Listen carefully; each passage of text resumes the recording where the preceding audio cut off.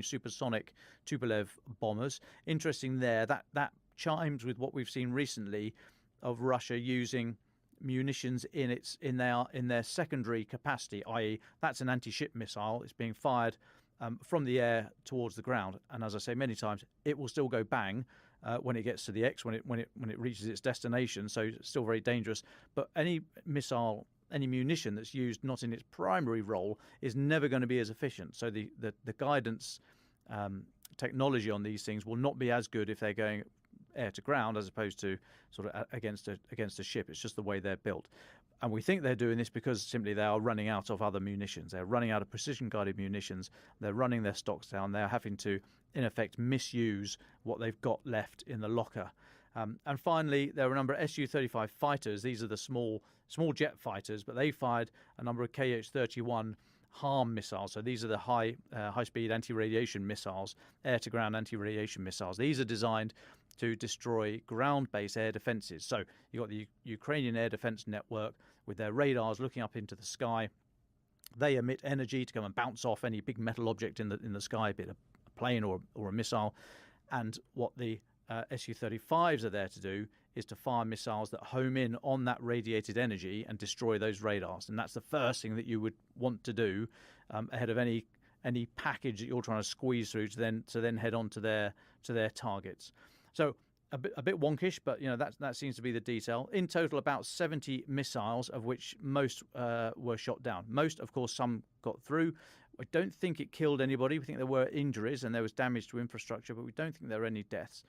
Importantly, though, I think yesterday's quite an important day because it shows fairly small, cheap and cheerful, fairly old anti-air defences, such as the German Gepard system, which is a self-propelled gun, twin 35mm cannons that just blast a huge amount of lead into the sky to shoot down aircraft or helicopters or cruise missiles or anything. It's showing that these weapons are up to, if they're in their numbers, they are capable of defeating a very expensive air attack by Russia. And so when it comes down to the economics of war, I mean, you just can't keep. Russia will not be able to keep doing these strikes of 70 sort of air-launched cruise missiles and others at a time if most are being shot down. A few weeks ago, of course, when there was the clamour for Ukraine to be given these smaller systems, they were having to use very expensive missiles. With some missiles costing in the hundreds of thousands of dollars were having to be used against the Shahed 136, the Iranian drones that cost about $20,000.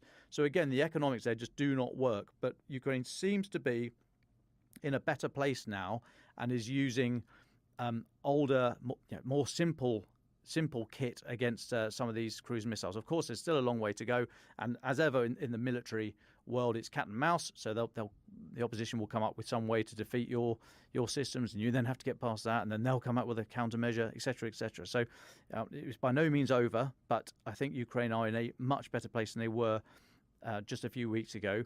And, I've been very critical of Germany in the past, but fair play to them for sending these Gepards. And I think they sent another 6 or agreed to send another 6 last week. So a quick blast there, no pun intended, on yesterday's air attack. There will be more, unfortunately. But I think the takeaway is that Ukraine managed to strike very, very deep inside Russia and defend itself from an air bombardment, which, for those scholars, it will have to happen in slow time. But I think yesterday will prove to be a very interesting day in terms of the evolution of military warfare. But that's a conversation for another time. One more little piece of news before I stop here. Remember last week we talked about Ukrainian embassies and diplomatic missions around the world being sent hate mail and letter bombs in the US. Well, more bloody packages have arrived, the foreign minister said today, in Romania and Denmark. This is after last week there were a number of packages containing animal eyes sent to Ukrainian diplomatic missions. I mean, it seems it's a fairly low-level attack. In the letter bomb in the US, the security guard was injured in the hands and the face when the thing went off, but no life-changing injuries, we are told. So this is a fairly low-level attack, unlikely to be Russian state-sponsored, but it is, as with any of these things, you get some crazies who sort of jump on the bandwagon and you get the copycat attacks. No one's claiming responsibility for these latest attacks, but it's just one to watch there. And I'll take a little pause. Well, thank you very much for that, Dom Nichols. Just a reminder to our listeners, Dom Nichols and John Spencer, our guests today, are sharing the same phone. So you'll see John speaking when sometimes it's Dom, but hopefully you'll be able to recognise the difference between their voices. Hamish de Bretton-Gordon, thank you so much for joining us again. You've written a fascinating article for The Telegraph. The title is "The West Has Taken Its Eyes Off the Nuclear Ball." That's for our listeners if you want to go and read it. What did you mean by that? What do you think is happening? Well, good afternoon, everybody, and thanks for having me on again. I think with the whole nuclear rhetoric at the moment, we were, Bob Seeley and I, who wrote it, Bob C, MP for the Isle of Wight, has studied Russia in great detail and actually lived in Ukraine. We're looking back at what has happened in the last 20 years, really since the end of the Cold War, and the proliferation of nuclear weapons has been quite stark. China has increased its holdings of nuclear warheads by 3 up to 1,500. Iran now appears to be nuclear capable. Certainly the Israelis are convinced about that. And also North Korea is, I don't think they're nuclear capable yet, but they have ICBMs, intercontinental ballistic missiles, and probably warheads, but probably haven't yet fitted them together. And I think that's against the backdrop of what we're seeing in Ukraine. Putin is using the nuclear issue, I think, generally to keep NATO out of the direct fight in Ukraine. And that is working. Bob and I have also written a paper which sadly won't be published until January in the US. But that is very much looking at, because of the way that nuclear weapons are proliferated and the fact that we've taken our eye off the ball, is that making it more likely that Putin will use the nuclear option in Ukraine? And I'll just unpack that a little bit. I mean, but going to the end, I don't think he will. But there is one scenario which I'm very keen to get your views on, where he might. And if we look at the context, the Nuclear Non-Proliferation Treaty, which is a global treaty to prevent non-proliferation, hasn't met for many years, but did meet last summer. The START talks, the strategic arms limitation talks between the US and Russia, were supposed to be happening last week, but the Russians cancelled them at very short notice. Last week also, Putin said he was upgrading all his nuclear facilities in Russia, and only today, Lavrov has actually declared that it's the NATO that's saber-rattling. And when we look at the potential for nuclear, I think the strategic piece, the Armageddon piece over Ukraine, just won't happen. I think there are far too many checks and balances. The tactical nuclear weapons, euphemistically called the sort of smaller nuclear weapons, these are still massive, 10,000 tons equivalent of conventional explosive. I agree with a lot of other commentators that these weapons are probably unusable. Interesting to hear British intelligence last week saying that the Russians were taking tactical nuclear warheads off cruise missiles to use them conventionally, which in a way points to the fact that I'm sure the Brits and the American intelligence know exactly what's happening with Putin's tactical nuclear weapons. So, and also I understand that the state of these things, which haven't probably been tested for, 10 or 15 years, it's possible that they don't work anyway. The third scenario, which I think is the one that most concerns me, is the weaponization of nuclear power stations. We've discussed before the fact that Putin is directly attacking infrastructure, particularly the power grid, to break it down. There are still 2 active nuclear power stations in Ukraine producing power, and there is a concern that they may be targeted. But it's great to hear the air defense is working so well. But Zaporizhzhia itself is a different kettle of fish. When I was the Peshmerga's chemical weapons advisor in the fight with ISIS, some listeners may remember that back in 2017, ISIS blew up a place called Al-Mishraq, a massive sulfur mine and sulfur factory. This put a a huge cloud of sulfur dioxide in the air, 400,000 tons across the advancing Iraqi troops who were heading towards Mosul, and delayed them for 2 or 3 weeks. And this brings me back to Zaporizhzhia, the most likely way that Putin could use nuclear material, because if he decided to attack there, the downwind hazard, as we call it, would go straight across, sort of due west, across the top of Kherson, and any direct approach into Crimea. And my sort of question and point for discussion is, looking at Crimea, is Crimea Putin's vital ground? And in military parlance, vital ground is ground that is lost would make your mission untenable, and you should use all means and all weapons necessary to hold it. Conversely, is Crimea Ukraine's vital ground?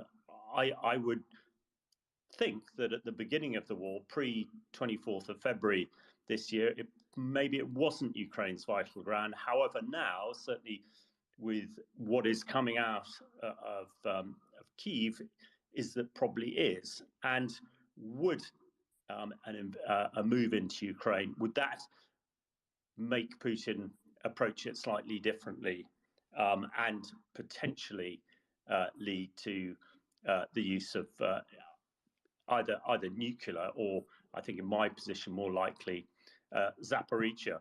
I'll just stop there. I would like to plug our application on Telegram, which teaches civilians how to prepare and survive any nuclear accident, but I'll come back to that. Absolutely. Thank you, Hamish. Well, we worked out before coming on air that today we have 3 former soldiers with probably, we think, over 70 years of experience between them in the British and American army. So let's take Hamish's question on Crimea and vital ground. And can I put it to Dom and John Spencer? What would your thinking on this be? Well, David, thanks for having me, and Dom as well. Honored to be a part of the show. I'm a weekly listener. Zaporizhzhia is a wicked problem. It's not my area of expertise, but I agree with the international community. Just set up a demilitarized zone around it. Get it out of the equation. Russians aren't going to do that. That's the most likely scenario.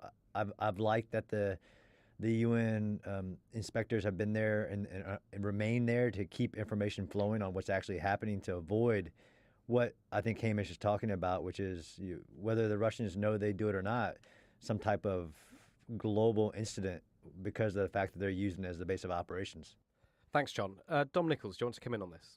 Yeah, I think that is, at the moment, I think that's absolutely correct, because Putin is pushing this strategy of attacking the energy.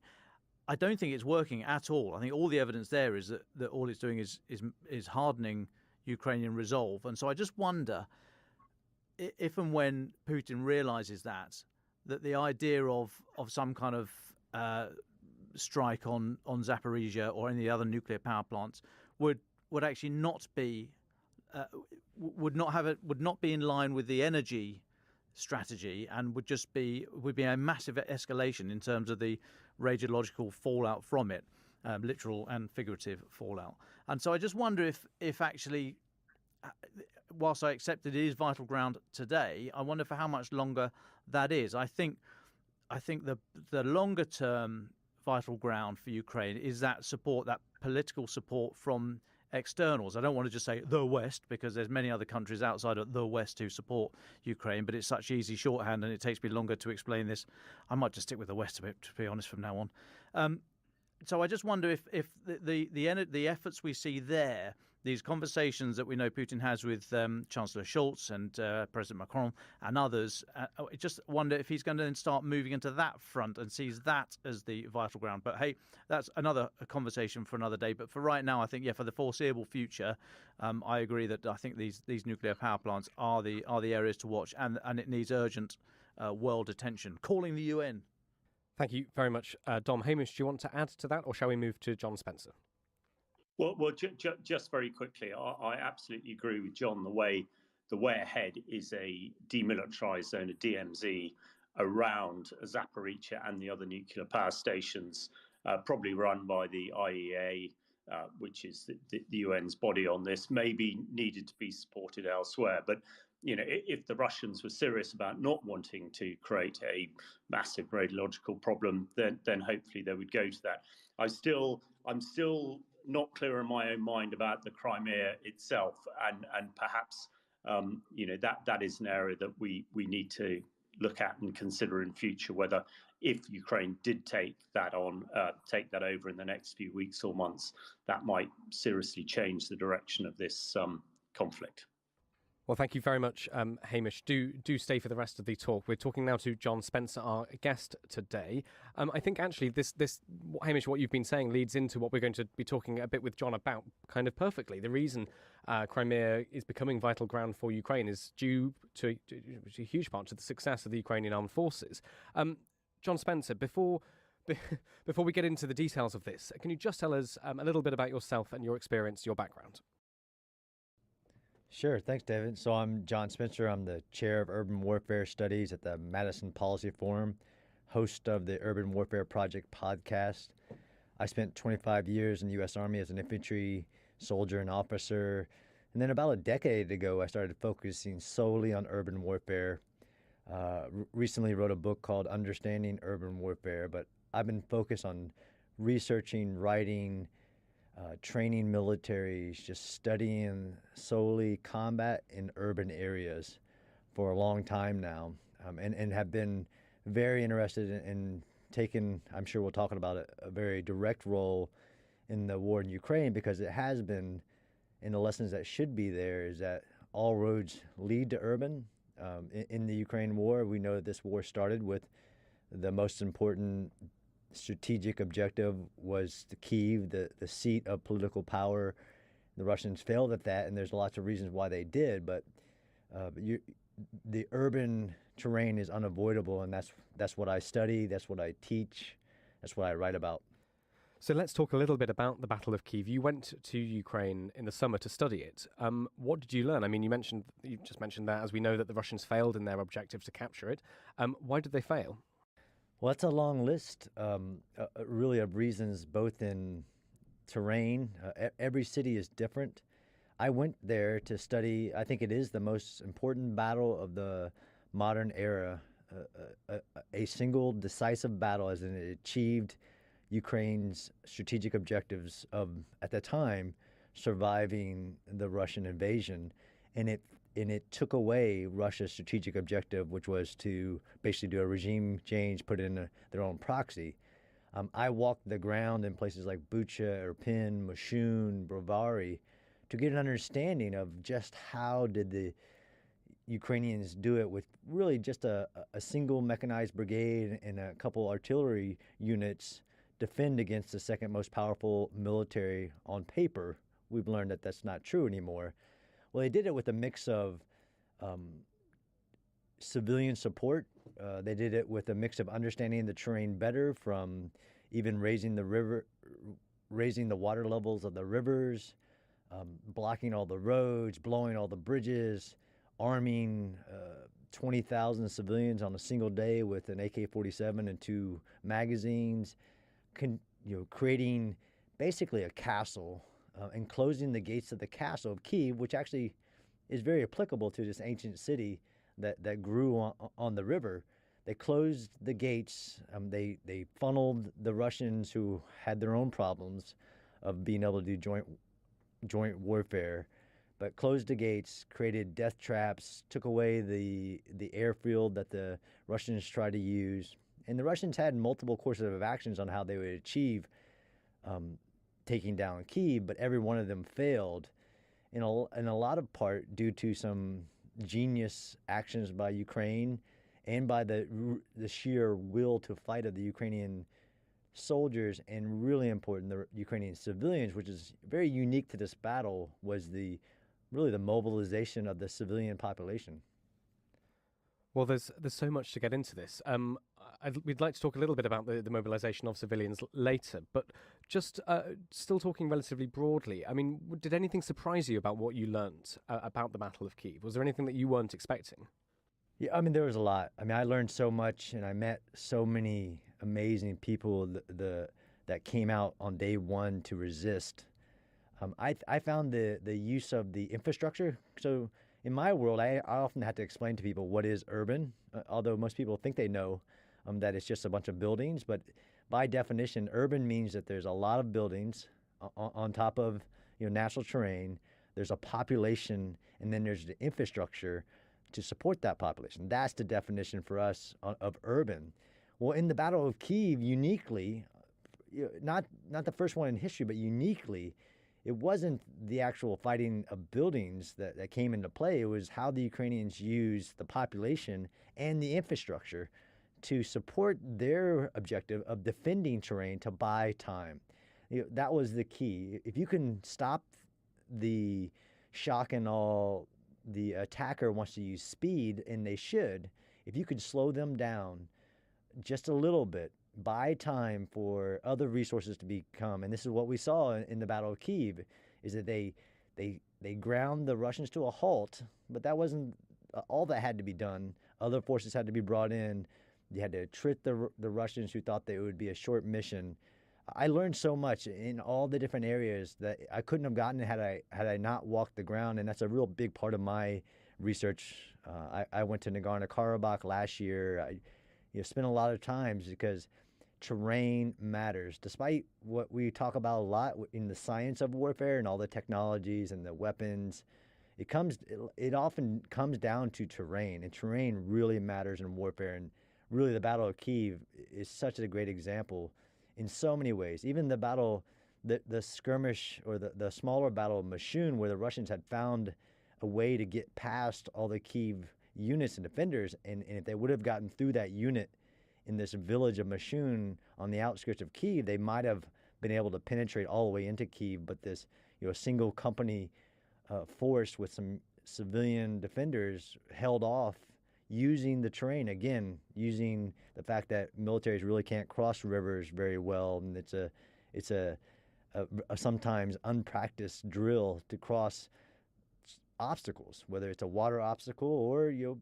park a bus in the middle of the road. It's going to be a big problem for militaries, and we saw all of this. So there is a long list of what I learned, but I was really surprised about the rivers, how the Ukrainians flooded some areas, but they also just raised the river, not just to Irpin, but two other rivers, to create even bigger obstacles for the Russians to, again, buy time, to target them, to break them apart. All these principles of urban warfare that have spanned history, but I couldn't find any other battle that I know of where the Ukrainians did it so quickly, of using their city as a weapon.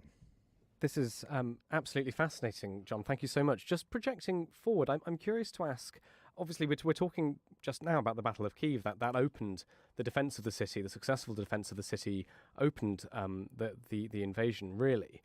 Looking forward over the last few months and to today, how do you see both sides evolving their tactics? Do we think that the Russians have learnt much since their failed assault on the capital? And how have the Ukrainians changed their approach, or developed or changed their own tactics?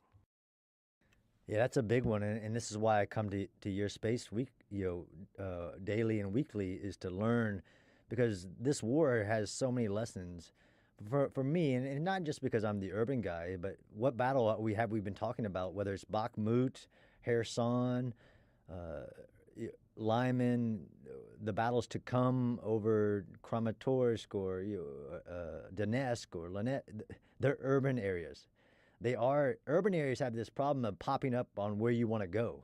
The road that you want to take, whether it's the major highway or not, is going to go through urbans. Yes, the Russians did learn from their mistakes, and once they changed their overall objective, they were able to focus in on a smaller objective and create a little bit of a gain. That's what we saw when they focused on the Donbass. They started to actually use their own doctrine and using mass and artillery fire. But the Ukrainians also learned, and you showed the world that they can use their weapons more effectively. In another battle, which will go down, and I write case studies at the Modern War Institute, where I take a battle and I write a case study to try to summarize it. And everybody kept asking me in the Battle of Kherson is, when is it going to get to the house-to-house fighting?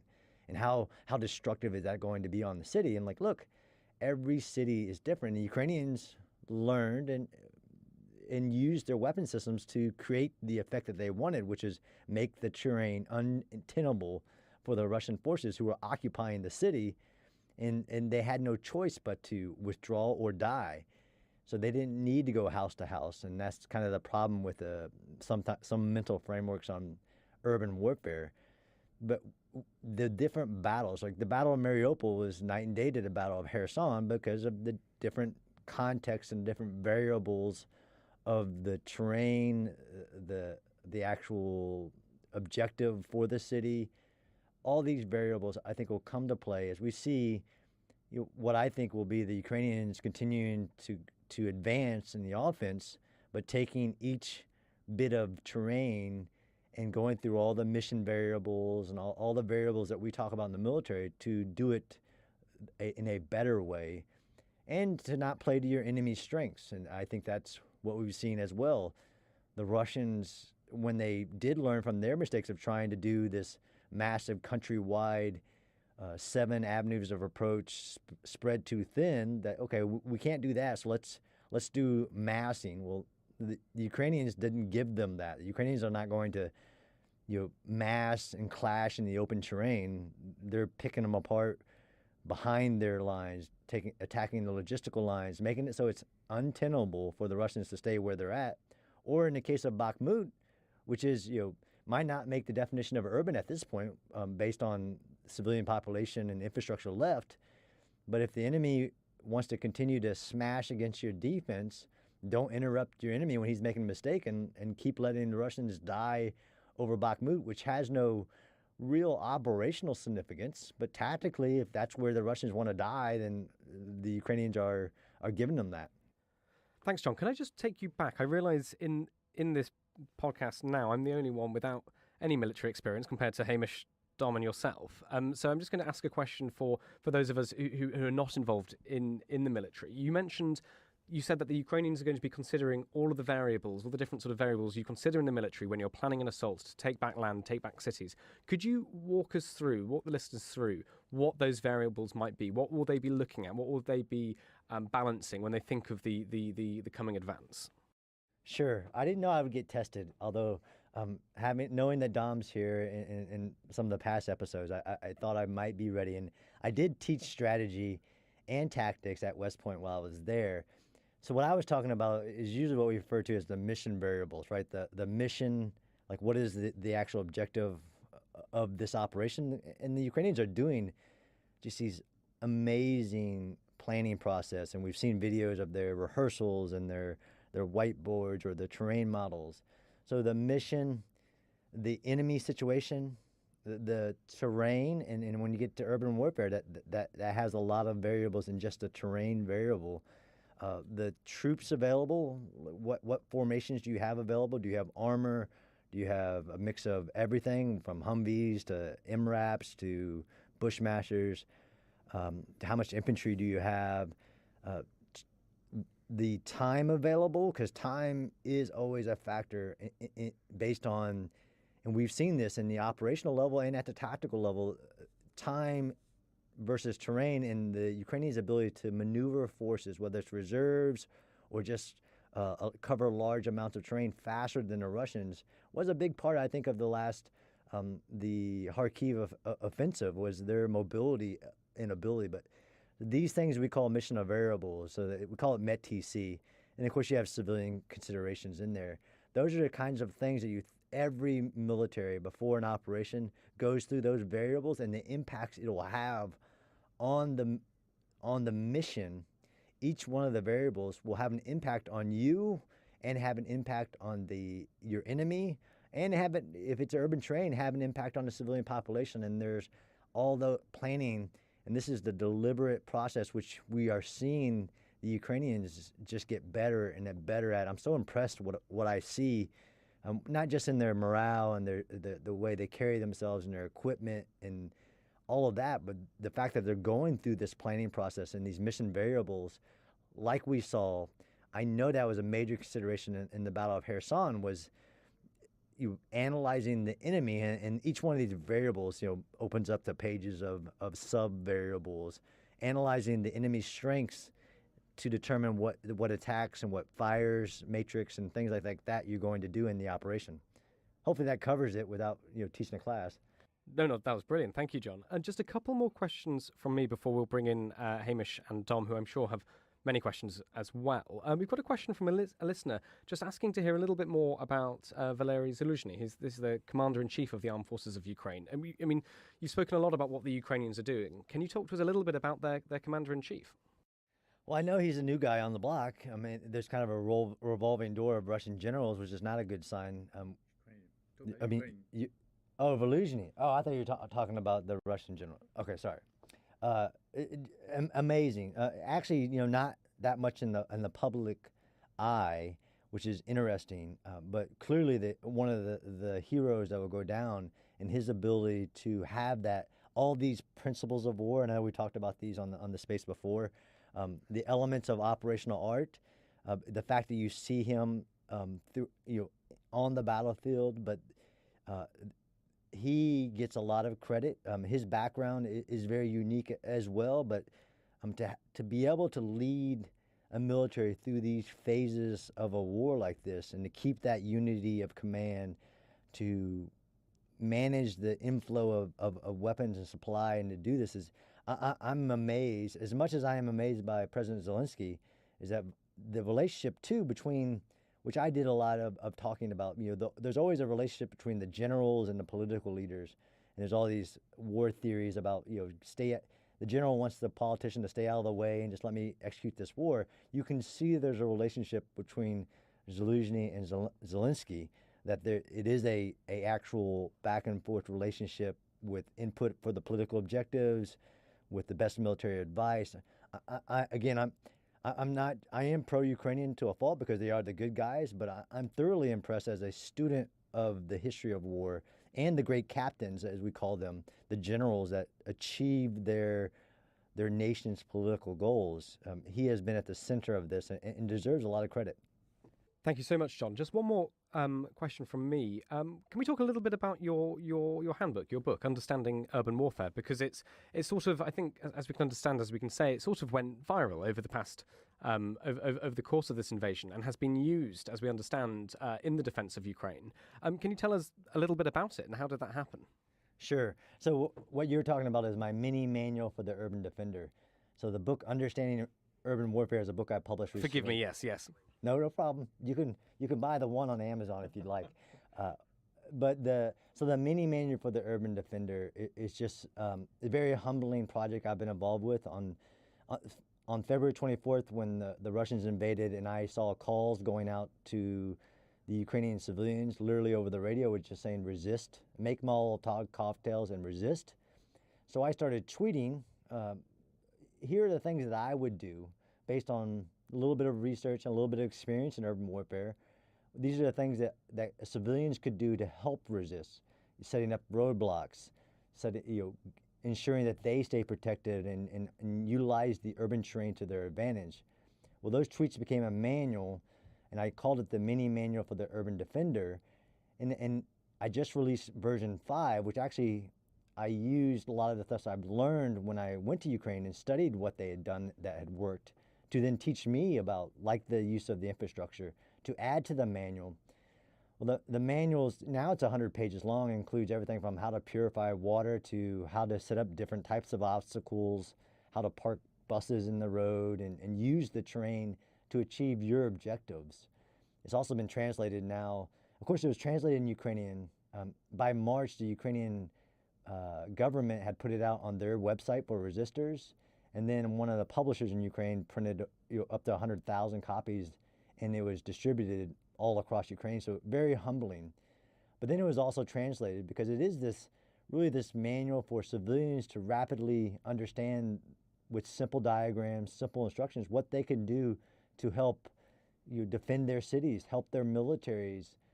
It is a very kind of for a civilian, but I also used to be a ranger instructor, so I put some stuff in there about how to do an ambush correctly, how to carry your weapon correctly, It's also now been translated into about 14. The number keeps increasing, different languages, because there is this ideal of total resistance or total defense, where your civilian population will assist the military in defending their terrain against really evil.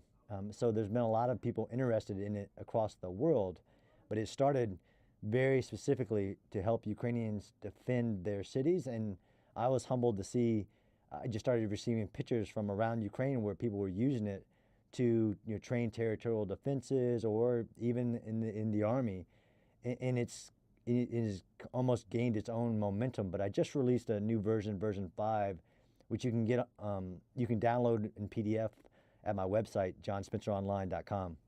Just out of interest, just before, sorry, Dom, sorry, Hamish, I know you must have questions, but I'm really curious. So you say there's 5 versions now. What are the new things you've added to it then? Sure, yeah. I did get a lot of requests what to add, and there's some restrictions, but some of the recent things I've added were like how to use small arms, machine guns, and other direct fire weapons against slow-moving drones or helicopters, which is old. Like the Gepard, if you just put a lot of lead in front of the thing and let it run into it, it'll actually bring things down. I added some new stuff about weapons. I added actually law of war, because I think that's really important. And what Ukraine has done from the beginning is kept not only their just cause, but also the just execution of the way they're fighting, to keep their alliances and keep their hope alive. So I put stuff in there about the law of war. I added more medical, because a tourniquet can save lives on the battlefield, but I added more stuff about medical in there. And I really went back, as I was, first version 1, 2, and 3 were very frantically just pushing them out as the need was requiring. I even learned from the Ukrainians about different types of obstacles that I put more detail so that other Ukrainians in other cities could do rapidly, or I refined a lot of the information based on what I've learned from the Ukrainians themselves on my tours. And I had more time. So it's really a rewrite. Version 5 is really a rewrite from the earlier version, which was the book that had a part in Ukraine's defense. Thank you so much for all of that, John. Thank you for answering all the questions there. Hamish and Dom, I'm sure you've got questions for John. I will let any of you come in when you like. John, fascinating, absolutely fascinating stuff. Thank you so much. I mean, we are very lucky that we have a huge number of people inside Ukraine listening to this right now, and they will be downloading the podcast later, many of whom may not have been able to get access to the mini manual. What simple practical things could you say did you think the most important are to give them right now? And it might be weapons or medical or tank traps or what have you, but a couple of things they can do this afternoon right now. What would you suggest? So, I mean, if you put a knife to my back, I mean, number one is understanding how to stay protected from aerial munitions to direct fire. The urban terrain is called the great equalizer for a reason, is that if you're a defender, it's ripe with military already developed terrain, especially the underground. The underground has always been the refuge for anybody. So if there isn't an underground already, in the open terrain or in the wooded terrain, you have to dig trenches. But in the urban terrain, you can connect buildings underground. You can use the sewer networks to plan to move and strike and use guerrilla tactics. Know which buildings you're going to use for whatever defensive purposes, because all buildings are not made the same. A heavy clad steel reinforced concrete building is going to be a really important building to any defender. Or if you just want to stay protected, you can slow the military down, even if it's not a city that the military is attacking. One of the first things I put out, which the Ukrainians started to do, was just block all the roads, block every road, block every alley, every street. It'll slow down and buy time, which can be really life or death in an urban warfare scenario. Thank you. And so we've been discussing Ukraine, and I just wonder if there's anything specific or unique to the construct of urban environments in Ukraine, anything from the sort of the Soviet history, the way they built their towns, the way they lay out their roads. So in the context of sort of recent thinking of fighting in Mosul and Fallujah and other urban environments that we've seen, are there any particular characteristics about Ukraine that really we haven't seen very far around the rest of the world? So that's an interesting question, is because even Ukraine, there's great differences. But the Soviet bloc apartment building complexes are very strongly built, and often there is also often a warehouse district, as we've seen in places like Severodonetsk or in Mariupol. These factory areas usually are very defendable, very important military objectives because they give you line of sight, they give you lots of places to hide. There's lots of things there, and this is really what the advantage to any Ukrainian in any city across Ukraine is, that they understand the cities, their cities, both how to get in, how to move around, what are the best buildings to attack from, how to shoot and move than any other Russian ever will, because it's their city.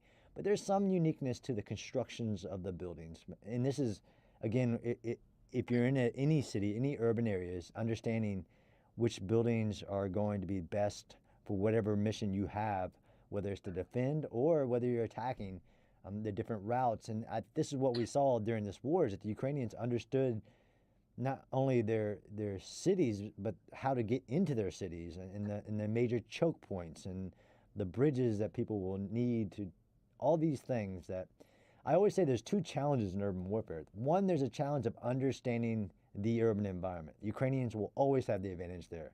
And then the second one is understanding how to use the urban terrain to fight, whether it's to attack or to defend. That's something that I think my manual can give a little helpful hints that have worked across history. So I don't rely on my own experiences from from Stalingrad to the Battle of Berlin to the Battle of Seoul, Hue, these iconic urban battles. There's things that just keep repeating themselves.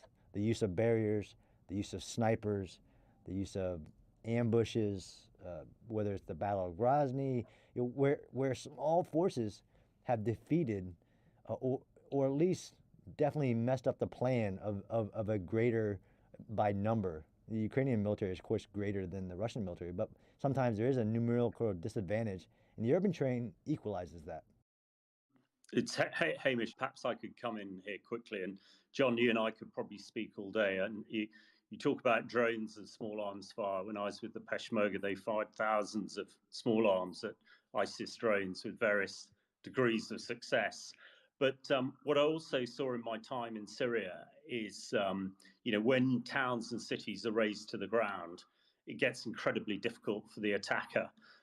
And in Syria, the Syrians were very frequently using incendiary weapons, mainly white phosphorus, to set fire to towns and villages to sort of smoke people out. But most sort of clear and devastating in my mind was actually Aleppo back in December 2016, where after the Syrians had fought conventionally for 4 years, and the last year of that with the Russians and getting nowhere, they then used chlorine barrel bombs for 15 days, which, with everybody hiding underground, smoked them out, and was decisive, as it was the next year in Ghouta, a suburb of Damascus, and the year after in Douma, that it was actually chlorine that brought an end to those sieges.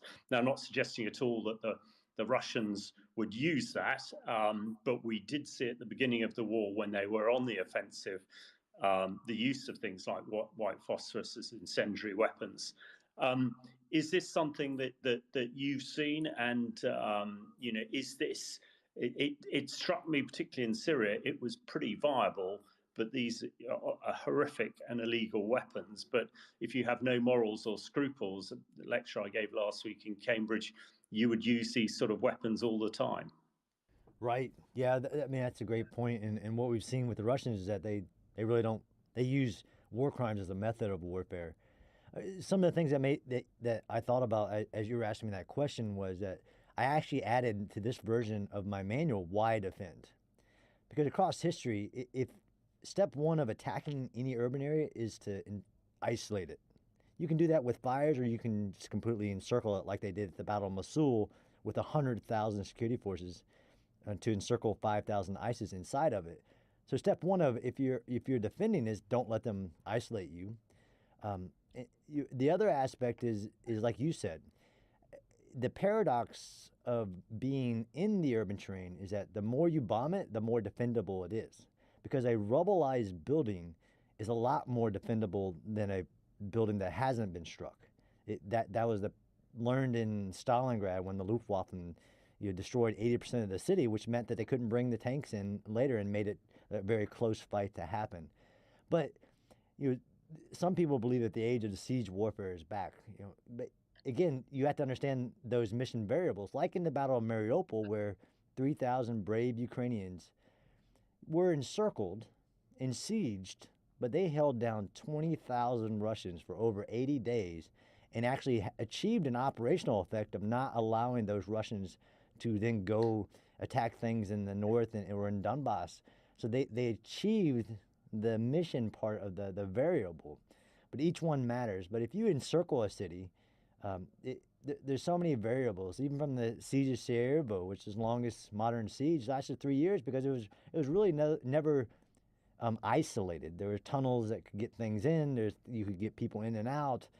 So the battles of Syria, like Aleppo and others, it is unfortunate when you can encircle a city and just bomb it into submission because the variable of time is not there, and you don't care about your war crimes and using starvation and using chemical weapons. That's a different level in a situation that is very troubling, which I think the world should be watching in Russia's execution, right? The just war, Geneva Conventions. If none of it is upheld, what does that mean for the future of state-on-state warfare? Hamish, do you want to add to that at all? No, I quite agree, and it is such a challenging part of warfare, and I was just very struck by the sort of methods that the Russians were using there, and when they talk about the false flags at the beginning of the war, you sort of realise that the Geneva Conventions and the rules of war are something that don't constrain them, and in fact they use by not adhering to them, they're using it to further terrify people, and their whole campaign of attacking the civilian infrastructure and civilians, they seem to think that will make civilians capitulate, but actually, of course, morale is a tremendous thing, and it's actually improving the morale and the determination of the civilians to resist in Ukraine, and it didn't really work in Syria anyway, so I don't know, but again, they will do anything to try and stave off defeat at this stage. So I think we've just got to be prepared, which is why I know we're coming to the end, and I just wanted to say a little thing about the training courses on Telegram that we've published in Ukraine so that civilians can survive a nuclear accident or other dreadful weapons. I did tweet it a little bit earlier on with all you guys tagged in, and if you can share, that would be great because it's already got wide coverage. And I sort of want Putin to know that people are prepared. So don't bother to use these weapons because they won't be effective. And Hamish, very quickly, what is the name of the app, just so listeners later on the podcast will know? Yeah, it's the Thompson Foundation app that has been tagged.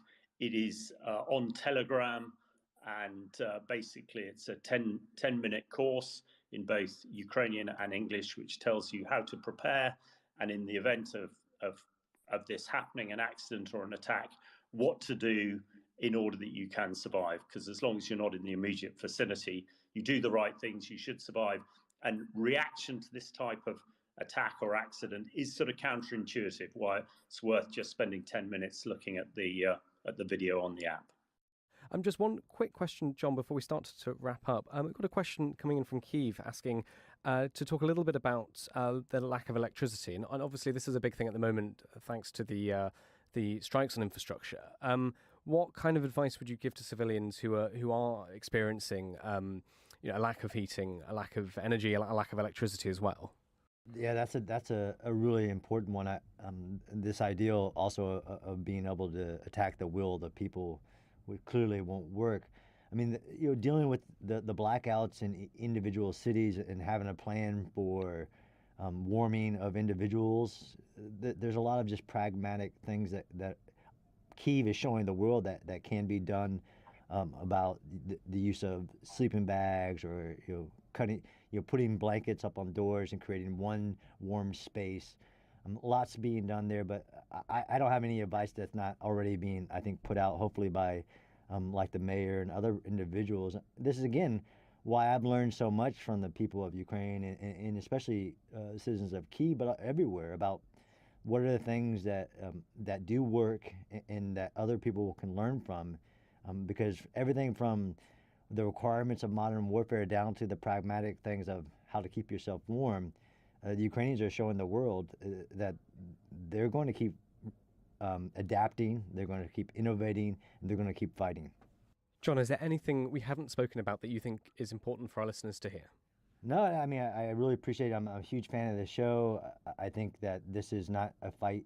This is, of course, Ukrainians fighting for their freedom and for their land, but they're fighting for Europe, and they're fighting for the free world.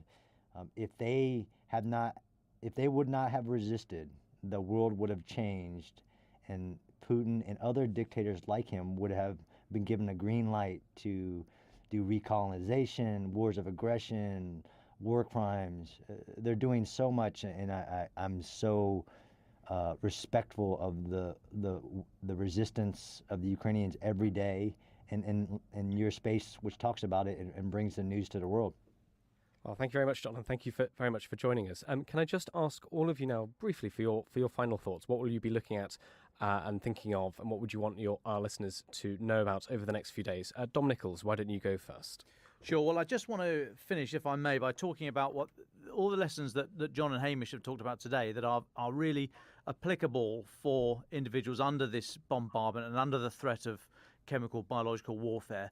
But very luckily and very selfishly, most people listening to this, ourselves included here, are not under these threats and under this risk today. However, we also, I think, need to think about our own societal resilience. We were chatting just before this started. How much money have you got in your pocket right now? I've literally got no cash. I mean, that's not the old Sandhurst pat about, I'm sorry, I haven't got any cash on me. But, I literally don't have any cash on me. I've got my contact list card.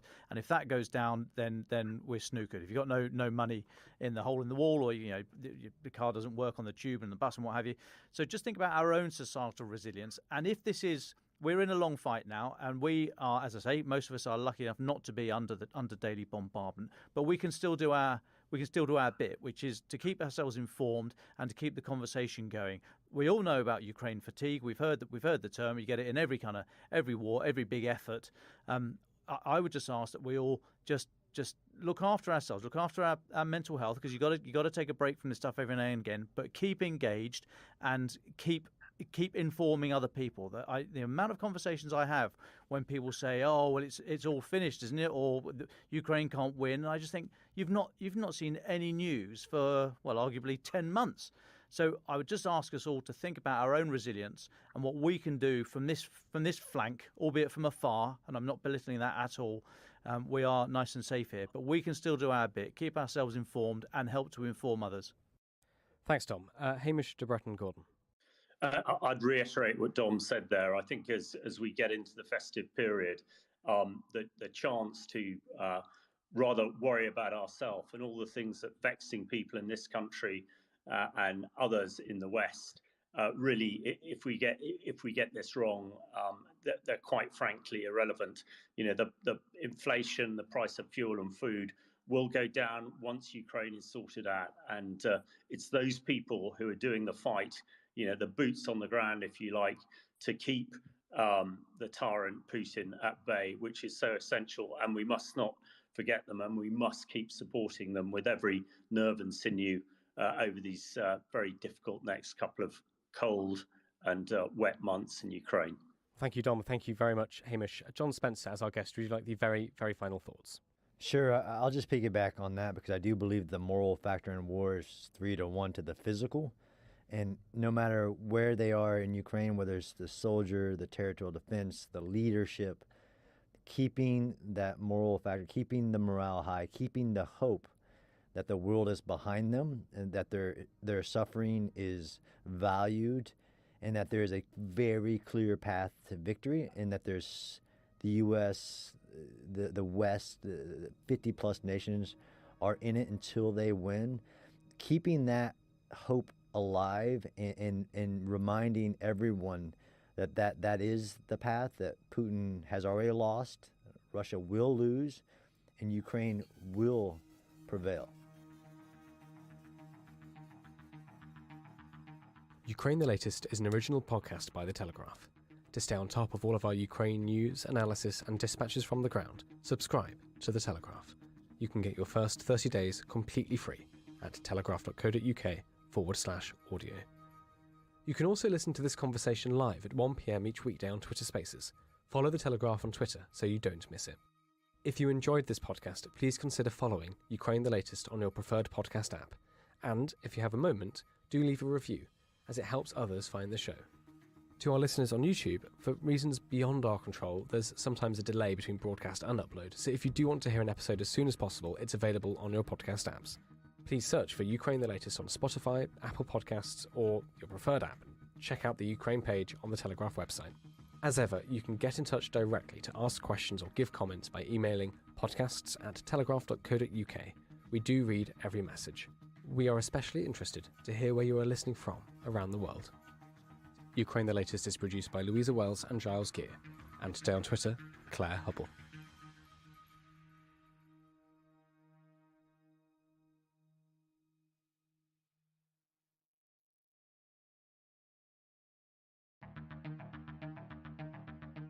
I'm David Knowles, and this is Ukraine, the latest.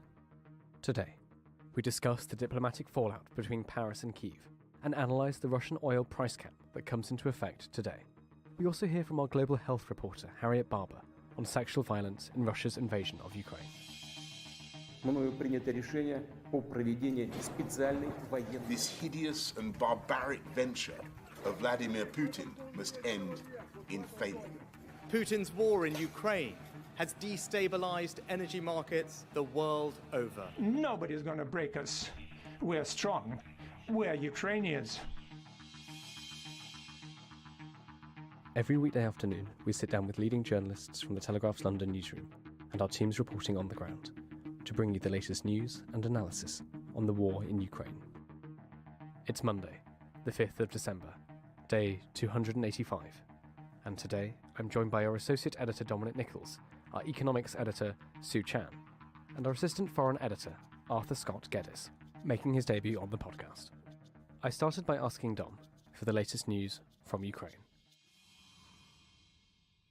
Well, hi, David, and hello, everybody. Hello, Arthur. Okay, so the air raid alarms are going off as we speak in Kyiv. I've seen various reports of missiles that have been shot down and others that haven't. It's all completely spurious at the moment. We don't have any firm data. So as of going live now, just after 1300 GMT on Monday, this will be different, obviously, for the pod a bit later. But as of now, we do not know. So just be very, very careful of any information that you see claiming such and such has been shot down or X number of missiles have got through. We just do not know. But the air raid alarms are going. Now, this is something we've been expecting for a couple of weeks. In fact, Ukraine, the Ministry of Defense in Ukraine, have been saying for a couple of weeks now that they have been expecting a very large wave of missile strikes again. We've seen this over the last few months. This is what the only thing Russia can do now, basically. They're going nowhere on the battlefield. Bit of skirmishing around Bakhmut in the centre. I say bit of skirmishing, it's extremely violent, but what I mean is the lines aren't moving much. But essentially Russia is not able to do anything on the battlefield. All they're able to do is try to terrorise the Ukrainian civilian population through these attacks on critical national infrastructure. So it looks like the wave of attacks which seem to be happening now are what Ukraine has been expecting for the last couple of weeks. Now, that might be separate to or related because of a couple of incidents this morning. Now, two Russian long-range aviation bases deep inside Russia, one only about 150 k's south of Moscow, the other one about 600 k's south of Moscow, but both a very, very long way away from Ukraine. Two Russian long-range aviation bases have been subject to some kind of violent attack. And again, you can tell I'm choosing my words very carefully here, because on social media people are saying it's drone strikes, it's a new drone that Ukraine have developed capable of 1,000 kilometers, it's this, it's that. Again, we do not know. All we do know is that Russian state news are saying that one of them was caused by a fuel truck that exploded and killed 3 people. So we know that that's not true. So it might be something else, but we do not know what. So firstly, let's have a look at these two bases. The first one is called, it's near the city of Ryazan, Dyagilevo Russian Air Base, near Ryazan, about 150 km southeast of Moscow. There was a blast this morning, Monday morning, which, like I say, Russian state news are saying a fuel tanker exploded, killing 3 and injuring 2. There's footage on social media of a very large explosion, but we don't know what it is. Now, separately, 600 km southeast of Moscow, there's another base called Engels Air Base, 600 km southeast of Moscow. That has been subject to a much larger blast. Again, you can see those on social media. Ukraine not claimed responsibility for either incident, but Engels houses the 121st Heavy Bomber Aviation Regiment, and Dyagilevo is a training center and also houses Russia's only IL-78, that's the Ilyushin, big heavy Ilyushin tanker, air refueling tanker base. Across both of them are the Tu-95s and the Tu-160 strategic bombers. Tu-95 we know better by the NATO code name of Bear. It's a large 4-engine propeller strategic bomber. It's old, first flown in 1952, but it's still there. It's been in service since 56. It's but a bit like the B-52, the US B-52, the airframe is old, but it's been upgraded. Even these old Russian planes have been upgraded over the years, so they're still very capable. And what they do is they're launching these. It's from these aircraft that the air-launched cruise missiles are being thrown at Ukraine. So the Tu-95, that's the Bear. The Tu-160 is similar, but it's supersonic. It's a variable swept-wing heavy strategic bomber. Again, pretty old, back in the 1970s. But hey, just because you're born in the 1970s doesn't mean you're old. Stop it, Arthur. So they are the strategic bombing fleet across these sites. Now, there are other Russian airfields that can launch these big heavy bombers, but there's not many of them. There's only another 2 or 3 dotted around Russia. So if this is a strike, it is very significant. Now, that's what we know so far. I'm now going to move into a little bit of speculation and analysis. So what does this mean? I'm skeptical of some hitherto unseen, massively long-ranged drone, but yeah, entirely possible. If it is a drone, then that means that there will be hundreds of Russian bases, headquarters, logistic depots now in range of Ukraine, if it is indeed Ukraine, which we should assume it is. So what can Russia do about it? We know their air defense is not brilliant. They're kind of a little bit asleep on the watch. So they probably should have shot these things down. They've not been very good around Belgorod, which is a lot closer to Ukraine. So the expectation that Russian air defense hundreds of kilometers away from Ukraine will be in tippity tip top number one state of readiness is unlikely. However, these sites should have air defense around them. What might Russia do now? They might disperse the fleet to these other air bases, as I've described. We've seen them do that before. So where there was that the maritime drone, the uncrewed surface vessel, the maritime drone basically, that went into Sevastopol harbour, we know that Russia firstly upped their protection of the Black Sea Fleet and moved their Kilo-class submarines out of there. So they are very, very quick to not accept the strategic risk. I mangled that sentence, but what I mean is that they're quick to move their very valuable assets away from the new threat. So maybe that they're going to do something here. Now, whether or not there are going to be more of these strikes, whether or not it was a drone strike, whether or not it was some SF team with a drone locally, we simply do not know. But that's almost not the point. Russia now have to take this into account in terms of how they affect their military posture. And also, these strikes are deep inside Russia. So this is going to play into the Russian social media channels. It's going to play into the civilian population. We know that the war is waning in popularity.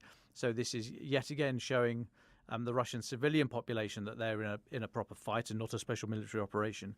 So maybe they don't need to do many more of these strikes, if any at all. There are reports that 2 of the Bears, the Tu-95s, were damaged. We've absolutely no idea. We can't verify that at all. But we know they've got many more aircraft and missiles. So actually, if that's what it's achieved, that's not a huge amount of actual damage, but that is not the point. Just being able to do it and being able to put that seed of doubt into your enemy's mind is a large part of these kind of strategic attacks. Now, as we say, there are air raids going off right now over Ukraine. About an hour ago, the Ukrainian Ministry of Defense said that 14 Tu-95s had taken off from that base. Now, whether that was to disperse them or if that's part of the likely strikes that are ongoing right now, we do not know. Worth noting, of course, that in recent weeks, the number of cruise missile strikes and indeed drone attacks has dipped. That has gone hand in hand with the Ukrainian estimate of this long-anticipated big wave coming. It might indicate that Russia are, rather than trying to dribble out these attacks over a number of days, they're going for sort of the shock effect of it all happening in one day. We do know they're very low on their precision-guided munitions, so maybe that's why they're trying to save what stocks they have for these big sort of spectaculars. An awful lot of speculation there. As the day wears on, we will all get more information. But it does look like, just to wrap this bit up, other news later, but just to wrap this bit up, 2 airfields seem to have been subjected to some kind of attack deep inside Russia, and there are the air raid alarms are going off across Ukraine right now. But I better take a pause there. Thank you very much for that, Dom. And as Dom said, a lot of this we'll have to try and verify over the next 24 hours, and I'm sure we'll bring you another update tomorrow on what we think is happening inside Russia and, of course, the result of these airstrikes on Ukraine, which are ongoing right now. Arthur Scott Geddes, can I turn to you? Away from Ukraine, away from the war zone, there's been quite a few developments in the diplomatic sphere. Can we start with this? It's a huge diplomatic falling out, really, between Paris and Kyiv. What's happened? Thanks, David. Yeah, so Emmanuel Macron he's again provoked outrage in Kyiv by saying Putin needs security guarantees from the West before any peace deal can be achieved. And these comments that he's made, they came after a state visit to the US where he dined on American cheese and lobsters with Joe Biden, who, of course, also said last week that he would be willing to sit down with Putin if he withdrew his troops from Ukraine. So Macron's again trying to sort of position himself as a potential peacemaker. But it's not the first time he's made himself unpopular with the Ukrainian leadership. At the beginning of the war, obviously, he was criticised for speaking with Putin on the phone as the invasion was underway. And then in May, Zelensky accused him of asking him to make territorial concessions so that Putin could save face, although, to be fair, the Elysée later denied this. And then more recently, he got in trouble for saying France wouldn't respond in kind if Russia launched a nuclear attack on Ukraine. But there are a few reasons why these sorts of comments, the security guarantees comments, provoke such a furious response from Kyiv. One, I think, is that it's come after, as we've already discussed, a wave of really devastating attacks on Ukrainian cities and infrastructure, which have really made it very difficult for Kyiv to kind of even contemplate sitting down with Russia for any sort of negotiations. And then I think it's also significant that Macron kind of directly responded to the Kremlin's supposed fear of NATO expansion. Macron talks about the deployment of weapons that could threaten Russia and describes NATO coming right up to Russia's doors, which sounds exactly like these are all kind of decades-old Kremlin lines that Putin and his allies, and as well as Russian and Soviet leaders before them, have been repeating for decades. Interestingly, though, if you go back and listen to Putin's big speech explaining his reasons for the war, he doesn't actually. I don't think he actually did mention NATO. So comments like this anger Ukraine because they kind of lend credibility to Russia's excuses for invading. And then finally, a third thing I think is that the prospect of any sort of security guarantees for Russia will have set off alarm bells in Kyiv. They'll be asking, what will that entail? And they've obviously launched down this path of closer alignment with the West, whether that's just the EU or NATO. And so they'll be very concerned that they'll have to abandon or walk back any of those plans. And then today, Germany's Olaf Scholz seems to have kind of echoed this kind of conciliatory tone that we've seen from Emmanuel Macron, although in a much more guarded way. He's written an opinion piece in Foreign Affairs today where he warns about a kind of return to the Cold War and warns against dividing the world into different blocs. It's in some ways it's unsurprising, I think, because the scars of the last time the world was divided in half are very much on show in Berlin. So I don't think it's that surprising that this is the era of history that he's chosen to invoke. But nevertheless, I do think it's it's kind of further evidence, isn't it, that some European leaders appear to be kind of softening their stance on negotiating an end to the war. Well, thanks very much for that, Arthur. Just a couple more stories I'd quite like you to talk us through. There's a few stories from our Moscow desk that have come out over the weekend. One is on the effect of mobilisation on Russian plumbers, and the second is what's happening in Russia for New Year's Eve. Would you talk us through these stories?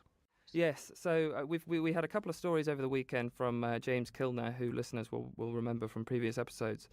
That kind of point to the further impact that the war is having, within Russia and on ordinary Russians. One was quite a surprising line, I guess, which was that even though it's Russia that's, bombarding Ukraine's energy infrastructure, leaving loads of the country without power and heating, many ordinary Russians are also facing a kind of bleak winter, and that's because the engineers who used to repair the kind of quite the Soviet-era central heating systems that keep apartment complexes and whole towns warm, they've been mobilised and sent off to the front lines. So often these involve very large city power stations which kind of heat up water and then they pump this hot water around the cities, particularly Siberian cities and things like that, to stop them from completely freezing. Temperatures obviously regularly drop to 40 below in Siberia, so any disruption to these systems can actually be really dangerous. And then the New Year's Eve story is that several Russian regions have cancelled their New Year's Eve celebrations, like fireworks displays and that sort of thing, so that they can save the money to contribute to the war effort. It's kind of a strange parallel for the many kind of public fundraising efforts that we've seen spring up across Europe, to help Ukraine. But again, it's interesting because it shows that the war is having an impact on the lives of ordinary Russians.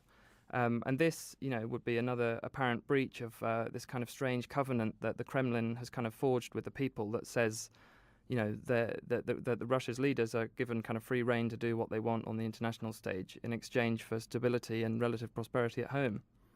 And it also comes after, late last week there was a Kremlin survey that was leaked that showed support for the war had fallen among the Russian public. Well, thank you very much for all of those updates, Arthur.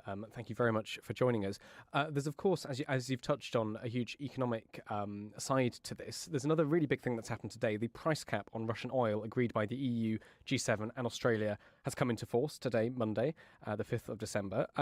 It's fantastic to have our economics editor, Sue Chan, here to explain a little bit about what's going on. Sue, thank you so much for joining us. What's happening with this price cap? Hi, David. Well, there's actually two things that happened today. But yes, as you mentioned, a price cap that has been agreed by the G7 plus Australia. So the G7 is the UK, so it's us, the US, Canada, Italy, Germany, France, and Japan have agreed on a $60 per barrel limit on the price at which Russian oil can be traded outside the bloc. So bearing in mind today, I looked just before I entered this room, crude oil is currently traded at $87 a barrel on financial markets. So they're trying to cap it well below that price. And your next question is probably, well, how are they going to do that? Because when governments in general try to control prices, it usually ends badly. So they're not planning to flood the market with oil to try and increase supply to bring the price down. What they're doing is using an advantage they have, because most of the oil that is shipped around the world, it needs to be insured. So when I send something from A to B, because it's oil. Some of it might fall off into the sea. You might lose some of it, or even worse, it might cause an environmental disaster if, say, there's an oil spillage. So you have to get that those containers insured, and the EU, mostly via Lloyd's of London in London, or there's a club that's based in London at least, does this insurance. And what it's saying is to these companies, and they're trying to stop shipping companies from handling Russian oil unless the price tag is $60 a barrel or below. So they're telling these companies that do these insurance contracts, the companies that ship this oil around the world, when this oil comes to you and the Russian company, etc., says, I want to send this to X country abroad, unless this oil is priced at $60 a barrel or below, you can't deal with it. And so that comes into effect today. Oil prices are up slightly off the back of it. It's too early to say what the immediate impact is. But, the idea is, since the start of the war, Western governments want to inflict maximum pain on Russia by hitting the Kremlin's wallet where it's hardest from oil revenues. But it also wants to minimize the hit to consumers. We've already seen here in the UK, our energy bills, we're all thinking twice, do we crank up the heating? Can we afford it? Energy bills have shot up here in the UK and across Europe. But so they want to minimize the hit to consumers, the price of inflicting maximum pain on Russia. So do we think it's going to work? And when we were chatting before this, you mentioned that there might be some loopholes, there might be ways of getting around this. Could you talk us through that? Yeah, well, as with everything, a lot of this, when you have these international agreements, there's a lot of bargaining going on, a lot of horse trading. This $60 a barrel limit, this figure was come upon after months of negotiations.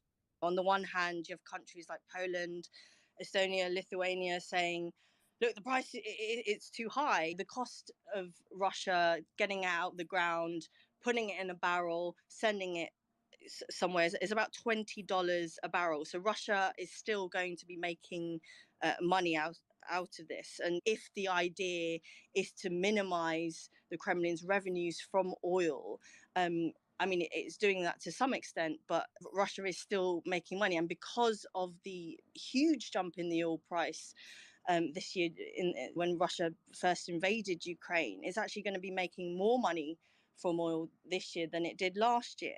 But then on the other hand, you had countries in the EU like Malta, Cyprus, Greece. They have huge shipping industries saying, hey, this is a big part of our economy. You need to actually price it a little bit higher. It needs to be higher than $60 a barrel so that we don't get hurt disproportionately from this deal.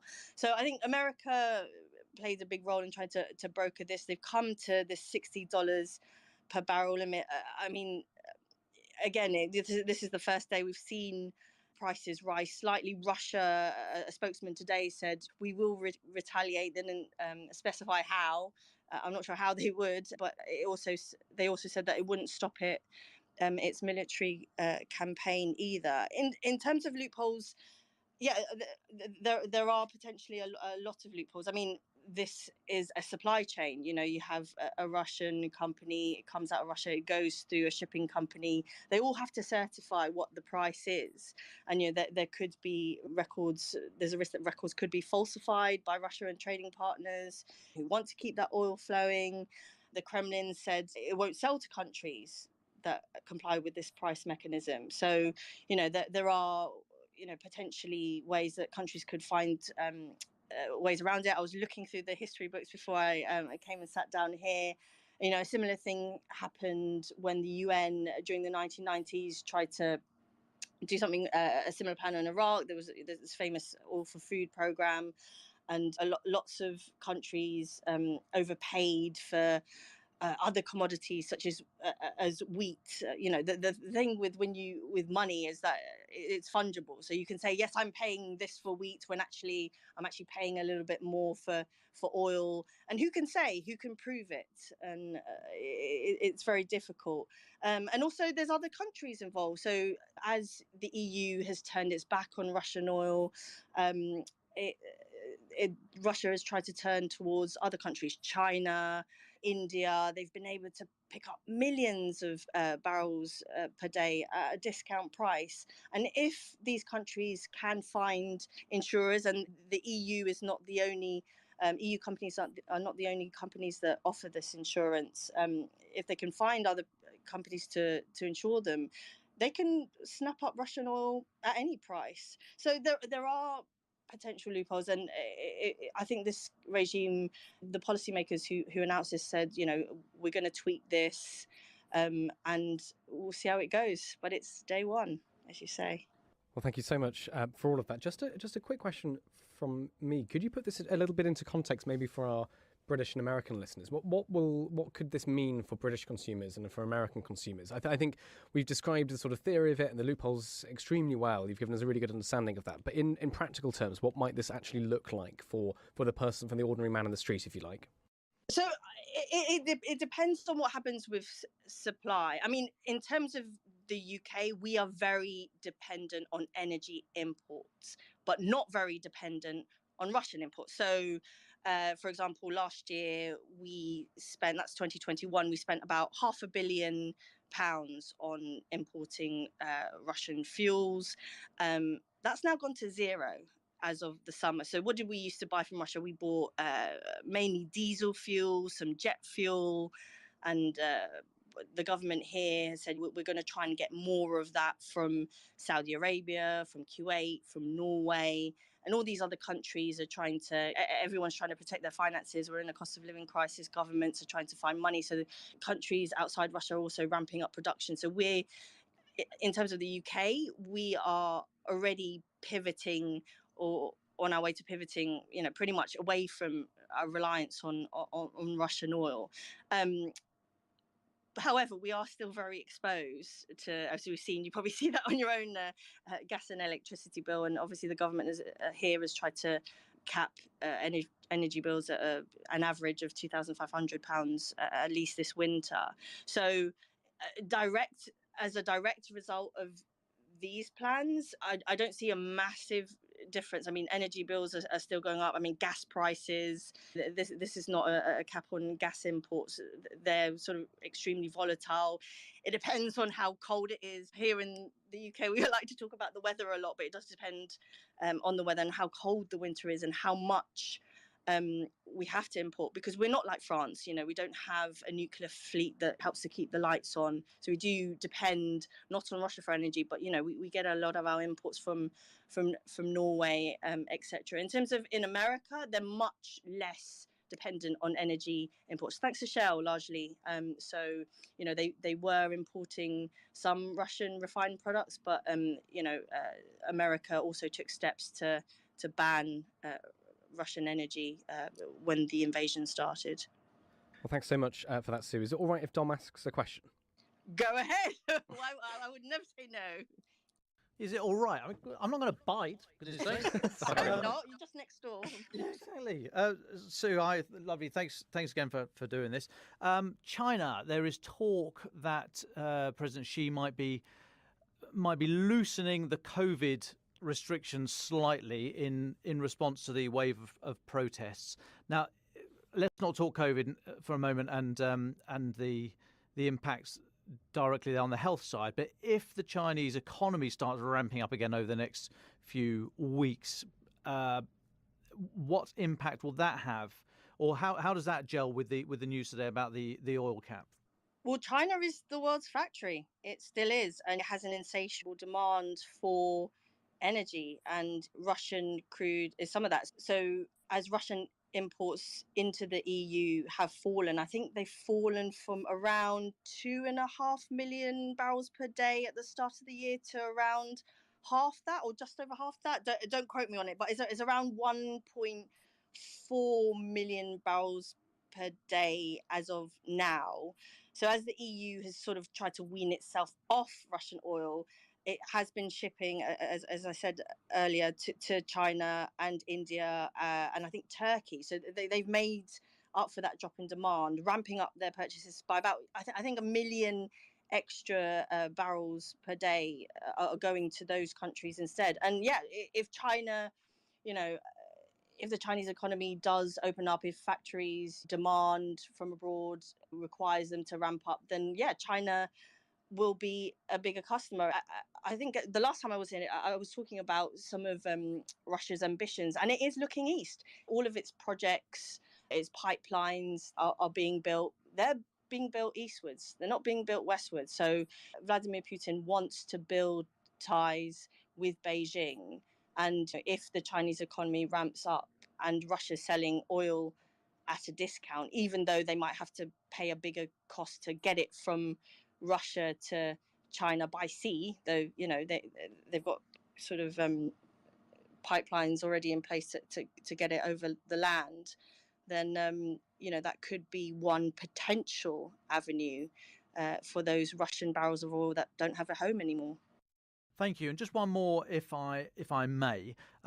Given the complexity around all economic measures and the ways of getting around sanctions for those that really want to, how effective do you think these measures are when it comes to trying to influence the actions of a war that's happening, right here and right now?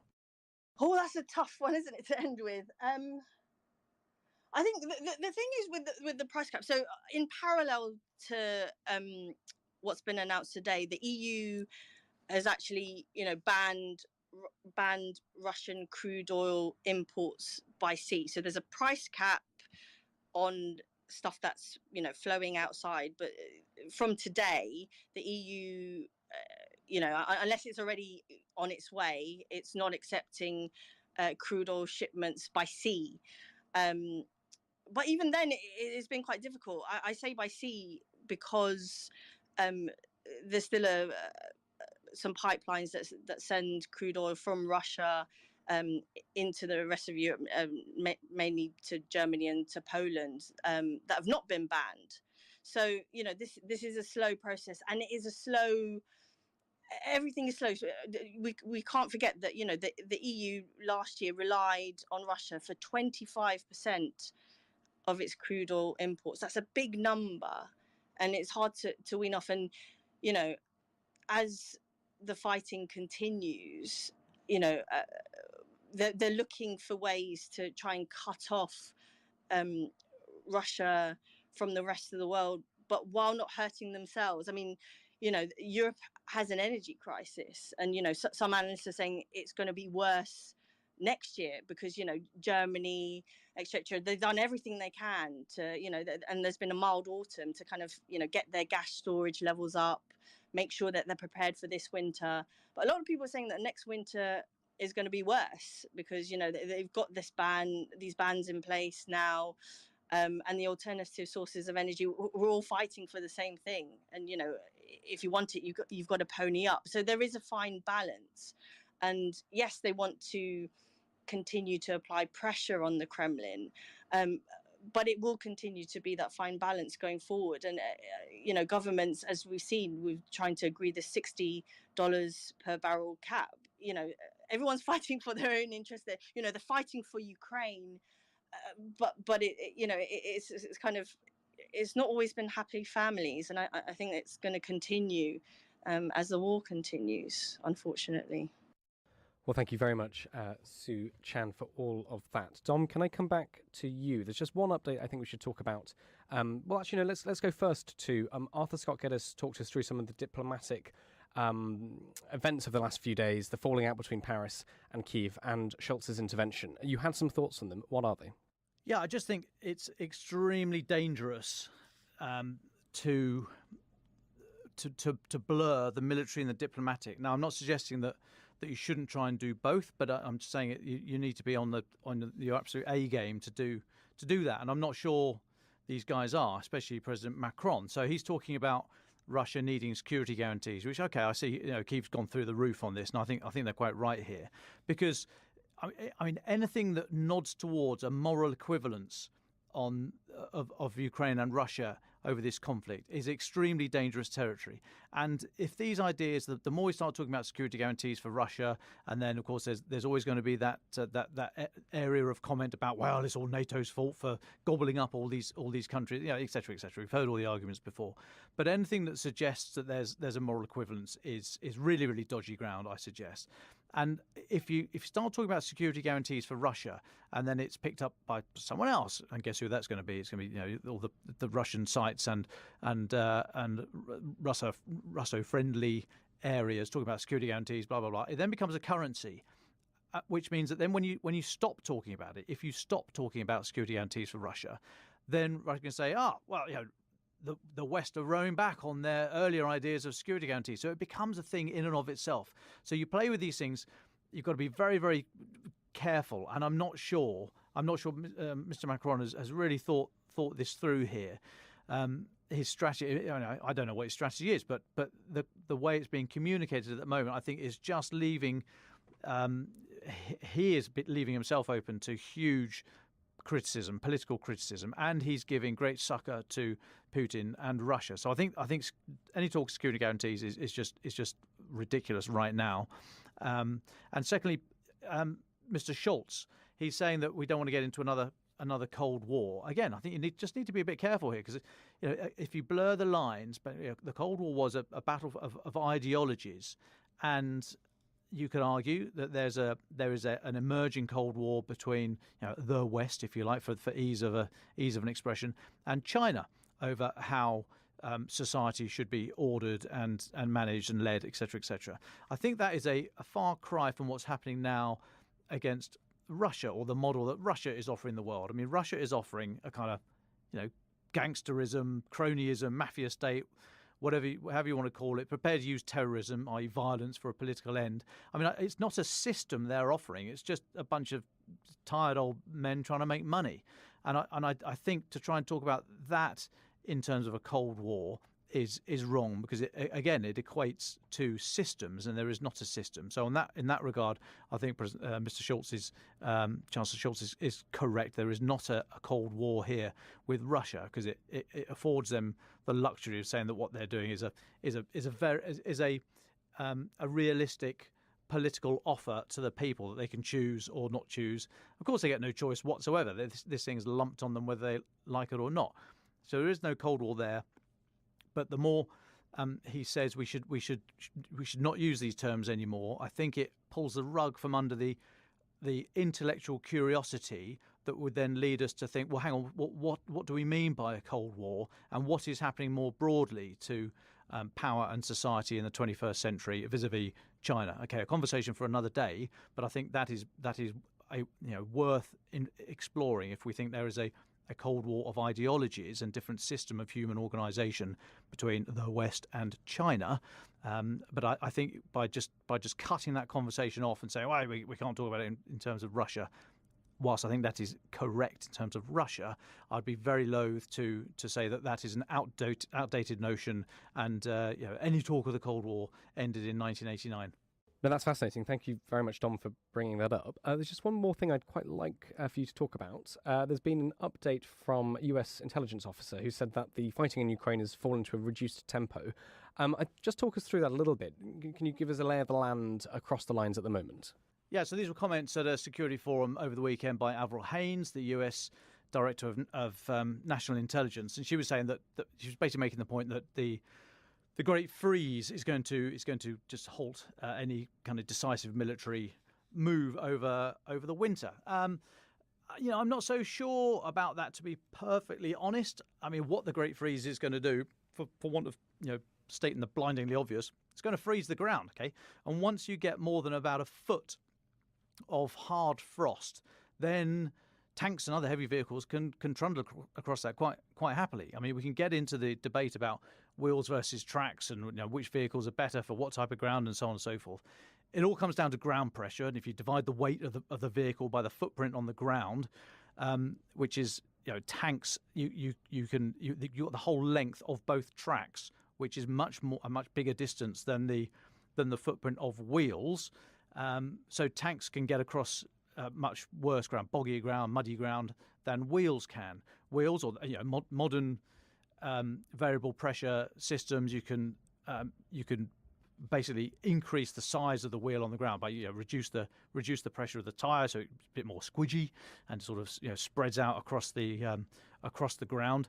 So you lower the pressure of the wheels basically, so it can get across better ground. Now, a lot of these ideas came in Afghanistan about having wheeled vehicles that are generally lower to maintain. They're not as needy as tracks. But they themselves, they obviously need a lot of maintenance. But there's this perennial debate about wheels and tracks. But the point I'm making is that I think if you look at what's been gifted to Ukraine over the last few months, the US alone has gifted hundreds of Humvees, the high mobility wheeled vehicles. I'm missing an M. There's another M in there somewhere. High mobility multi-purpose wheeled vehicles. Anyway, the big jeepy things that we see around and about. Hundreds of those have been donated. Each drawdown that President Biden authorizes, there's about 100 or 150, 125. I mean, it's triple figures each time. So Ukraine have been gifted hundreds of these very, very capable vehicles, very versatile vehicles.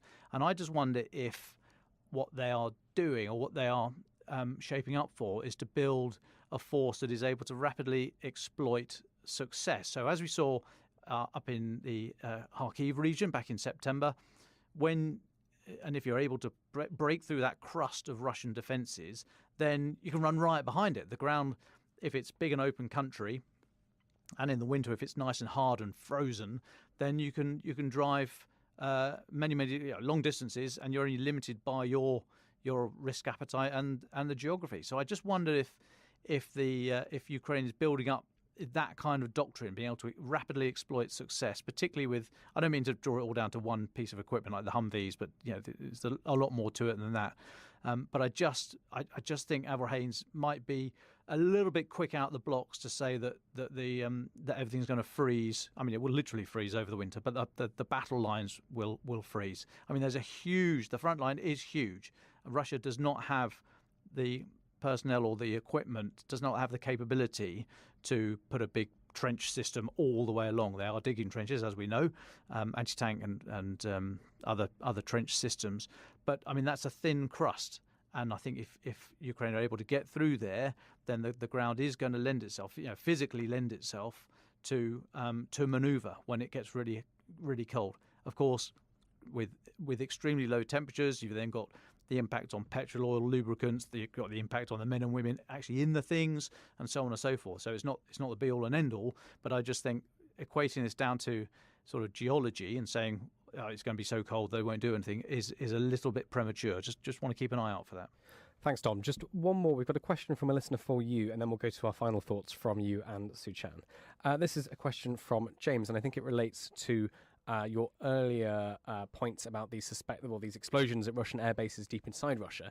James asks, could Russia's size and number of military bases and military reserves count against them? Ukraine could be in a very target-rich time with Russia, unable to protect even a fraction of its infrastructure. Its size would count against it.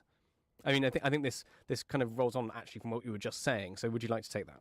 Yeah, and thanks for the question. I mean, I think that's probably accurate in as much as the greater the target environment, the more stuff you can hit. But you've got to be very, very careful about extrapolating that to we just fire these things anyway and we'll hit something of value. I mean, no, you won't always hit something of great value. You have to be very selective in your targeting. Think about what effect do you want to achieve, and therefore what's the target that's best placed to go for to achieve that end. And then you've got to do what's called weapon to target matching, i.e. make sure you've got the right munition, the right weapon to go and hit the thing you want to do. So you might identify that there's a fantastic headquarters or a great air defence site or an electronic warfare site or a logistics depot, a fuel dump, an arms cache, whatever it is. But where it is and the defences around it means you might not be able to use the weapon you want. You've got to use something else. You might not have so many of those other things. There might be other targets of higher priority for those missiles, or you'd be unwise to just scattergun your munitions across the front. You need to. One of the British 10 principles of war is concentration of force. So you need to kind of bring your military capability together at a time and place of your choosing. That way you've got a much higher chance of success of punching through and achieving the aim you want, just sort of going for it. There's a time and a place, of course, when the blood is up, and you just need to kind of get off your belt buckle and run at them. But just going for it is a very, very quick way of expending all your ammunition, and especially the very sophisticated weapons. They'll be depleted very, very quickly, and you might do that for marginal gain. So yes, a much greater attack surface, because Russia is a bigger thing to hit, and a bigger armed force there to aim at. But I think Ukraine would still be, as I think they are, being very, very cautious about what they hit when sequencing that with other actions to try and keep some sort of momentum, and in order to have have an operational or a strategic effect rather than just the low-level tactical effect of blowing stuff up.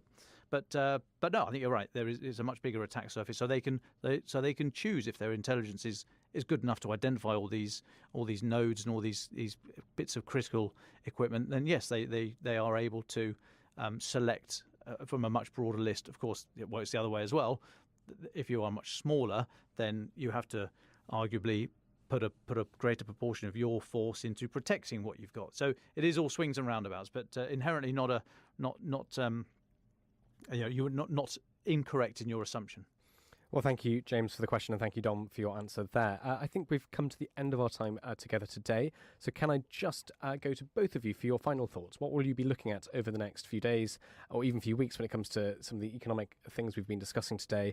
Su-Chan, would you just sum up what you've been talking about today and let us know what you're thinking, what you're looking at over the next week? Sure, I'll try and keep it short. I think anyone listening over the lunchtime, thanks for sticking with us. Probably right at the corner of your sandwich or the last few bites of last night's dinner. But I mean, today the things that are coming into effect today are the biggest tranche of sanctions on Russian oil we've seen to date. They're designed to hurt Russia where it hurts most, in the pocket, but keep the oil flowing around the world. Whether it's going to work or not is another question. I mean, there's a big question over, will a non-European insurance market emerge from this? Can anyone do this? Is anyone prepared to insure these tankers? And at what price? And will tanker owners play ball with these sanctions? That's also an open question. And how effective will this cap be? I mean, policymakers said it's designed to be reviewed, so the price cap will always be below the going rate on the market. But there are a lot of unanswered questions. I mean, this will hurt the Russian economy, as sanctions have done, but whether it will make a massive difference in terms of boots on the ground or Russia's offensive. I mean, if you go by what the spokesman said this morning, they said it categorically won't. But then, let's talk soon. Absolutely. Well, thank you so much, Sue, for your time today. It's really great to have you back on. Dom Nichols, your final thoughts, please. I've been watching over the weekend a visit by Sergei Shoigu, Russia's defense minister, to his opposite number in Belarus, Viktor Krenin. He went over on Saturday, Sergei Shoigu. Now, we're not entirely sure what they're up to. They apparently signed some updates to a security treaty from 1997. He then went and met Lukashenko.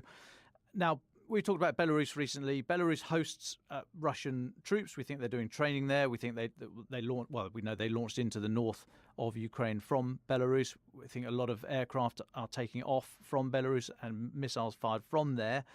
But we also think that Lukashenko is trying to play trying to limit his involvement, limit his support, and certainly limit the Belarusian armed forces being subsumed by Russia and starting a war or launching their own attack into Ukraine. So quite what they're doing, we're not sure. Ukraine have had to apportion capabilities to the north of the country in case of this. That's a sensible thing to do. Now, and all the joint training that's been going on for months now in Belarus has been fairly low level. We think sort of company sized, if not smaller, so nothing too big.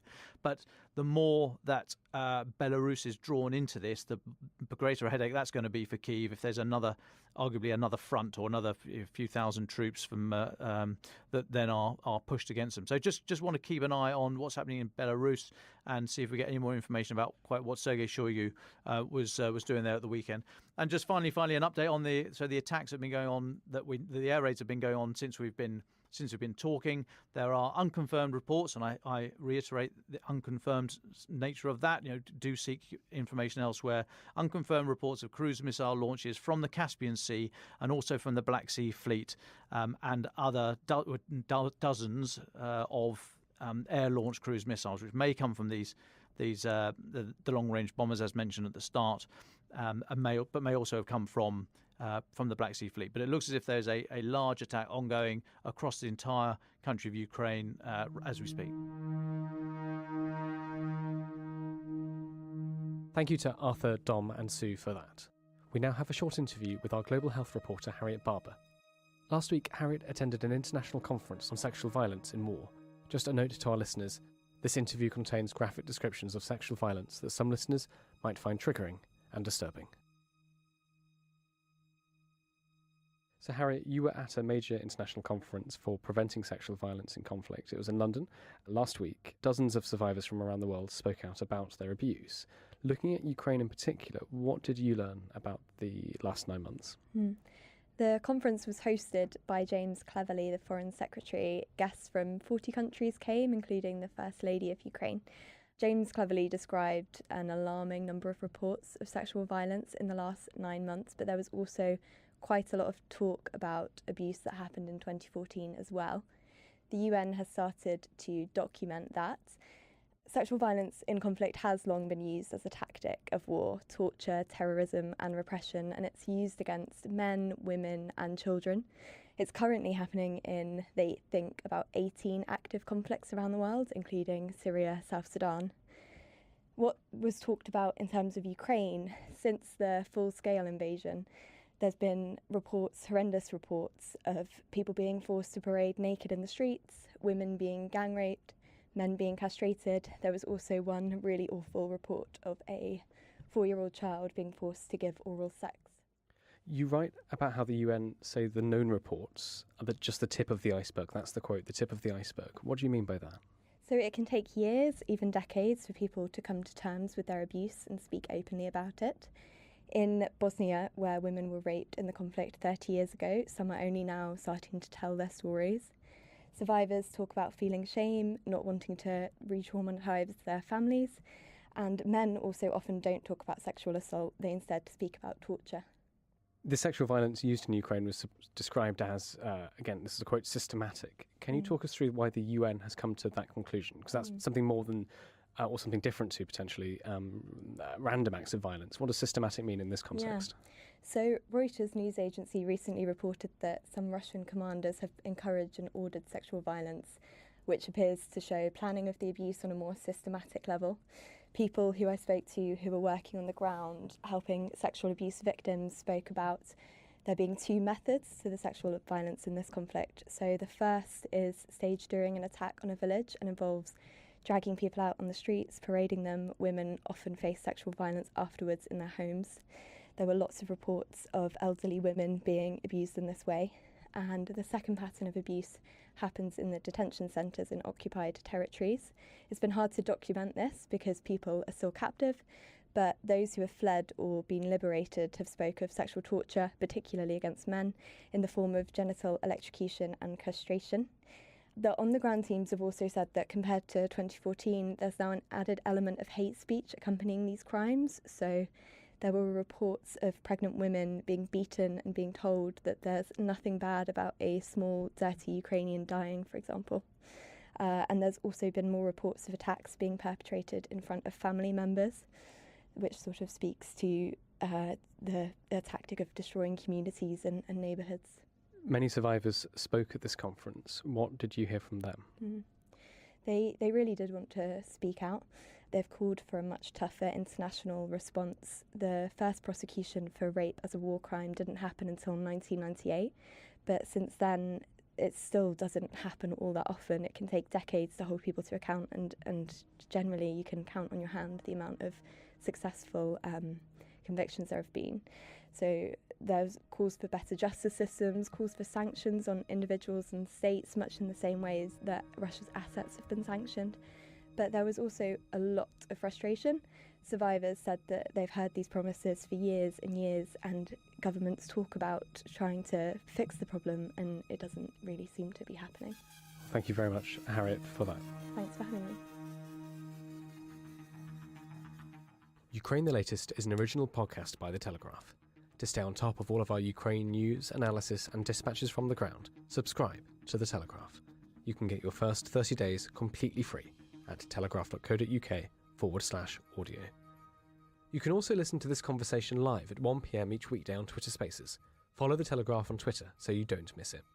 If you enjoyed this podcast, please consider following Ukraine the Latest on your preferred podcast app. And if you have a moment, do leave a review, as it helps others find the show. To our listeners on YouTube, for reasons beyond our control, there's sometimes a delay between broadcast and upload, so if you do want to hear an episode as soon as possible, it's available on your podcast apps. Please search for Ukraine the Latest on Spotify, Apple Podcasts, or your preferred app. Check out the Ukraine page on the Telegraph website. As ever, you can get in touch directly to ask questions or give comments by emailing podcasts@telegraph.co.uk. We do read every message. We are especially interested to hear where you are listening from around the world. Ukraine the Latest is produced by Louisa Wells and Giles Gear. And today on Twitter, Gemma Farrell.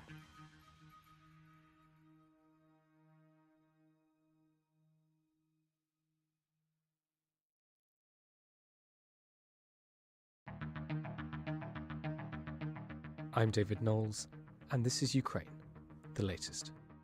Today, we discuss the latest updates from Ukraine, get an update from Latvia and the Baltic states, and we speak to Luke Coffey, Senior Fellow at the Hudson Institute on US geopolitical interests, strategy, and military support for Ukraine.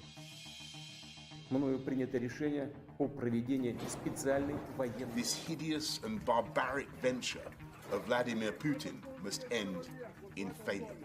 Putin's war in Ukraine has destabilized energy markets the world over. Nobody's going to break us.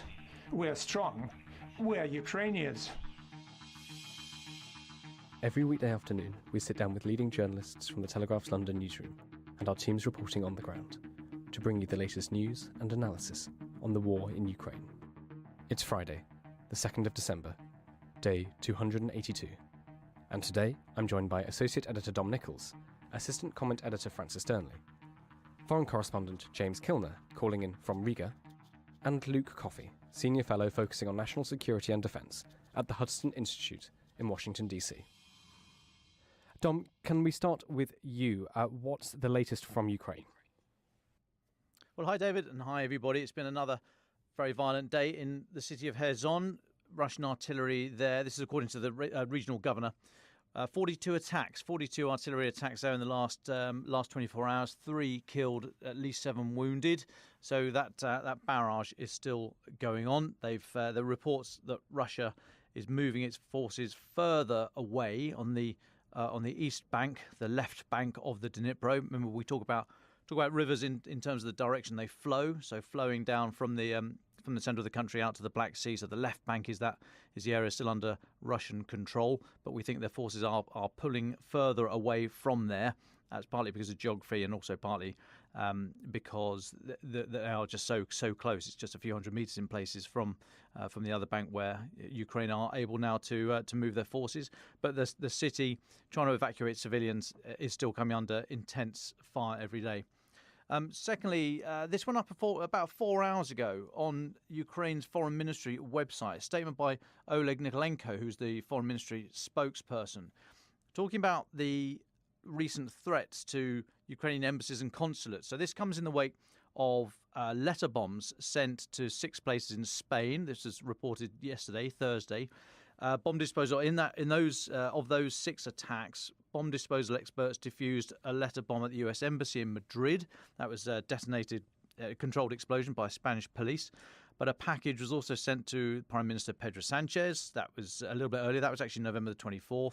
But since Wednesday, a number of similar devices to these have been sent to the Defence Ministry, an Air Force base, a weapons manufacturer, and the Ukrainian embassy, all in Spain.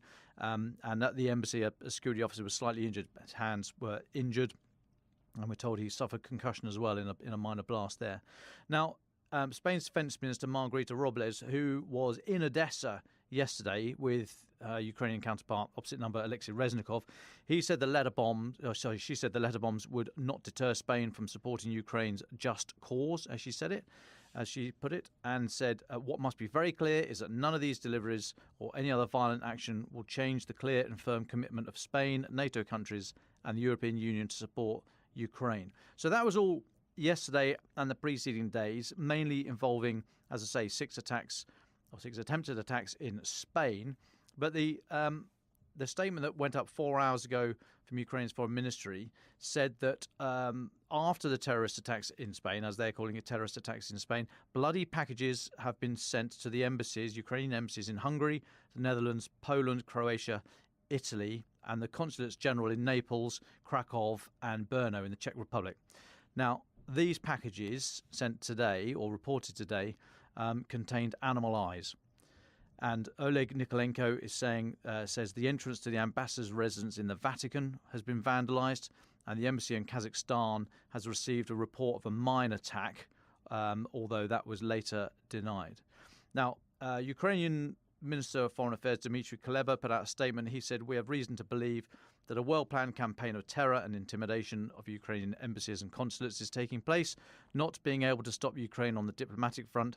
They are trying to intimidate us. However, I can immediately say that these attempts are useless. We will continue to work effectively for the victory of Ukraine." And end of quote. Ukraine has heightened security in its diplomatic presence. So this is, it's not insignificant. As I say, there have been injuries caused by these things. It seems fairly low-level attacks. Whether or not this is state-sponsored, it seems pretty weak. If so it might just be sort of, I'm imagining pro-Russian extremists in these countries. But it does seem like there's now a sort of reasonably sustained series of attacks to Ukraine diplomatic missions around the world. So keep our eyes open for more of those. Just one final part before I dash off. So Mykolai Podolyak, senior advisor to President Zelensky, he said that around 13,000 Ukrainian troops have been killed since February the 24th. He's saying estimates from the General Staff range between 10 to 13,000. He said this on Ukrainian Channel 24 media outlet on Thursday. President Zelensky said official data would be made public when the right moment comes. Now, this is, for many, we occasionally talk about casualty figures, and I say only occasionally because we just simply don't know, right? There's loads of figures banded around out there, and we don't actually know. Got to be absolutely straight up with that, because it's very difficult to count, and because both sides are probably over-egging it slightly. However, what we do know, back in June, President Zelensky said that Ukraine was losing 60 to 100 soldiers a day killed in action and around 500 people wounded in action. So those are quite startling figures for a daily attritional rate. Mark Milley, the US chief of the chairman of the Joint Chiefs of Staff, he recently said that he was talking about the 100,000 figure, referring both sides have lost about 100,000. Ukraine's defense ministry today are saying that just over 90,000 Russians have been killed. And again, you've got to take all these figures with a pinch of salt. The reason I mention the Mark Milley figure is because a couple of days ago, European Commission President Ursula von der Leyen, in fact it was on Tuesday, she made a statement saying that 100,000 Ukrainian soldiers have been killed. She was talking in the context of civilians and soldiers. She said over 20,000 civilians, this is a quote, over 20,000 civilians and 100,000 Ukrainian soldiers have been killed in Ukraine, end of quote. So the European Commission today has said that actually they've qualified that statement, saying that she was talking about killed and injured when it came to the Ukrainian soldiers. I'm making a point here because we constantly get bashed that we only talk about Russian casualties. It's like, well, we don't. I mean, that's just simply wrong. But just to make the point that we are not glossing over the fact that there are huge losses and and great injury on both sides here. We just don't know the accurate figure.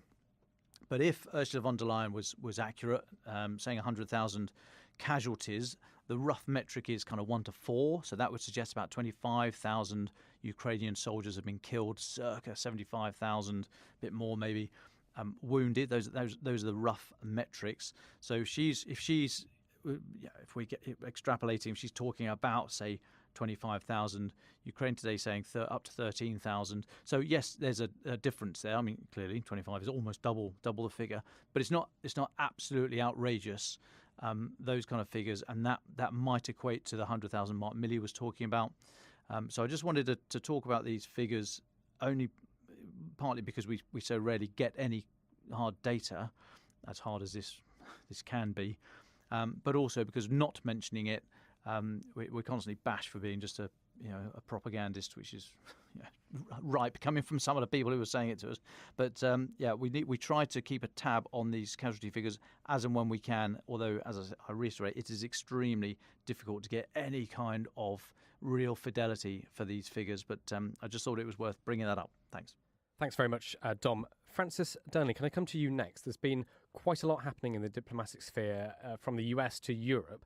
Would you be able to talk us through what's been happening in the last few days? And then I'd be very interested, if possible, to hear Luke Coffey's thoughts on it before we go to James in Riga. So, Francis Dearnley. Well, thanks, David. I'll do my best, and good afternoon to our listeners around the world. In isolation, certain stories may not seem overly dramatic from this week, but piecing them together, a pattern suggestive of very high-level conversations behind closed doors and some tensions among Western partners is beginning to emerge. I'll start with the biggest story of the day, which is Joe Biden using the first state visit of his presidency to demonstrate unity with France's Emmanuel Macron on Ukraine.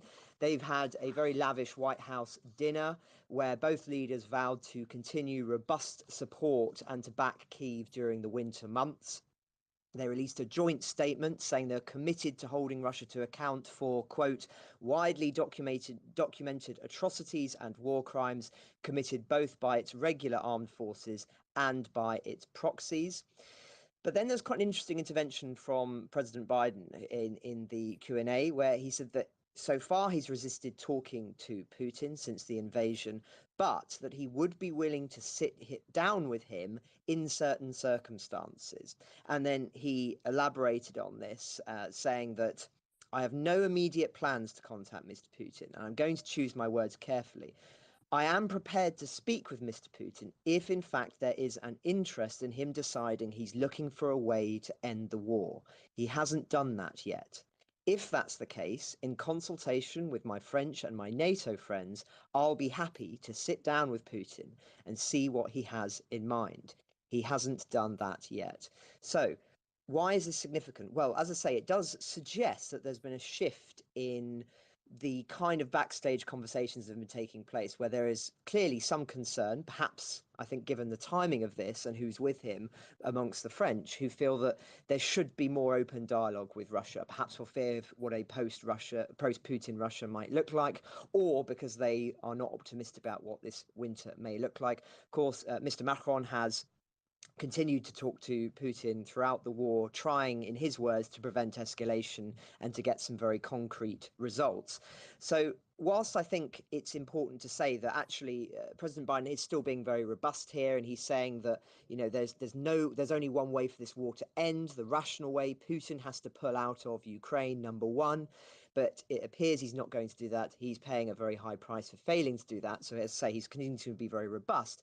There is this, I think, slight tonal shift from where we were a few months ago, where it really seemed that Putin was going to be forever ostracized by the international community. And clearly there are some concerns amongst other European partners around that. Just playing into this, the Finnish Prime Minister Sanna Marin on Friday offered her own brutally honest assessment of Europe's capabilities in the wake of Russia's war on Ukraine, stating bluntly in an interview that we're not strong enough, and that's a direct quote, to stand up to Moscow alone. She's currently in Australia as part of the ongoing conversations about joining NATO. And she says, I must be very honest, brutally honest with you. Europe isn't strong enough right now. We would be in trouble without the United States. And the reason I think this is important is it's putting more and more pressure on the United States, but on the NATO allies more broadly, to be providing more military support entering the winter than they have been thus far. And indeed, what's quite interesting is that Joe Biden's government has approved an additional $380 million sale of missiles to Finland specifically this week. So I think it's her way of sort of saying we're grateful for this, but it's also sending a signal to the rest of the European partners to be doing more, as I say. So why is this all so significant? Well, I think in short, winter has barely begun, and there are already signs that certain prominent European countries and the EU itself are getting anxious. Scholz yesterday, Germany's Chancellor, of course, suggested that Europe should go back to its pre-war peace order with Russia and resolve all questions of common security after the war in Ukraine if Putin is willing to renounce aggression against his neighbours. Now, as I say, I think that would be a considerable concession. Macron has made it clear that the back channels are still open and has used his dialogue with President Biden yesterday to do so. For the reasons Dominic's already talked about, European Commission has tweeted some figures this week about the very high level of European casualties in their view. Now, why would you post that in the first place? I think it's trying to signal the true cost of the war in order to try and perhaps promote dialogue at this crucial juncture. So in these circumstances, I think one has to really think very carefully about how Western allies are viewing the prospect of winter versus the Ukrainians. I think there's every reason that the winter favours Zelensky, as I've talked about in the past. They're better equipped, they're highly motivated, and there's every reason to think that Putin's hand gets weaker over time. But politically, there is increasing evidence that some partners would rather have peace if it were to mean Ukraine surrendering Crimea, say. And for that reason, I think there are a lot of tension points for Ukraine at the moment. One could argue, and I've seen this argued by some commentators, that it is in Zelensky's interest to try and seize Crimea first, easier said than done, of course, before taking back the rest of the country, so that he's not in a position of increased political pressure from Western allies being put on him to try and sue for peace by giving the Russians Crimea. My own view, of course, is that Biden, Britain, Poland, the Baltic states, who are much more robust, have got this right. There shouldn't be any negotiations or talks until Putin has left Ukraine, at the very, very least. Personally, I don't think there should be any way back for a war criminal like Putin, but that's a separate point. Some feel very concerned for fear of what a post-Putin Russia looks like, as I say. So a complicated picture, David, and one I apologise for going on a little bit longer than anticipated, but I think that just covers the broad spread of what's going on at the moment, and it feels like a very, very significant moment to me. The Teutonic plates are starting to shift ever so slightly. Well, thank you very much, Francis. There was a lot to get through there, but I thought you covered it very comprehensively. Luke Coffey from the Hudson Institute, just on that, is there anything that Francis said you'd like to pick up on or add to? What's your view of the Macron visit to the White House at the moment, for example? Well, thanks, David, for having me on. I agree with what Francis said in his analysis. I think that both President Biden and Macron were saying all the right things, but we haven't seen what they're saying translate into policy, in my opinion. We have to start wanting Ukraine to win this war more than we hope that Russia is going to lose. And this means providing the Ukrainians with the weapons they need to ensure victory on the battlefield, not just so they can defend themselves, but so they can actually win. And we see these caveats and these restrictions being placed on the types of weapon systems that we are giving to Ukraine. And we have to have a different approach to this. We have to be willing to give the Ukrainians the long-range fire systems, the fighter jets, the more advanced air defense systems, the main battle tanks, if we want to see Ukraine win. I also agree with Francis that the coming winter is going to bring more advantages to Ukraine than to Russia. Francis mentioned the morale issue. They're also better equipped in terms of cold weather gear, winter weather equipment, and more importantly, they're on the front foot right now. And I think as we head into the winter months, with the motivation of defending your homeland and of liberating your territory on top of the better equipment and the higher morale, I think this could offer an important window of opportunity for the Ukrainians on the battlefield in the coming months. Thanks very much for that, Luke. We'll get into more of your recent trip to Ukraine in a minute. But can I just invite James Kilner, who's in Latvia, I believe. James, you're up in the Baltics. What's the latest from you? Good afternoon, David. Yeah, I've been in the Baltics now, or in Riga specifically, for about a month. And I've primarily been trying to get an update on how people see the war in Ukraine and Russia from here. One story that I was interested in was about following up on these Russian techies, high-grade techies and journalists who fled over the border in March after about a week or so after the initial invasion of Ukraine by the Kremlin, full-scale invasion. And initially they were welcomed by the Latvian state, but that seems to have changed over the last few months, and primarily for sort of historical, emotional, and security concerns, I guess. If the war in Ukraine, as it is now, and Russian aggression looks and feels very differently from the Baltics than it does from Britain. Formerly part of the Soviet Union, the Baltics are small countries. They left the Soviet Union in 1991 when it collapsed, and they did so incredibly with incredible relief. They suffered under Moscow's reign. One of the techniques that Moscow used to try and suppress nationalism in the Baltics was to send over ethnic Russians to live there. So in many ways, they've seen this population movement before, and they are wary. And the techies, the sort of anti-Putin, pro-Western, multilingual Russian techies and journalists that I've been meeting and talking to have said that they're now being hauled into the Latvian security services and given quite hardcore interrogations and questioning about their allegiances, the allegiance of their families, whether they think Crimea should be part of Ukraine or part of Russia, all this sort of thing. And a lot of them don't expect to get their visa extended. And they're preparing to move again. They're disbanding their companies that they've set up in Latvia, and they're going to move overseas again. And they're frustrated. But you talk to the average Latvians, and they're mostly and often happy to see the back of them. I was at an Independence Day, National Day event in Riga earlier this month, and it was a torch-lit event. Thousands of people walking around the main parks in Riga, and they told me that they were genuinely worried about the state of their nation, of the independence of their nation, with Russia being such aggression. And they worry that if they accepted Russians in now, they might sound fine today. They might say all the right things today, but they worry that 5 years down the line, they'll become more aggressive, they'll become more nationalistic, and all this sort of thing.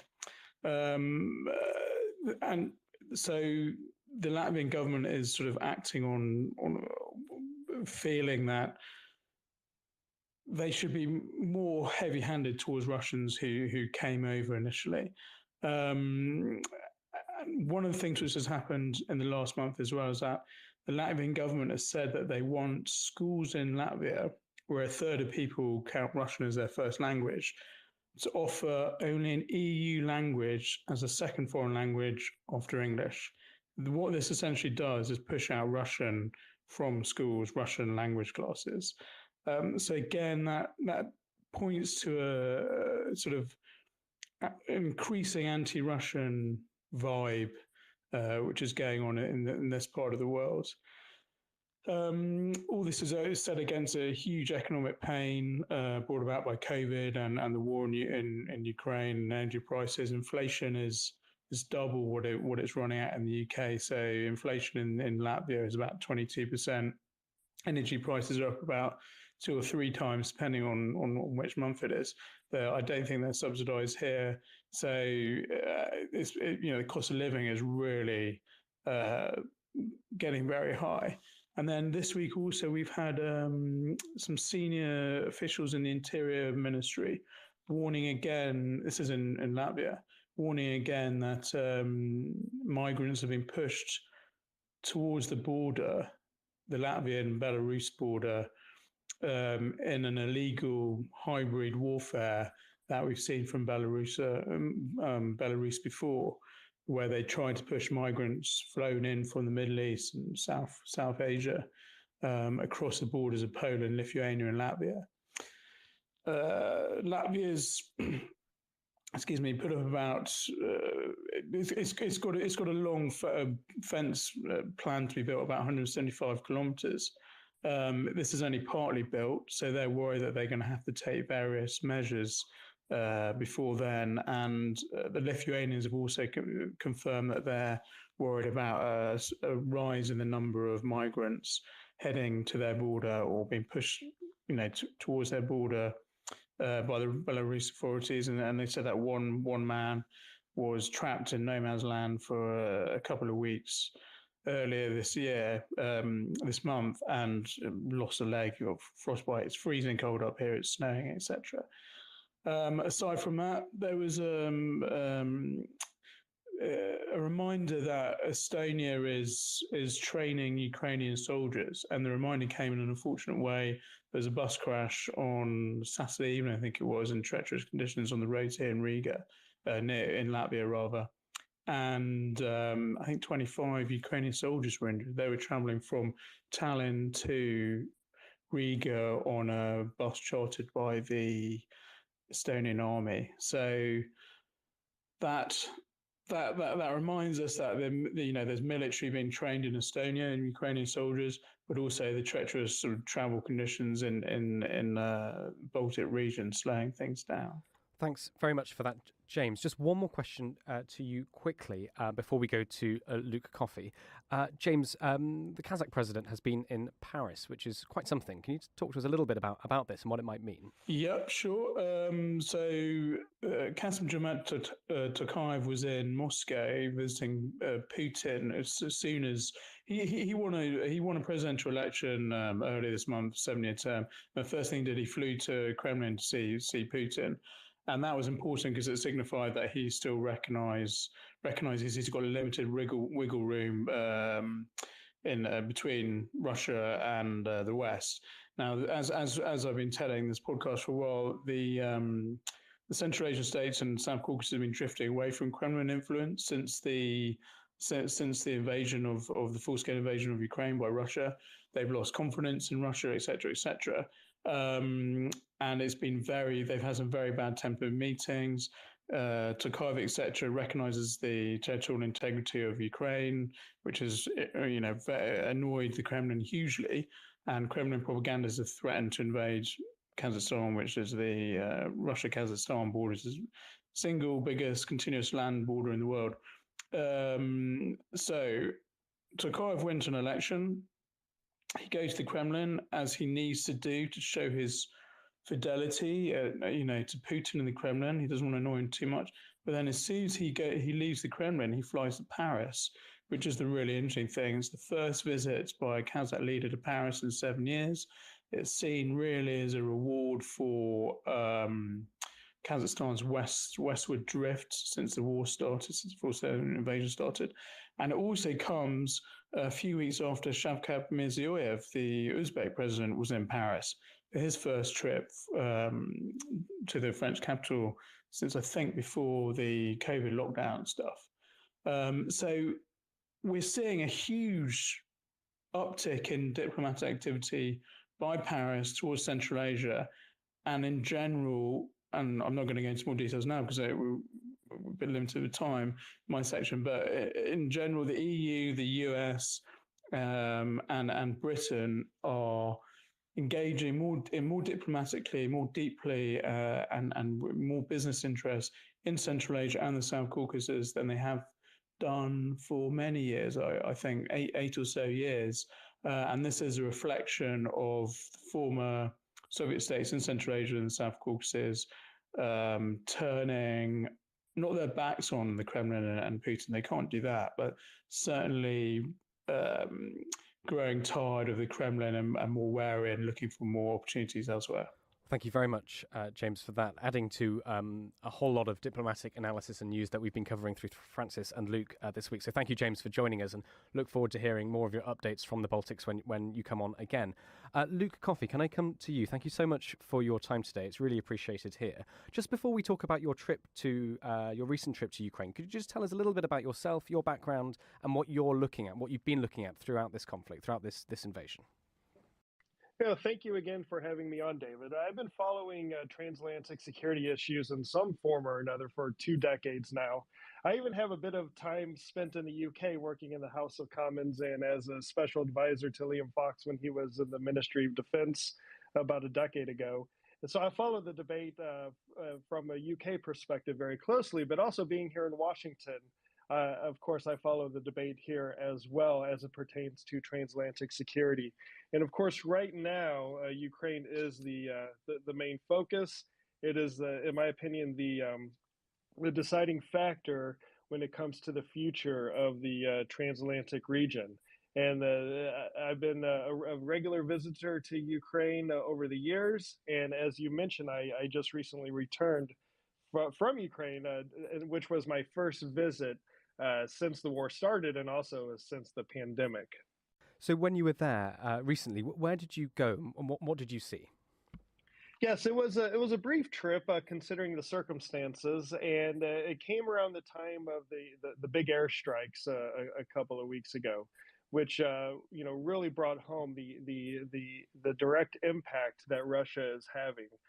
Not only on of course, the Ukrainian armed forces who are engaging with the Russian military every single minute of every single day, but also the Ukrainian civilians.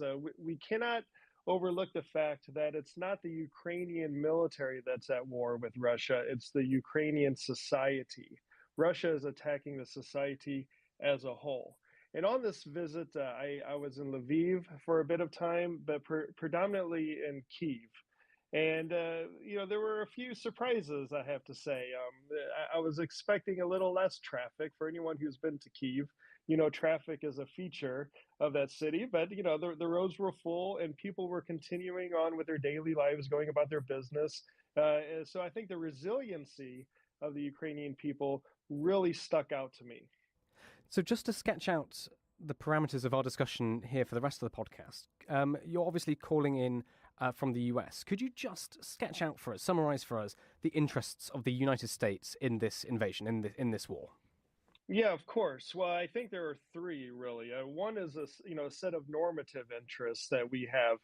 For Americans who believe in the right of self-defense, who believe in the right of secure and respected international borders, and who believes in the primacy of national sovereignty, then support for Ukraine is a no-brainer. Russia is violating these 3 core principles with its invasion of Ukraine, and I think this resonates strongly with most Americans. The second, and this is probably the most important, are the economic reasons. Right now, Putin is trying to undo the stability and security that the European continent has enjoyed for 7 or 8 decades, at least since the end of World War II.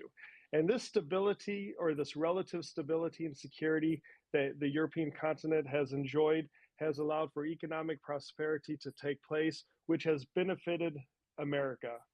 The North Atlantic region, so North America and Europe, together account for about 45% of the world's GDP.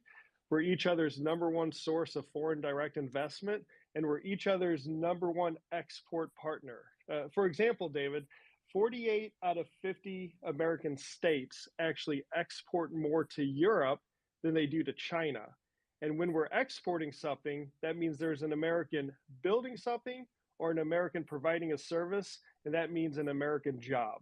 And right now, President Putin is trying to undo that with his war in Eastern Europe. And then finally, and this is the hard-headed, blunt reason, Russia is an adversary. Many Americans may not see Russia as an adversary, but many Russians certainly see America as an adversary. And here we have a country like Ukraine that is standing up to Russia, delivering a huge blow to Russia's military conventional warfare capability. And it is in our interest not only for those normative reasons, but those economic reasons to support Ukraine, but for the geopolitical reason that Russia is an American adversary and Ukraine is willing to fight Russia. So that's why we should be arming and supporting Ukraine in any way we can to make sure that they're victorious on the battlefield. Thank you very much for that, Luke. China crept into one of your reasons there. We've spoken a lot on this podcast about the relationship between Russia and China, and we've had our China correspondent, Sophia Yan, on quite a few times to talk to us about this. What's the view from Washington about China's interest and involvement in this war? And I guess also I'm interested in, on the one hand, what do you think the view from the establishment is, and how would your characterization maybe differ from that? Yeah, well, this is a part of the debate here inside Washington on how much we should support Ukraine and how far we should go.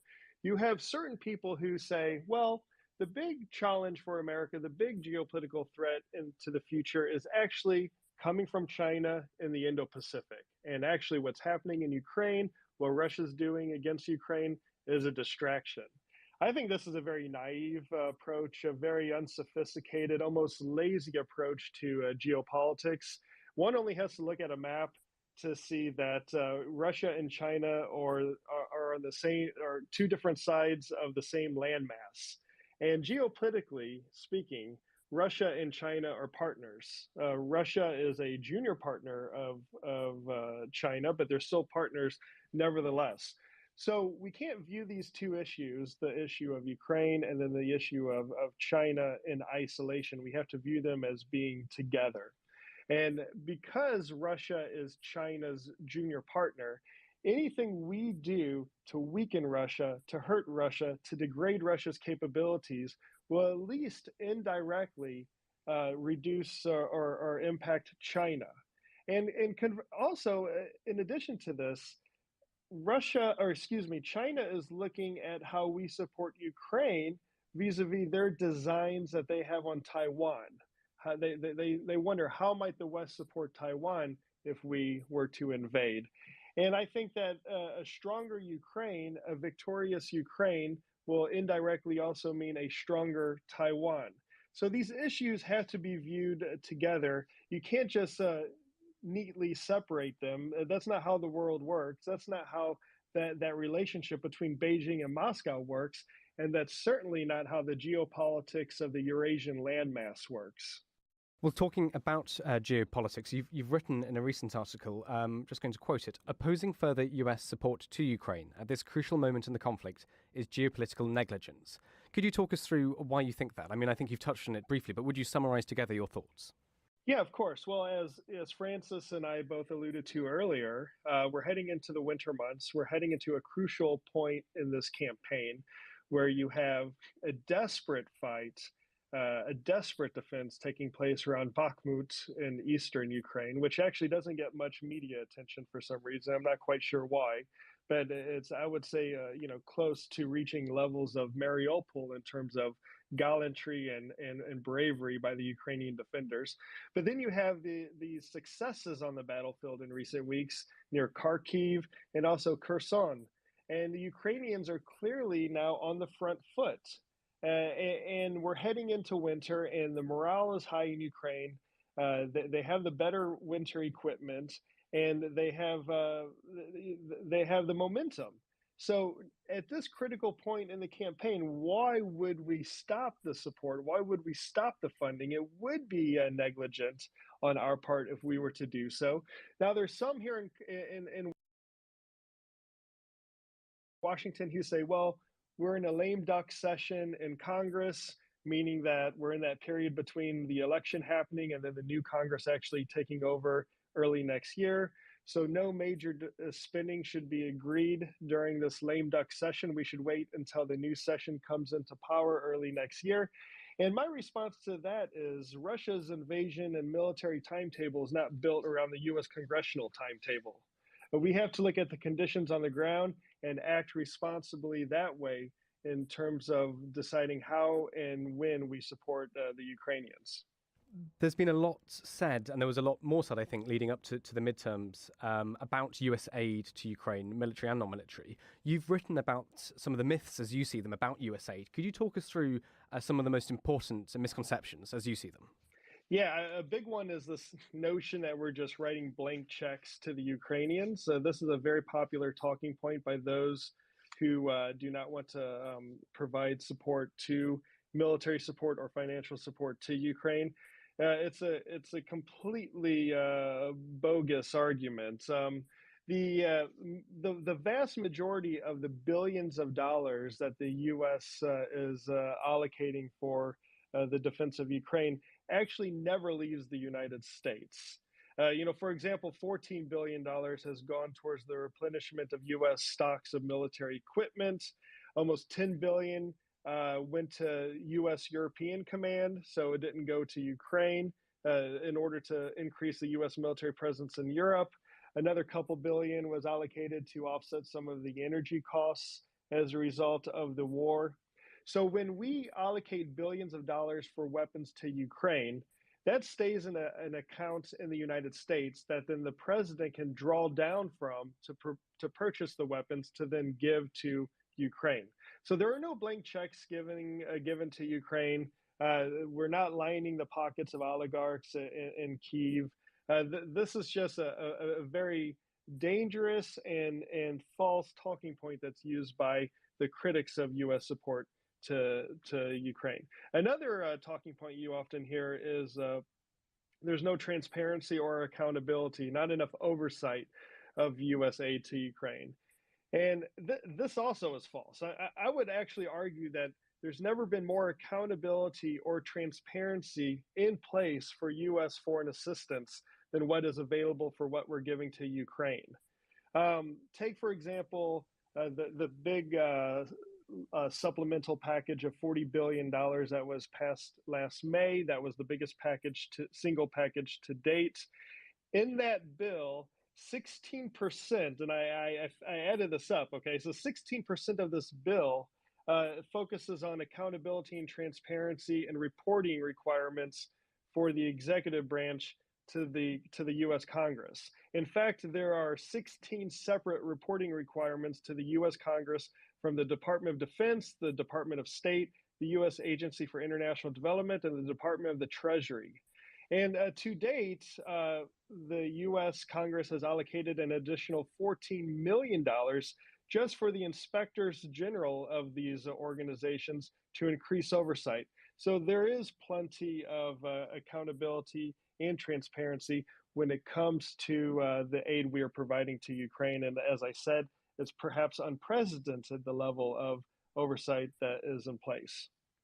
Can we just go back to the Biden administration? As we said, discussion about US aid to Ukraine was much talked about here on this podcast before the midterms. We've gone a little bit quiet on it since, just because it's now not seen as something which I think we need to worry about too much. But how do you see US policy and support to Ukraine developing or changing for the rest of the Biden administration?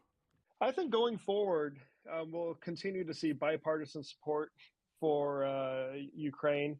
I think that it was a very easy way for, let's say, a Republican challenger against a Democrat incumbent in some constituency in middle of America to say, I'm not going to support sending our tax dollars to Ukraine anymore. Meanwhile, my opponent, the Democrat, is willing to do so. It's easy to say that on the campaign trail. But when you get into the halls of Congress and you're standing under the dome of the Capitol and you've just received the intelligence briefings and you've just received the briefings from the Department of Defense where they tell you, oh, in about 1 week, U.S. funding for Ukraine is going to run out. Now you need to vote yes or no to increase the funding. I think the weight of that responsibility will perhaps make you think a little differently. And I think there's a very small but vocal minority that is against sending aid to Ukraine. But I found that this is a very online phenomenon, usually on the right of the political spectrum. I like to call them the very online right. And it doesn't actually resonate with middle America, where polling shows a vast majority of Americans still support arming Ukraine, providing financial support to Ukraine. I saw one poll a few weeks ago stating that 63% of Americans would be willing to pay more at the gas pump or the grocery store if it meant supporting Ukraine. And I travel to middle America. I see Ukrainian flags in the middle of nowhere. in places where you cannot even get a mobile phone reception. And I can tell you the support is there from the American people. And I think that this will translate into Congress continuing to give the support that Ukraine needs. Now, however, I do think it might require and force the Biden administration to make the case more clearly to the American people and to Congress. With the Democrat majority in the House, Biden had a free ride. He didn't have to make the case. I think this would be a good thing if he would articulate America's interests in this conflict, both to Congress, but also to the American people, just to show some leadership on this issue. But in terms of the White House itself, I think we're going to see a continuation of this administration doing just enough to make it look like it's doing something, just enough to make sure Ukraine doesn't lose, but not enough to make sure that Ukraine can win and win in a timely manner. Well, just one more question from me, Luke, before I'll open you up, if that's all right, to Dom and Francis and James, of course, who are listening. Just away from Ukraine, we've obviously seen lots of interesting developments that James Kilner has been covering in the Central Asian states. I'm thinking, for example, of that extraordinary moment when Nancy Pelosi was applauded in Yerevan in Armenia. Would you like to talk a little bit about that, just in the diplomatic sphere that we've sort of explored a little bit about? What's the US is what's happening as you see it, and is it something the US can build on? Well, as James said, Russian influence in this region is on the decline. I was in the South Caucasus back in March, and already I could feel that, when the 3-day war didn't end in 3 days, there were already people thinking, maybe there's going to be a recalculation of our approach to Moscow. As James said, these countries can't just completely dismiss or cut off Moscow, but they can rebalance some of their foreign engagement away from Moscow and more towards, London, Brussels, Paris, and Washington, D.C. And I think that's what we're seeing slowly happen. Now, I would like to, in some cases, the U.S. has taken advantage of the situation. I think some of the recent developments over the Karabakh conflict and the normalization between Azerbaijan and Armenia have been very positive, coming from Secretary Blinken, coming from the U.S. State Department. I feel like we're closer to normalization between these two countries than we've been in decades. And I think part of this is Yerevan and Baku recognizing that perhaps Moscow doesn't have the clout or the influence it once had in the region. They're very distracted by what's happening in Ukraine. And we have to look elsewhere for engagement in the region. And I think we're seeing the U.S. step up to the plate. However, I feel like we're missing other opportunities in Central Asia. No sitting U.S. president has ever visited Central Asia. We've had very minimal engagement at the cabinet secretary level in that region. And I feel like there's so much potential to increase cooperation on trade, on energy, on other exports that we're missing an opportunity here. The one country to keep an eye on in this area in this region is Turkey. I would say with Russian influence declining in the region, the country that's gaining the most influence is Turkey. Of course, there's this linguistic, historical, cultural connection between these Turkic-speaking countries of Central Asia, and of course in Azerbaijan and the South Caucasus, and Turkey. So there's already that foundation on which Ankara can build. And you have new organizations like the Organization of Turkic States, which are bringing these countries in the region together in a more formal manner to increase economic cooperation, energy cooperation, and there's even talk about increasing security cooperation. So I think I know we have our problems with Turkey, but with Turkey being in NATO, with a strong history of good cooperation with Turkey, I think maybe we should try to find ways to work with Ankara to advance some of our interests in this region as well. Well, thank you, Luke, for all of those answers. That was fascinating. I mean, what we really wanted was a good deep dive, I think, into US interests and to understand it better from our position all the way over here on the other side of the Atlantic. So thank you hugely.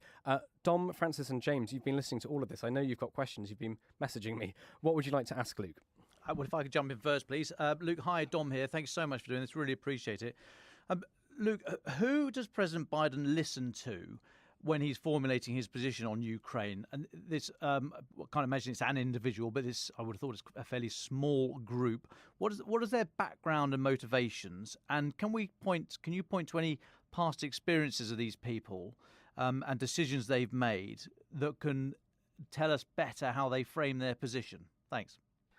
Thanks, Dom. Yeah, I believe his inner circle on this issue is very much Jake Sullivan, the National Security Advisor, and Secretary Blinken, of course, the U.S. Secretary of State, and then Secretary Austin. I do believe he keeps it at a small group of individuals at that very senior level. But you have to remember one thing about the Biden administration. It campaigned on and was elected on a domestic platform. If you look at the situation in 2016, there was huge domestic turmoil in the United States, ranging from political divisions to the pandemic, to the economic consequences of the pandemic. And the Biden administration has wanted to avoid dealing with major international crises. And I think this was first illustrated with the way the collapse of the Afghan government and America's defeat and withdrawal from Kabul took place just more than a year ago. They want to pretend that these economic crises don't exist. If they have to deal with them, they want to deal with them in the least resourceful, intensive way possible, so they can allocate their attention and their focus on a domestic agenda. But Putin is not allowing him to do this. And we've seen over the past several months the administration having to address the situation, the war in Ukraine, in a more meaningful way. But I have no doubt in my mind, if President Biden had a magic wand and he can make this war go away, regardless of the consequences for the Ukrainians, he probably would, if it meant that he could get back to the domestic issues that he is really focused on. I mean, that's really interesting you say that about how we want to get back to domestics. And I guess just on that, what arguments or policy positions, possibly with a future China-Taiwan scenario in mind, do you see being warmed up or rehearsed through this lens of the Ukraine war? And are you concerned at all in what you're seeing? Well, I think what's happening with Russia's invasion of Ukraine has served as a very useful wake-up call, not only for U.S. military planners, but also for U.S. defense industry. We are giving a lot of equipment to Ukraine, a lot of hardware, and we are realizing that perhaps our defense industrial base is not as robust or capable as we might have thought it was. And had this been, let's say, an invasion of a Chinese invasion of Taiwan, where the U.S. stakes could be just as high, if not higher, then that would have been, it's better to work these problems out now, I would say, dealing with Ukraine and Russia than dealing with China and Taiwan later down the road. So I think it's the Russian invasion of Ukraine has been a wake-up call in that sense. But also I think that this has opened up a very good debate in Washington on how far U.S. Support and commitment should go. Let's not forget that Taiwan, like Ukraine, does not have a security guarantee with the United States. There's no treaty obligation for the United States to go and defend Taiwan. And I think it's a reminder that the world is not black or white. There's a huge policy space between doing nothing at all and then deploying the 82nd Airborne Division to Crimea. And I think what this invasion of Ukraine has done has really sharpened the thinking of our military and policy planners here in Washington. So in the event that we do see China make a move on Taiwan, perhaps some of our thinking and our processes will be better informed and will be better prepared. Thanks. And just one more for me, if I may. Can I take you back to the midterms, which feels like an absolute age ago, even though it's probably only, a couple of weeks? We assessed it here, as many others did, not claiming massive credit here, but the factions that were more supportive of Ukraine, both Democrats and that wing of the Republican Party did better than expected. Is that your assessment as well? And what's happened over the last few weeks in this debate, and in particular with the possibility, the suggestions, the numbers following Donald Trump since his announcement, and anything that might herald for the future? Yeah, thanks. Well, if you think the midterms feel like a long time ago from where you are, imagine being here in Washington. Feels like ancient history. I have to say it's quite nice not getting a text message every 2 seconds telling me to vote for one candidate or the other. But in all seriousness, I think what we saw in the outcome of the midterm elections was a translation of U.S. support for Ukraine at the ballot box. Like I said, Americans overwhelmingly support Ukraine. Instinctively, Americans, as a people, I think we like to support the underdog. And instinctively, we like to stick it to Russia if given the opportunity. It's almost in our DNA here in America for this. So, I'm not surprised that the candidates that were returned to the Congress or that won their seats for the first time were ones that will overwhelmingly want to continue to support Ukraine. And they may not want to support Ukraine for Ukraine's sake. They may want to support Ukraine for America's sake, because it is in America's interests that Ukraine is victorious and that Russia is weakened in this conflict.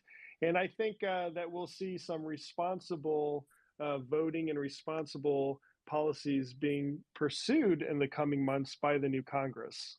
Thanks so much, Luke, for your insights. It's my turn to jump in now. I was very struck by something that you were saying on China, and I note that there's said to be some concern among certain Western countries that a weakened Russia is bad because it will allow China to move into that space and to fill the vacuum, as it were, and that a weakened Russia is bad for the world because an ascendant China, able to work more closely with Russia, put more pressure on Russia because of its weakened state, is destabilizing fundamentally in a more profound way than we would perhaps expect otherwise. Just wonder what your perspective was on that question. Well, I do not see any scenario in the foreseeable future where we should hope for a stronger Russia as some sort of counterbalance to a growing and resurgent China. You do hear this argument in Washington. I think it's hopelessly ill-informed and naive. Russia and China are partners. Russia is very dependent on China in an economic sense, in an energy exporting sense, especially as European energy markets start to decline for Russian exports. They're going to be looking more towards the east, towards China. And while we don't know it for sure, I suspect Russia is dependent on China on some sort of technical, or I would say even munitions support when it comes to the war in Ukraine. In terms of small arms ammunition and perhaps even artillery rounds. This has been speculated. Nobody knows for sure. But I will also say that there must be some level of coordination between Beijing and Moscow, or at least some sort of accommodation for Russia to feel safe and secure enough to deploy most of their forces from their eastern military district for the fight in Ukraine in a way that has never been done in history. Russia's never left its border, its frontier with China, so empty of military forces. And the fact that Moscow feels willing to do this, in my opinion, shows that there is some level of at least accommodation with Beijing. So I don't see any scenario where we should be hoping for a stronger Russia in order to deal with China. As I said, I think that they're two sides of the same coin, and literally they're two sides of the same landmass. And they are partners, and we have to treat them as a problem that is together and not separately. Well, thank you very much, Dom, Francis, and James, for your time. Thank you so much, Luke, for responding to all of our questions, several of which obviously we hadn't put to you beforehand. That's just what has come out of our discussion earlier. But thank you so much for your time. We've come to the end of our time together today, unfortunately. So can I just ask you all very quickly for your final thoughts? What will you be thinking about over the weekend? What will you be looking to write about? What are the stories that our listeners should be paying attention to over the weekend? James Kilner, why didn't you go first? I think a story written by Natasha, I think it was yesterday in today's paper, about Levada poll, which showed, excuse me, that support for Putin's war in Ukraine has dropped to about 25% now from around 60% in July, is a really stark highlight of a story that we've been tracking all these months about. The popularity of the war drifting away from the Kremlin since mobilization and since mothers and wives, etc., have seen their men get sent off to war. I will be looking at that over the weekend and in the future and seeing whether that manifests itself in any material, measurable way other than polling numbers in Russia. Thanks, James. Francis Turnley. Thanks, David. I offered an explanation this time last week of the apparent cultural contradictions in Germany, a culture that arguably cares deeply about preventing war and genocide, but one that is impeded in achieving this aim due to a sceptical approach to militarization. And I received an interesting tweet from a listener, and I'll just read it out. Francis, this is why Germany needs to be looked at within a collective voice of the EU community. No single voice can carry the whole burden of being a comprehensive wisdom of their own culture and the view of the outside environment and the vision of where to go in the future. So if they don't look at themselves in the community context, we are all part of this community. Well, I agree with that. And indeed, this is the argument for a defensive model within Europe where every nation approaches their defense strategy independently, albeit working cooperatively. But I think the important point to be made here is that this view contrasts heavily with the dream held by true believers in the European project in Brussels, who favour a far more integrative approach where wealthier countries, obviously particularly Germany and France, take head of a EU army and in real terms control the defensive strategy of Europe. True believers don't really believe in multiple voices chiming in on the strategy. They want to speak with one voice. And I'm highly skeptical of this approach for reasons that should be obvious. Had European defensive strategy been steered by its wealthiest countries, had it gathered to determine a collective response to the war, it would have been too late for Ukraine. So I would urge caution on this collective voice approach. It sounds appealing and hard to disagree with, but the reality is potentially quite dangerous. Far better, to quote the philosopher J.S. Mill, that Europe struck out on a great variety of paths, each leading to something valuable, rather than seeking one collective voice on these matters, I think. Thank you very much, Francis. Very quickly, Dom Nichols. So very quickly, I was with the Defence Secretary Ben Wallace this week in Italy for a little pasta and some chats and stuff. He was visiting his opposite number, and one of the things that he mentioned is that the European fund of about $600 billion worth at the moment, that is being used not an EU fund for humanitarian support, but actually to go out into the open market to buy stuff, military stuff for Ukraine, is about to start getting going. So this joint coordination cell in Germany that coordinates what is on the market, what is the request from Kyiv, and how much money have they got, is about to start making its decisions. So I'm told fairly imminently. I don't know if that's next week or this side of Christmas, but it's one I'm going to be keeping an eye on. And I think this will be really interesting because if this opens up plants or 155mm artillery plants and other heavy industrial plants delivering the tanks and guns and all the rest of it in Europe, then that is a watershed moment, I would suggest, and that is indicative of the thing as I've mentioned many times, been calling for a long time. This long-term view of not just the here and now, but the long-term security guarantees for Ukraine. So let's see if the purse strings are loosened in the next few days. Well, thank you very much, James, Francis, and Dom. Luke Coffey, as our guest, would you like the very, very final words? Thank you, David. Yeah, I'm going to be keeping an eye on Belarus. I think there's been so much focus in the south with the success around Kherson. that we're focused in that region of Ukraine. But when I was in Kyiv recently, all anyone wanted to talk about was Belarus. I got the impression that it wasn't a matter of if there would be another attack from the north, but a matter of when. And the big concern now is that President Putin can strong arm Lukashenko into participating in what would be round two from the north, either towards Kyiv from Belarus or further to the west, trying to disrupt the flow of Western military goods into Ukraine from Poland. By some accounts, about 8,000 or 9,000 Russian troops back in Belarus. It's been reported that many of the conscripts that were recently mobilized are being trained in Belarus.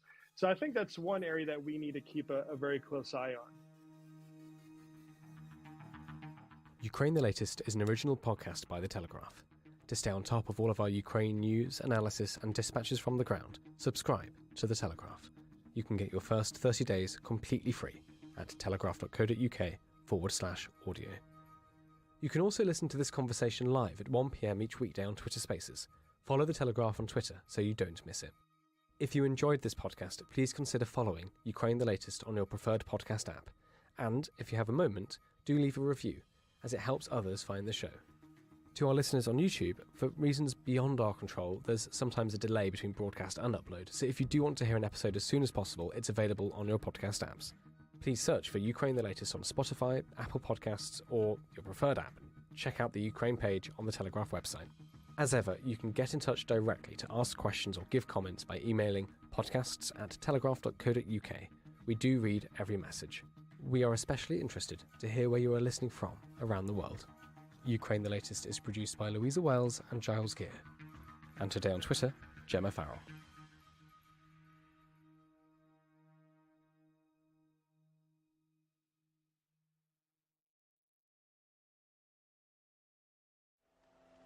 The Telegraph. Podcasts.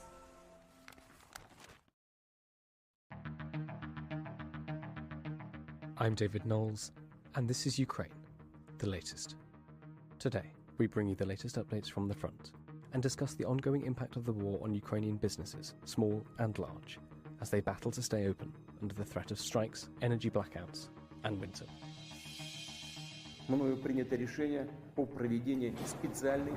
This hideous and barbaric venture of Vladimir Putin must end in failure.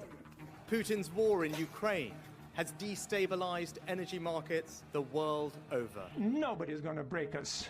We're strong. We're Ukrainians. Every weekday afternoon, we sit down with leading journalists from the Telegraph's London newsroom and our teams reporting on the ground to bring you the latest news and analysis on the war in Ukraine. It's Wednesday, the 1st of December, day 281. And today, I'm joined by our Associate Editor Dominic Nichols, and from the Transatlantic Dialogue Centre, based in Kyiv, analyst Alina Hobenko, and Programmes Coordinator Darina Sidorenko. Dom Nichols, can I start with you? What's the latest from Ukraine? Well, hi, David. Hi, everybody.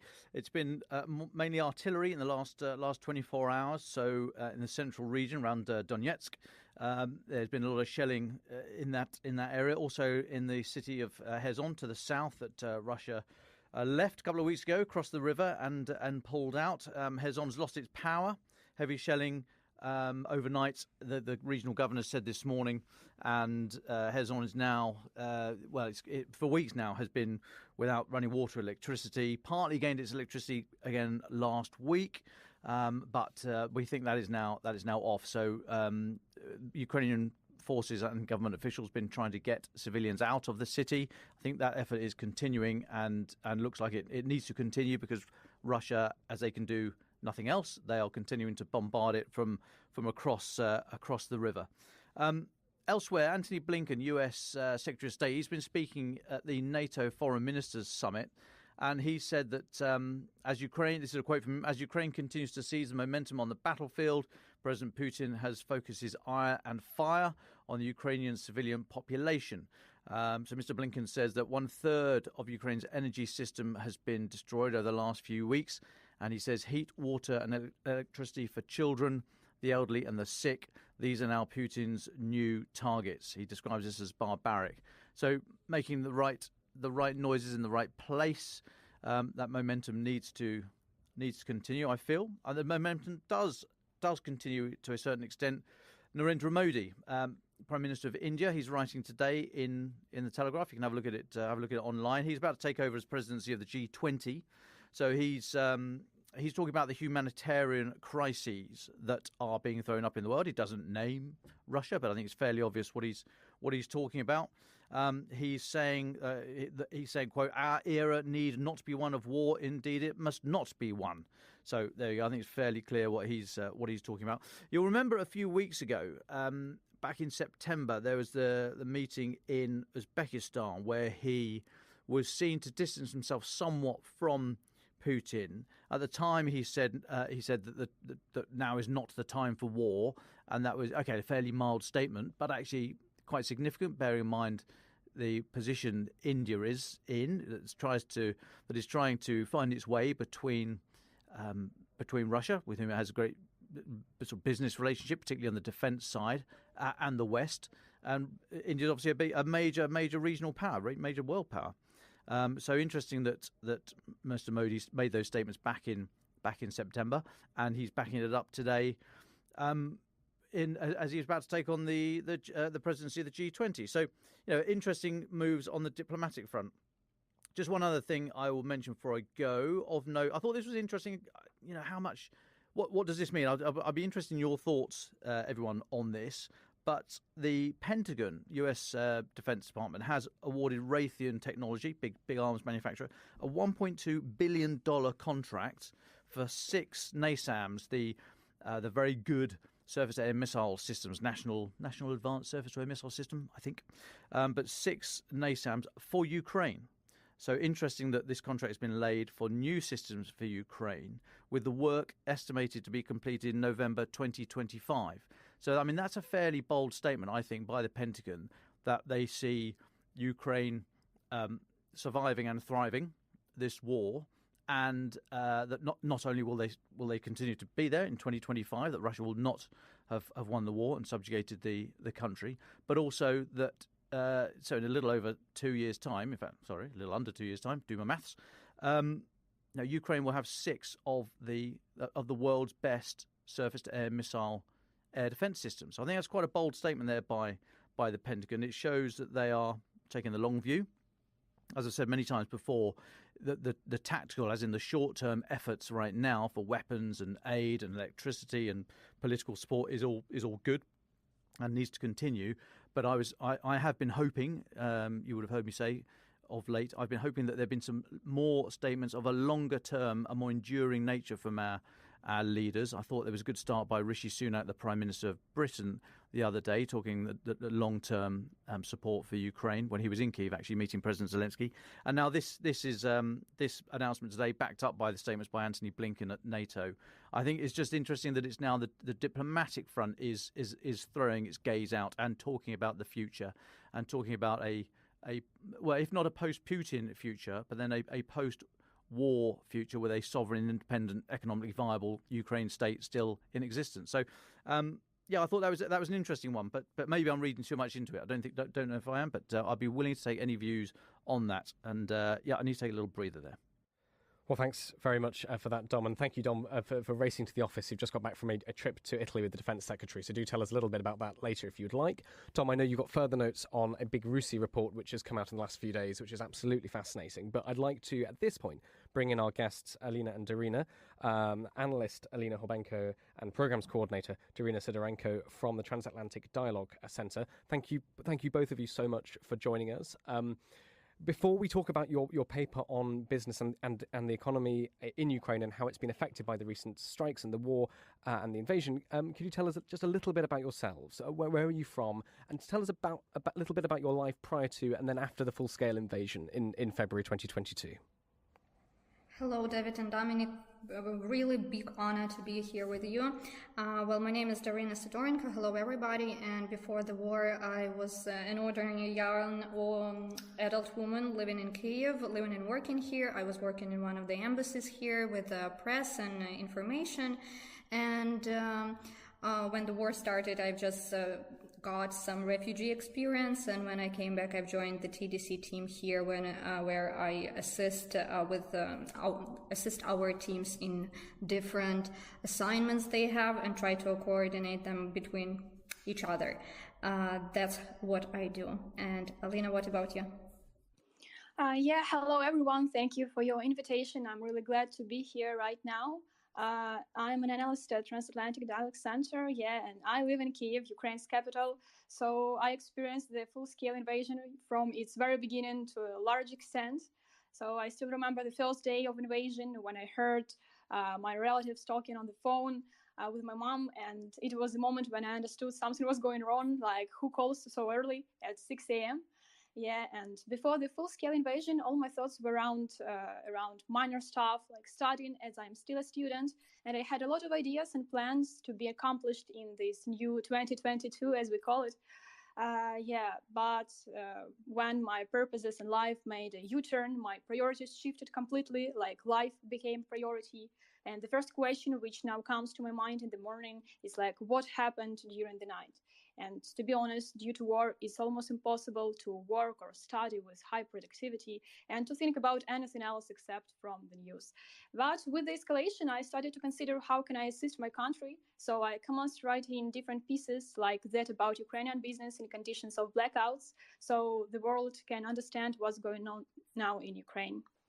Well, thank you very much, Alina and Darina, for that. Well, let's start. Can you summarize for us the impact of the invasion on the Ukrainian economy and Ukrainian business? Alina, why didn't you take this?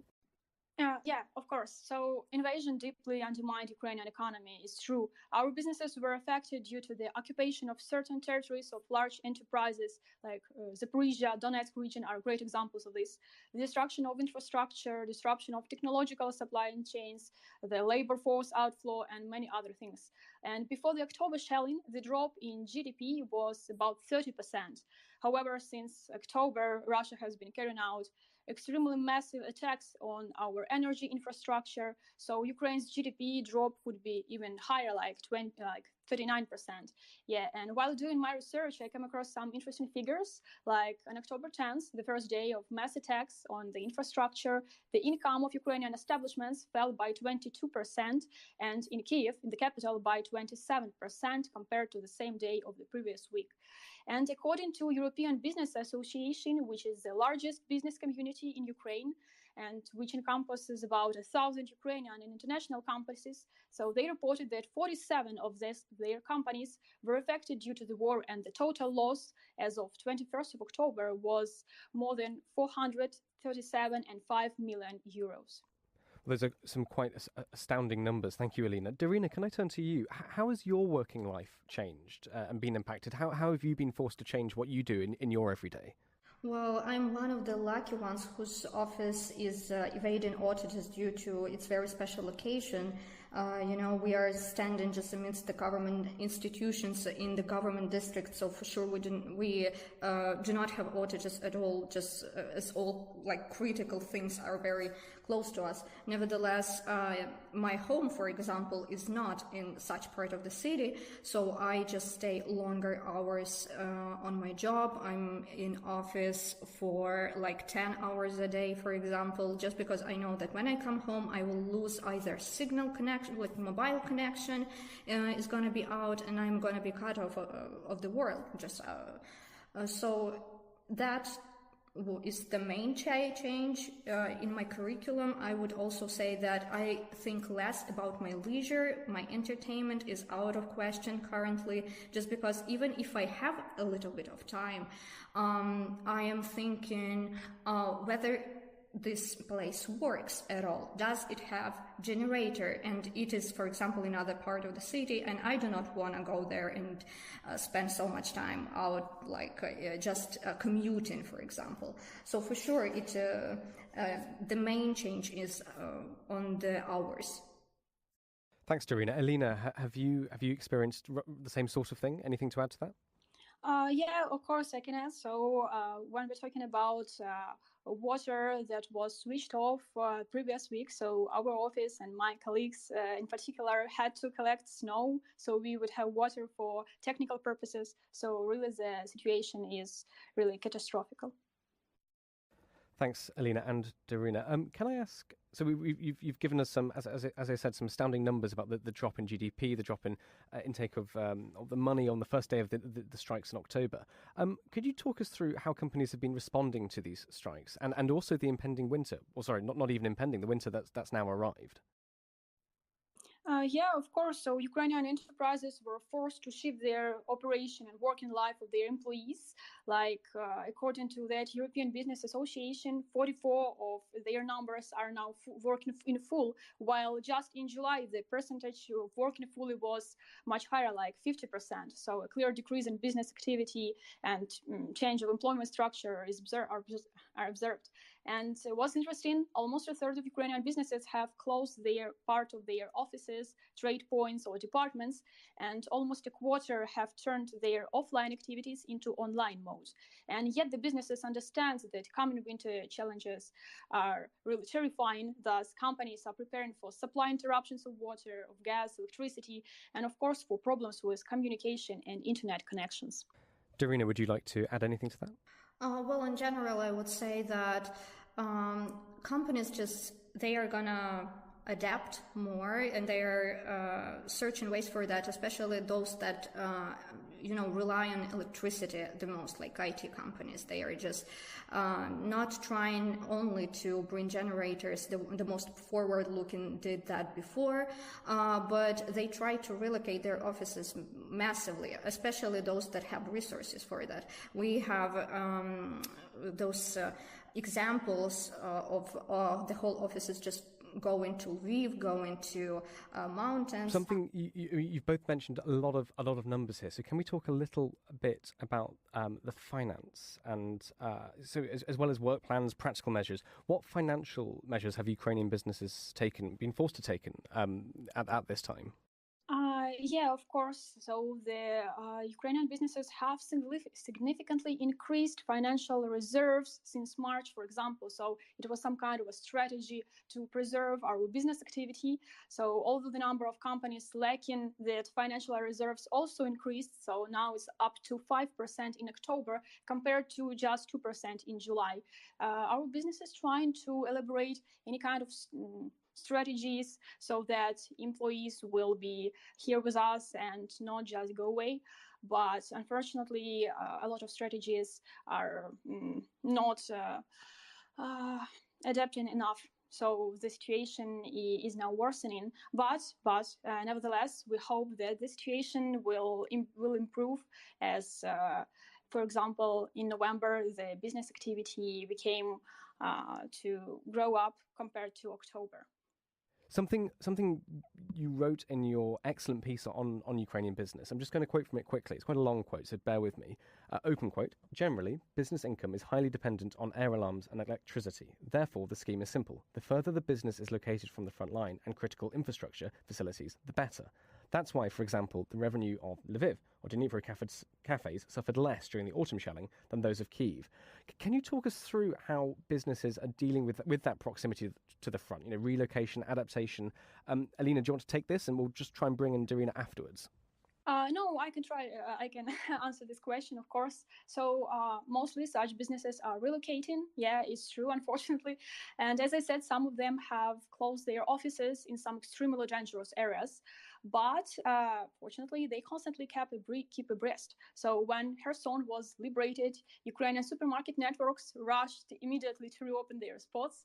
Like there was even a viral video spread among social media where a supermarket truck was entering Kherson just an hour after the news about its liberation was published. And meanwhile, some frontline businesses are moving their operation to the basement if they have such an opportunity, of course. Like basement is some kind of shelter as it is in the ground and do not have any windows. So loft cafes have become even more popular than ever before. And what's more, small shops on the frontline villages where Ukrainian troops are located are now thriving. Like the owners say they have never seen before so many people. And there are some really eye-catching examples of this. I mean, you talk to us a little bit about the sort of special salad dinners that restaurants are putting on their menus, and also a little bit about how candlelight is becoming normal for dining. Can you talk us through some more case studies from how individual businesses are adapting? So let's just start that not just individual businesses have problems with it. Let's talk about people. Like people are eating salads all the time, eating sandwiches. Lots of people had to just buy those little gas, like transportable gas stoves and transportable gas bottles. And that's what people and families are using massively, just because if you were here in Kyiv, you remember that here we have lots of high-rise buildings and they just cannot have gas in those buildings. It's just dangerous. So for sure, lots of people just are relying on those little things to keep them going. What do we say about businesses? Well, Ukraine is like massively digitalized country. We have changed to internet menus, and now during my last visits to bars and some restaurants, I saw that the paper ones are back, just because when the power outage is coming, you cannot not only pay in card, and you have to pay in cash, but you also just cannot see what this place has. The waiters, they have to retell all the menus, so we're just checking how ready they are, literally. So candles are quite amazing, I have to say, even at home, and you can find them even in some very unexpected places, not just in restaurants but in gyms even. So one of my friends goes to one. When you have yoga with candles, it's amazing. But when you have something more active, well, it's starting to be weird.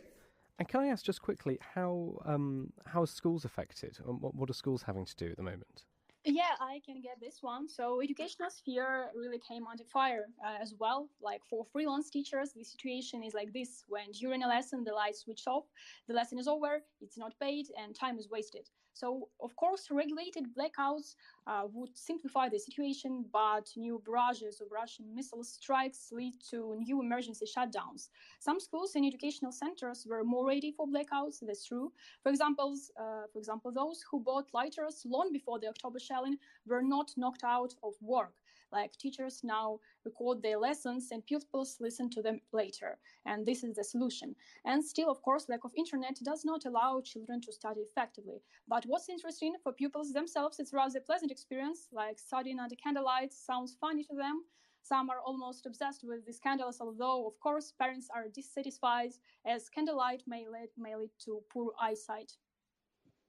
I would just add a little bit of that, just because my mother is a teacher, and I've had a phone call to her this morning just to ask about everything, and she said that the biggest challenge is not just for the children but for the teachers, is they have double load. They are working remotely and offline when the daylight just gives you that opportunity, and this is the worst thing actually. They are working more like from 7, for example, from 8 a.m. till even 10 p.m. just because some children, when you're learning remotely, some things are unclear. So for sure, that's the time for them to ask something additional. So the working hours are also crazy. Well, that was actually, thank you very much, Darina. That was actually going to be my next question. I mean, the fact that you don't know necessarily when your internet will be on, when the heating will be on, when lights will turn on, must have a huge impact on your working schedule. So, Darina, you mentioned the impact on schools, but Alina, would you talk us through potentially how it's affected other people? How have you seen the fact that energy is affecting working schedules pan out across the labour market? Yeah, sure. So working patterns change drastically, and it's true. People are to work multiple shifts, like including night ones and weekends. That is, whenever the light is on. We have to adjust our internal clock to schedules of light cuts. So often we work not when we want to or when we're supposed to, like from 9 to 6, for instance. No, we have to work when we physically can. So when we have the light and electricity. And this often leads to lower salaries as we count that the light goes out 2 or 3 times for 4 hours, and that is about 2 or 4 working hours per day. And workers have to find a place with internet so that not to lose their money. Well, just one more question from me. I know Dom has been listening to all of this and has some questions as well, if you don't mind at all. My final question is, there was a line in your report that really stood out, I thought, and it's such an obvious point, but one I don't think is often considered sometimes. You write, quote, "Not everyone can quickly switch to alternative energy sources." This is such an important point. Can you talk us through why not? And again, how are people and businesses being forced to adapt to that horrible reality? Well, I think the biggest challenge is for the small businesses in here, just because it is just too expensive for them. Let's talk about the prices for the generators. It's like $2,000 to take really good one. It's also about transportation of this generator, about you need to find some space. In Ukraine, small businesses are really small. Like it's a small, garage piece of, I don't know how to describe it. It's kind of just a little room, and for example, putting the generator there is just a suicidal attempt to save your business. So what else do we need? We need fuel, and to refuel the generator is in 1 month it's gonna cost you around $300. So everything adds up, and you have like huge sum of money for somebody who has the business in the times of war. So you basically do not have any spare money to invest into this business. So what do we have? How can we deal with that? Probably with some kind of loan, but loans are just for some equipment that will be unnecessary in, for example, just several months. It's a huge investment for the small business. So some of them, they just cannot change and go for alternatives. Alina, would you like to add anything to that? Yeah, just to think that taking a loan, for instance, it's a rather risky decision, because of 2 reasons. Firstly, it will be quite difficult to pay the loan plus the interest rate under sales drop. And secondly, of course, if the blackouts are over, and I hope so, they will be over, business will have to pay off the loan for already unnecessary equipment. And that's the reason why many people refuse to take any loan. Well, thank you very much, Darina and Alina, for that. I thought that was fascinating. You've really taken us inside some of the decision-making processes that, unfortunately and horrifically, Ukrainian businesses are being forced to consider. Dom Nichols, you've been listening to this. Do you have any questions for Darina and Alina? I do. Alina, Dasha, hi. Lovely to speak to you. Dasha, lovely to speak to you again.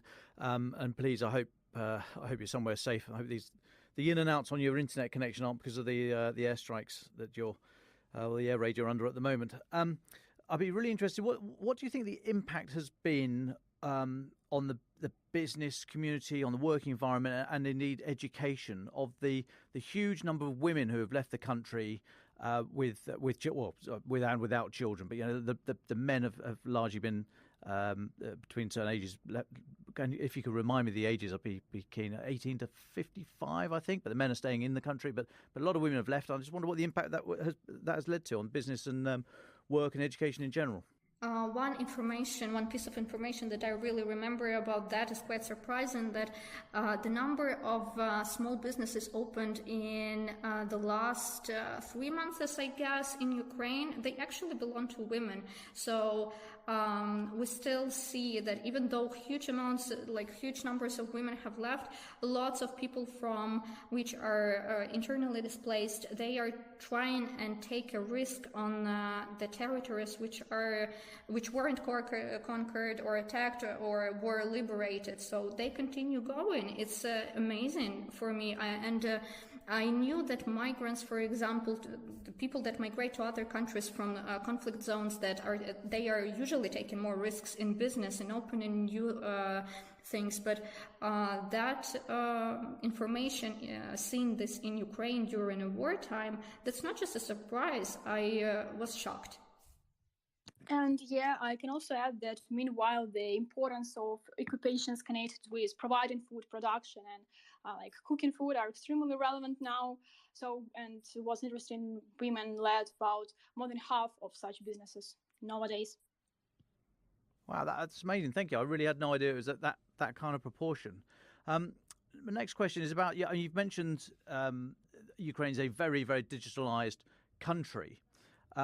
But how secure is the industry, or is the practice of having an online economy? How resilient is it as well? And is it the same culture across the entire country? And I wonder if the war is accelerating these changes in practice, adopting online practices much more than you might otherwise have done had you not been invaded since February 24th. Do you think the whole country will move and make these adjustments at the same pace? Thanks. I would say that the development of digital component in businesses was actually quite not different, but like the same around Ukraine. Businesses in both Kharkiv and Lviv, they would have the same culture as in Kherson and Kyiv. So what about acceleration? I think Ukraine is usually on the forefront of digitalization. Our business people, they just, when they find something new and they see that it can cost less, it can bring more sales, they do that. I've seen people which are on the markets for 30 years, and they have, while they are on the market, like the usual physical one, I mean, they still have their online shops on different platforms. So they are not missing away, I would say. They are not missing out, I'm sorry.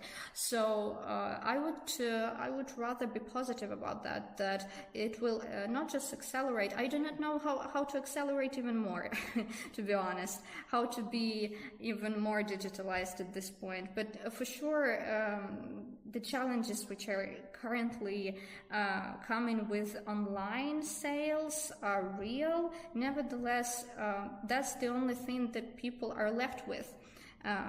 That's it.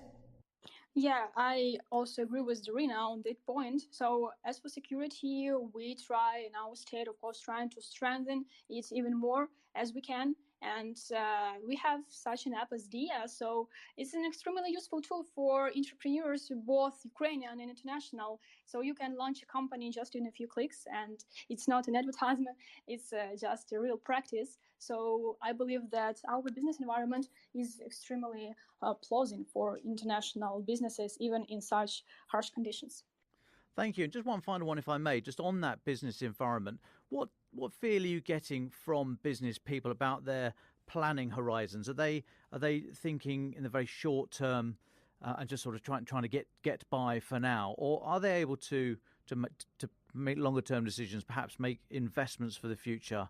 I mentioned at the start about how the US has just laid that contract with Raytheon out to 2025, so they're starting to take a much longer view. Are you experiencing that amongst the business fraternity inside Ukraine? I would say that small businesses are kind of how I will get by, just because the investments that are going with the generators and so on are already huge. But about the big businesses, I feel that it's a kind of strategy after all. So they are thinking about the future a lot and how to keep up. As people here, they are intending to work even more, like nobody is I would say nobody is complaining. It was surprising for me when I was in a little bit depressive mental state just because of the outages, just because I understood how big the outages are. The whole country was out of electricity. So, but when I was in the subway and huge amounts of people were near, we are ready. I mean, they do not have to, but they are ready. What about the people whose salaries depend on that? 100%. Maybe Alina has something to add. Yeah, so they were ready for these conditions. Of course, they hope that it would be a much better situation, but nevertheless, when we asked them whether they're going to leave or to flee in a few days in the near future, they just refused very categorically. So they said that they understood that from the very beginning, this war was going to be not a quick one, and we need to win no matter what. And they understood that they would have to adapt no by any means, like by buying generators, even very high prices. That's okay. So they understood, and they keep investing. Especially, large businesses, of course. But for small businesses, it's a tough decision. And it's true that some small businesses just broke. Well, thanks, Dom, for your questions. I've just got one more from me. How do you think... Well, no, let's turn the question around slightly. What do you think the state of the Ukrainian labour market is at the moment? What does it look like for people getting jobs, leaving jobs? What's the sort of supply and demand for those roles? What do you see when you look at the labour market at the moment? Yeah, when we look at the domestic labor market at the moment, so we can observe it's slowing down, of course. So, for example, in October, the increase in number of vacancies proposed to Ukrainian labor market was about 0.3% compared to the previous months. And like in September, the increase was 16%, and in August, 20%. And this nevertheless indicates an activity drop in the labor market.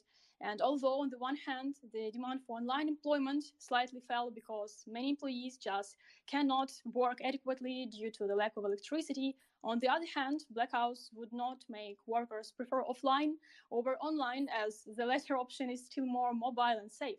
Like during blackout, online workers can go to some cafes or co-working spaces, which became extremely popular, by the way, while offline workers are just stuck in their workplace. And what's interesting, the job offer for IT has significantly decreased during this period. Like it's understandable as online work became in question. Thanks very much, Alina and Darina. Is there anything you haven't spoken about that you think is important for our listeners to hear? I think that's more about mental state of people that I would like to add. As I've mentioned, when the biggest outage happened, I was in a depressive mood just because when I came back to my what is called bedroom district, where most of the people live, like 300,000 people live in my bedroom district, so-called. And when I came back there and saw that it's just super dark, I was not just in a bad mood. I was crushed. What about other people? In many podcasts you had, especially the one that you had after coming back from Ukraine, you were told that Ukrainian people are super resilient. Like we have air raid sirens and nobody's kind of rushing away. Nobody's super... I don't know, stressed about that. Everybody's just doing what is planned for them, right? Go to the bomb shelter or wherever they are safe. So what about this thing with outages? People are resilient just because they have certain routines. Any psychologist would tell you that during the war you have some kind of consequences of things you do that keeps you up. So in this very example, we see that our routine is lost and many people feel lost too. So that is why, for example, in Kyiv, the situation is, I think, one of the worst ones. So people are leaving for another cities in the country or just leaving the country in general. But in other parts, I think this situation is not such, you just do not feel such scales. So mainly people of Ukraine are still resilient as they were. Alina, would you like to add anything on the mental health aspect of this? It's very important and definitely something we should talk more about. Yeah, of course. So personally, I'm really frustrated when I just can't control my life. I can't control what is going on, and it's really extremely difficult for your mental health, for your job, for your work, for all spheres of your life. And like a great example of how Ukrainians changed during this time was Black Friday. That was recently the most popular things Ukrainians bought on Black Friday were not clothes or furniture as usual, but generators, battery, power stations, power banks, and candles. So this is our reality, and we have to adapt to it. Well, thank you very much, Alina and Darina, for joining us. This has been fascinating and quite sobering to hear of all the challenges and issues faced by Ukrainian business over the past few months and looking ahead to the next few months, of course, and even further ahead. Thank you, Dom, for your questions as well. Dom, can I just turn to you before we wrap up and go to our very final thoughts? There's been a very large report from RUSI that's been released about the invasion. You've been reading some of it. You made some notes. Can you talk us through them? Yeah, sure. I'll dash through these, but I would recommend people go and have a look at the RUSI website to get the full ish there, because I'm only going to scratch the surface. But this is it's titled "Preliminary Lessons in Conventional Warfighting from Russia's Invasion of Ukraine, February to July 2022." The authors hope to do an updated one in due course, but this is just for the first few months of this phase of the invasion. But what they're saying is that Russia plan to invade Ukraine over a 10-day period and then sort of occupy the whole country to enable annexation by August 2022. And the plan was built on speed and the use of deception to keep Ukrainian forces away from the capital, to ensure that they could rapidly seize the major political centre and business centre. They had a list of what they were going to do to a number of people, and for President Zelensky and the sort of the political leadership, they were going to be killed. Others were going to be locked up, and others subjugated, and so on and so forth. Now, RUSI assessed that the deception plan largely succeeded, and at its peak, Russia achieved a 12-to-1 force ratio in that battle north of Kyiv. However, the very tight security around the mission that allowed a measure of successful deception also led to Russian forces being unprepared at the tactical level, not only to enact that plan. They're saying that tactical commanders, the lowest level of commanders, only had hours to know that this invasion was going to happen, but also so not only to react to the plan, but they had no way of reacting when the plan went wrong. And they're RUSI saying that the greatest deficiency was this lack of, they call it reversionary courses of action, i.e., having something else up your sleeve when it's all going badly wrong. And as a result, when speed didn't work, Russian forces had to go static because they didn't know what to do. And then the Ukrainian forces were mobilized or increased their rate of mobilization and managed to hang on, basically, is what they're saying, in the first few days, and then start to push on. Now, they're saying that despite all this, Russia then, as we know, sort of refocused on the Donbass, and Ukrainian ammunition supply had been very seriously depleted. And it was the determination rather than the capability of Ukrainian troops that enabled them to hang on. That's RUSI's assessment, because the ammunition stocks were so low. However, they're saying that from April, the West became Ukraine's strategic depth, and the supply of long-range artillery and missile systems like the multiple launch rocket systems, HIMARS, etc., increasingly brought Russian logistics under threat, and then sort of shifted that initiative.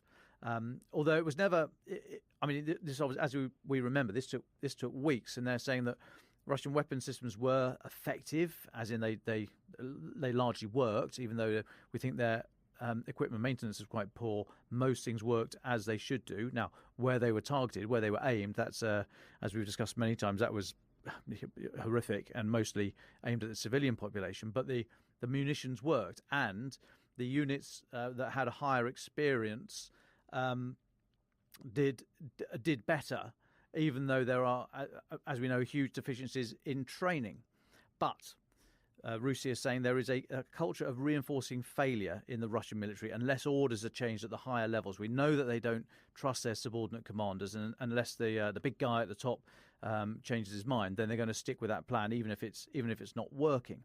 And therefore, they're saying Russians are culturally vulnerable to deception because they lack the ability to rapidly take in different pieces of information, especially if that information is changing.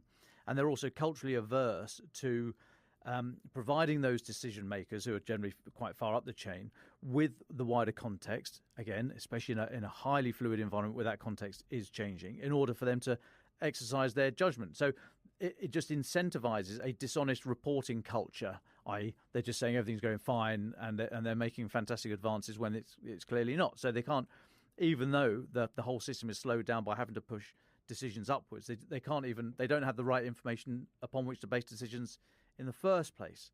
They go on to say that Russia's capabilities and formations were prone to fratricide, i.e. blanking each other out. So electronic warfare systems and other capabilities were rarely sort of worked together. So sometimes literally they were working on the same radio frequency and blanking each other out. Processes for identifying friend from foe. Remember, a lot of the equipment, Air Force and ground equipment, was the same as former Soviet equipment. So you need some way of telling who's who. We see it on the soldiers. They wear the different coloured tape and what have you around their arms and legs and the top of their helmet. So the same sort of thing just wasn't happening. And these there were no control measures in place to make sure that they were not attacking their own people. So what that meant was that even though they had a lot of stuff and a lot of different bits and pieces and a lot of capabilities, where these should have been magnifying, the sum should have been greater than the whole should have been greater than the sum of the parts. It actually it degraded them because they were attacking each other, or attacking themselves across many of the natures of equipment that they were using.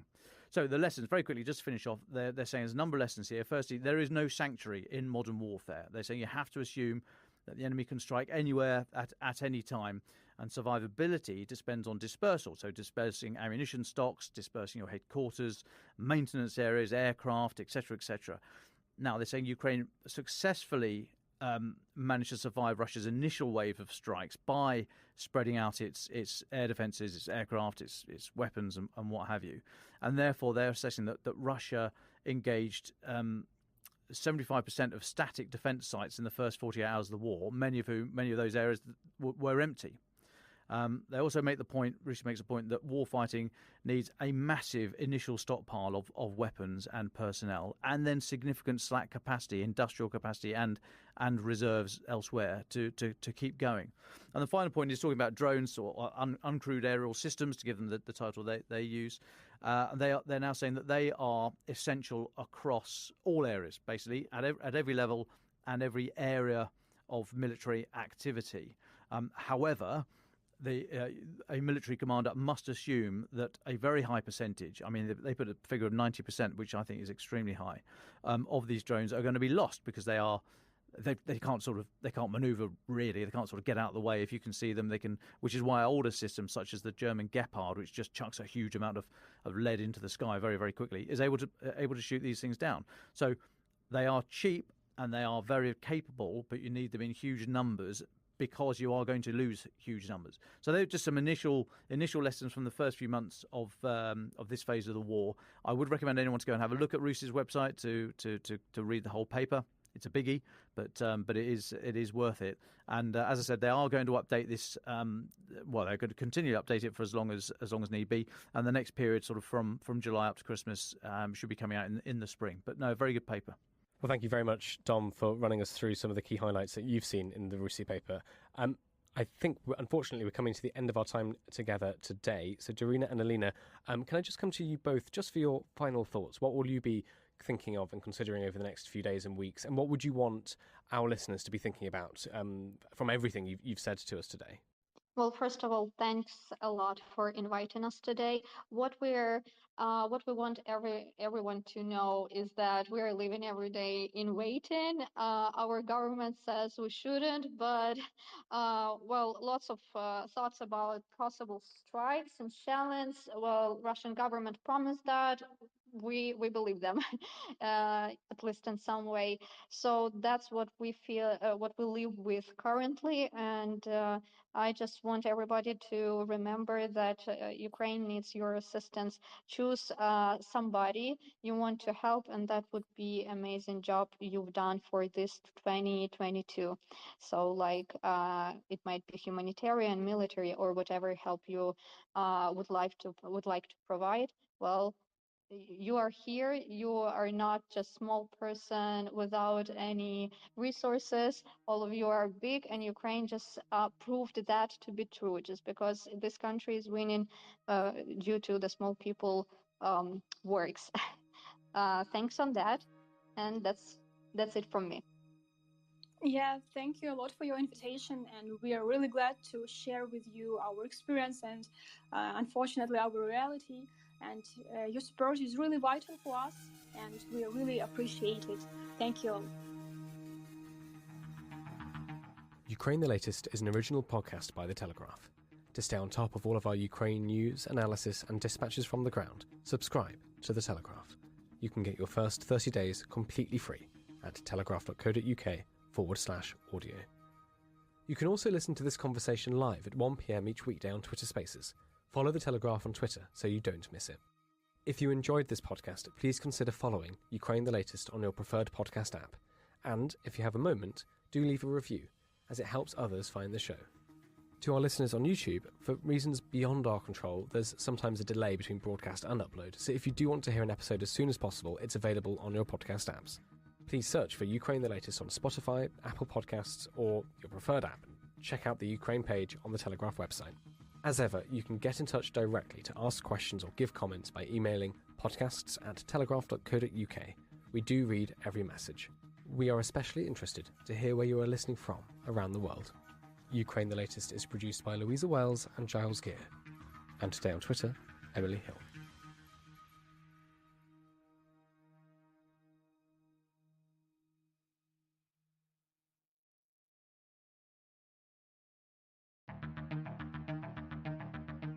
I'm David Knowles, and this is Ukraine, the latest. Today, we bring you updates from across the continent as NATO meets in Bucharest. We discuss the visit of the President of Kazakhstan to Moscow and speak to Alona Shevchenko, lead at Ukraine DAO and Kyiv Tech Summit, about crypto, fundraising, and her trips back to Ukraine.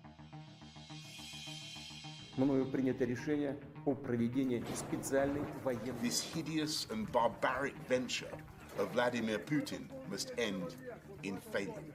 Putin's war in Ukraine has destabilized energy markets the world over. Nobody's going to break us. We're strong. We're Ukrainians. Every weekday afternoon, we sit down with leading journalists from the Telegraph's London newsroom and our teams reporting on the ground to bring you the latest news and analysis on the war in Ukraine. It's Wednesday, the 30th of November, day 280. And today, I'm joined by foreign correspondent James Kilner and our guest, Alona Shevchenko.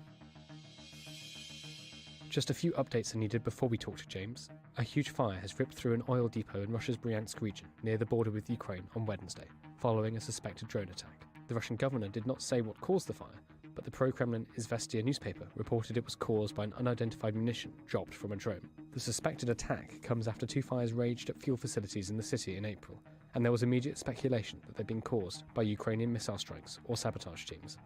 Germany will provide Ukraine with more than 350 generators after Russian missile strikes severely damaged Ukrainian infrastructure. The European Commission has proposed confiscating Russian assets that have been frozen to punish Moscow for the invasion. And in Spain, a worker was injured after a letter bomb sent to the Ukrainian embassy in Madrid exploded in his hands. The letter was reportedly addressed to Ukraine's ambassador in Spain and contained a small homemade explosive. The EFE news agency said the device had not been through a security scanner when it was opened. I invited James Kilner to talk us through some of the stories he's been looking at this week. Hi, David. I think it's really important people looking at the news about Ukraine and the war today and this week keep a very close eye on what's going on in Bucharest at the NATO summit. This is the big annual jamboree, the big get-together. And there's a lot of issues going on. Obviously, the NATO partners, etc., are continuing to discuss the war in Ukraine, and especially the winter war that Russia and the Kremlin is waging on Ukraine. And today, the NATO General Secretary was warning of an increase in people fleeing from Ukraine into Europe to escape temperatures which are dropping to -10, etc. already. At the end of November. And then one really complicated and very interesting NATO question that's been bubbling over since May is Sweden and Finland trying to join, or I mean, they proved that they were going to join in mid-May, and they thought it'd be pretty much an easy thing to achieve. The problem has been Turkey. So to join NATO, you have to have every single other member agree to this. Turkey's a NATO member, and Erdogan's been playing a very hard game with Finland and Sweden trying to join. He basically wants both those countries to make more concessions to his way of thinking and looking at how the world works, etc. And he's pushing them very hard on the issues of their support or their previous support for the PKK, the Kurdish national group in Turkey and Syria, which Turkey sees as a terrorist organization. So there's a huge bone of contention between Turkey and Sweden, Finland on that issue. And that's definitely something to watch out for. Importantly, also, NATO has reaffirmed that it still wants Ukraine to join the Western Defence Alliance. I mean, that's more of a symbolic show of support for Kyiv and Ukraine rather than anything practical at this stage. I mean, it first said that it wanted Ukraine and Georgia to join in 2008, and it hasn't achieved. You know, neither Ukraine or Georgia has achieved this. And as things are at the moment, that is not going to shift. But the actual act of reminding Russia that it can't have a veto on who joins NATO, and reminding Ukraine that essentially Europe and the US, etc., want Ukraine in their club is quite important. Aside from that, I was on desk over the weekend, and we had an interesting story about a group called the Council of Mothers and Wives of Servicemen. This is a Russia grassroots organization, which is fairly rare in itself. And they have been anti-war from the start. And they've become increasingly vocal since mobilization was called by the Kremlin in mid-September. And they got very upset on Friday when Putin met a hand-picked group of so-called mothers for tea at a residence, one of Putin's residences on the outskirts of Moscow, in a very carefully staged-managed photo op, video op. This in itself was interesting for the Kremlin, because it was admitting for the first time by Putin that he upset and irritated a lot of people and angered a lot of people with his mobilization call. So that in itself was an interesting insight into Kremlin thinking. But once again, the Kremlin's knee-jerk reaction is to try and absolutely control the message. And he handpicked this group of women to have tea with for a couple of hours. And they were all staunchly pro-Kremlin, pro-war women who got track records of supporting the Kremlin and being sort of on the Russian nationalist side of things.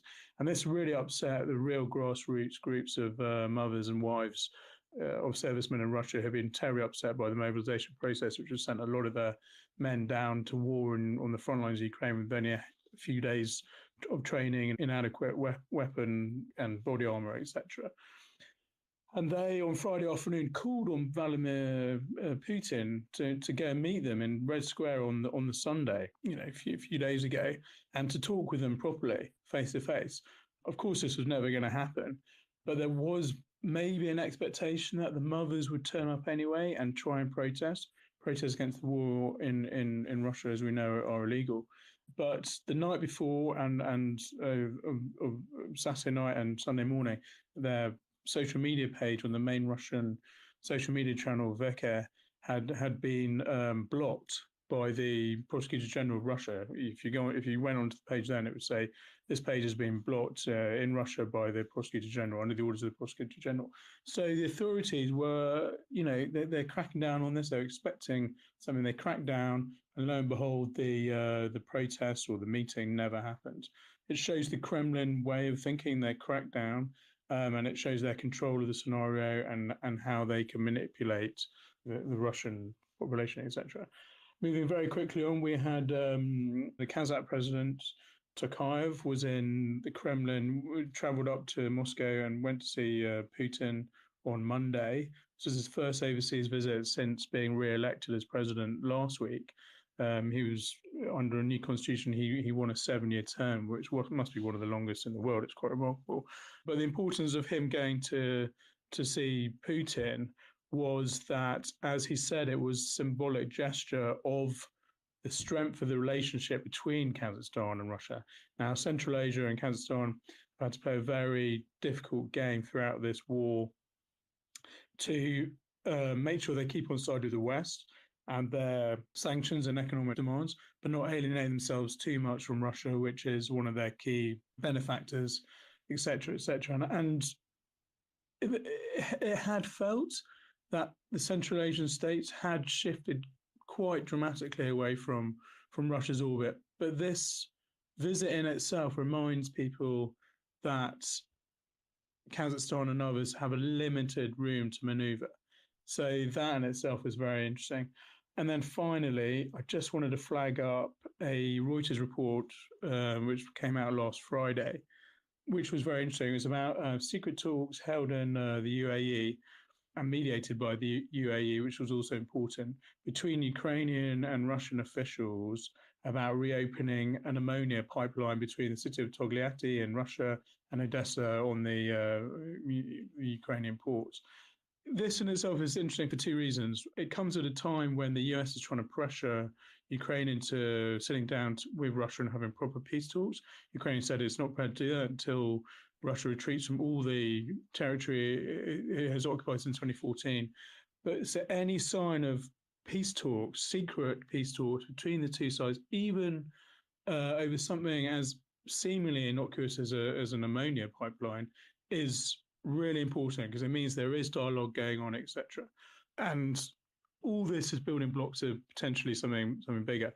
The second reason is that although we've had a very high-profile deal to allow grain trade, grain shipments out of Ukraine, analysts and negotiators have always said that there's, as well as being a grain shortage around the world, there's also been a fertilizer shortage, which is obviously really important to increase productivity, etc. Ammonia is the key chemical product, one of the key chemical products in fertilizer, and Russia is a major exporter of it. So reopening this pipeline, it's not clear if it has been reopened yet, is potentially really important for global food sources, etc. So I think those are the key issues for now, and I'll let you get on with the rest of the podcast. Sounds like a great one. Thank you very much for that, James. It's a great privilege to welcome our guest today, Alona Shevchenko. Alona, thank you so much for coming into the office to talk to us. Just to start off, could you tell us a little bit about yourself, your life, and what you were doing and working on before the full-scale invasion in February? Hello, David. Hi, everyone. Thank you for having me here, first of all. So before the full-scale invasion began, I was working on various Web3 projects, and that kind of led to what later became Ukraine DAO, that I started with two of my friends 3 days before the full-scale invasion on the 24th of February, and essentially it's a combination of blockchain fundraising, and it's also turned into like a multimedia platform that amplifies Ukrainian voices. And we also do quite a lot of work fighting Russian propaganda. Can we get into some of those terms? Because I appreciate there'll be quite a few listeners for whom some of this is very, very new. So we've talked about blockchain, Web3, DAO. Can you just go into that? Feel free in detail, really. What should the listener who doesn't really know much about the world of crypto and blockchain, what should they know about what you're working on? How does it work? And I guess one big question is, why is it more effective or quicker than more traditional routes of fundraising? So crypto stands for basically cryptography, and it's a way of storing and recording information in a transparent way, right? So it doesn't necessarily have to be linked to any financial speculations and so on. It's a very diverse technology. It's neutral, and it can be used in multiple different industries like logistics, medicine, and so on. And then DAO, so the project that I co-founded with my friends is called Ukraine DAO, and the DAO stands for Decentralized Autonomous Organization. And it kind of has its origin in more technical communities that started organizing a few years ago, but right now it's pretty much with social impact DAOs, for example, it's a community with a certain mission. And so Ukraine DAO's mission, for example, right now, is to help Ukraine win. So we do whatever is in our power to assist in Ukraine's defense. Can you take us back to February to March and tell us a little bit about your life and how it changed after the full-scale invasion? And tell us about the founding of Ukraine DAO. How did that come about? What did you do? It pretty much came out of me going to protests and getting really worried in the weeks preceding the 24th of February. And my friends who knew that I was very passionate about Web3 and very passionate about Ukraine as well, they suggested to me, why don't you start a DAO? And that was because DAOs became last year kind of like a buzzword, right, that generates a lot of publicity. And publicity is what you want if you are Ukrainian, because it's very hard actually to keep Ukraine in the news cycle, right? It's been 9 months now, and sometimes we really struggle to keep the focus on Ukraine. And so DAO, it sounded like a good option, and it was also because Ukraine is a very crypto-friendly country. So Ukrainian charities, we decided to start from fundraising and helping Ukrainian charities that already were accepting crypto for years. Ukrainian charities were they already had the infrastructure for it, right? So it was much easier to do that than in other countries. And so we started from that. We started raising like a couple of days after the full-scale invasion began, and within a few days we raised over $7 million worth of crypto. We transferred the vast majority of it to Come Back Alive, which is the leading charity in Ukraine that supports the army. And that was because supporting the army in Ukraine is the highest priority for everyone. Then we also sent about $1 million worth of crypto to the Ukrainian official wallet, the government's one. And then some funds also went to a charity supporting LGBT community and towards mental health support. $8 million is a huge amount of money, so congratulations on that. May I ask, did you expect that? Did you expect to be able to reach so many people or reach people with such deep pockets? And if I can ask, where does this money come from? Do you have a sense of who's donating? First of all, no, I didn't expect anything from Ukraine DAO, and to be honest, up until the last moment, I was hoping that I would not need it, because we started setting it up on the 21st of February, and it was just basically a group chat on Telegram with 3 people in it, right? And then on the 24th at night, I left a message to the guys saying that the full-scale invasion began, and they started pulling that friends into the group chat. And they later became more regular contributors of Ukraine DAO. And so that day, DAOs and Web3 were not exactly on my mind, and I was in a state of shock, speaking to parents, speaking to friends, and then I went to the protest at 10 Downing Street. And by the time I came back in the evening, I opened my laptop, and in our Discord is where kind of online communities live. There was 2,000 people all of a sudden, and it was like a buzzing place online. A lot of people were like exchanging different ideas, and that's how it's kind of kicked off. So it was completely it looked like it was outside of my control by that time, and so it was not predictable at all. You've been doing this, obviously, since the start of the full-scale invasion. What are some of the challenges you've found along the way? As you said, from everything you've said, you're kind of on the forefront of this cutting-edge technology that even as you can hear from my questions, we still have to sort of really spell it out. What is a DAO? Can we explain crypto? Can we just get those fundamentals? But what are some of the challenges you've found with your work over the past few months? In the beginning, I can tell you it was hard to communicate to some contributors in the beginning why it's important to support the army, right? The military, especially I think maybe in the US, they have a very different perception and very different connotation. And not everybody understood why Ukrainians are so passionate about supporting their armed forces. And in Ukraine, right now, armed forces are basically, they're like gods, because all our hope is on them, it's an existential hope, and so all of the spare funds, all the non-financial support is going to support our boys and girls who are defending us. But that has to be communicated in the beginning. So that was one thing.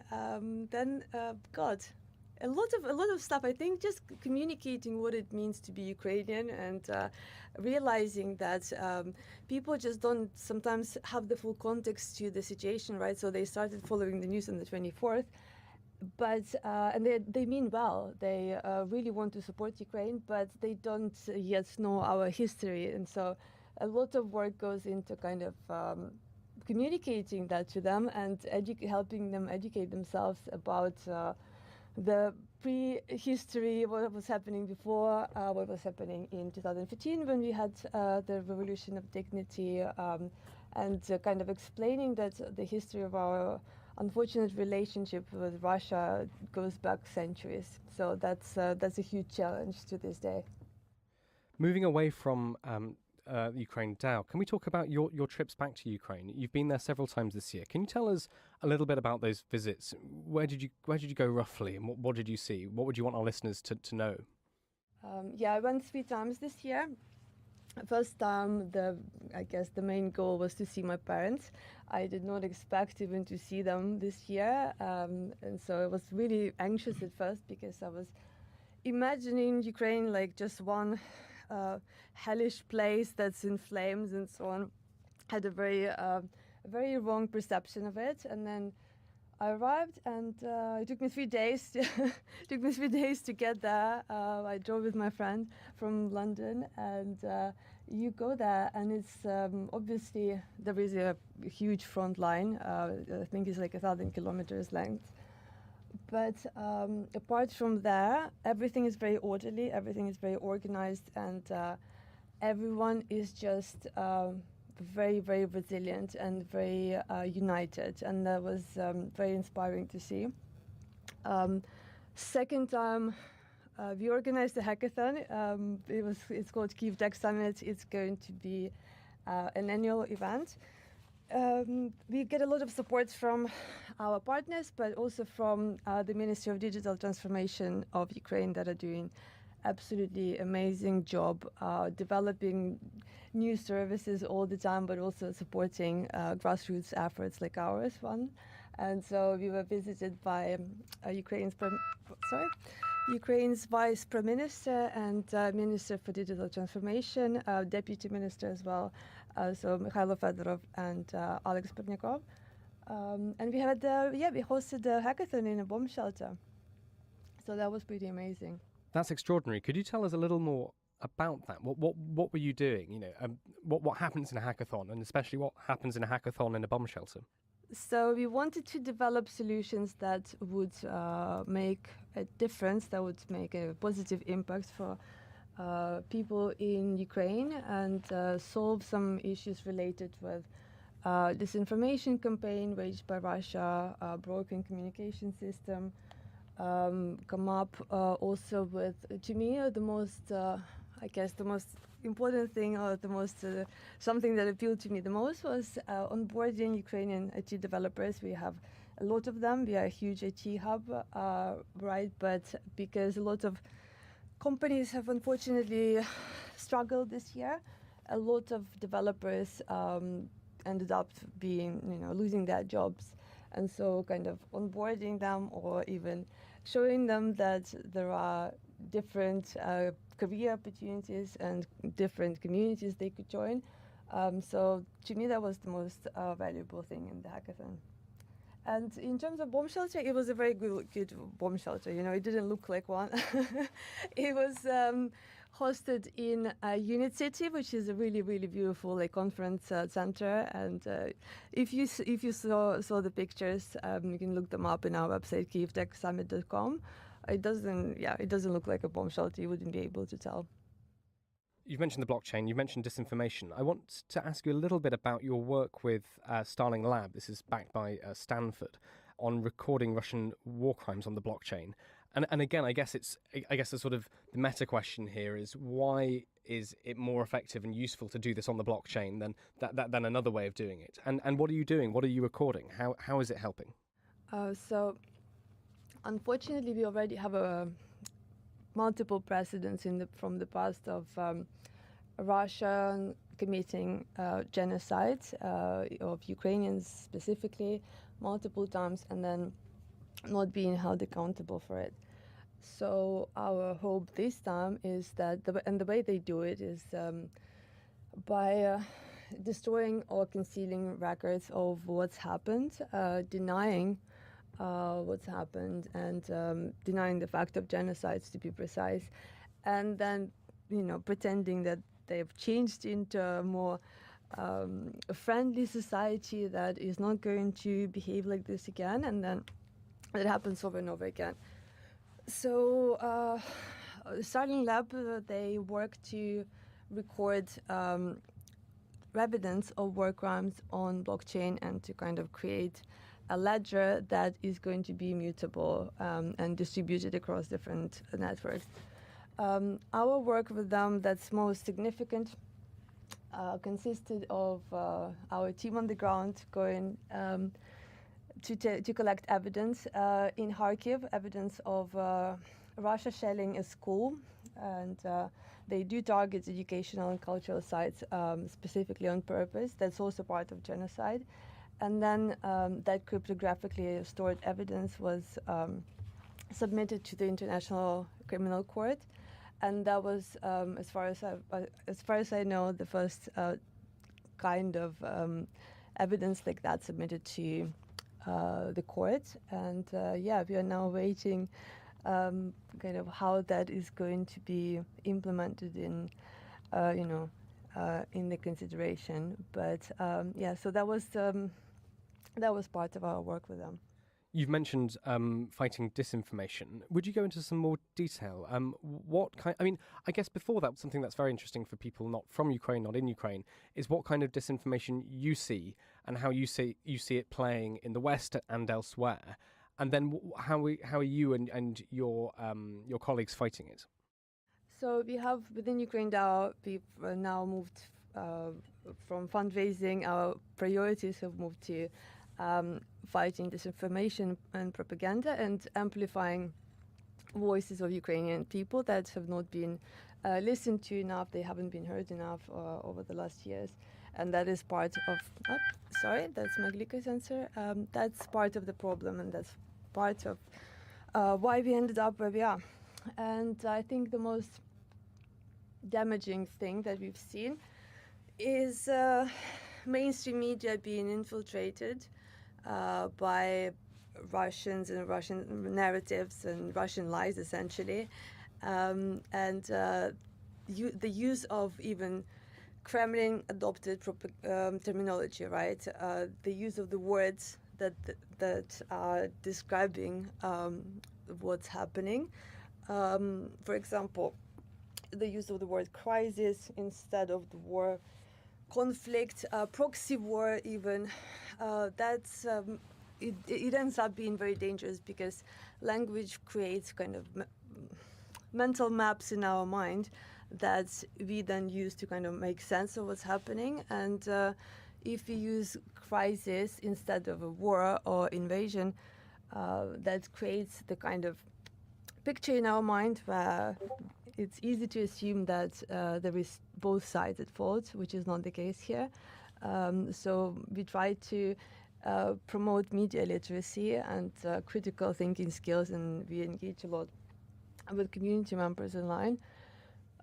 Try to educate them on kind of sometimes on an individual level, but we also publish a lot of materials through our social media and blogs, and just kind of to engage and educate people about why why coverage of Ukraine has to be Ukraine-centric. Just on that, what was it like? You said you've been back 3 times to Ukraine to visit your parents and to see other places around the country. What was it like coming back to the UK? Did it feel extremely strange to come into a society where, although people are following the news, it's not necessarily the thing that's on the top of their mind? How did you see that? How did you deal with that? First of all, it's very sad. It was really sad to leave Ukraine, and people often assume that like Ukrainians abroad, they are somehow disconnected from what's happening, and they are like less Ukrainian even. Sometimes there is assumptions like that. It's very difficult to be away from there. And so we try to kind of find other Ukrainians online and connect, and it's a therapeutic thing to be speaking about Ukraine online. So thank you for having me here in the first place. What's it like? It's hard. It looks like a parallel universe, to be honest. It's difficult. That's pretty much all I can tell you. No, that's fair enough. So you've raised an awfully huge amount of money through your projects. Where do you see you going next? What's the next steps for Ukraine DAO? So at the moment we are working on a Christmas project that is going to focus on this Ukrainian American carol that many people do not know actually that it's Ukrainian.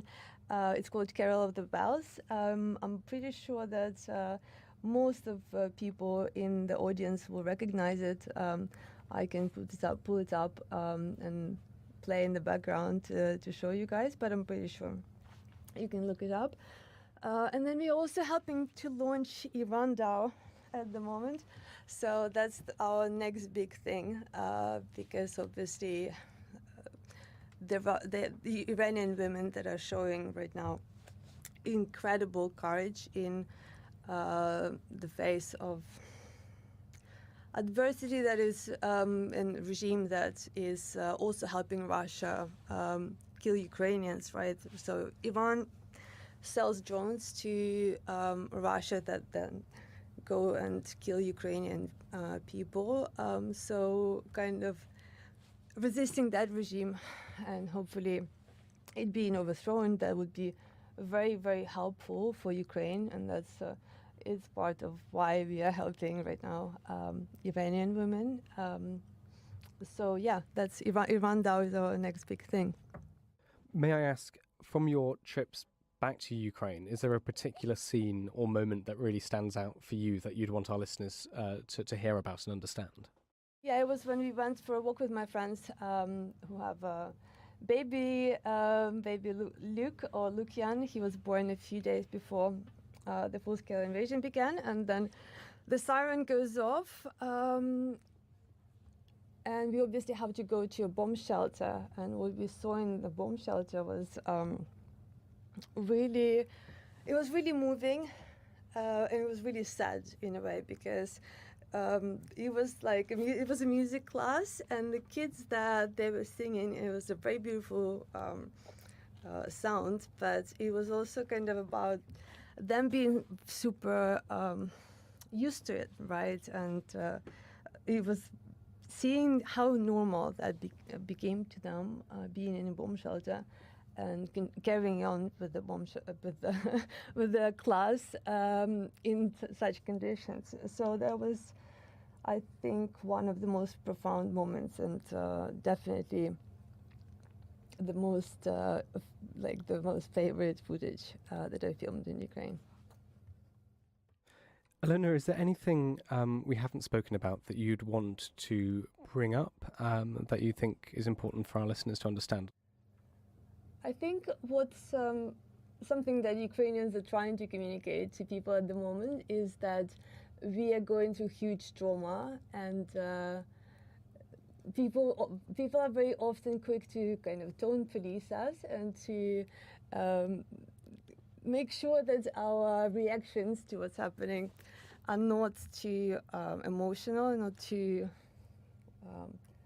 intense, and that's sometimes not helpful. So we try to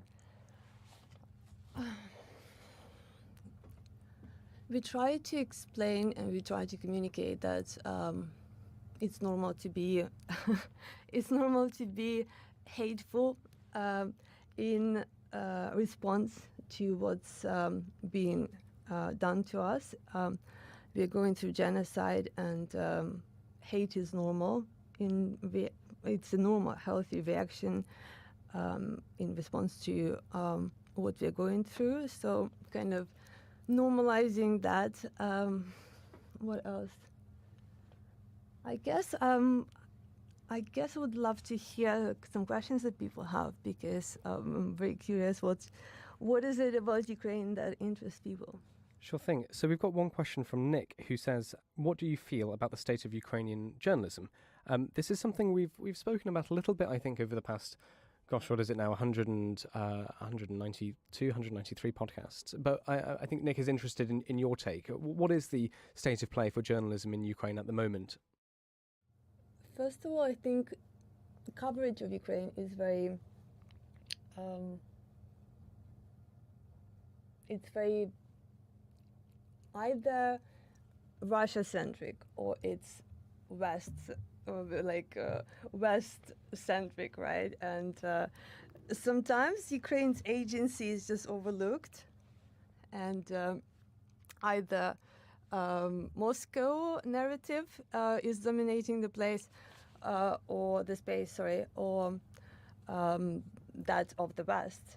And we feel like Ukrainians think that at the moment Ukrainian voices should be prioritized and amplified, and there is not enough of that. So I think that's the biggest problem at the moment. I guess my closing comment would be that whenever there is a discussion that's covering Ukraine, it's super important to have a Ukrainian voice there.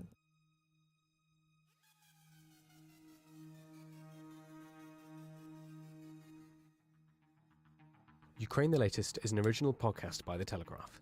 To stay on top of all of our Ukraine news, analysis and dispatches from the ground, subscribe to The Telegraph. You can get your first 30 days completely free at telegraph.co.uk/audio. You can also listen to this conversation live at 1 p.m. each weekday on Twitter Spaces. Follow The Telegraph on Twitter so you don't miss it. If you enjoyed this podcast, please consider following Ukraine the Latest on your preferred podcast app. And if you have a moment, do leave a review, as it helps others find the show. To our listeners on YouTube, for reasons beyond our control, there's sometimes a delay between broadcast and upload, so if you do want to hear an episode as soon as possible, it's available on your podcast apps. Please search for Ukraine the Latest on Spotify, Apple Podcasts, or your preferred app. Check out the Ukraine page on the Telegraph website. As ever, you can get in touch directly to ask questions or give comments by emailing podcasts@telegraph.co.uk. We do read every message. We are especially interested to hear where you are listening from around the world. Ukraine the Latest is produced by Louisa Wells and Giles Gear. And today on Twitter, Emily Hill.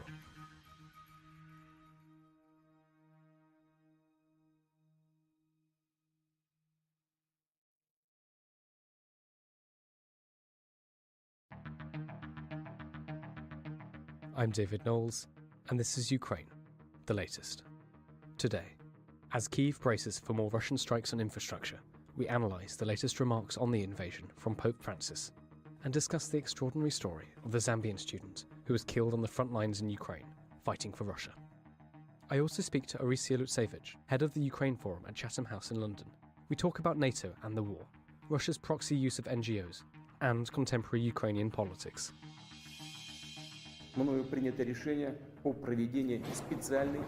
This hideous and barbaric venture of Vladimir Putin must end in failure.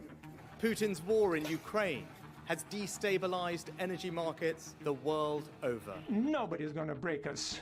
We're strong. We're Ukrainians.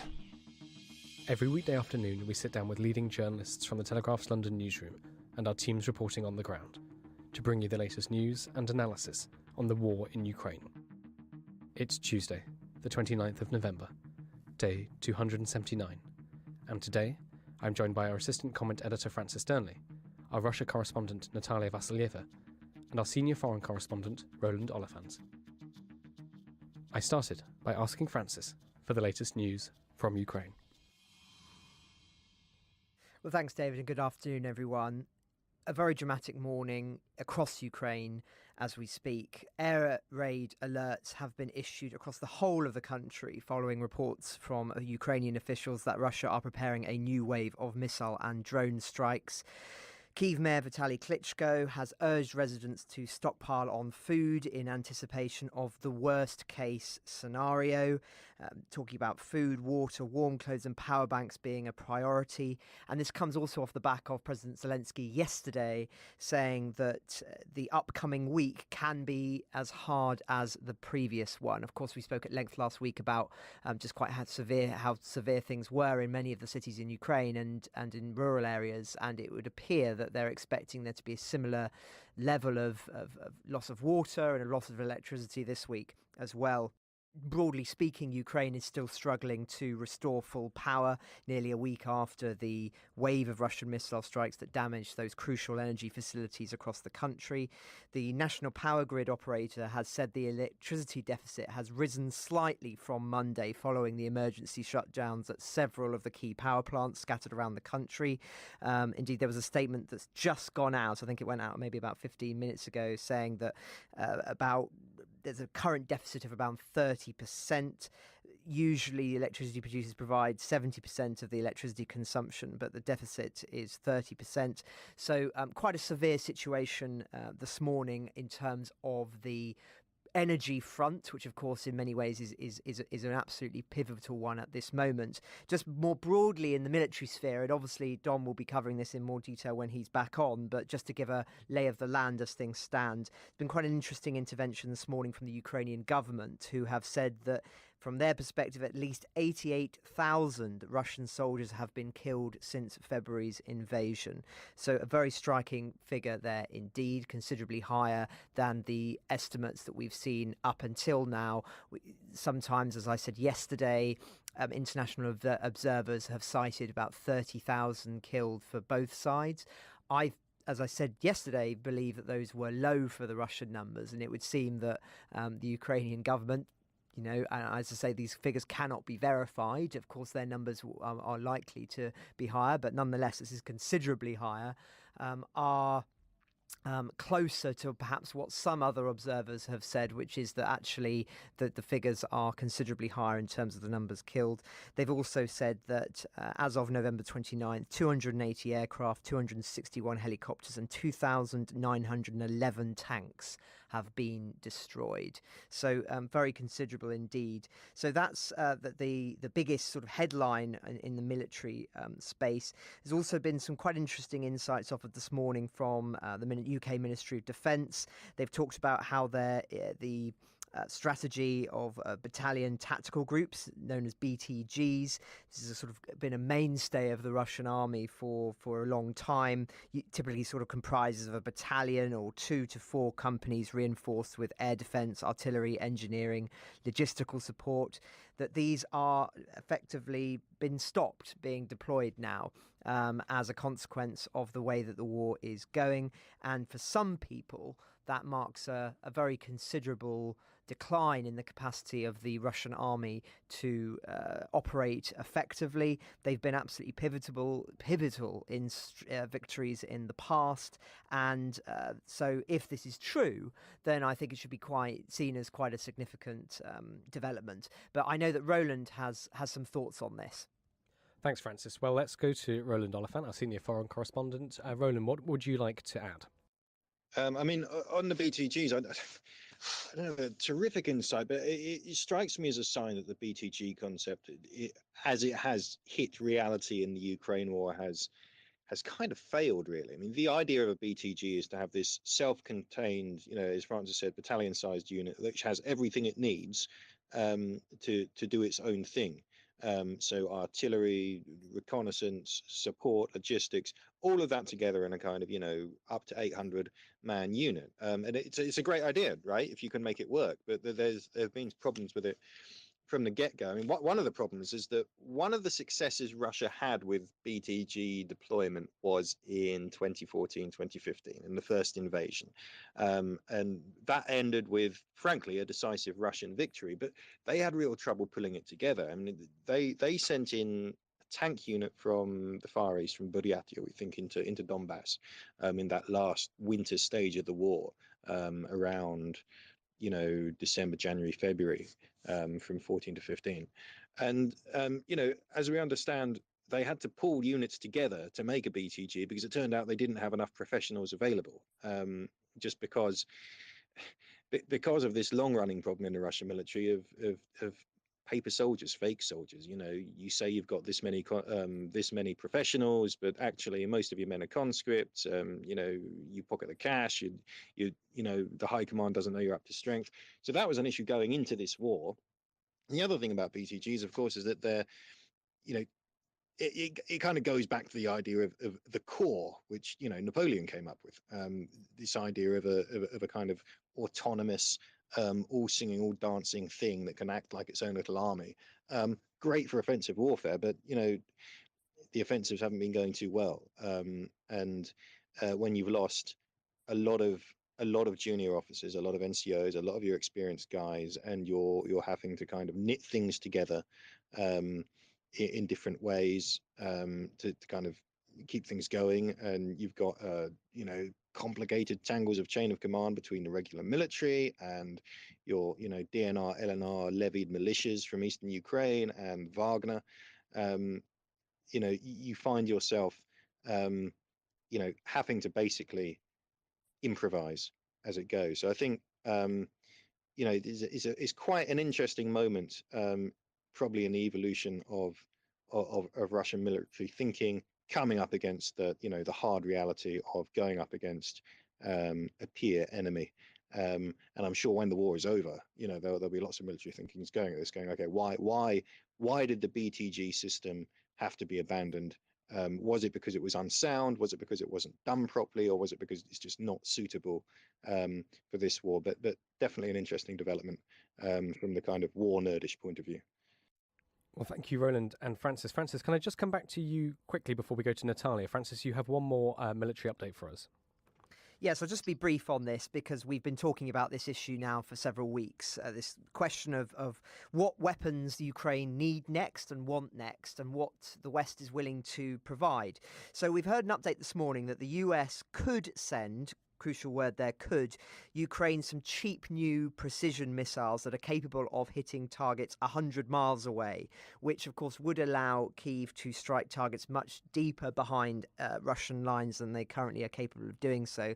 The Pentagon is said to be considering a proposal by Boeing to send the ground-launched small diameter bomb, that's the GLSDB system, as the West struggles to meet Ukraine's demand for more arms.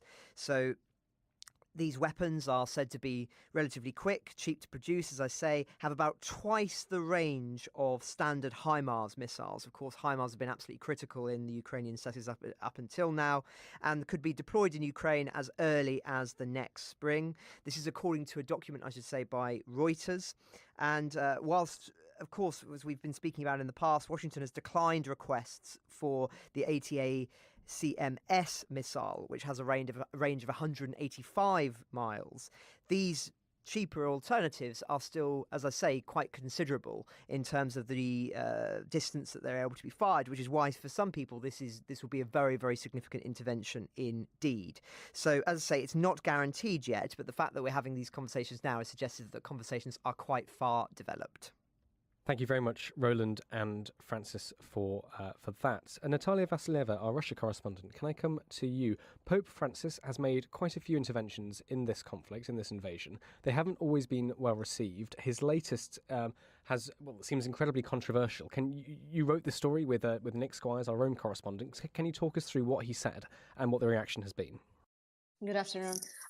Yes, that's right. The Pope has spoken on the Ukrainian conflict before, but it's important to say that in the past 9 months, he's been quite careful about not to blame the Kremlin directly. He has called on Russia to stop the hostilities, but he's been very careful not to criticize Vladimir Putin personally. And in an interview with an American Jesuit publication that came out last night, he was actually asked specifically why he has been unwilling to criticize the Russian president. And in response to that, he made quite a rambling reply saying that everyone is aware of the cruelty of Russian troops, but in his opinion, quote, the cruelest are perhaps those who are of Russia but are not of the Russian tradition, such as the Chechens, the Buryats, and so on. So those comments didn't play well with anyone in Russia, pretty much, whether they are pro-Kremlin or anti-Kremlin, because obviously they singled out just those two ethnic Russian minorities somehow for crimes committed in Ukraine. Now, we saw the Chechen leader Ramzan Kadyrov being particularly active in the war in Ukraine. We saw reports of ethnic Buryats spotted in several towns outside Kyiv. Many local residents pointed out people of those particular ethnicities. But it's important to say that those reports came in the initial weeks of the war. And for many residents of Ukraine, those people simply looked too exotic, so they would stand out compared to thousands and thousands of ethnic Russian soldiers. And when the massacre of Bucha happened in April, there were reports of ethnic Buryats leading the massacre. Those reports were subsequently debunked. Ukrainian authorities recently published a major investigation along with independent Russian media outlets naming and identifying Russian soldiers who were involved in that atrocities. They were Russian soldiers of all ethnicities. There is no basis for anyone to say that that particular ethnicity is to blame or was the cruelest. And those comments were Russian authorities sounded quite offended by those comments, from the Russian Foreign Ministry spokeswoman to the Russian ambassador to the Vatican, who was never known for being too critical of the Holy See, and even for him that obviously was too much, and he issued a note of protest to express, quote, his indignation against the strange remarks attributed to Pope Francis. It's also important to say that there's quite a large anti-war community in Buryatia and outside of Buryatia, which is a Russian region in the east of Siberia, mostly populated by people of Mongol origin. And we've seen quite a large number of rallies abroad and different online protests by Free Buryatia Foundation. That's like a grassroots organization founded by ethnic Buryats who've been very vocal about their opposition to the war. Their leader, for example, this morning publicly called Pope Francis the racist and expressed her astonishment why, instead of putting a finger on one ethnicity, Pope Francis didn't blame Vladimir Putin directly or the Kremlin. So yeah, we have yet to see what the Vatican says. There has not been any response from the Vatican to what appears to be a major political scandal in Russia and abroad. Well, thank you very much for that, Natalia. That was very comprehensive and took us into, I think, why it was deemed so controversial, Pope Francis's remarks. Francis Dernier, I know you've got some thoughts on this. Well, yes, just a little bit of historical context on the significance of this debate. I mean, I think the Catholic Church will be very sensitive to this issue and charges of perhaps getting the Ukraine war wrong, if that's the way of articulating it. I mean, you might think the historians are a rather mild-mannered bunch, but one of the most hotly contested debates at the moment is known as the Pius Wars. And this is around the role of Pope Pius XII during the Second World War and his role in not doing enough, as some critics have said, or quite the opposite, of doing a lot with regard to the Holocaust and in denouncing the Nazis in their invasions of sovereign nations in Europe. In 1939, for example, Pope Pius XII expressed dismay at the invasion of Poland, but did not ascribe blame to anybody. So you can see why some historians have been particularly critical of that view. I mean, I think, as I say, this is a very, very contested area of historical scholarship, and there are some who are absolutely adamant that the Catholic Church should have done a lot more, who say that there was not enough outright condemnation of the actions of the Nazi state and of the Holocaust.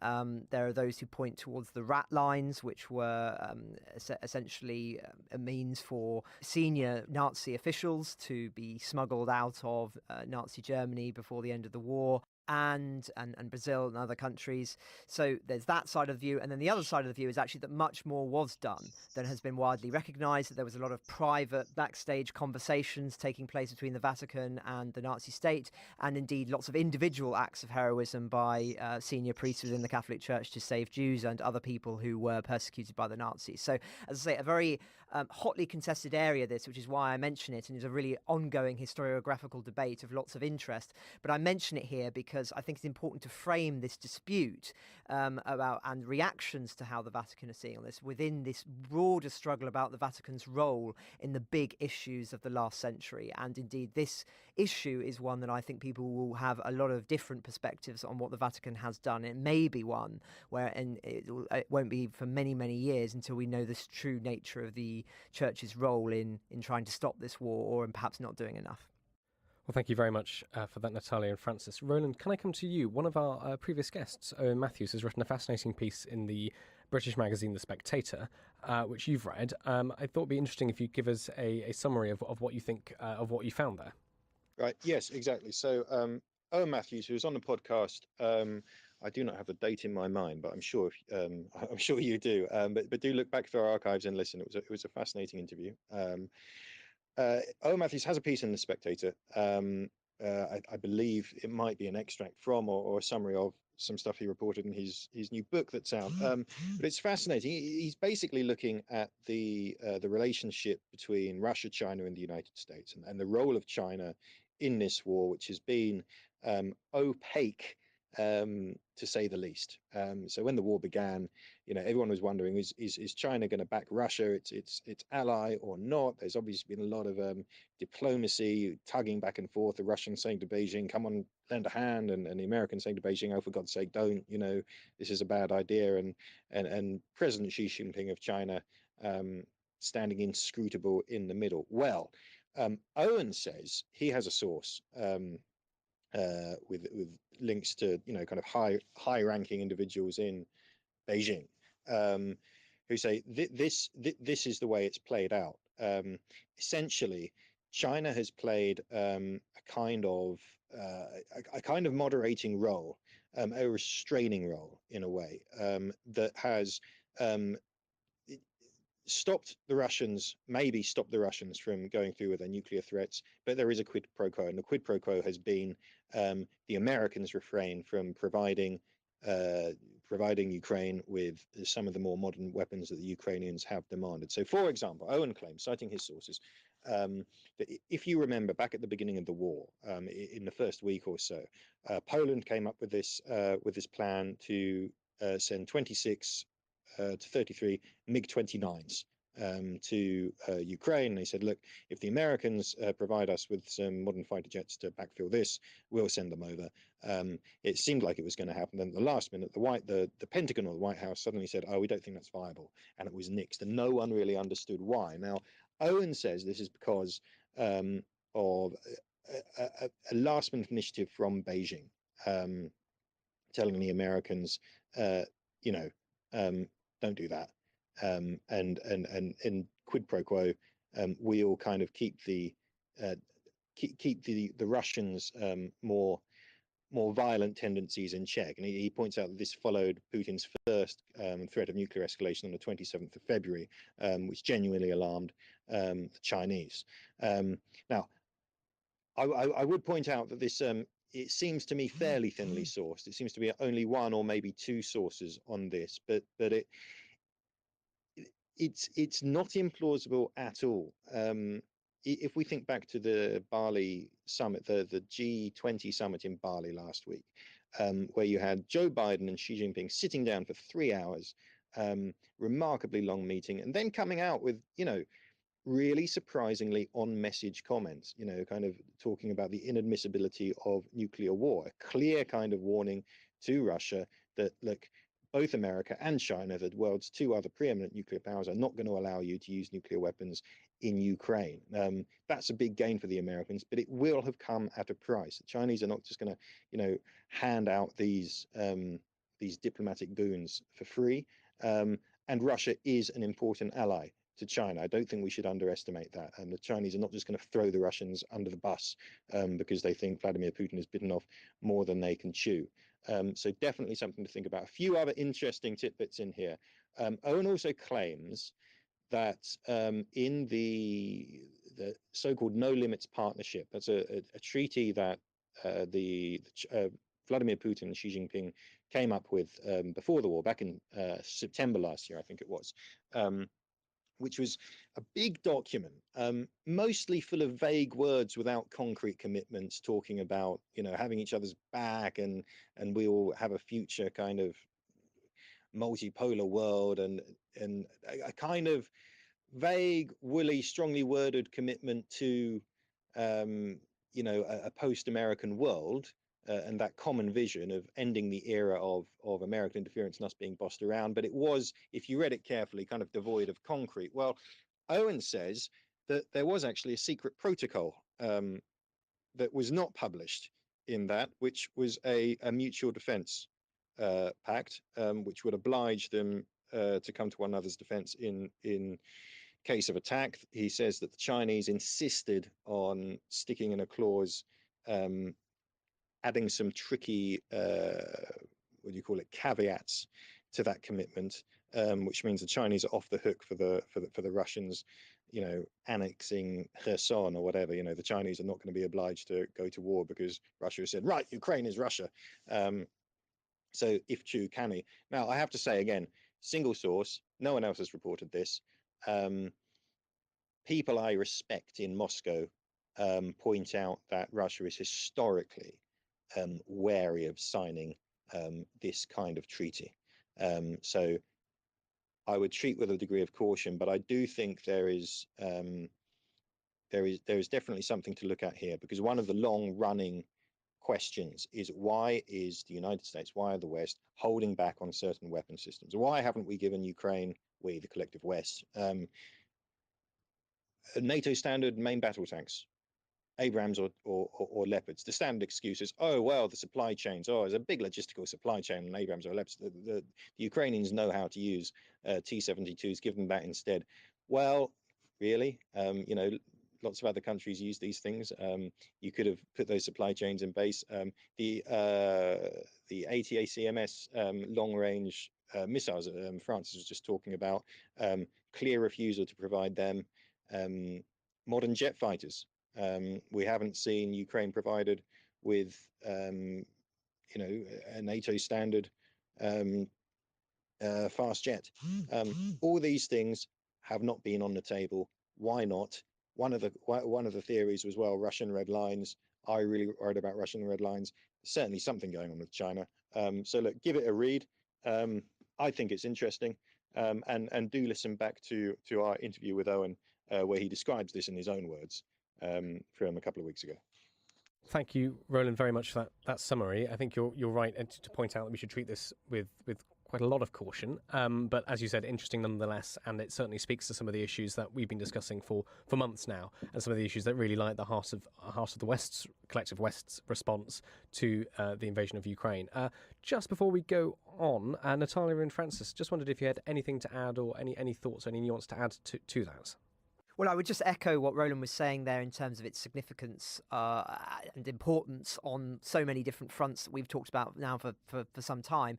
I mean, I recall when we started the podcast saying that absolutely that China's role in this was going to be integral, the kind of channels that would be open, back channels between the West and between Russia and China in terms of the scope and scale of this war. And if these revelations are true in The Spectator by Owen Matthewson, I think that it would speak to that. And no doubt many of the conversations that have taken place we will not be privy to for a very, very long time, and it may be one that historians will have to chew on when the archives become available and the memoirs are published. But as I say, it doesn't surprise me because that these conversations are taking place, because it would also explain the decrease in nuclear rhetoric that we saw after that particularly heated period. It would explain that, and it would also explain, to Roland's point, why certain weapons have not been delivered. So these kind of conversations happening behind closed doors are absolutely vital. And unfortunately, of course, from a journalist perspective, it's quite rare for us to get access to those until sometimes several months after the fact. Well, thank you very much. Natalia Vasilieva, I want to come to you next, and unless you have anything to add on that, please feel more than welcome to. But you've been looking at this extraordinary story of I believe, a Zambian student in Russia who ended up on the front lines. Can you talk to us about that?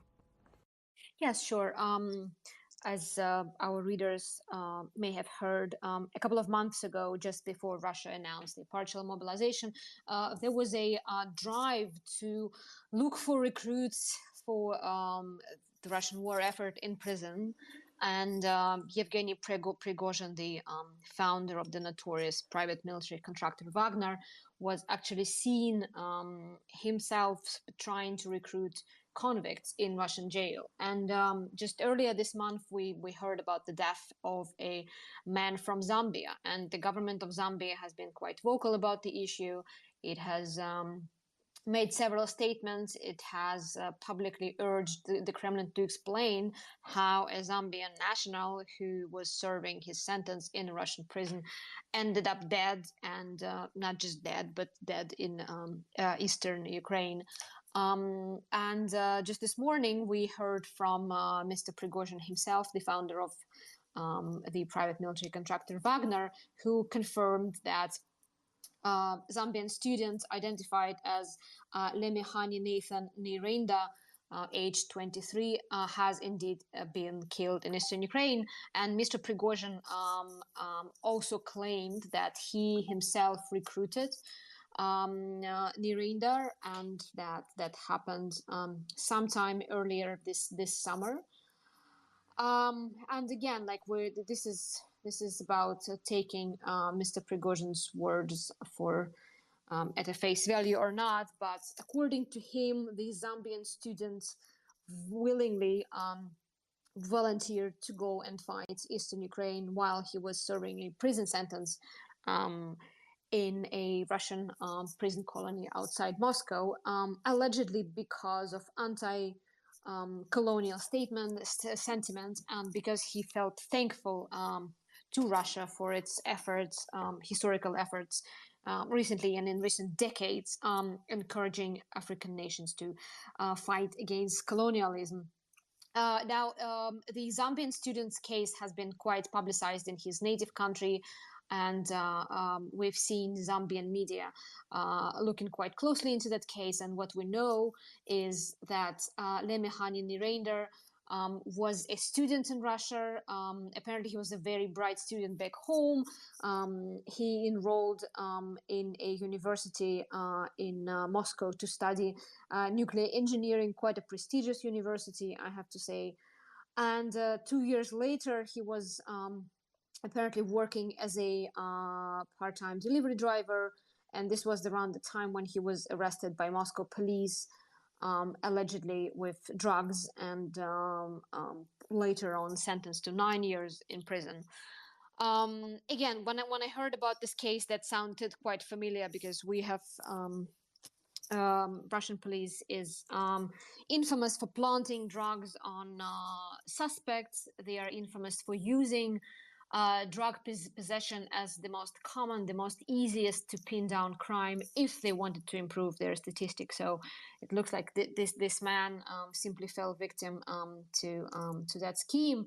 And 2 years down the line, he was in a prison colony outside Moscow, which is where the Wagner mercenary group recruited him.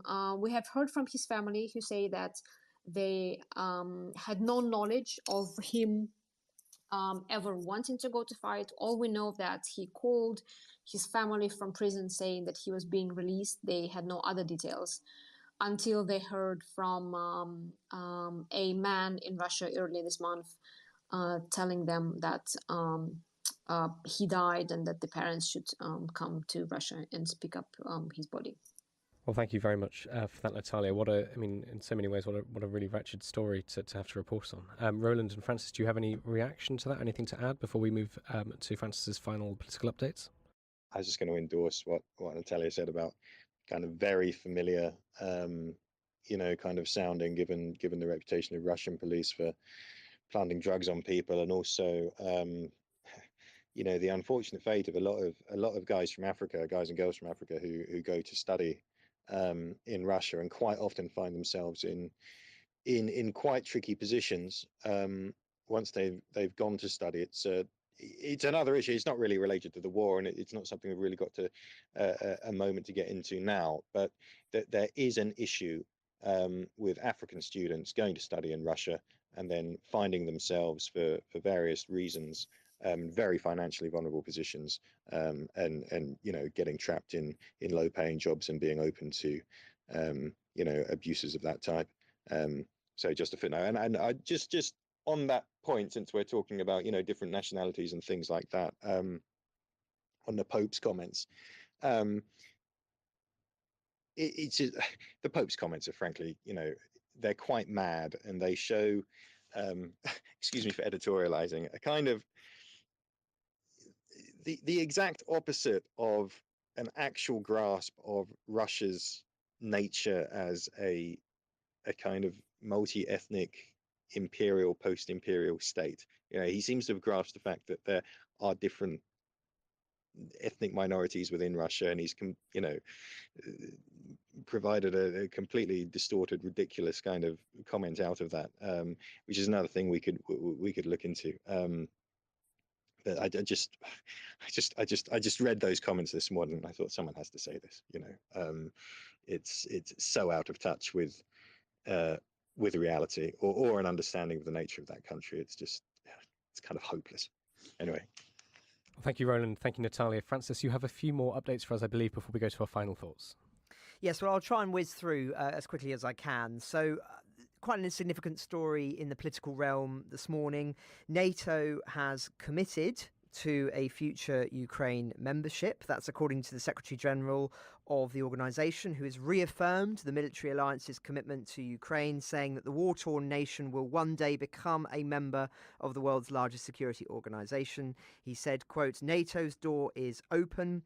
Russia does not have a veto on countries joining," he said in a reference to the recent entry of North Macedonia and Montenegro into the security alliance, and said that Russian President Vladimir Putin will get Finland and Sweden as NATO members soon. So, as I say, this is all coming on the back, of course, of what was meant to be a war that would divide the West, that would divide NATO, that would cause it all sorts of headaches, and actually the complete opposite has happened here. This has been a unifying force, and indeed, as he references there, Finland and Sweden are very much on the way to joining. It's more or less been signed off now, and this, in sense of Ukraine's future, I think they'll be absolutely cock-a-hoop at this morning, because whilst it may only be confirming what we already knew was the direction of travel, if Ukraine were to enter the NATO alliance at the end of this war, then I think that would offer them the security guarantees that they will desperately want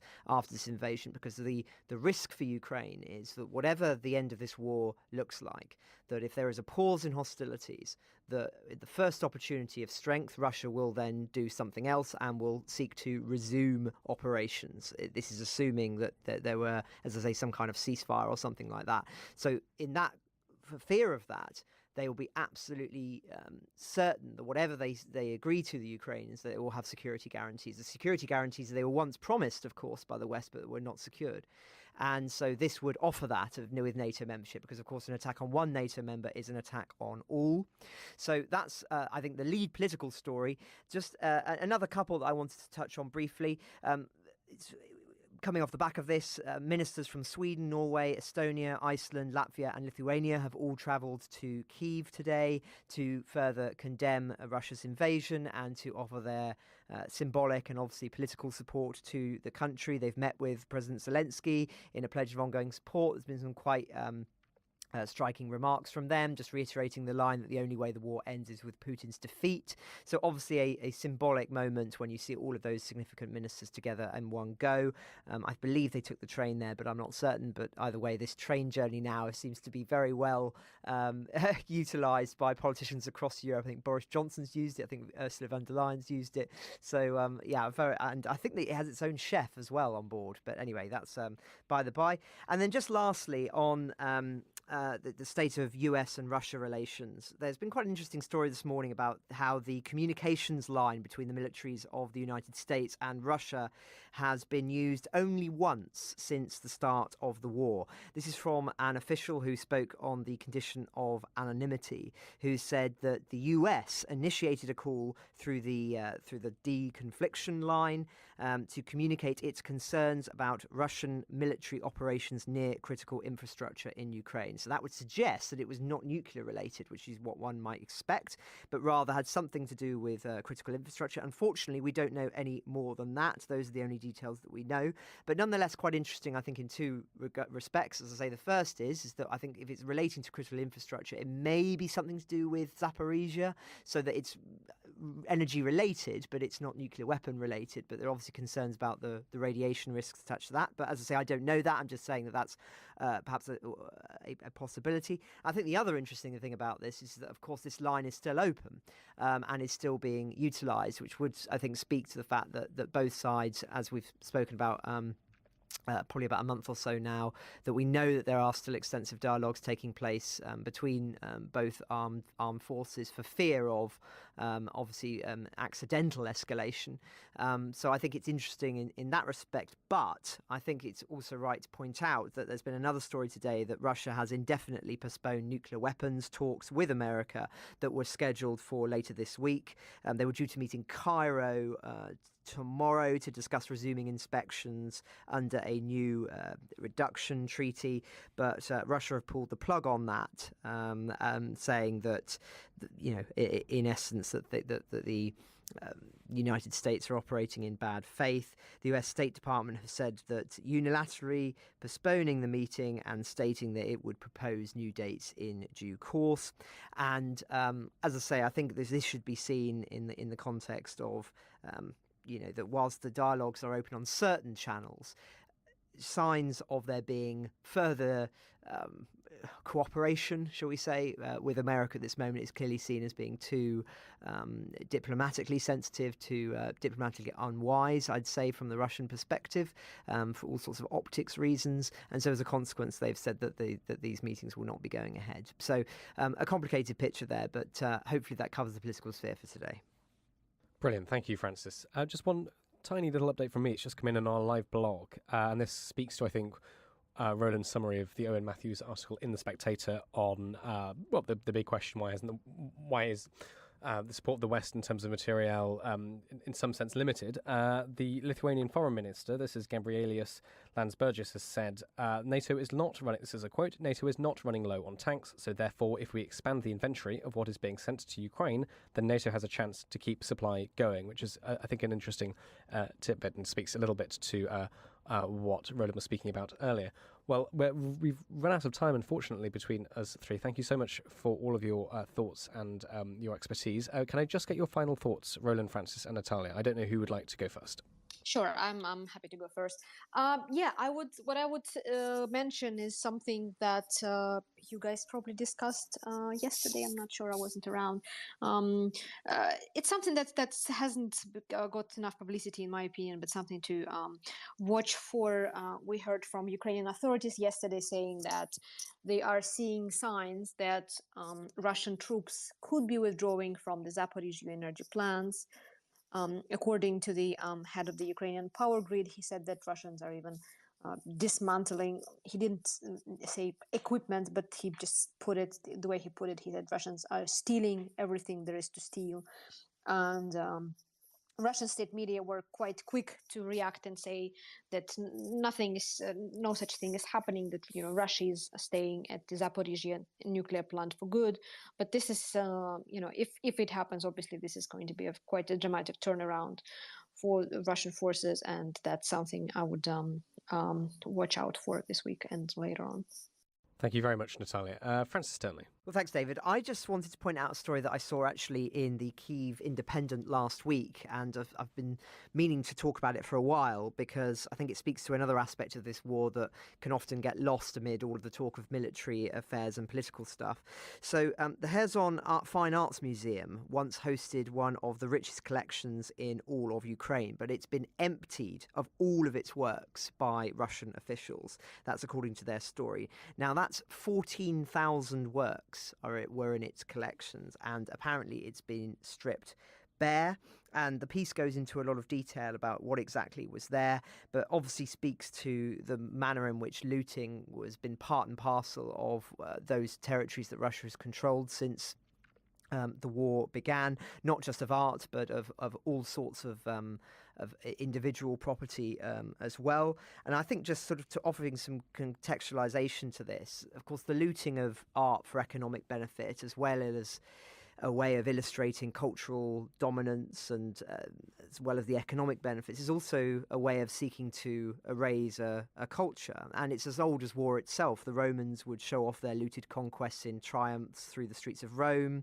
Napoleon, of course, famously stole the horses from St. Mark's Basilica in Venice and placed them atop the Arc de Triomphe to show his conquest of Europe. In modern times, both the Nazis and the Soviets perhaps offer the most egregious examples of art that's been looted, although I would say with one key difference.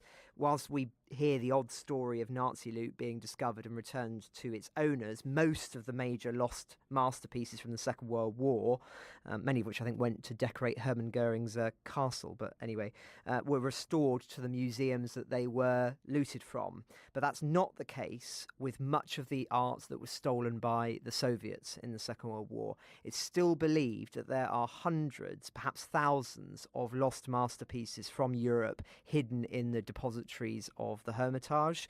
They're in a sort of state of perpetual limbo because they were declared that they would almost certainly, if they were discovered, if they were declared, they would be almost certainly restituted at considerable expense and amidst considerable international outrage that they've been holding on to them for so long and have not made them public.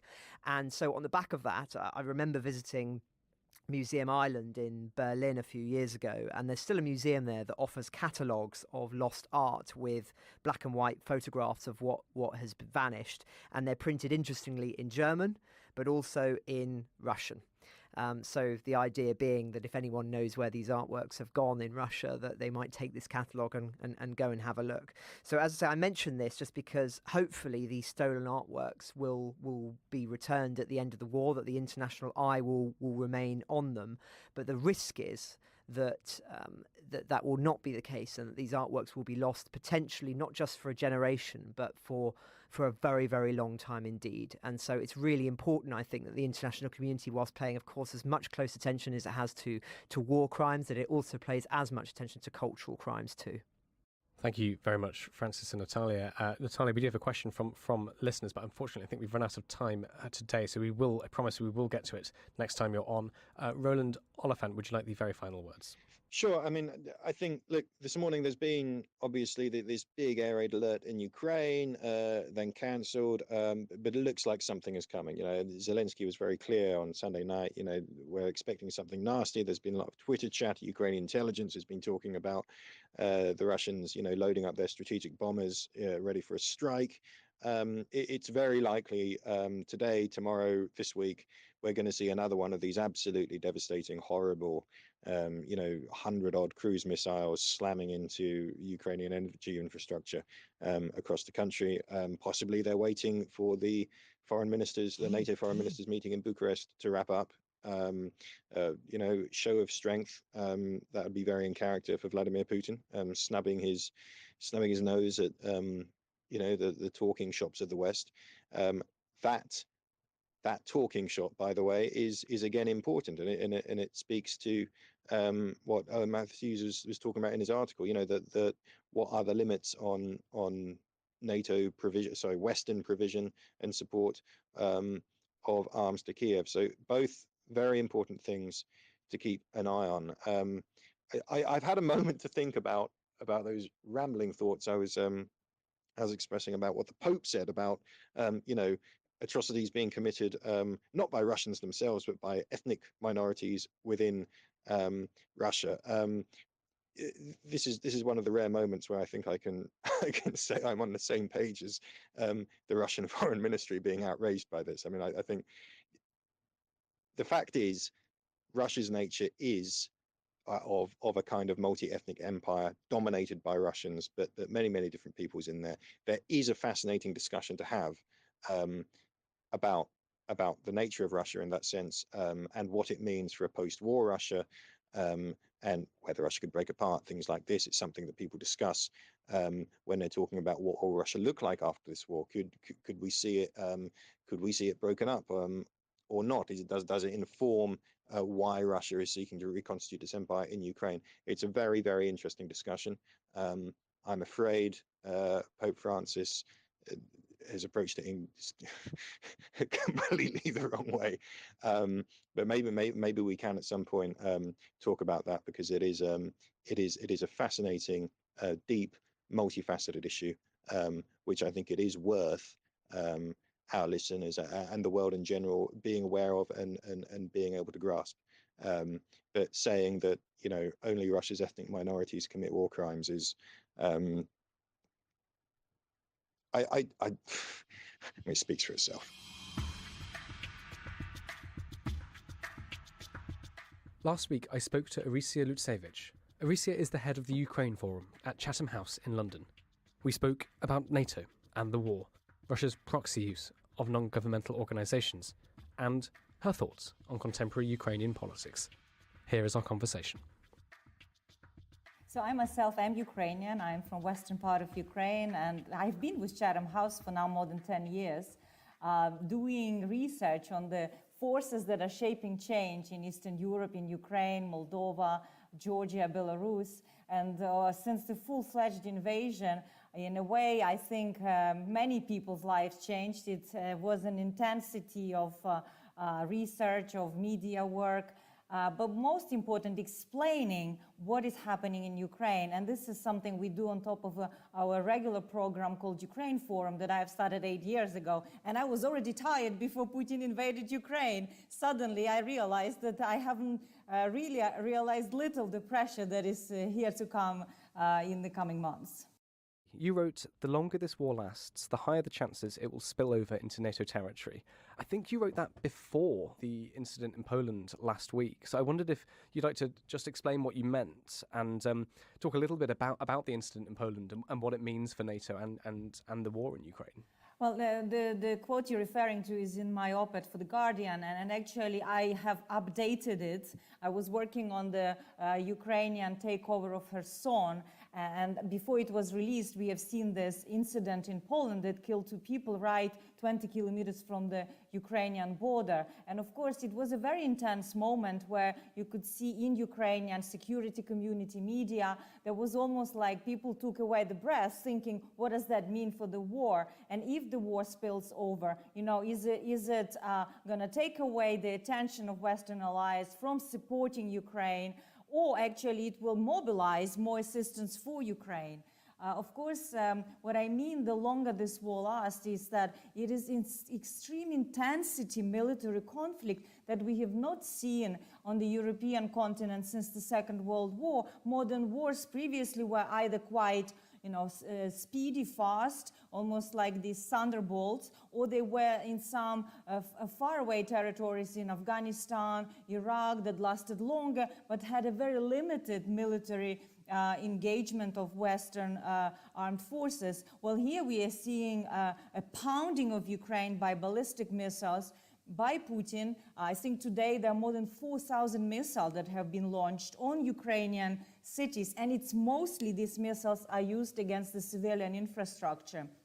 What happened on the border with Poland is that Russians were trying to target one of the thermal power stations that is very close to the Polish border. And of course, the miscalculations, from what we understand now, by Ukrainian air defense caused this incident and tragic loss of life. But you see what I mean? Is because Putin is losing his war in the east. He is not able to take any new Ukrainian territory. He decides to break the spine of Ukrainian resistance, but making Ukrainian cities difficult to live in. So also it means that he is targeting areas close to NATO borders. Supply routes could be targeted that are delivering Western military assistance to Ukraine.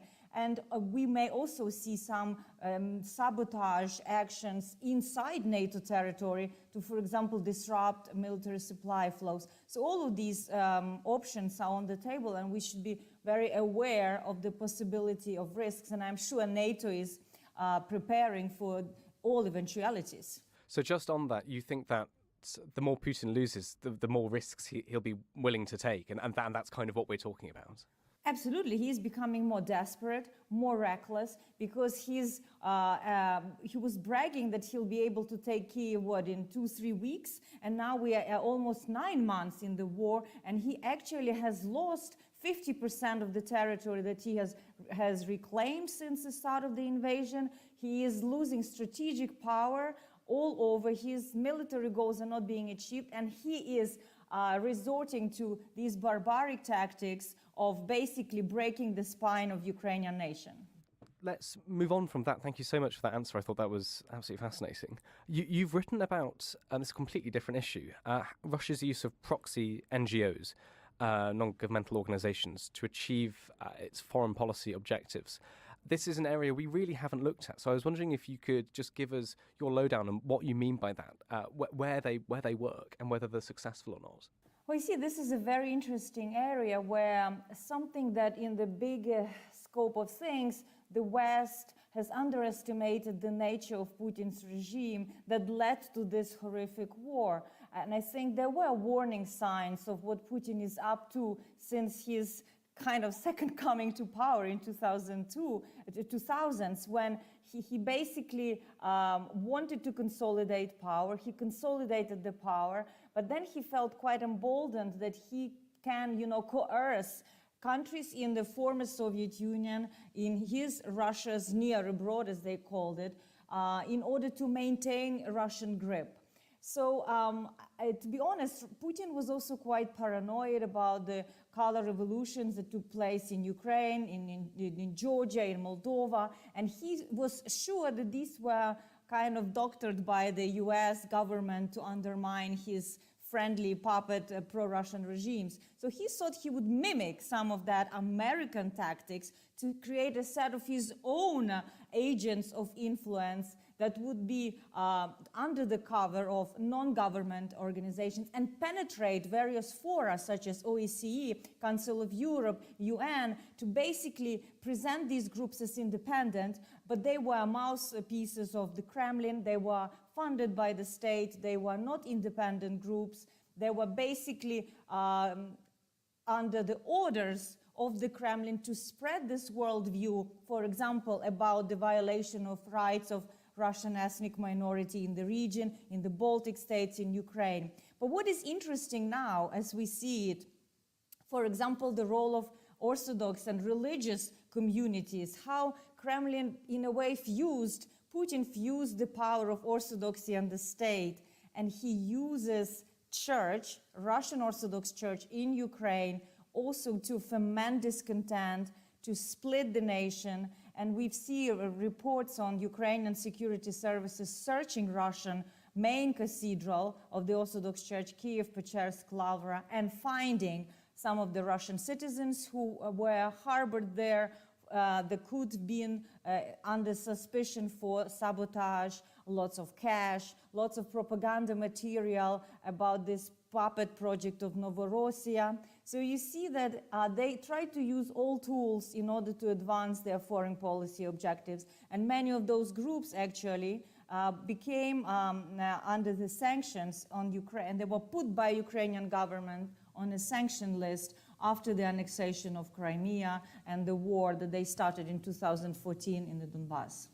Do you think that these groups had more success in the West and in the international sphere, just partly because the West didn't know it as the Baltic states or as Ukraine would have known it? As you said, Ukraine is looking quite hard at these places, and we know we've had the monastery raids yesterday. It's something we'll look at later today. But I was just wondering if you think that in some parts of the world they were quite successful, but they potentially found it quite difficult in the, as you said, the near abroad. I don't know. Would you agree with that? Is that fair? Well, not necessarily. I think until the 2014, they also had quite a free hand in Ukraine, because nobody, to be honest, saw them as the real threat. Yeah, there were some activists or journalists doing investigations, but the state as such was weak enough to actually go after them and really investigate what it is they were doing. For example, in Crimea, before the annexation in 2013, Russian international aid, Россотрудничество, was not, doing cultural projects or humanitarian assistance. They were actually brainwashing the local population and journalists about Nazi regime in Kyiv, the possible genocidal extermination of the Russian ethnic inhabitants of Crimea. So they wanted to prepare the ground for eventual annexation. This is what they were doing. In the West, they are more benign, you could argue, but they do penetrate universities, and what they do is they also kind of spread this ideology. The Russian worldview, for example, about the role of Russia in the Second World War, or about the region, or about, for example, the history of Crimea, that has always been Russian. So they, in a way, confirm Russian propaganda and do not work as independent cultural institutions. And we should be just aware of it and decide whether we want to give them a free hand or we think that they are too dangerous for our democracy. Last week, we spoke to academic Olga Onich on Ukrainian democracy and the Ukrainian political economy, this political sphere, and she gave us a wonderful sort of rundown of Ukrainian development and change since independence. I'd love to hear from you a little bit more about that. Looking at looking at Zelensky and his challenges, what would you say are the sort of pressing issues in the domestic sphere for him?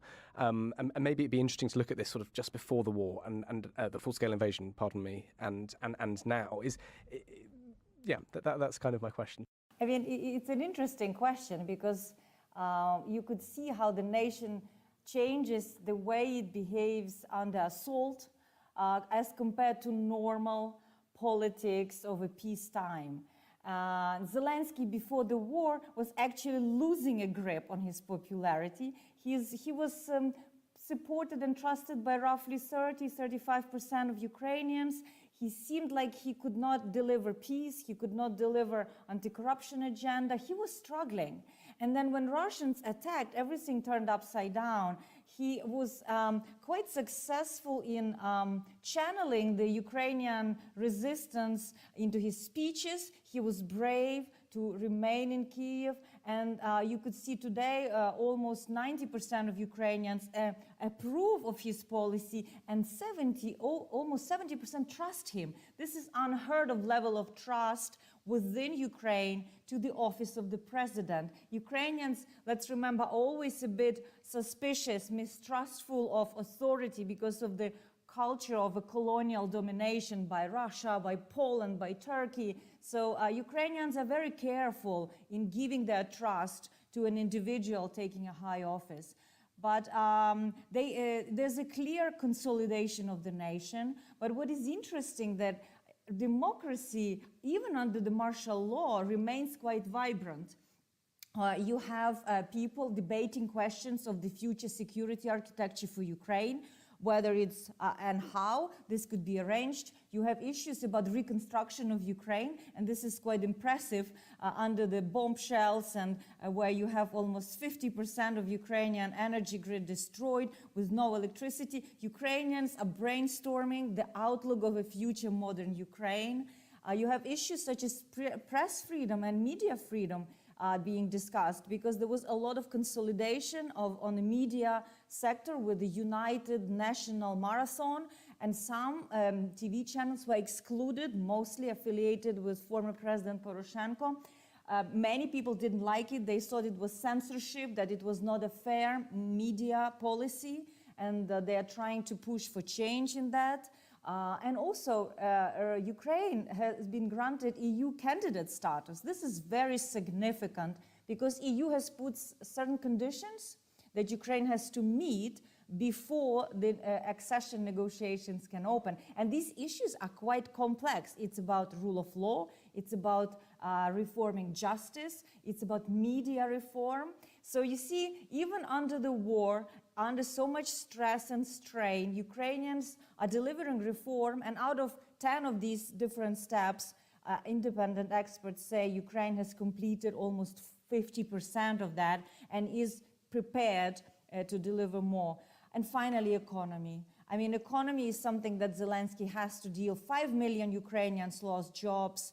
40% of Ukraine's economy has been destroyed. People are on the go, on the move.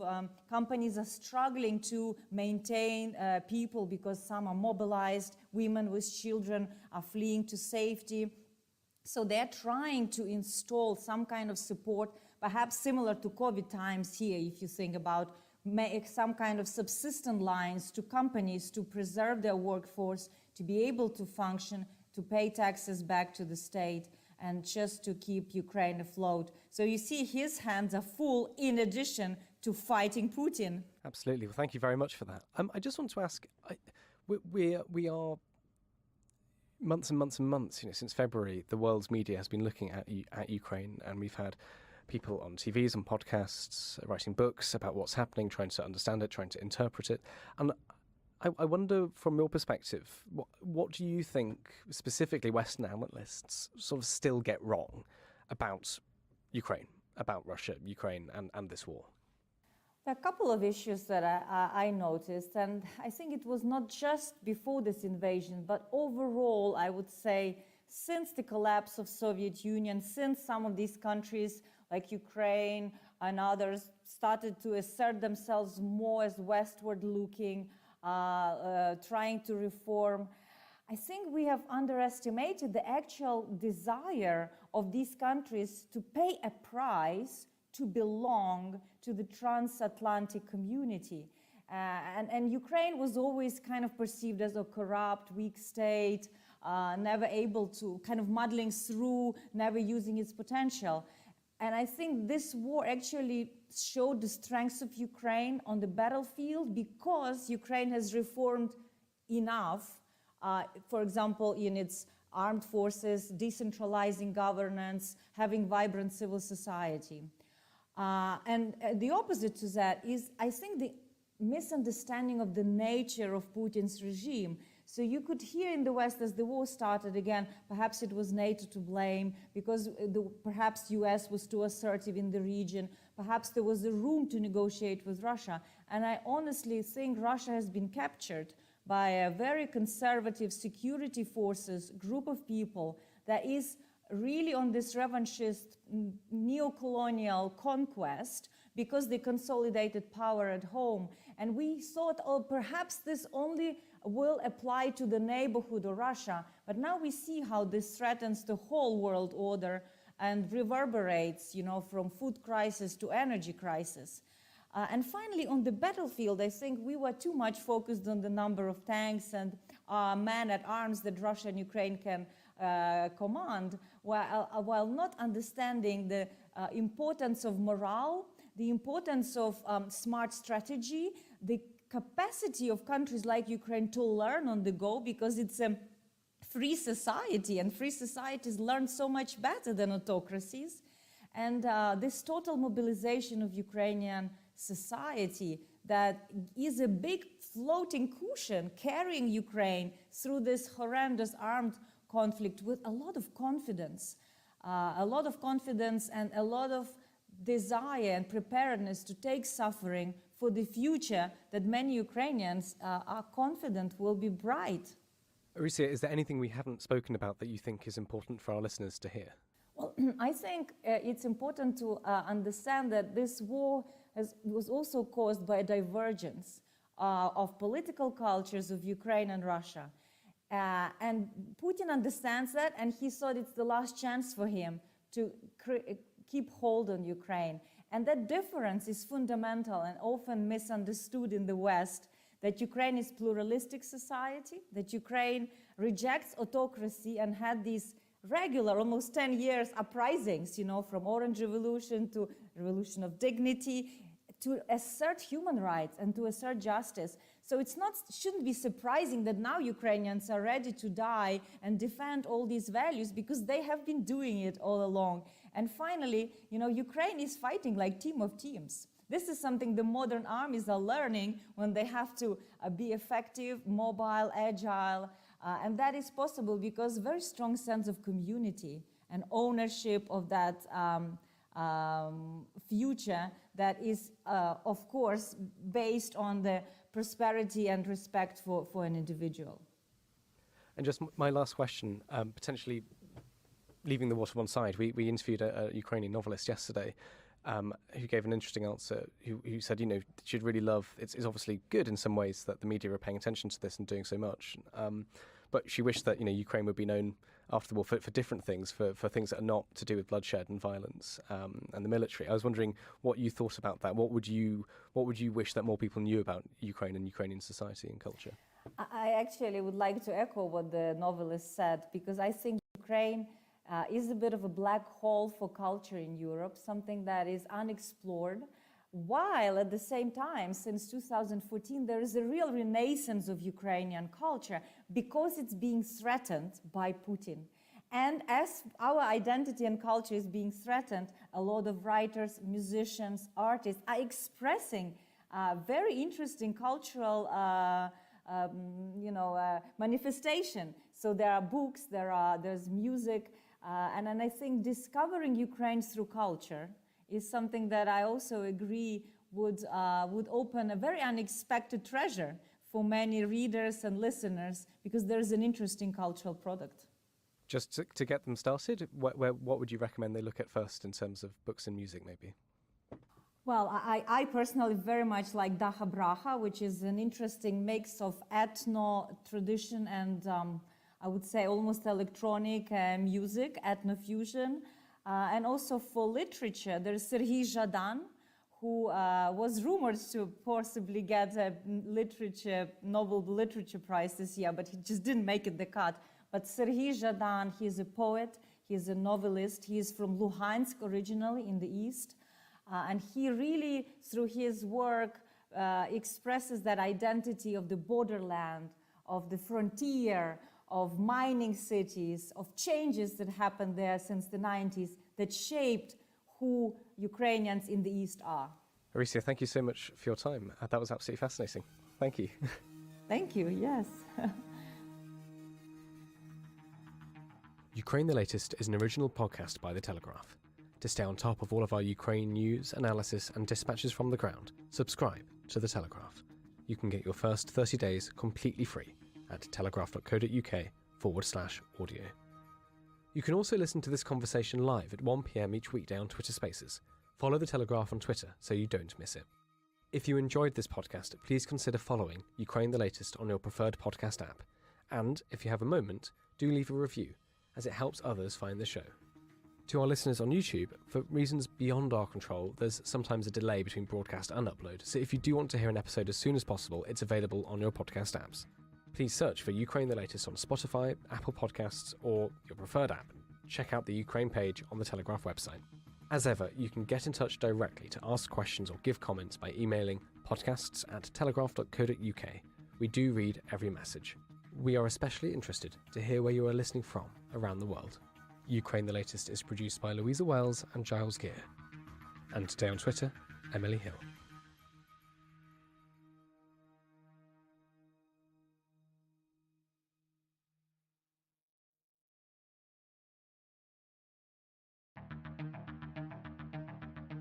I'm David Knowles, and this is Ukraine, the latest.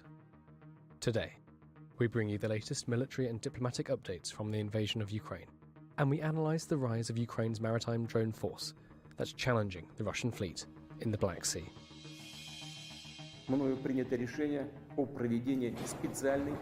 This hideous and barbaric venture of Vladimir Putin must end in failure. Putin's war in Ukraine has destabilized energy markets the world over. Nobody's going to break us. We're strong. We're Ukrainians.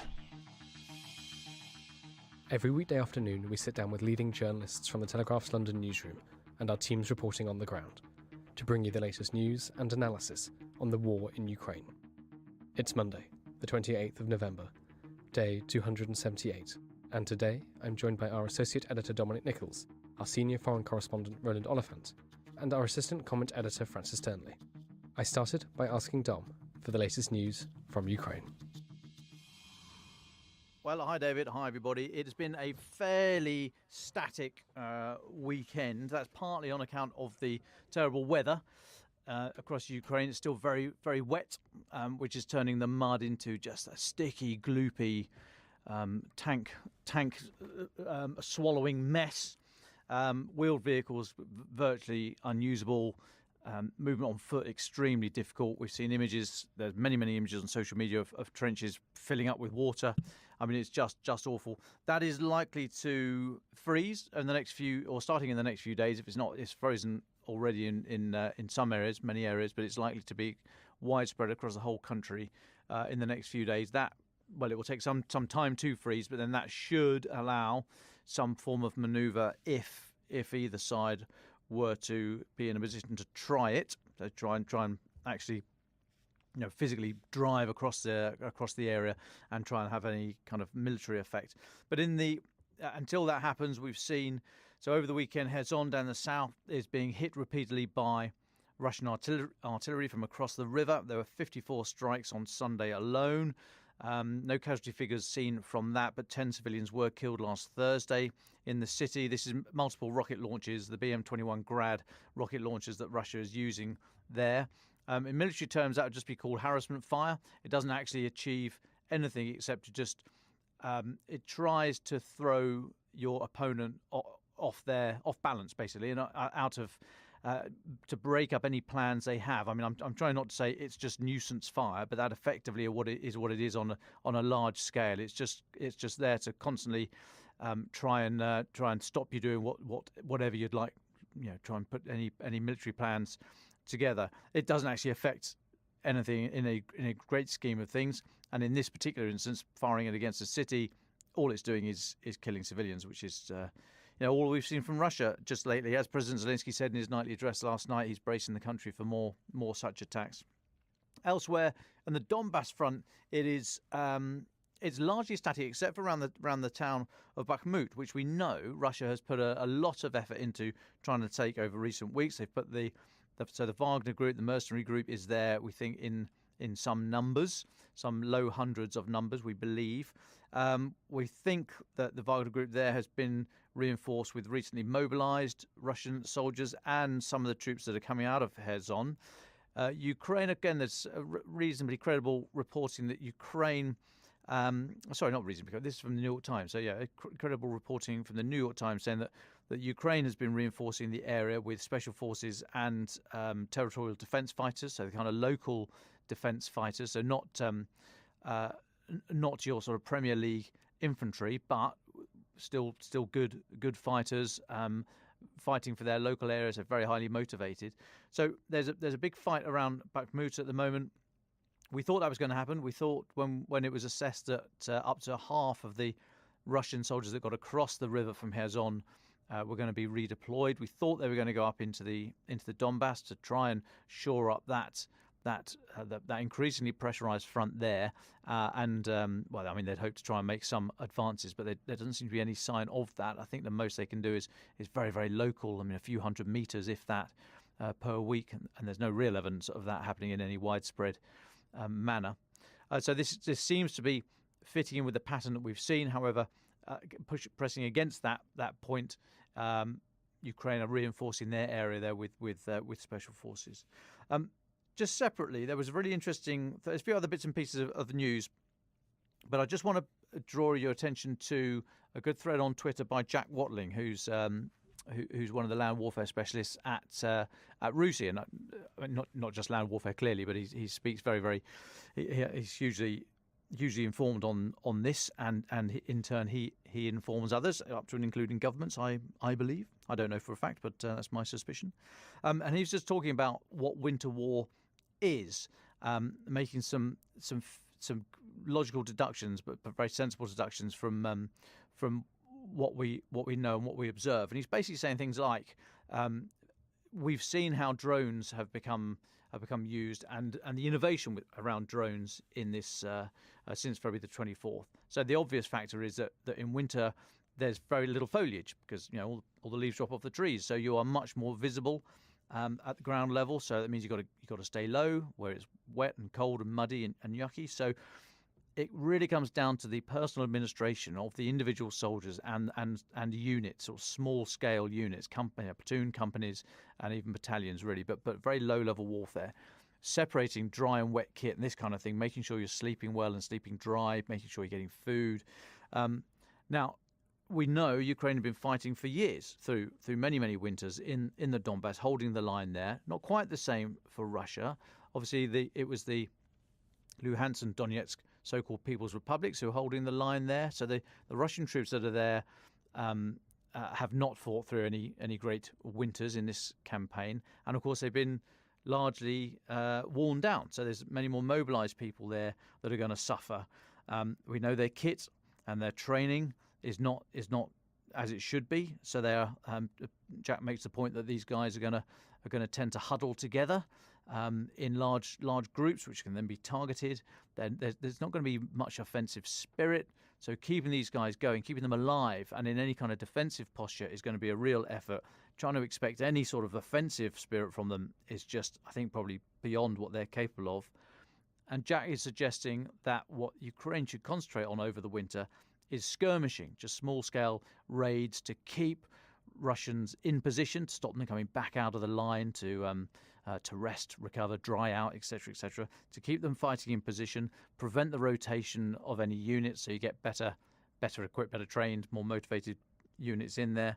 And he also makes a point about how until the ground freezes, properly hardens, then any logistics are going to be very much fixed to roads, which again are known, targetable, and you can plan on that. So just some very interesting deductions that Jack Watling makes there about winter war. Well worth a read on Twitter.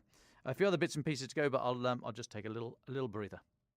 Thanks very much for that, Dom. Francis, can I go to you? There's an awful lot, as Dom said, that's going on. Thanks, David, and good afternoon, everyone. The lines may have been static, but certainly in many other areas of this conflict, it hasn't been over the weekend. And I'll start with an example, if any further examples were needed, of how this war is having much broader ramifications than just those that we're seeing in Ukraine itself. It's a story of Putin's energy weapon. That's how it's been dubbed by The Economist, which is effectively his strategy on denying Europe energy, oil, gas, and the consequences of that. Now, of course, we've talked about those consequences many times in recent months, but when you actually crunch the numbers, which is what The Economist have done, it's quite shocking reading.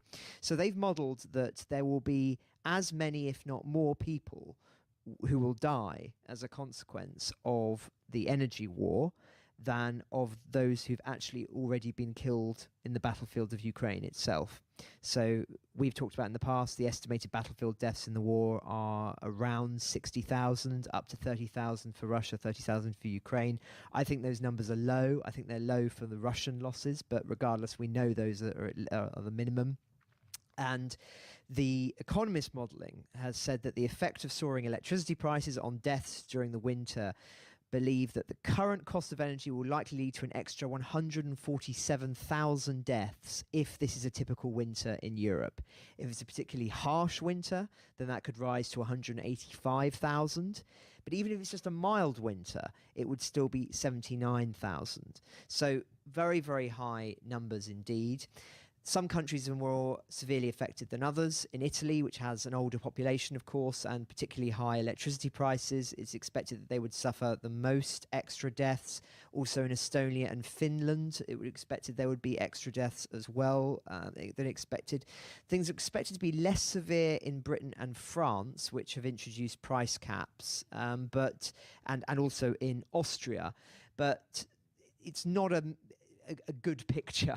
However you crunch these numbers, there is increased deaths as a consequence of this energy front. And so I think when you see it in those terms, you can see why there's been so much concern about this. These are the kind of numbers that no doubt have been being talked about behind closed doors in Whitehall and other government administrations for some time.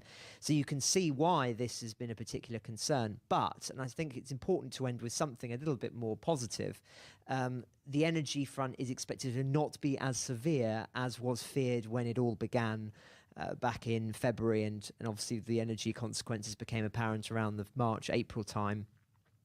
There is now expectation that the market has adapted more, that prices will be lower, and the consequences that there will be fewer people who will, freeze or go cold in their homes.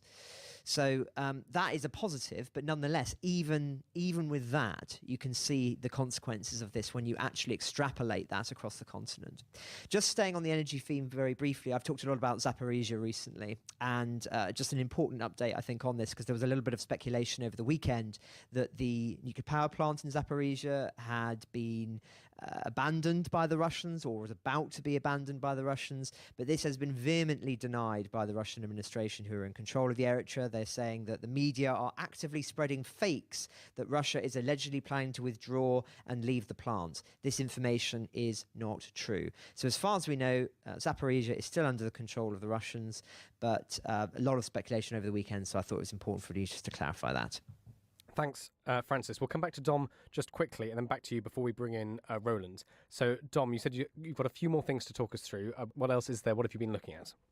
Yeah, so quickly, Belarus, Foreign Minister of Belarus, Vladimir Makai, he was killed over the weekend, suspected poisoning, suspected assassination. This is all suspected. None of this is confirmed. This is considered speculation from looking at a number of sources, but it is suggested that this guy, who was President Lukashenko's confidant, very close ally of Belarus President Lukashenko, there were suggestions that he had been under Lukashenko's direction. He'd been charged with negotiating with the US and European countries to soften their positions towards Belarus. So whilst on the one hand, Lukashenko would be saying all the right things to Putin and Russia, and he's hosting Russian, allowing Russian soldiers and military units to be on Belarusian soil, Russian Air Force to fly from Belarus, missiles to be fired from Belarus. Actually, as we've long suggested on the pod, we think Lukashenko, as many others have speculated, he's pretty lukewarm about all this. And now there's this suggestion that the foreign minister was actually behind the scenes, reaching out to the West, basically to external partners, trying to explain their position and trying to seek a softening towards Belarus. Anyway, he was. It's not confirmed yet, but almost certainly been killed, and the suspicion was poisoning. There are reports that Lukashenko has ordered his cooks and servants and guards to all be replaced after the sudden death of this guy.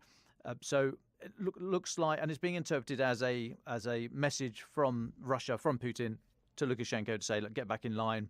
Don't be going off doing your own, cutting your own deals. You're part of this. So one to watch there, and secondly.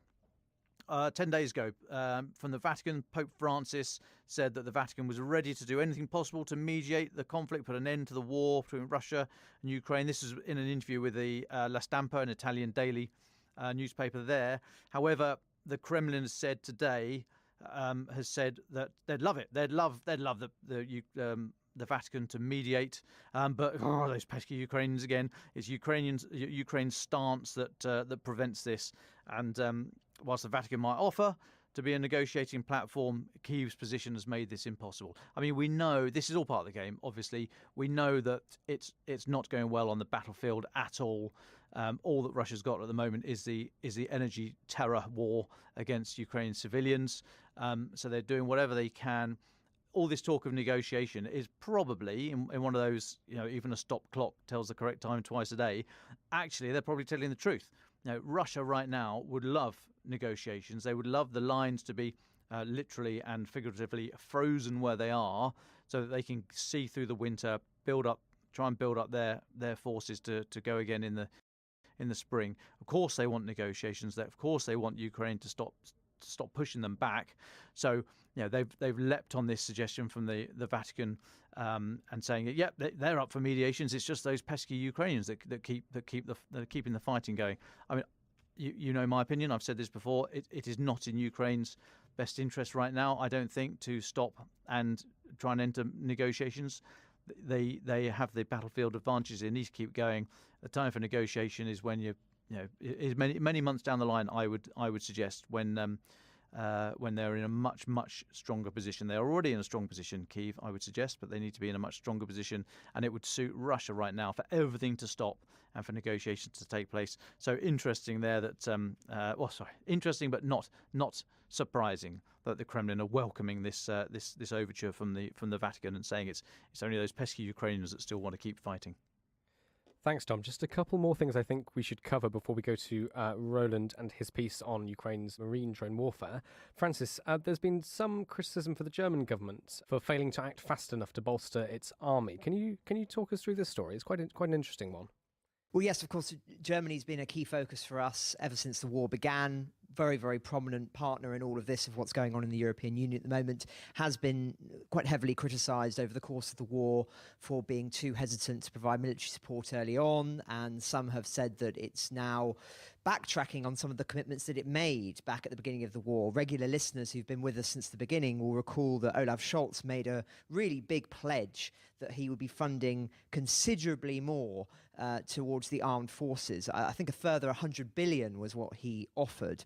And as you say, David, there's been quite considerable criticism over the weekend from within Germany itself for failing to act fast enough to bolster its army following these announcements that happened after the launch of the war. And indeed, some politicians in Germany have actually called on or have remarked that Olaf Scholz is breaking his promises made to the country's soldiers nearly a year ago. So, as I say, 3 days after Russia invaded Ukraine, there was further pledges, about £86 billion worth in extra spending on the Bundeswehr. It declared the start of a new era in which Germany would do everything it takes to defend NATO's borders. Yet critics are saying that 9 months later, not a cent of that money has yet been spent, leaving the army less capable of fighting a war than it was before the invasion. I say that's the argument. One prominent politician who's waded in on this, who's done an interview with us, is the deputy head of the Conservative CDU in the Bundestag. And I'll quote from them directly: "The defense ministry is still working like a German bureaucracy in terms of deepest peace, but it needs to be put on a war footing." Goes on, "Munitions should have been bought by the summer at the latest. We are now at our limit in terms of meeting our NATO obligations. Munitions could have been ordered a long time ago. I've been told by arms companies that they offered munitions, but the government simply didn't order." So, as I say, David, quite an interesting story this, in the context of all of the complicated discussions happening behind closed doors about Germany's role. I spoke about that in detail at the end of the podcast last week, so I would listen to that if people want to go into a little bit more detail as to the sort of cultural and political tensions within the country, as to why some believe that Germany has this rather unusual stance or strange stance with regard to the war, when it's actually in a very, very prominent position in order to be able to assist. And just one other story in the political role, if I may, and I know that Dom will have some thoughts on this later on as well, but UK Prime Minister Rishi Sunak is vowing to maintain military aid to Ukraine in a speech this afternoon. He's going to promise to increase aid to Ukraine next year and to confront international competitors not with grand rhetoric, but with robust pragmatism. I mean, I think that's a quintessential Rishi Sunak trait is he sees himself very much, I think, as an effective administrator, a sort of technocrat as opposed to an ideologue, in contrast to his predecessor Liz Truss. Indeed, of course, as I've spoken about at length on the podcast in the past, Rishi Sunak is often seen as being rather less hawkish than Liz Truss on Ukraine, but actually he has been more robust, I think, than many people expected. He's made some very, very strong remarks indeed. Listeners will recall that he was meant to be having a meeting with President Xi at the Bali summit of the G20 last week, but actually that did not go ahead in the end, we believe, because China, were angry with some of the remarks that he had made. London has also banned Chinese-made security cameras from sensitive government buildings as well. This has been an ongoing theme under Rishi Sunak. He's very sceptical of Chinese investment in Britain. And so there's been a bit of a backpedaling on British foreign policy with regard to China in recent months as a consequence of what's been going on in the war. But I'll just read one more quote from him, and then we can go over to Roland. So he says, "Under my leadership, we won't choose the status quo. We will do things differently." And I should say that this is Rishi Sunak's first major foreign policy speech. So I think we can expect a few more goodies, if that's the right way of phrasing it, in the speech later on. Well, thank you very much for that, Francis. Roland Oliphant, can we go to you? You've written an absolutely fascinating piece for The Telegraph. It's on the website. For people listening, you can go to read it. It's called How Ukraine's Drone Navy is Outsmarting Russia's Superior Black Sea Forces. Roland, kind of difficult to know where to begin with this. So can we ask you, first of all, why did you decide to write about this? What interested you about this story? I wrote about it because my editor told me to be absolutely frank. I'm not really a sea salty kind of man, but there's been a lot of, it's one of these funny little weapon systems, one of these many things that pop up in the war that make people sit up and pay attention and go, hold on, what's going on there? We haven't seen this before, have an explanation. So we thought, kind of, why not have a look at these funny little boats that have kind of become quite prominent over the past month, basically. And what did you find? I mean, you came to this as a non-specialist. So what's the story you've ended up telling?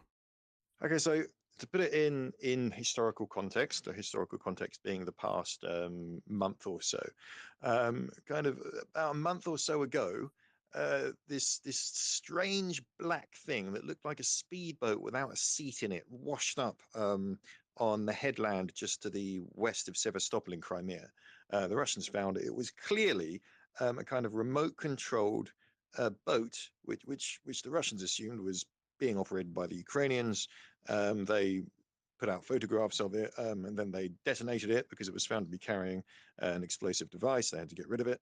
And then things were quiet for a couple of weeks. And then about 2 weeks after that, October 29th, I think, suddenly there are a series of massive explosions in Sevastopol harbor overhead. And it turned out we think about 6 or 7, we're not quite sure on the numbers, of these little things had attacked shipping outside. And we think, this is the important thing actually, 2 of them we think got into Sevastopol harbor. We think they damaged at least 2 boats. One is a minesweeper, the other is a frigate called the Admiral Makarov. I think the Russians acknowledged some damage to a bit of port infrastructure as well. They said it was minimal.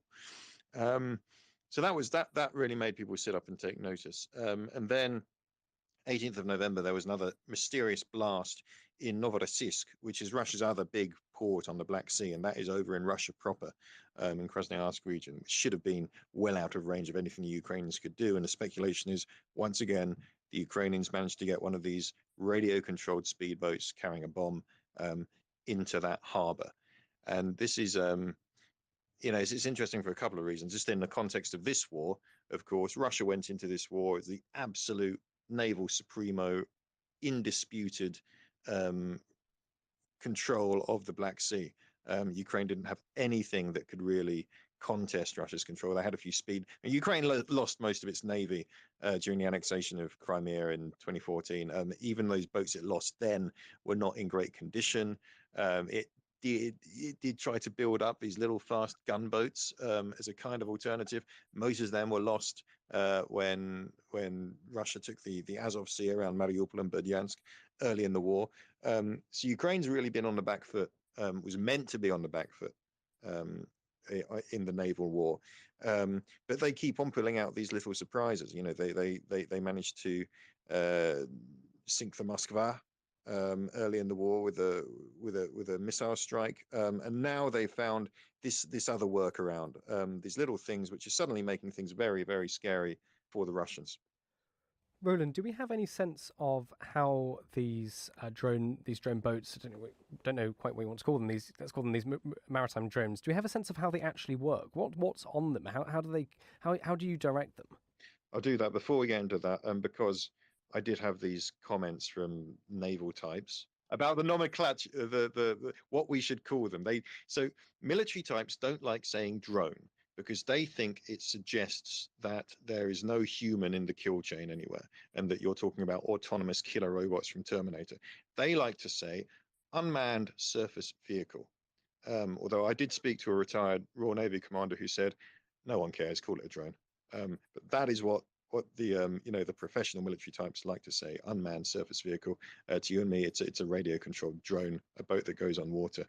How do they work? Some things are a mystery. So there's a very good independent naval analyst called H.I. Sutton. You can look up his blog. I spoke to him for this piece. Really informative guy.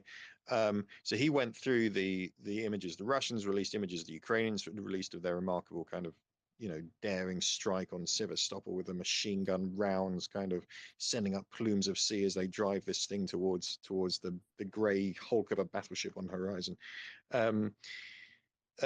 He thinks that the propulsion system is a commercially built kind of water jet from a jet ski by a Canadian company called Sea-Doo, I think it is. So this is a top of the range kind of jet ski, right? You'd have to be quite a rich kind of jet ski dude to get into these. I'm not a kind of jet ski kind of man, but these are things that are available on the commercial market. Could easily have been bought. I don't know.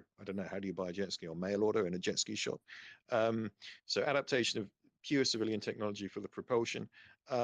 They've got a little kind of tower about towards the stern, which we think is a radio control link. It might be Starlink. We don't know. I mean, we know the Ukrainian military has made extensive use of Starlink on land. It might make sense to use Starlink as the internet communications to make these things run, but we don't have confirmation of that. Then further forward, you've got a little tower with a camera on it, which feeds a live feed back to the operator on shore, and then in the main hull you've got an explosive charge. We're not sure quite how big that is, but given that we don't think they did manage to sink any of these ships, probably not that big. And on the prow, right on the point of the boat, two detonators which look like they're just ordinary detonators from airdropped Soviet-designed aerial bombs, basically. So quite simple. And the way it seems to work is they're put to sea, they're guided remotely, they try and get as close as possible under cover of darkness, very low in the water, very difficult to detect by radar, and then they drive as quickly as they can, in as many numbers as they can muster, to overwhelm the defenses towards the target. And what do you have a sense of what the Russians are doing to try and counter this? How have they evolved their defensive tactics or the fortifications or whatever? The Ukrainians have clearly got one foot in front in this arms race on the sea. How are the Russians trying to counter them? Well, the Russians changed their defensive procedures at Sevastopol and Novorossiysk quite quickly after this. So Sevastopol harbor, it's basically a fjord. It's a very long, narrow, rocky inlet, and the city of Sevastopol is built around this. And off that inlet are other inlets. If you've been to Istanbul and the Golden Horn, it looks a bit like that. So there is a boom across that narrow harbor entrance, which theoretically these things shouldn't have been able to get across. So they've changed their procedure there. They're making it, being much more careful about how often they open that, when they close it. When ships are put to sea, they have to have small craft protection. So there's a screen to prevent these things from coming in. Interestingly, in the footage that we saw that the Ukrainians released of this attack on Sevastopol, you could see a helicopter circling that was clearly trying to target these drones as they were coming in. Now, I spoke to a former Royal Navy captain who's taken part in he was involved in a lot of exercises, kind of working out what to do if you face this kind of attack. And he did talk a lot about having helicopters up there because they've got to see them coming. So the Russians obviously trying to do the same thing. But the kind of important point there, I think, is this captain said to me, look, the problem with this is that you've really got to be on top of your game, right? You've got to be very highly trained for it. And you need intelligence, you need air cover to know they're coming, and then you need really, really modern kind of automated weapons which are able to fix onto multiple moving targets in very short succession to defeat threats like this. And we know that the Royal Navy and the US Navy have been thinking about this for a long time, because we think that Iran has got a lot of these things and has been building up a stockpile of them to use in the event of a great big, if there is a showdown in the Gulf. We think that's what Iran would try to do. The Royal Navy and the United States Navy have been training for this for a long time. We don't think the Russians have been. This is a new thing for the Russians, and they're going to have a very, very steep learning curve to try and find a way to cope with this new threat. But it's a very, very difficult threat. Naval professionals are quite clear about this. This is a real issue for surface navies around the world, and will be in future. Thank you very much for that, Roland. Dom, can I bring you in here? You've been listening to all of this, and you're a sort of resident military type, I think. What are your thoughts and comments on this? Resident military type. We'll be having words later, David. Yeah, so I think this is really interesting. We need to just take a little pause, because there's been a lot of chat, certainly since these drones were first seen, uncrewed surface vessels, whatever you want to call them, these boats were seen. A lot of people saying, this is a new model of warfare. This is the future. This is how it's going to be from now on. We've got to be really careful about making these kind of claims. Firstly, because we don't know how good they are, and secondly, it's not new. You can go back to fire ships if you want to. You can go back to some of the activities in the Second World War. This sort of stuff is not new. This tactic is not new. Now, I will be convinced that it is a new model of warfare when I see the effect, and the effect is sinking ships. Basically, on the one hand, they already have had an effect. They've penned in the Russian Black Sea Fleet into Sevastopol and elsewhere. They have forced those ships that did go out into the Black Sea to be escorted by fast speedboats. Effectively, the fast inshore attack craft is the military term. If I'm allowed to use military terms, fast inshore attack craft that basically escorting these boats with heavy machine guns on to shoot these drones. So it's caused the Russians to change tactics. But hey, that's warfare. That's what happens. The enemy come up with something, you come up with something to counter it. That's the cat and mouse of warfare. So I'm yet to be convinced so far that this is a new model of warfare. Then the drone itself. Roland talks about the footage that's still out there. You can easily find it on social media of the Russian helicopters, Mi-8 or 17. I can't remember which one. Can't really see the tail rays to tell which one it is. Sorry, getting a bit wonkish again. But there's a Russian helicopter shooting at this thing and missing. Hence it goes in. But equally, we don't know how many they launched and whether or not that helicopter shot 5 of the 6 that went in, or 10 of the 20, or however many. So we don't know how effective it was. But equally, until these drones have some kind of protection themselves that can shoot down helicopters, there's nothing to stop that helicopter going hovering a few feet away and just blasting it from 10 feet. So because they didn't know what it was, this helicopter was flying around. It didn't come very close, and even though the rounds you could see landing were fairly close, and like I say, maybe they sunk some of the other drones that went in. We don't know, but there's no need for that helicopter to hold off. So they're probably unlikely to make that mistake again. So I come back to what is the effect of this tactic, and until I see much more than penning or forcing the Russians to change their tactics, until I see much more than that, i.e. until I see boats being sunk and ships being sunk, then I refuse to believe that this is a new form of warfare. Now, what it might do, it might have its moment coming up in the next few days, because there's a report this morning from the Ukrainian military saying that they suspect that a Russian ship has gone to sea in the Black Sea Fleet, capable of firing cruise missiles as part of the latest wave. They're expecting another wave of attacks on the energy grid. Natalia Gomeniuk, a spokeswoman for the Ukrainian military, said that the ship's gone to sea and it's going to be armed with Caliber cruise missiles, and it's going to be firing them. Now then, here's your moment then, little drones. If you can have an effect on that ship, if you can either force it not to get to go anywhere within range of Caliber cruise missile, or such that your Caliber cruise missiles are effective, Russia, or even better still, you sink that boat, then I will believe that this is a new form of warfare. So I think we're about to see whether or not this is more than it's not a story dreamt up, clearly. It did happen, but we all got very excited. We hadn't really seen this sort of thing before. Images on social media, we all go whizzing off going, "Ooh, this is amazing. Look at these new things." We've just got to be really, really careful about heralding a new age of military technology. It's all down to the effect, and that's the grassy knoll I will live and die on. Well, thank you very much for that, Dom. Roland, is there anything more from you that we haven't spoken about your report here? I think to be fair to the naval analysts, I'm gonna have to push back on behalf of the people I spoke to right there. So I mean, the people who follow this stuff tend to say, look, that is a big effect, right? That's a strategic level effect. They haven't sunk any ships as far as we know. Perhaps the charge isn't that big, but pushing the Russians, the surface fleet, back into port is a big thing. Yes, apparently they put another ship to sea today. Yes, that's a test for them. We don't know how many more the Ukrainians have, but this is different, partly because it's such low risk, right? That these things cost, we think, about $250,000. That's a lot of money to me or you. But if you can get one of those through a screen of small boats, and you can, significantly damage a capital ship, then that's worth it. But also your political risks are very low. You're human. You don't risk losing people.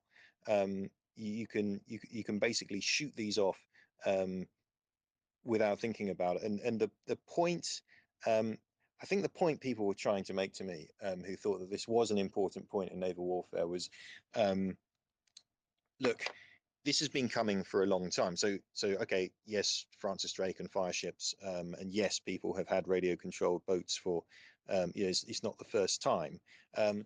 But actually, everyone was expecting a moment when this became a thing in naval warfare, the same way it's become a thing in the kind of aerial warfare and the land war, and everyone expected that moment to come in the Persian Gulf, which is why the Royal Navy and the United States Navy have been training like crazy for this anticipated day when they thought their ships in the Gulf were going to be facing dozens and dozens of these things launched by Iran, and we're really going to have trouble holding them off. Now, the Ukrainians have shown it was not a decisive effect. Maybe we could go back, if we like our historical analogies. So let's say, tanks on the Somme, big dramatic arrival. They weren't really ready. They'd been rushed into action. Didn't change the course of that war. But it did eventually, the tank is the tank. Once these things become universal and ubiquitous, they're not going to replace capital ships, because, those are extremely complex things, and you want people. You don't just want to have unmanned floating hulks floating around the sea. But naval warfare has been moving towards this moment for a long time. And there are implications of the moment arriving, and what it's going to mean for example, for the Taiwan Strait, especially for a navy that's trying to counter trying to counter a much superior foe. Essentially, this is a weapon that plays to the weaker, more asymmetric warfare. It plays to the weaker side. It's something they can use to contest the high seas. I mean, apart from that, I take Dom's point. They haven't sunk anything. They haven't launched that many of them. And the other thing, of course, is that this is largely a land war. right? This is not a war that's likely to be decided at sea, so it's almost peripheral to the central battle. But nonetheless, I'm taking issue largely because I also began some interviews saying, now look, Francis Drake had fire ships, and I was firmly put in my place. So that's my piece on why this absolutely is a turning point in naval warfare, or not, or maybe just an inflection point in the gradual evolution. I think you can look at these things in either way. Thanks, Roland. I mean, it's fascinating, isn't it, that this has been done by a country which didn't have much of a navy beforehand. This isn't the Royal Navy or the American Navy doing this. And so if you're right that this is a sort of tanks on the Somme moment, I mean, it's worth just dwelling on that for a second, that it's the country that, as you said, lost its ships in the annexation of Crimea and is now thought seriously about how to combat vastly superior forces on paper, and has come up with this. Dom, I know you want to come back on some of this. What would you like to add? Well, I will allow you an inflection point, Roland. I will wait to see whether or not it's a new model of warfare, and I'll just take you back to October 2000, the attack on the USS Cole at alongside in Aden, refueling in Aden. Al Qaeda attacked it with a suicide-driven fast rigid inflatable boat. Killed 17, wounded 37. Okay, so 17 US sailors killed there, nearly 40 injured. That was effectively what we're talking about here, less the autonomy, less the not having the suicide element of it. Now that is a great leap. If you can get the autonomy to work, so it is an autonomous vehicle, it's a drone, for the reasons I mentioned before, that if these things are just stooging along, then they are very vulnerable from the air if you can see them, and if you're good at sniping and all the rest of it. So yeah, I am willing to concede that it is a possible inflection point, but and of course you can't cover everything all the time. That's not how the military works. So I'm not going to say, well, hey, look, if there's this cruise missile destroyer has gone out to, or frigate has gone out into the Black Sea Fleet, then these things have failed because it's got out. Obviously, they can't. It's not like a net. They don't just stop anything going out. So I'm not saying that they should have stopped it. What I'm saying is, if the Ukrainian army, Ukrainian military know that this thing is there in the Black Sea, such that they're able to brief it out to journalists, they must have known hours, if not days ago, that it was about to set to sea. If they don't have some means of countering it, then this was a moment in time.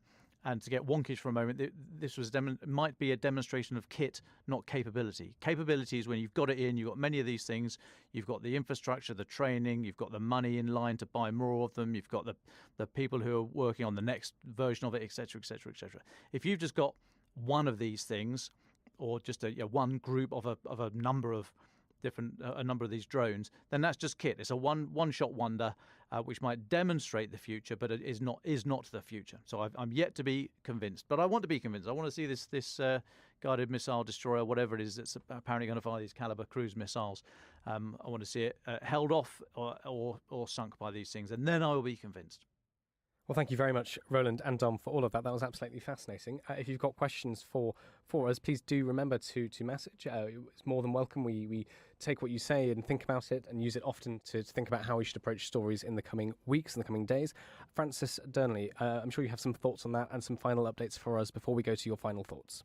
Well, thanks, David. Yes, I thought I'd best leave Dom and Roland to it as they got into all of the details, although I would absolutely echo the notion that innovations that are usually made in one war aren't really seen until the war that follows. And so that's why you always have this really profound disconnect in the annals of warfare between the weaponry and the military tactics. So if you say, look at the American Civil War, they're fighting with far more advanced weapons that are made over the course of the war than the tactics that are still Napoleonic. Then if you look at the First World War, then you see that they're fighting in trenches, but they're fighting with technology that again is far more advanced than the military strategy, and thereby that's why you have such enormously high casualty rates like you see at the Somme. But then, as I say, as Roland was saying, the tanks were innovated in that war, but they didn't really have their profound impact and reach their full potential, if that's the right way of thinking about it, in the Second World War. Then you see the atomic bomb developed in the Second World War. We don't really see the influence of that in the most profound sense until the Cold War, which of course defined that whole era. And as they were saying, perhaps, the drone warfare that we've seen in Ukraine, the real ramifications of that we will not see until another future. So it's a very interesting subject, and one that no doubt we'll get into again.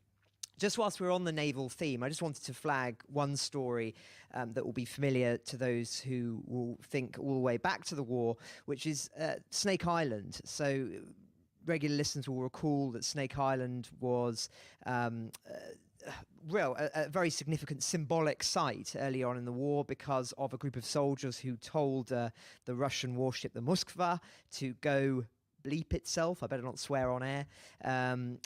And it was believed at the time that they were killed, that this was their sort of departing message before they were struck. But actually, we discovered later that they were alive and they were captured by the Russians, and some of them have now been freed over the course of the weekend. 12 of them, including some people from Snake Island, some people from the Chernobyl power plant, some people from Mariupol, and we're expecting there to be some quite interesting interviews conducted with them in due course.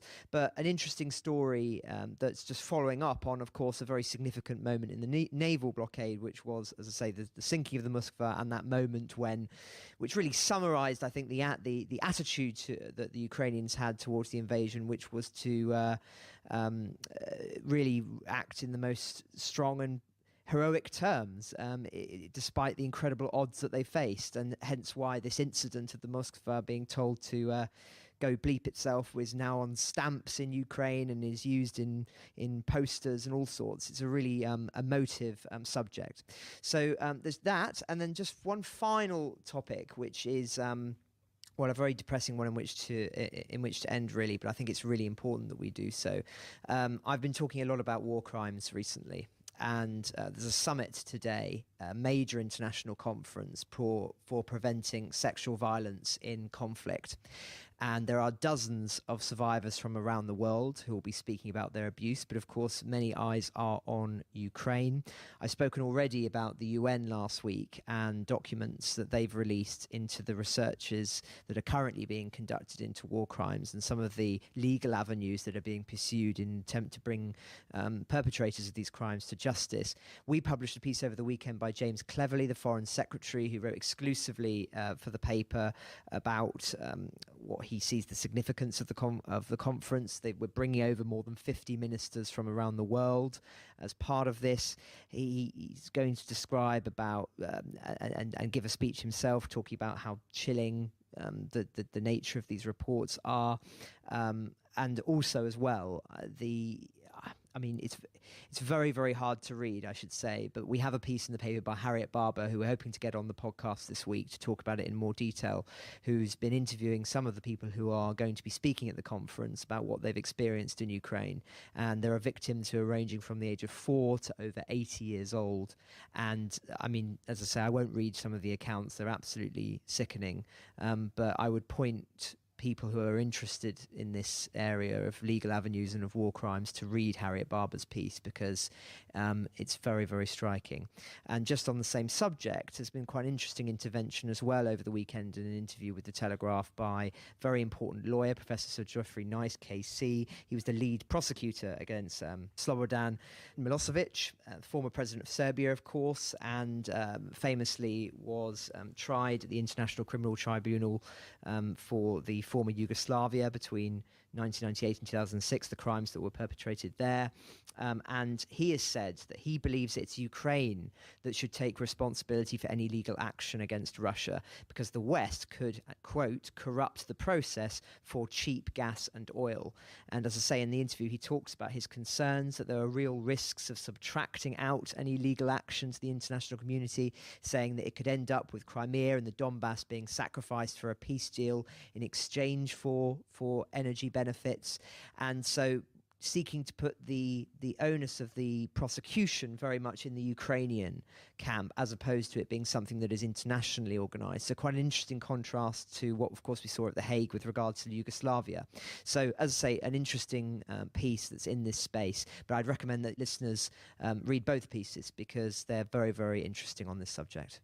Thank you very much, Francis. And just for our listeners, it's important to say we'll hopefully hear from Harriet Barber and Danielle Sheridan, who've been reporting on this conference this week. So we will have more on this in the days to come.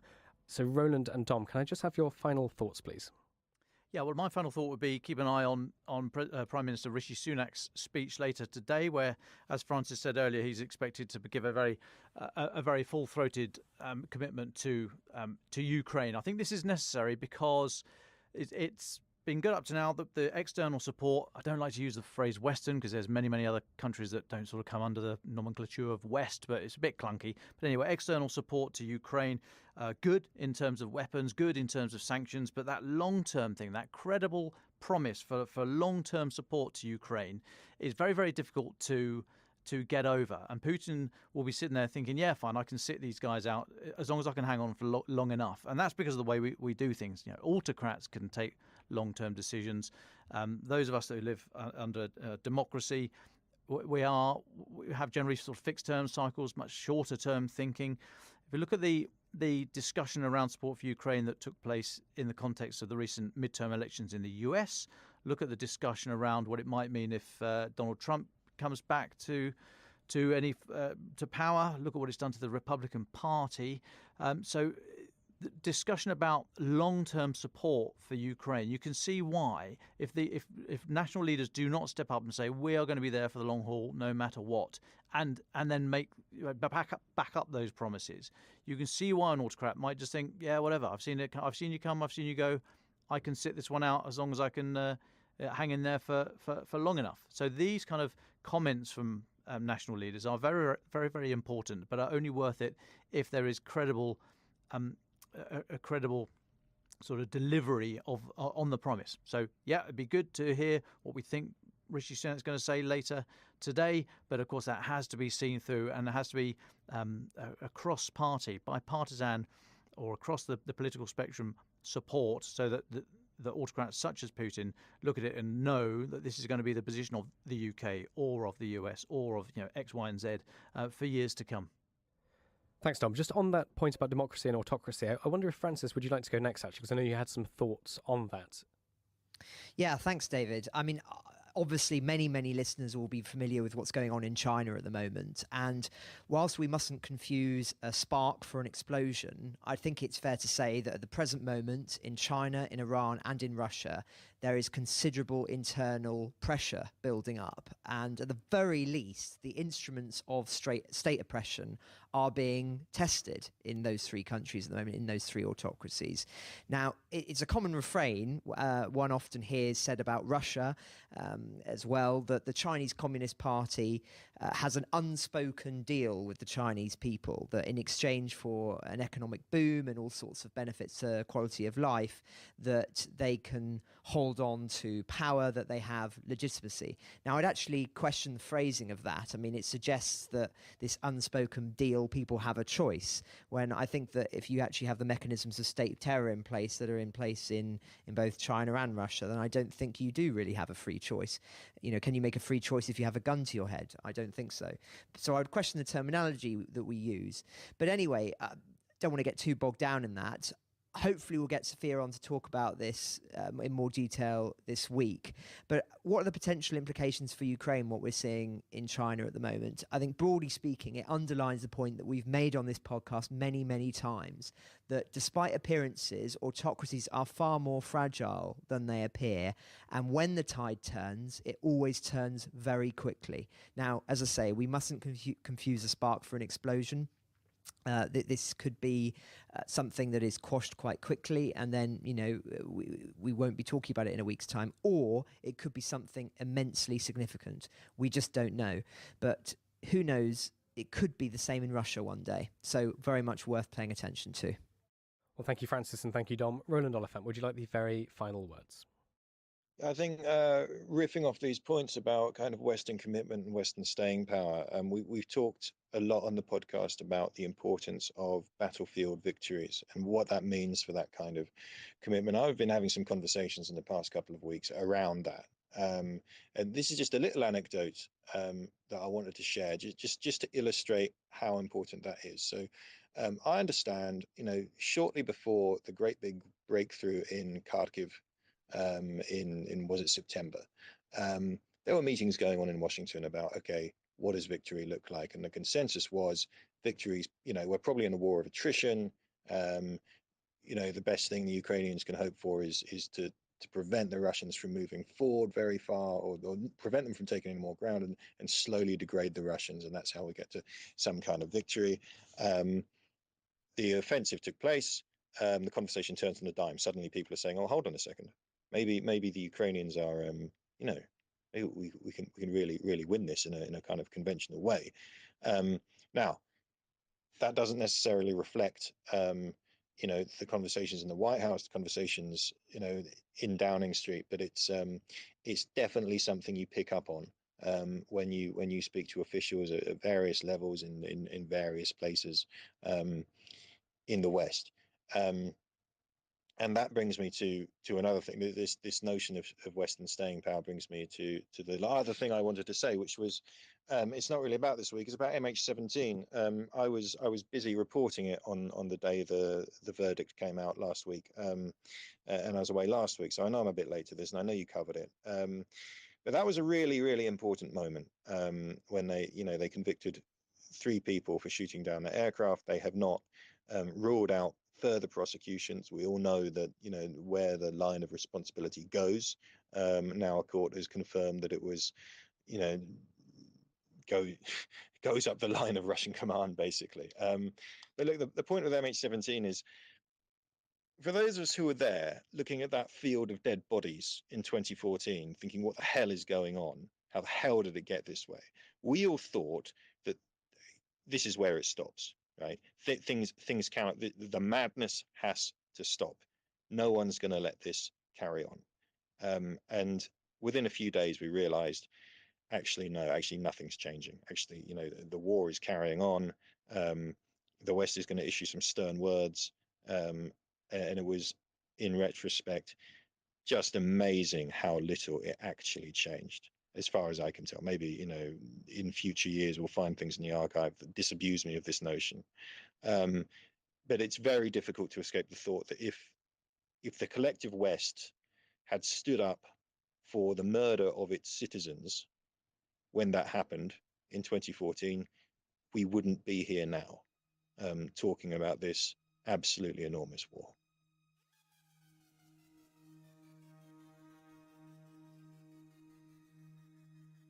Ukraine the Latest is an original podcast by The Telegraph. To stay on top of all of our Ukraine news, analysis and dispatches from the ground, subscribe to The Telegraph. You can get your first 30 days completely free at telegraph.co.uk/audio. You can also listen to this conversation live at 1 p.m. each weekday on Twitter Spaces. Follow The Telegraph on Twitter so you don't miss it. If you enjoyed this podcast, please consider following Ukraine the Latest on your preferred podcast app. And if you have a moment, do leave a review, as it helps others find the show.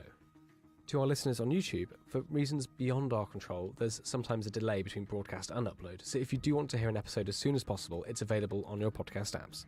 Please search for Ukraine the Latest on Spotify, Apple Podcasts, or your preferred app. Check out the Ukraine page on the Telegraph website. As ever, you can get in touch directly to ask questions or give comments by emailing podcasts@telegraph.co.uk. We do read every message. We are especially interested to hear where you are listening from around the world. Ukraine the Latest is produced by Louisa Wells and Giles Gear. And today on Twitter, Emily Hill.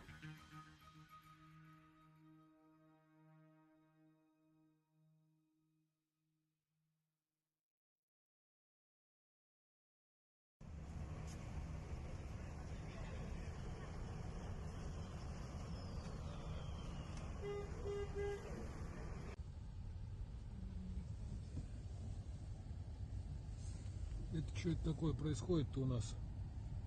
Ребята, ничего личного, конечно. Это, может быть, кому-то покажется какой-то провокацией.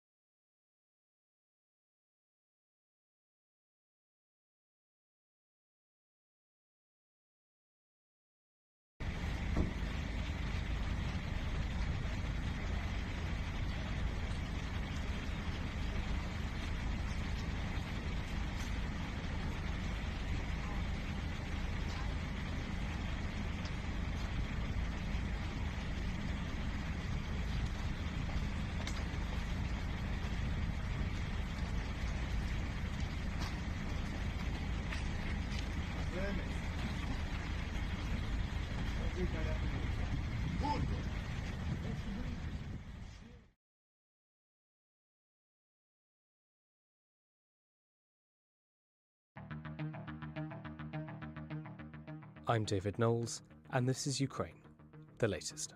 Today, we talk to freelance journalist Sergio Olmos, who's in Kyiv as his time in Ukraine draws to a close. We also discuss recent remarks by Angela Merkel, and as we passed 9 months since the start of the full-scale invasion this week, we reflect on the conflict's major turning points.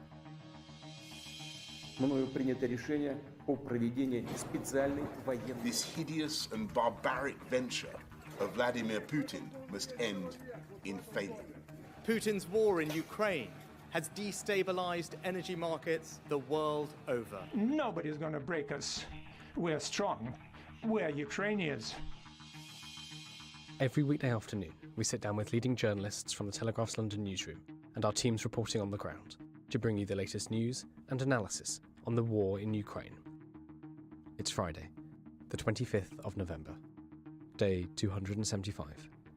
And today, I'm joined by Associate Editor Dominic Nicholls, our Assistant Comment Editor Francis Durnley, freelance journalist Sergio Olmos, who's calling in live from Kyiv.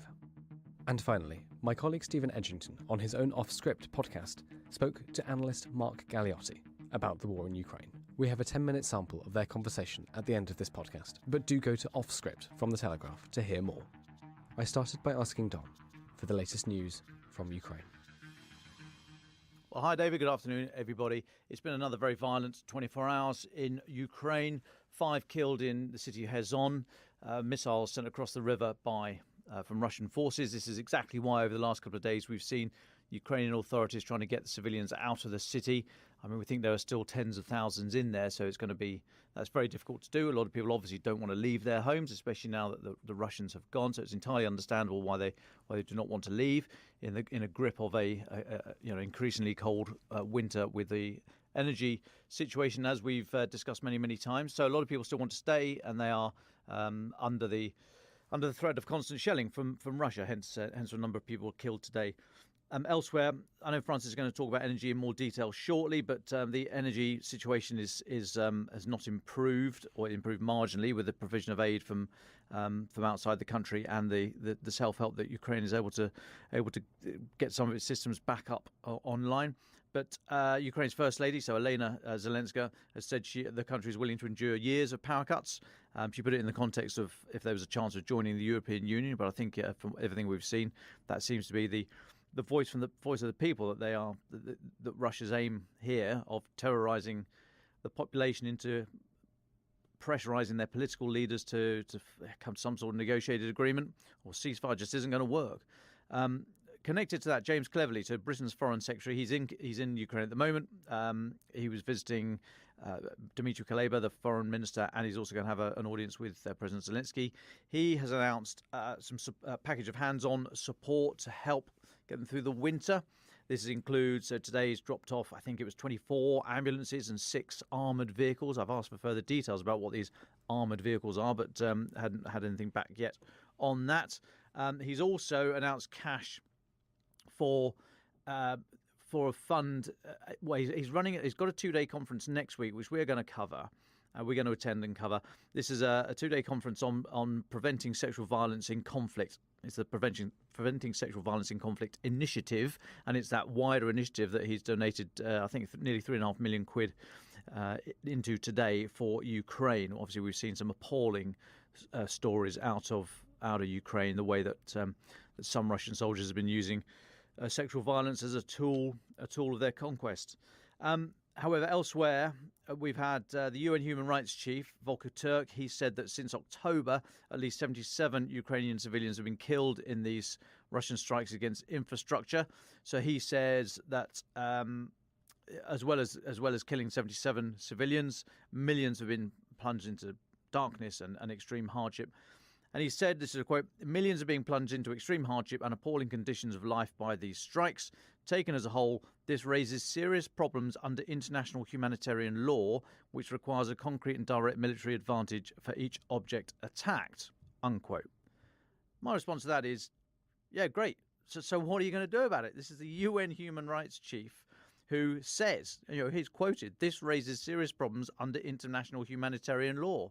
So what are you doing about it? I'm just staggered. We seem to be inching towards this position whereby somebody, the UN, hopefully, is going to say, look, this is not this is a war crime. I mean, they've got to do something about it. Just saying this is terrible is right, a step in the right direction. But what are they going to do about it? Anyway, yeah, I fear that will not be the last time I go on that minor rant. However, in the same statement, Savogto also made reference to the recent news out of Makivka in Luhansk Oblast.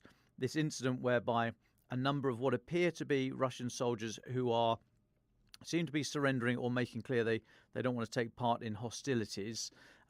About 8 or 9 of them, and then another guy comes out of the building they were hiding in, firing his weapon, and then the incident suggests that they are all then shot by Ukrainian soldiers who are trying to receive their surrender or whatever is happening.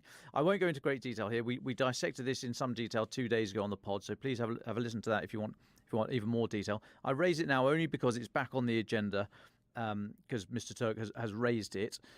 I urge everybody to go and find the video online. It is not gory. You don't see any violence. You don't see anyone shot or killed. You can hear shots being fired after the guy comes around the corner, the Russian guy with a weapon, and we know what the allegations are.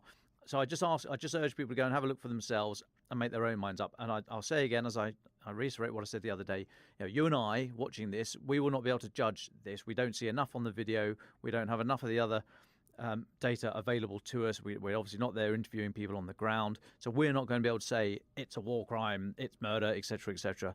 We cannot do that. And anybody in print or on social media or anywhere who suggests that they can pronounce judgment on that right now is just trying to hoodwink you, basically, because we can't do it. There's not been the investigation into it has not concluded yet, so there's no way that anybody can definitively say one way or the other. I mean, as I said, my view at the time, which was a couple of days ago, go and have a listen to that, and please make your own mind up. A couple more quick updates. Croatia has said it's going to train the Ukrainian army. So this is according to Ukraine's Defense Minister Alexei Reznikov. Any such training is likely to happen in Poland or Germany, possibly Croatia itself, although that might be a little bit diplomatically difficult for them. This is part of the EU's military mission to support Ukraine. Just one other thing, just for a pause here. So rather interestingly, yesterday, quite late on in the afternoon, there was on the British Ministry of Defence Twitter site a statement titled "Update on Ukraine," and this was a statement put out by the UK's Deputy Permanent Representative to the United Nations, James Kariuki, a chap I don't know, never met him. However, I thought it was interesting that the MOD were putting out a statement by that I would normally expect to come from the Foreign Office for starters. So that sort of maybe sort of pause for a moment. Secondly, I thought you don't often get these sort of ad hoc statements put out by this. I'll read you the statement and then sort of talk about it very briefly. And the statement said this, quote, "Russia is deliberately bombing hospitals and other medical facilities. The World Health Organization has recorded 703 such attacks since February. Russia is trying to achieve with terror and murder what it could not achieve in 9 months on the battlefield," unquote. Now, you may remember yesterday we spoke about this because there was in yesterday's British Defence Intelligence daily tweet, daily summary of events, a reference to a deliberate bombing of hospitals.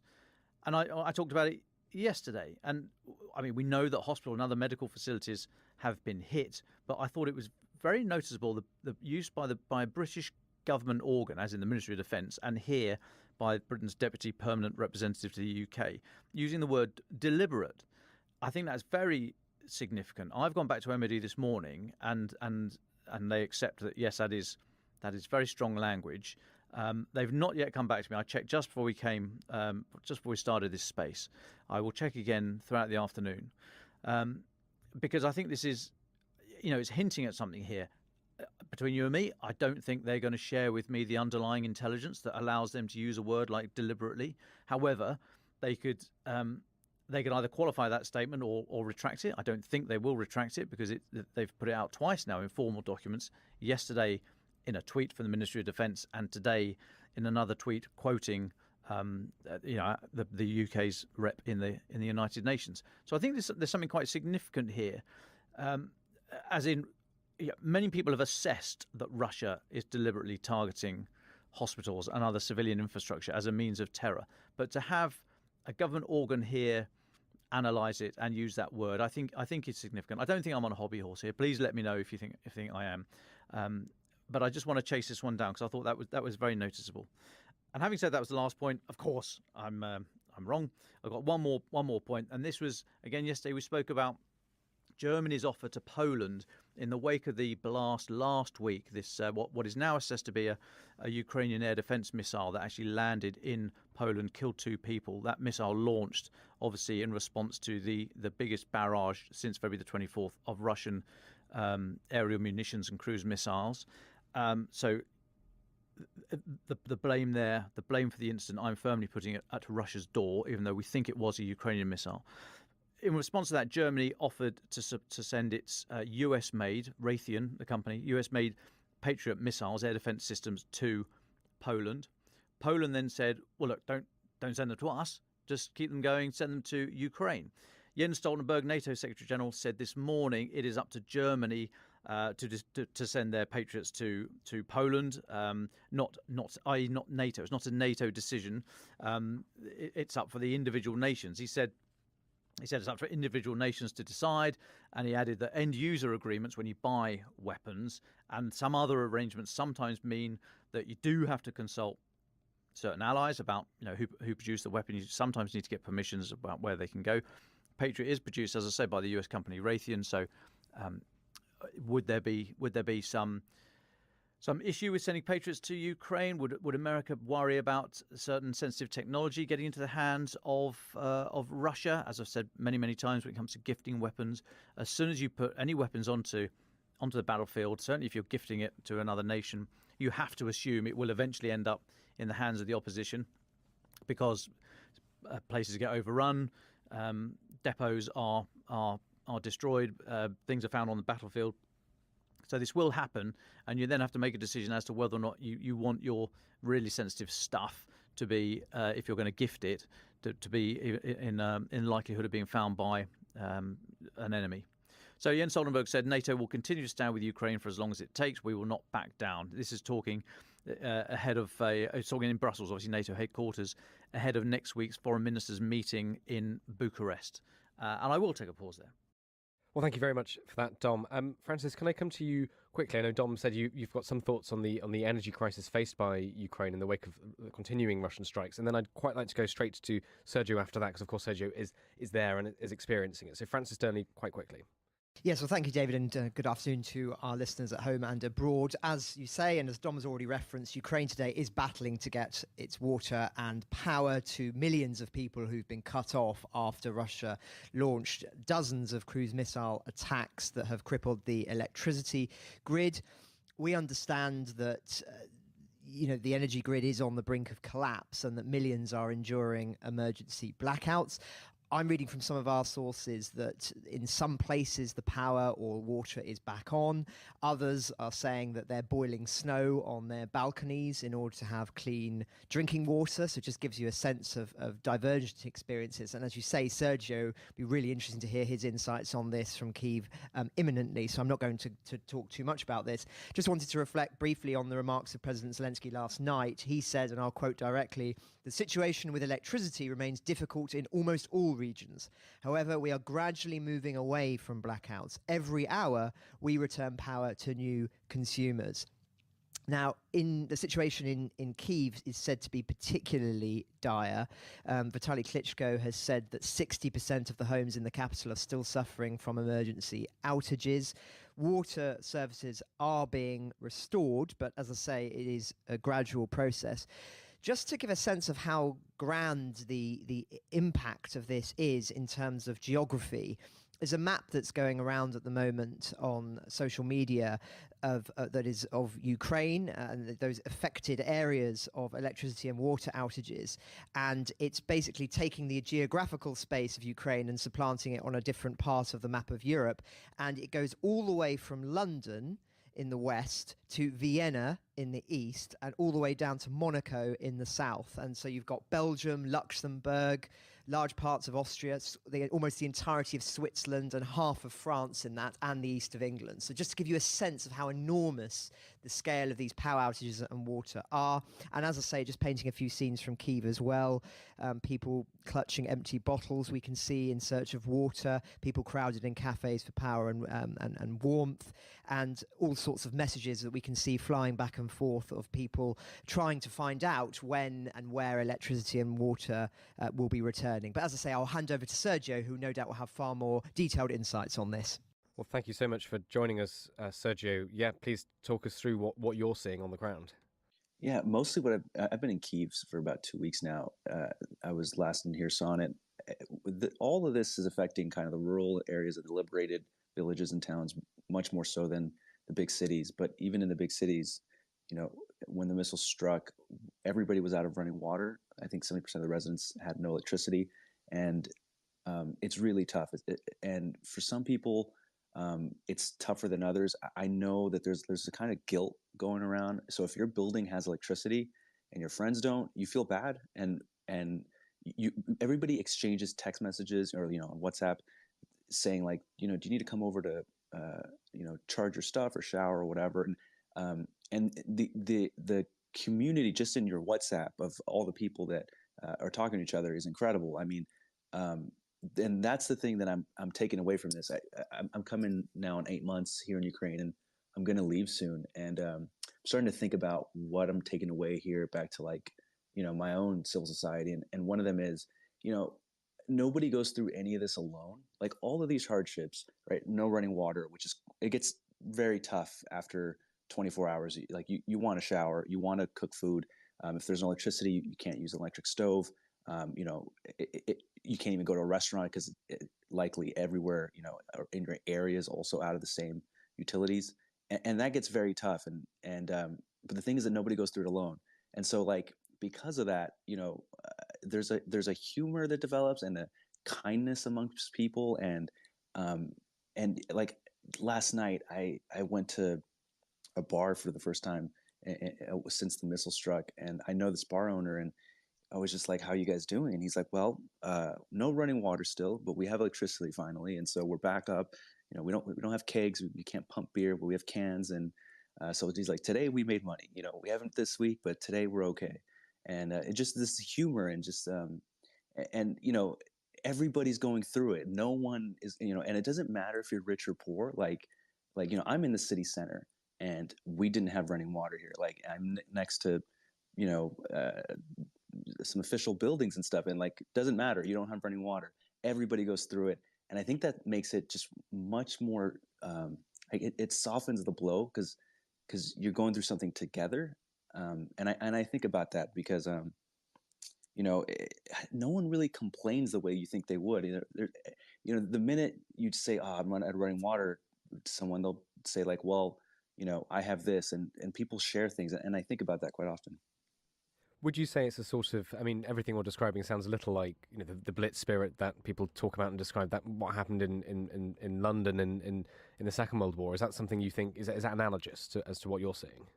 Absolutely. I would actually, the analogy that I think of is, this is maybe a little too inside, but freelance journalists often pair up in vehicles together when go out to the field. We share costs and stuff. And sometimes everybody in the car, you've had a drink or whatever, but really when you get to know them is when the days are long, you're hungry, you're tired, you're broke, maybe the stores are not going to plan, maybe you get shelled, all kinds of things go badly, right? And maybe you don't have enough food, you guys haven't eaten properly in 3 days. And if somebody pulls out, say, like a bag of beef jerky or a protein bar or something, and they eat it, and their instinct is not to tear it into pieces and share with everyone in the car, that's when you really know them. Because good car, everybody will share the last bag of beef jerky or last water bottle, and nobody has enough sustenance, but because you share it, you can just go through so much more, and you get through things way easier. And I think that's what's happening on this big scale here in Ukraine and in Kyiv. You see these like hipsters with these coffee shops where nothing is running, the lights are out, they can't do pastries, but if they can do espressos, they'll do espressos. Like they'll stay open and that just kind of like shared suffering and resiliency, it makes all of this stuff seem not as difficult. And yeah, I think about that. Can we go into some of the details? I mean, you mentioned, sometimes the water's off, sometimes it's on. It's difficult to cook food, obviously, if the electricity isn't on. So how do you manage that? How do you plan for that through the day? Are you changing what you're doing? What does your diet look like? I'm just sort of interested in the day to day. What have you changed to adapt to this new reality? David, my diet is terrible, but I haven't adapted properly. The way you're supposed to do it is you're supposed to heed the warnings, like Klitschko says, and stock up on water and supplies and stuff. I'm out on the road a lot covering stories, so I come back and I just order. My experience mostly has been ordering delivery because I'm working on something and I sometimes don't have time to cook. And I can tell you that like the delivery guys out here, it's called Glovo. These guys walk in the snow, there's an air raid siren, they're still delivering your food. Like, and to me, that's just, it's incredible that like, yesterday I ordered from a restaurant and I ordered like 8 things, and they were like, we have 6 of them we don't have. Like they had like coffee and like a salad and they're like, do you still want it? I'm like, sure, that's fine. They called me apologizing. It's just, to me, it's crazy that there is no like excuses. There's no like, there's just kind of like, well, we can do this, and people kind of make do. And again, if it was just like poor people going through this, it'd be one thing, but it's everybody, like the high-end restaurants, low-end restaurants, the nice grocery store, the kind of, working class grocery store, everybody's going through the same thing. You mentioned going to a bar yesterday. Can you paint us a picture there? What does it look like? What's the atmosphere like? Did you get a sense of what people, the patrons, are talking about, and who is going out? Is it is it the younger people? Is it everybody? Are some people staying in and conserving heat? Or what could you paint us a little picture of what you saw yesterday? Yeah. So yesterday, what happens is when the missiles strike, like that day and the next couple of days, people kind of stay in and. People got to take care of things, and then gradually people come out again. And once they come back out, it feels like, Kyiv is Kyiv. I mean, this is you've been here. There's a lot of hipsters. It's a very cool city. People are, dressed really, really, sometimes really elegantly, and sometimes they're dressed like, they take a lot of effort to look, kind of grungy, but it's actually really well put together. And people are having cocktails, people are enjoying themselves, and even the cocktails don't, if they don't have the ingredients, they'll kind of innovate something. They won't kind of lazily put it together. Like, people show up to work and kind of are trying to do their best, and they're not half-assing it. I talked to the manager, and he was saying that when I first got there in March, it was like they didn't know if they were going to keep their doors open, but they're all, this is what they do. They're a bar, like this is what they know how to do. And gradually they kind of changed up their dynamic. They started having more comedy nights. Comedy nights here have become huge, like stand-up comedy in Ukraine, because you only need to go up there in an audience. You don't need any special equipment or anything.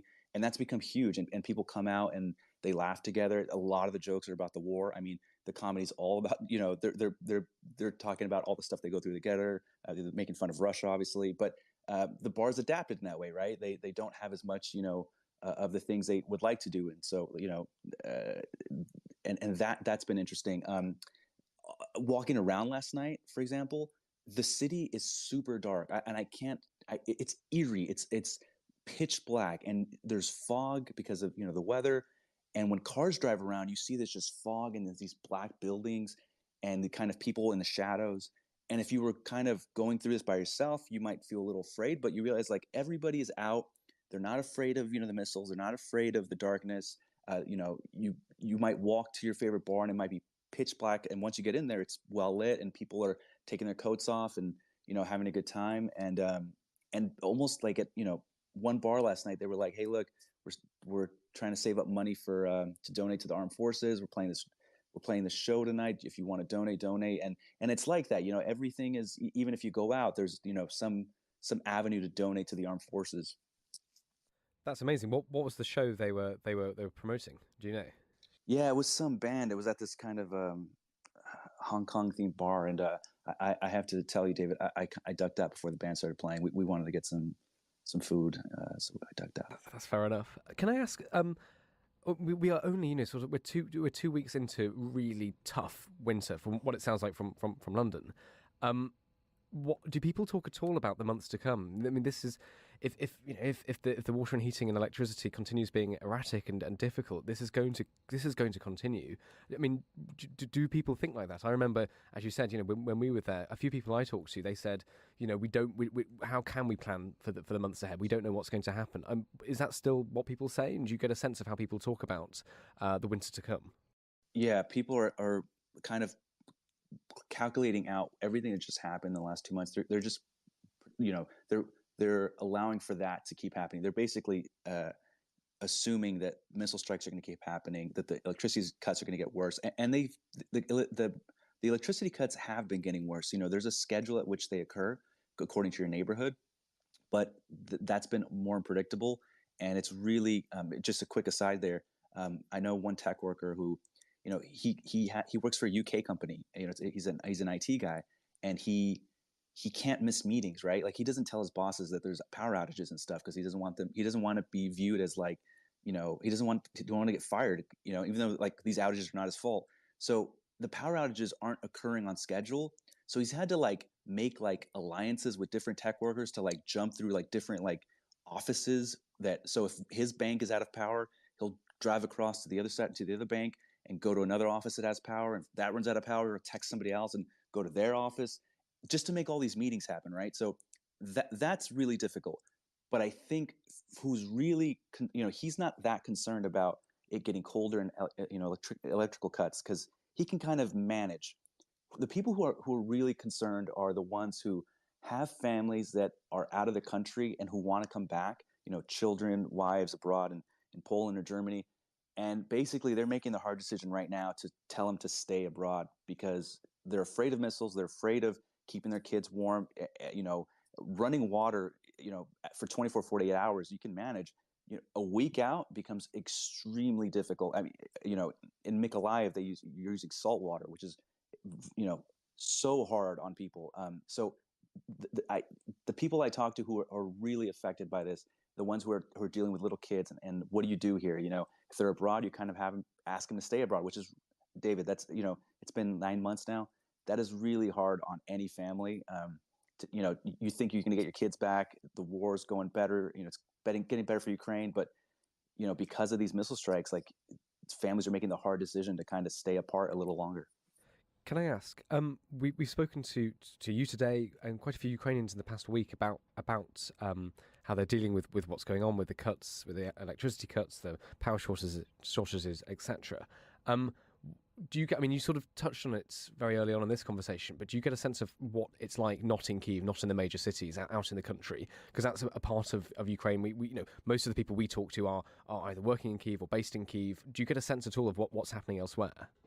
Yeah, and that's mostly when I go out to the field, to do some reporting, and I drive through a lot of cities, a lot of towns. The smaller kind of rural towns that not close to liberated areas, as we know about rural people, they're used to kind of sustaining themselves, and they have time tested ways of kind of getting by. Where it gets really difficult is closer to the liberated areas, because volunteers have to bring in, clean water. The military or volunteers will bring in Starlinks or cell towers, or they repair them.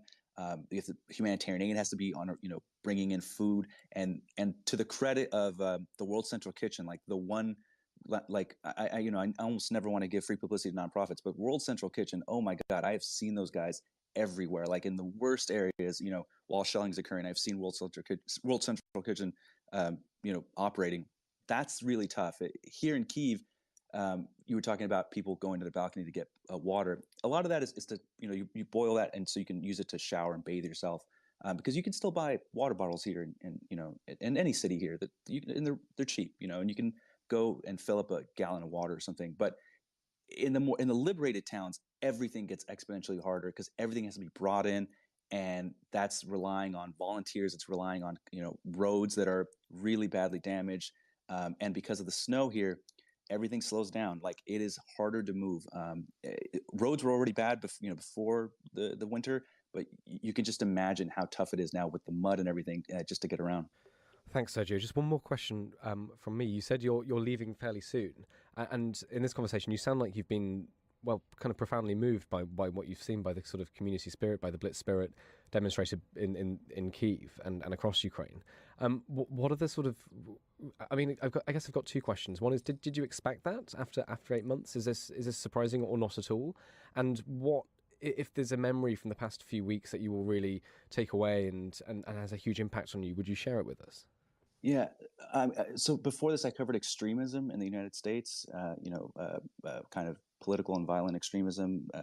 And there it was, people, my kind of takeaway from that was there was a lot of people who felt lost in the United States and kind of not attached to anything and without meaning, and would kind of find these extreme groups. And a lot of problems have come from that, right? They form these very violent kind of gangs and beat people up or do violent things. And left that, came to Ukraine, and here there's a profound sense of meaning in everyday life here, and people are banded together in a way I have not seen outside of war. I mean, the image of during one of the missile strikes, a doorman of a very nice, expensive building in Ukraine, was holding the door open for people to run in to use the shelter. I think about that because all of the class stuff, and everybody is just like, what do you need? Are you safe? And even the kind of like coldness here, people in buildings here, it's like, don't talk to each other, right? Like neighbors, they don't greet each other in the hallway. People just kind of walk past each other. But when the air raid sirens start and the missile strikes start, all of that falls away. And neighbors talk to each other like, are you okay? Do you need anything? And I think that I suspected that was the case, but I've really just fundamentally come to view societies so different. Like humans are much more resilient than I realized. Societies underneath all of this stuff are way more resilient when they're going through something together. People can get through so much. And that's one of the things I'm taking back home with me, is that idea of that, the missiles, it is insane, David, that people here every week, can, like clockwork, can expect missiles to rain down on them. And they still like dress up really nice, have a really nice croissant, are exceedingly polite and warm. And, when buildings get hit, like they have first aid kits, they have food, they help people. And like, that is the thought. It's like the idea of like, getting, of like even complaining is kind of like, they complain in a kind of humorous way to lift up someone else's spirit, and I think about that resiliency and that just attitude that I can't say enough about. Well, thank you, Sergio. Dom or Francis, I don't know who would like to go first. Is it right if I go first? Because I think my question comes very much on the back of what Sergio was saying. And I think in a way he's actually answered it, which is I was going to ask is the extent to which life is on pause in Ukraine, or the degree to which it's actually accelerated and amplified. And what I mean by that is, are people still starting relationships, having children, thinking about their careers, or are people so trying to get through each day that actually that's a struggle? But I really get the sense from speaking to you, the extent to which people are very resilient and are carrying on as perhaps not as normal, but are not allowing this to impede their lives. But just interested in your real reflections on that. Yeah, I think a great example is this kind of kid we've been using as a fixer early on. He's 20 years old and he was studying journalism, and we started using him as a fixer. He's now fixed for like a bunch of different media companies. And my sense was like, it's so incredibly unfair that he has to stop doing university and has to like, he can't, all that stuff is on pause because of this war, which is not his fault. A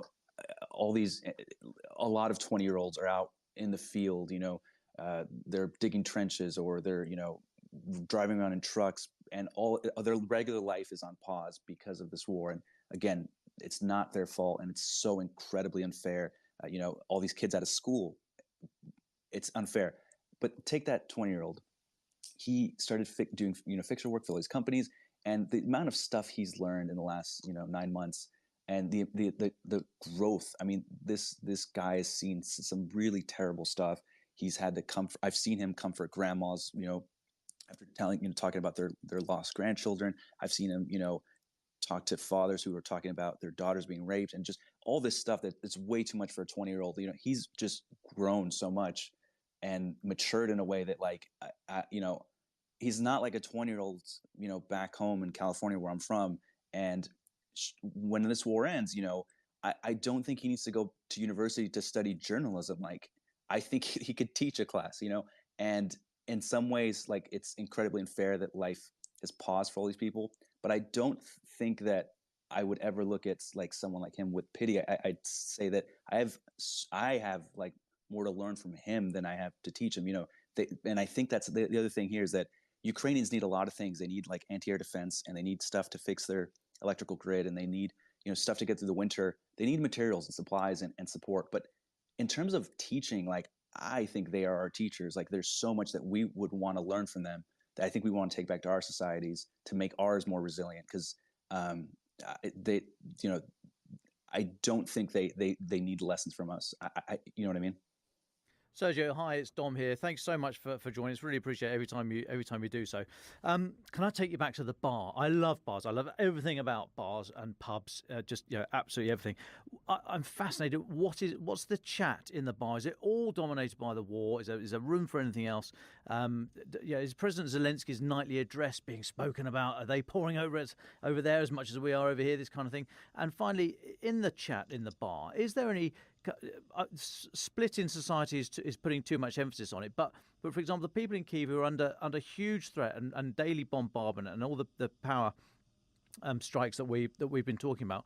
But I just wonder, is there a feeling that they are different from the people in Kherson and Kharkiv and in the Donbass and the people on the line of control? Is there any kind of feeling that Ukrainian society writ large is starting to not fracture at all, but just sort of see a difference amongst themselves?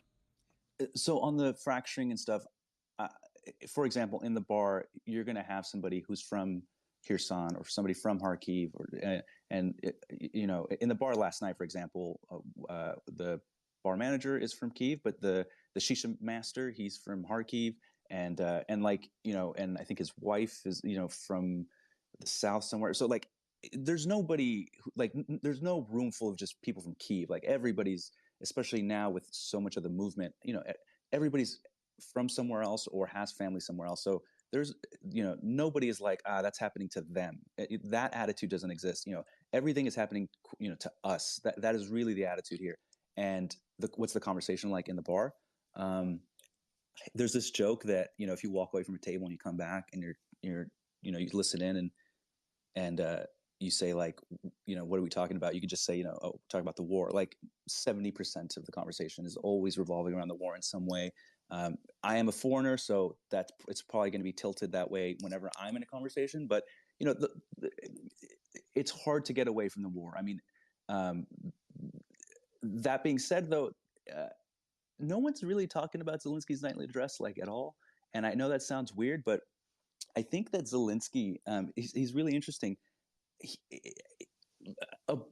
If you listen to his addresses, they're really aimed kind of at the rest of the world.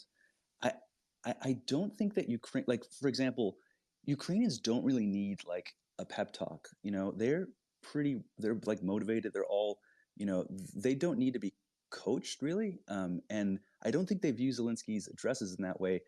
I think Zelensky's really talking to the rest of the world to try to like keep the rest of the world kind of, motivated to keep supporting Ukraine.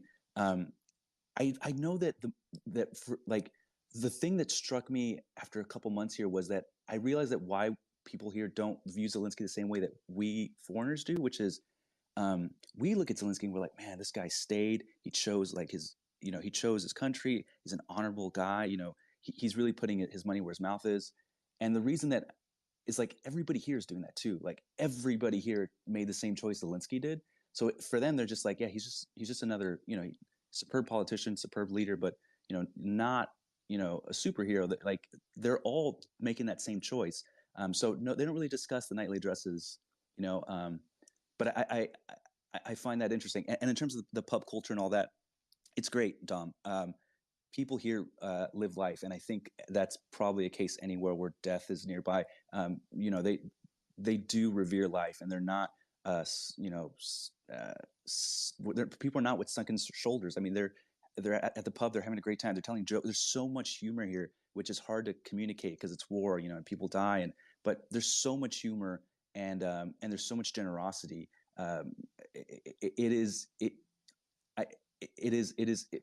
One of the things in the Western countries I've noticed is, you know, there's a lot of kind of, you know, bartenders will be kind of mean to you, and there's a kind of coolness, and that doesn't exist here. Like everybody, you know, you go to a bar and people are so friendly, and just kind of, they're happy to chat.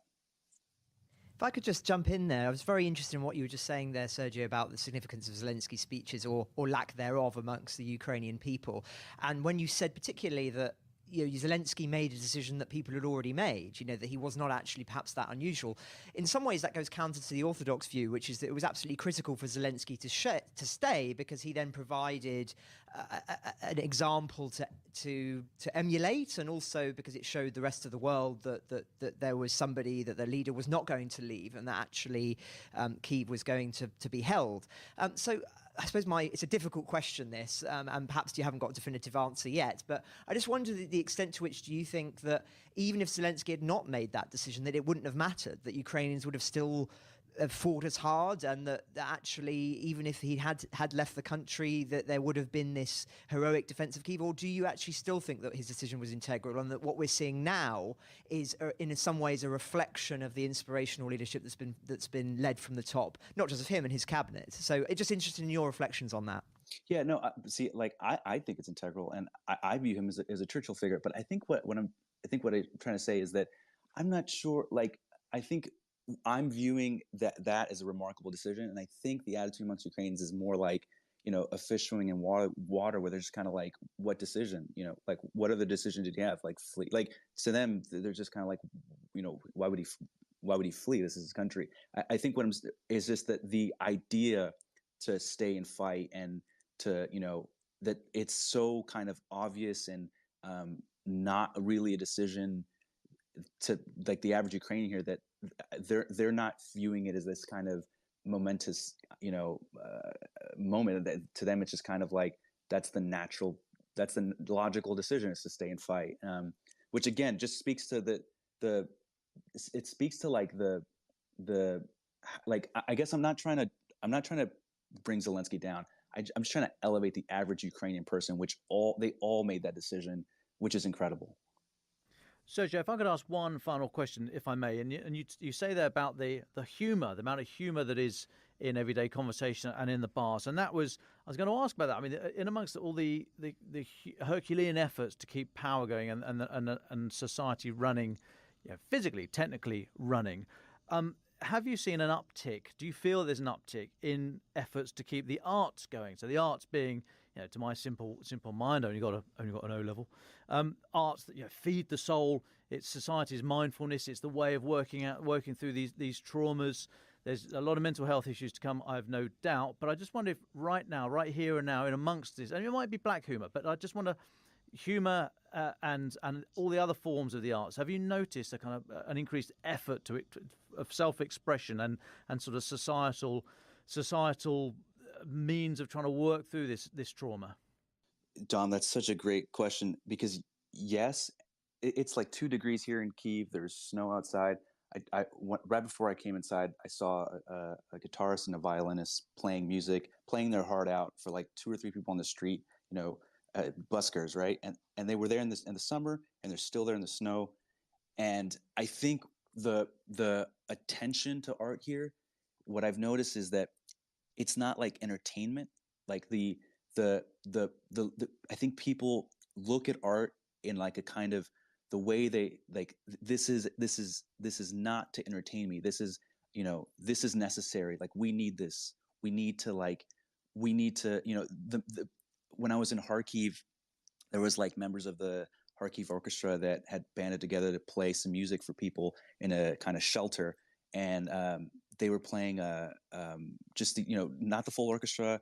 They were playing some songs, and then they played this Ukrainian song, and people were crying. And, you know, it's like, in another night, if you're in New York or something, you go out to see an orchestra, that might be a great night. It might be really interesting and a pleasure. I think here the art is different. It's art not for pleasure, but for something deeper. And those guys playing in the snow right now, they're not doing it for the few hundred, maybe 1,000, 2,000 hryvnia they're going to get. They're doing it because it means something to defy. I will not be cowed into giving up my violin. I will play in the snow under these terrible conditions. And people, I think, take something from that. The comedy nights here, the way that stand-up comedy has exploded here. People are coping through all this hardships through this like burgeoning art form here, where you don't need expensive equipment, you don't need power or electricity, you just need somebody to stand up in front of an audience and talk about tough things in a humorous way. Art means something beyond entertainment here, and I have felt that. I have cried watching some of these musicians play, and it's incredible to see. Well, thank you very much, Sergio, for all of that. Dom and Francis, we're starting to come just to the end of our time today. So can I just ask Dom and Francis, any more updates from either of you, or shall we go to our final thoughts? I do have an update, David, if that's all right, on a very interesting interview with Angela Merkel in Der Spiegel. Indeed, I've been brushing up on my German this morning in order to read it.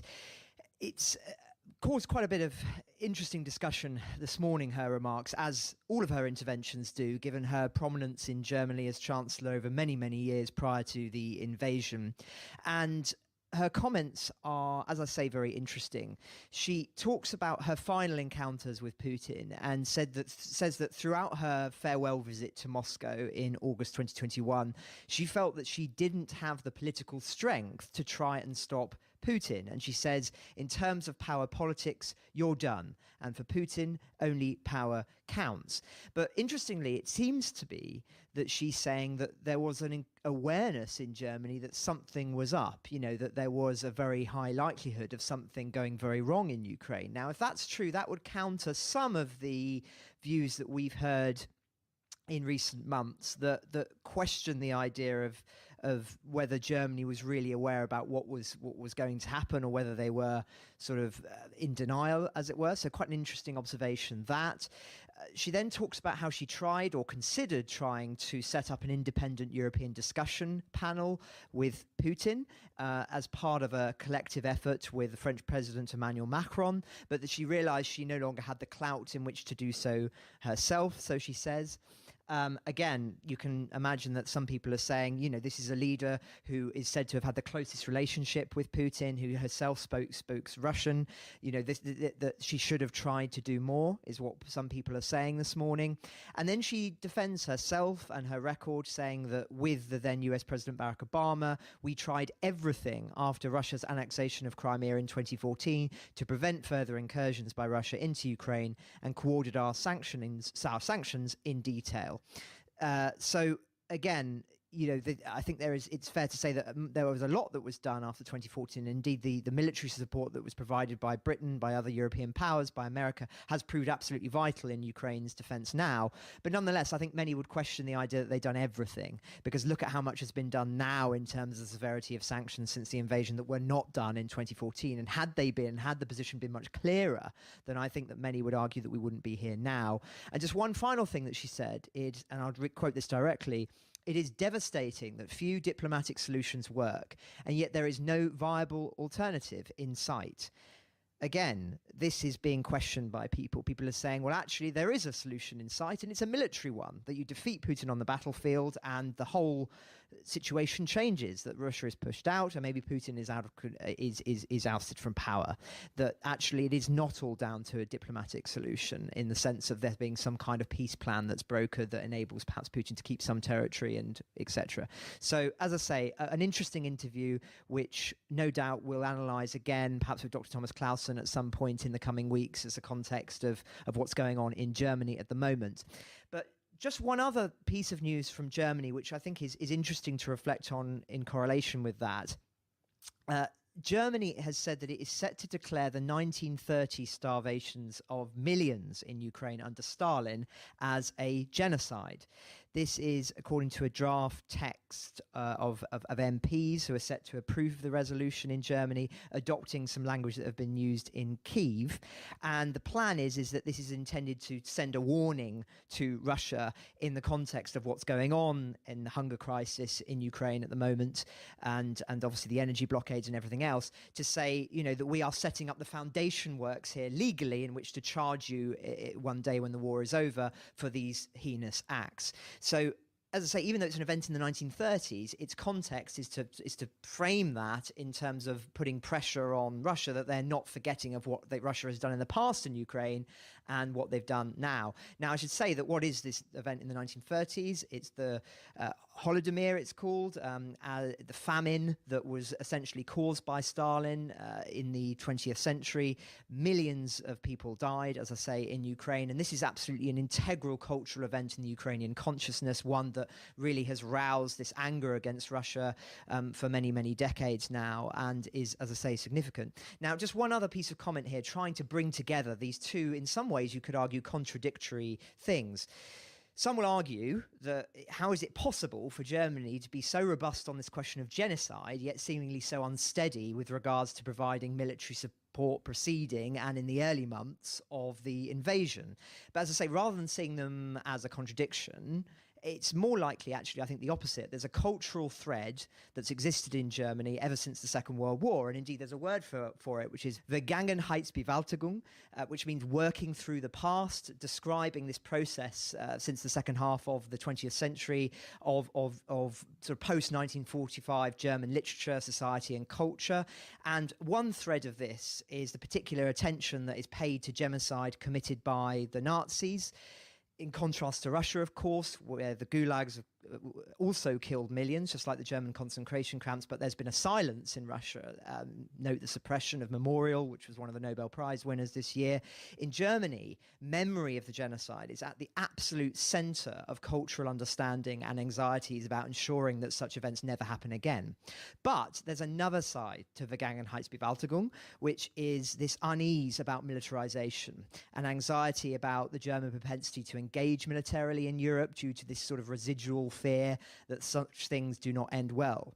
So there's this phenomena, and this is what the argument is, that it's both liberatory and an impediment, that this cultural memory advocates for a liberal view on the importance of preventing war and genocide, but again, one could argue, an overly liberal view on how to achieve this prevention, a cultural outlook that's not robust or hawkish enough with regard to military intervention, leading to this sort of defensive vacuum in Central Europe.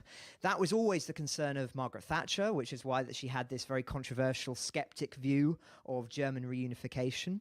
But where does that leave us with regard to Germany? Well, I think at present their commitment on the military front remains very, very significant, and I want to underline that. But the question on many people's lips now is the scale of German commitment as we enter a very difficult winter, and the degree to which the German political establishment are really committed to severing themselves from energy and business ties with Germany and Russia in the long term. That may be a decision that is ultimately in the hands of German voters, but as I say, a crucial one for the weeks and months ahead. Well, thanks for that, Francis. We've been doing this for 9 months. I didn't know you spoke German. That's learning something new every day, so thank you very much for that, Francis. Ambition. Dom, anything more from you? No update, no further updates for me. I can't really follow Francis. I couldn't really follow when he was talking, but I just reiterate that I do love going to pubs. Thanks very much, Dom. Useful stuff. Well, we're coming to the end of our time today, I think. So can I just go to all of you just for your final thoughts ahead of the weekend? Dom and Francis, do you want to go first? And we'll leave the very final thoughts to Sergio in Kyiv. Yeah, well, just quickly, 9 months in now, our thoughts have been turning to, well, what have we learned? What do we take from it? And I just very briefly have been thinking about any turning points in the war, and I've been trying to think of when did external support, so the countries outside Ukraine, think, what were the turning points? When did those external partners think Ukraine would survive, and when did they think, if they do think, Ukraine could win? And on the former, I think when they thought it'd survive, I think it was literally right that first day when President Zelensky said, I don't need a ride, I need ammunition. I think that was such a powerful statement. that I think a lot of people went, yeah, well, he's got to say that, he's the president. But actually, there was that little kind of little in the back of the mind thinking, hey, this guy is, that's pretty powerful. And then you had the defense of Kyiv in the first few weeks, and then you had things like the sinking of the Moskva. And I think the external support then thought, you know what, these guys, they're not going to quit, and I think they might be able to do this. And I think something like the Kharkiv offensive, maybe less so Kherson, but certainly Kharkiv, that breakthrough a few months ago. I think that's when the externals really thought they could do this, and then started going in some measure. I know HIMARS and other long-range artillery and missiles had been supplied up to then, but I think that was really the point there. In terms of Russia, when do they think Ukraine's going to survive? I think that was again the defense of Kyiv. When did Russia, if they acknowledge such, when do they think Ukraine's actually win this? I think it was things like the Sevastopol drone attack, possibly even when Sevastopol or Crimea was hit with long-range artillery, the Kerch Bridge, and definitely when they've switched their attacks in recent weeks to terrorizing civilians. So they know they're losing on the battlefield. So all they've got left is the diplomatic front, and they're trying to work that. As for when Ukraine, I obviously can't speak for them. Would never attempt to, but if I was applying the same sort of lens, when did you think you could survive? When do you think you could win? To Ukraine society and Ukrainians, well, never been in doubt. That's plainly obvious to us all now, and I think it's when these three things align that there'll be a major breakthrough. I'm not sure if that will come this side of spring, but I do think that everything points towards something fairly monumental happening before next summer. Thank you, Dom. Francis Sturtley. Well, I apologise if my analysis of Germany was a bit too much for a Friday afternoon. I too like pubs. I just want to emphasise that. But yes, just my final thought also is coming off the back of what Dom was saying there and reflecting on 9 months. I think for me too, the holding of Kyiv was absolutely integral for everything that followed. I think it was integral for sustaining the integrity of Kyiv's, as in the government's commitment to defending the whole of the country. I think it was integral for operating as a standard bearer for the rest of the people in Ukraine, that they were not going to be abandoned by their leaders. And I think it was also absolutely integral for how the West viewed the war in Ukraine. And I think also as well, just to echo Dom, I think the Kharkiv counteroffensive was also vital as well for totally changing the sense of momentum and the sense in which the Ukraine may not only be able to hold off the Russians, but actually launch a successful military operation. And it set the tone for this winter in a way that was really vital, just as did Kherson. Well, thank you, Dom and Francis. Sergio, you're in Kyiv. Would you like the final words? Two things. The first is before coming to Ukraine, I covered hundreds of protests in the United States, and I became skeptical of whether, how much effect a protest had. Now, my takeaway after 8 months here is that protests really matter. Maidan, the protest 8 years ago here, it matters so much, and that the effect that had, we could, you couldn't have foreseen it down the line, but Maidan really matters, and I'm taking that away, that protests, even small ones, can lead to something that matters for the trajectory of a country. So that's one thing I'm taking away. The second thing is, I think like shared stories and communal hardship, you can't underestimate like how much a society, how strong a society can be because of that. One thing here is everybody is on the same page. Everybody understands the war. Everybody, if you ask anybody, they'll say, well, if we don't fight, they'll turn us into Bucha, and so we have to fight. And they can explain it in a sentence. Nobody stutters or it has to think about it. Everybody understands that. And the United States was at war for a long time, 14 years or something. And you ask people, why were you at war? Why were we at war? And people would stutter, and people would have a clear answer. And I think that because here everybody knows why they're fighting, and everybody has the same story. Everybody's sharing the story, and there's a shared reality, and there's shared suffering, poor or rich. You're out of water, or the missile can hit anywhere in the city. It doesn't matter if you live in a nice building. I think that means that society just get through so much, and it's really hard to break them. And they're almost anti-fragile. The more missiles that rain down here, the more sure people are that they will not surrender. And I think about that, and I will take that away with me. Here's an excerpt from my colleague Stephen Edgington's conversation with analyst Mark Galliotti. To hear the full conversation, search for Offscript in your podcast app. So we're coming into the winter. How is that going to impact the war in Ukraine? The winter is likely to lead to a certain slowing down of offensive operations. We shouldn't just treat the winter as being one unvariated block. Ukraine's winters more or less go through three cycles, shall we say. Autumn, about now, is when rains come, skies close, and the soil largely gets turned to a very sticky mud, which makes it much harder to be able to operate. But then, assuming it's a cold winter, which on one level Ukraine must be hoping not, given the degree to which Russia has been hammering its infrastructure, its electrical infrastructure, and it could well be a very hard winter for them. But nonetheless, if it is a cold winter, then the mud freezes. And once again, offensive operations become possible until the thaw comes, and we have everyone getting glued down where they are. There are going to be variations. Clearly, the Russians are hoping to use winter as a chance to consolidate their forces on their new defensive line since they've withdrawn from Kherson. As they prepare and train up the bulk of the mobilized reservists, probably about 150,000 or so people, into scratch units, which can then be deployed come spring.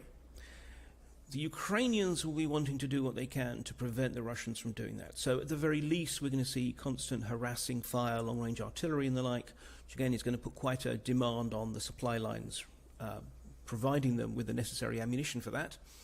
And then we'll also perhaps see some local offensives. But as I said, I think that probably Ukraine's forces are not just not really going to be able to do very much in winter because of conditions, but also they've been fighting at quite a hard tempo.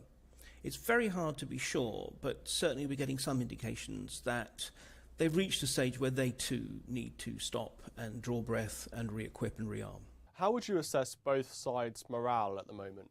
Clearly, Ukrainian morale worlds apart from the Russian. Not only are they fighting for their homeland, but as far as they're concerned, rightly, they're winning. They've had these sort of extraordinary victory in the north, in the Kyiv offensive, and now they've taken back Kherson without having to go into the kind of nasty, gritty, street-by-street fighting that really would have been a very bloody experience. They're riding high, but again, they've been taking some heavy casualties too. The estimate is that basically between dead and wounded, both sides have basically suffered about 100,000 casualties, which is no small amount. And I think, again, there are certain pressures. We can sometimes fall prey to an easy assumption that because the Ukrainians are, in our view, the good guys, and because there's much more enthusiasm and support for them, that everyone is happy. The answer is not. But generally speaking, the Ukrainians are in a very positive frame of mind. Or the Russians, clearly not. However, again, I think we need to treat that with some caution. Yes, the Russians are clearly unhappy. It's not just that they're losing the war, a war that for most soldiers they don't really understand why they're fighting it. But at the same time, many of them, they're cold, they're hungry, their supply processes are really not really working well. But except when we see a kind of a generalized collapse in morale, usually because people are outflanked and so forth. On the whole, the main thing is most Russian soldiers in the field are still willing to fight, either because of unit morale or just simply because they fear the consequences otherwise. But in effect, that doesn't really matter. So we're not seeing the kind of massive collapse of morale yet, at least. But I do think that Russian morale is brittle. And if the Ukrainians manage to make some kind of unexpected breakthrough, we could see that becoming really quite a major problem. I mean, this was one of the concerns about the withdrawal from Kherson, which seems to have actually been done really very effectively. If it had actually turned into a rout, panic can be contagious, and we could have seen a whole segment of the Russian front line basically falling back. And the Russians have a serious problem with morale, even if at present they're basically managing to hold their line. Is there any way for the Russians to turn this around, to turn the war around for them? I don't know, as you say, the amount of weapons from the West that they're up against, it might make it impossible. It's certainly very hard to see any kind of real likelihood, because even with the additional new troops, and let's be honest, 150,000 troops, even if they're bad troops, but these mobilized reservists, they're being equipped with old-fashioned weapons and so forth, but it's still 150,000 fresh new troops. But nonetheless, what we're actually seeing is that at the very moment when Ukraine is acquiring a 21st century army, thanks to the training and supplies that we're providing, Russia is increasingly fielding a late Soviet army, a 20th century army with kit from the 1960s and 1970s. In those circumstances, I cannot see how Russia can really make anything other than the most minor local gains on the battlefield. And this is what it comes down to. This is why Putin's strategy is now to try and drag the war out. If he can outlast the West's will to continue to support Ukraine, then he can hope that he can impose some kind of a deal on Ukraine that probably would see the territories currently under Russian control, perhaps continuing to be under Russian control. I think that's his best possible scenario, and I don't think it's likely to happen. But the point is that at present, that's the best he's got, so he'll cling to that particular hope. So let's talk about your book. I've got it here, Putin's Wars. And you've also written other books about Putin. This is someone that you've thought about a lot, I can imagine. When he became president 20 years ago, was this war in Ukraine always going to happen? Was it inevitable? No, I think this is one of the fears. Human beings are great pattern recognition animals, and we look at dots and we immediately draw lines between them. Now, look, when Putin came to power, look, of course, he was imbued with the kind of values and mindset of his generation, that kind of last true Homo Sovieticus generation. And he didn't really think that countries like Ukraine had genuine sovereignty. You know, as far as he was concerned, their rightful place was in Russia's sphere of influence, and that was always evident. It did not necessarily have to lead to war. The things that, the reasons that led to war are in part about the changes in Putin himself. No one stays in power for 22 years, especially as essentially the autocrat, without being changed, warped, distorted by the process, and in many ways almost becoming a caricature of himself. Secondly, this is the aging process. I think that he decided that he needed some kind of great triumph to consolidate his legacy and possibly allow him safely to leave office. But also just the developments in geopolitics in that time. It is clear that without in any way wanting to support Putin's paranoid narrative about evil, nefarious NATO plots to encroach on and eventually humble Russia, nonetheless, there were some serious blunders in the messaging and the presentation of how NATO envisaged its relationship with Ukraine, and also how the European Union envisaged it. We can't get away from the fact that what was the real spark for all of this? It was actually Ukraine's 2013 treaty that it was going to sign with the European Union, that at first Moscow didn't have a problem with, until in summer 2013, someone pouring through the details, it was after all a very fat legal document, realized that it would actually lock Ukraine away from into a lot of economic cooperation with Russia. And the belief was this is actually some kind of EU plot to, in effect, steal Ukraine. Now, I don't believe it was a plot like that for a moment. I think it was just, this is what happens when you have a treaty that is drawn up by trade lawyers who aren't really fully aware of the geopolitical implications, and no one else really thought about it. And at that point, there was that sense of, okay, Ukraine is now the new battleground. So there's all kind of reasons, and frankly, even in the very, very last week of before the invasion, it looks that Putin, although he probably had decided to act, but he was still true to form, because this is not a daring man, was havering. He was not sure, should he invade at all? And if so, the all-out invasion, or just simply to take essentially the areas he's fighting in now, the south and east of the country. Really, up to that point, it might have conceivably been possible for the dice to have fallen a different way. So we shouldn't assume things are inevitable. But on the other hand, this is absolutely, you might say, Putin's war in the sense of it's a product of his assumptions and prejudices. And although he is a more extreme form of himself, shall we say, now, today's Putin, one can see in the year 2000 vintage Putin. Can you talk a little bit about Putin's wars, why they were successful, why he got away with them, and why in Ukraine in 2022 it was a different story? Yes, so Putin is, in many ways, a very old-fashioned nationalist. He's really a 19th century geopolitician. I think a Bismarck or a Napoleon would have totally understood him. And I say 19th rather than say 18th because it's not just that might makes right and that strong countries impose their will on weaker ones. It's also this almost colonial mindset of the time, that there are, shall we say, proper countries, and then there's the rest, whose sovereignty is really destined to be just simply determined by other countries. So he very much he sees the West as, generally speaking, kind of proper countries countries like Ukraine, they're secondary ones. And his notion of Russia as a great power was right from the beginning inextricably linked with war-fighting capability. Russia has to be a military great power. He's determined to believe that Russia has to be a great power, even though it's no longer anything like the sort of powerful as the Soviet Union. And his view was that could be asserted through military power. And if you have military power, you need to demonstrate it. But the interesting thing is, essentially right up to this war, Putin, by luck or by good judgment, essentially picked easily winnable wars. The Second Chechen War actually turned out to be much more hard-fought than anticipated, but still, ultimately, there was no real question that Chechnya would actually be able to stand up against the whole might of a mobilized Russia. Likewise, his invasion of Georgia, tiny Georgia, it was a 5-day war, despite the fact that there were many blunders by the Russians, but again, the outcome was never in doubt. Annexation of Crimea in 2014, again, a very sort of surgical operation at a time when basically the Ukrainian state had virtually collapsed.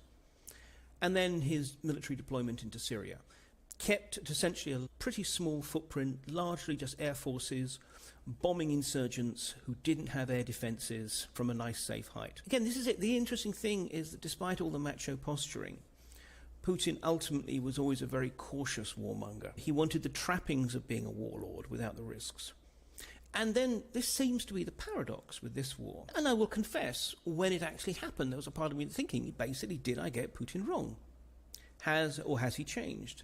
And I think, though, what then emerged became clear that actually, for Putin, this was not going to be a big deal. This was not going to be a long war. It was going to be a 2-week operation. He convinced himself that Ukraine was not a real state. The Ukrainian people would basically welcome the Russian liberators, or at the very least just accept a fait accompli. A supine, hypocritical West would wring its hands and bring out some minor sanctions, but essentially do very little and do that too late. In that circumstance, from his point of view, this was a relative no-brainer.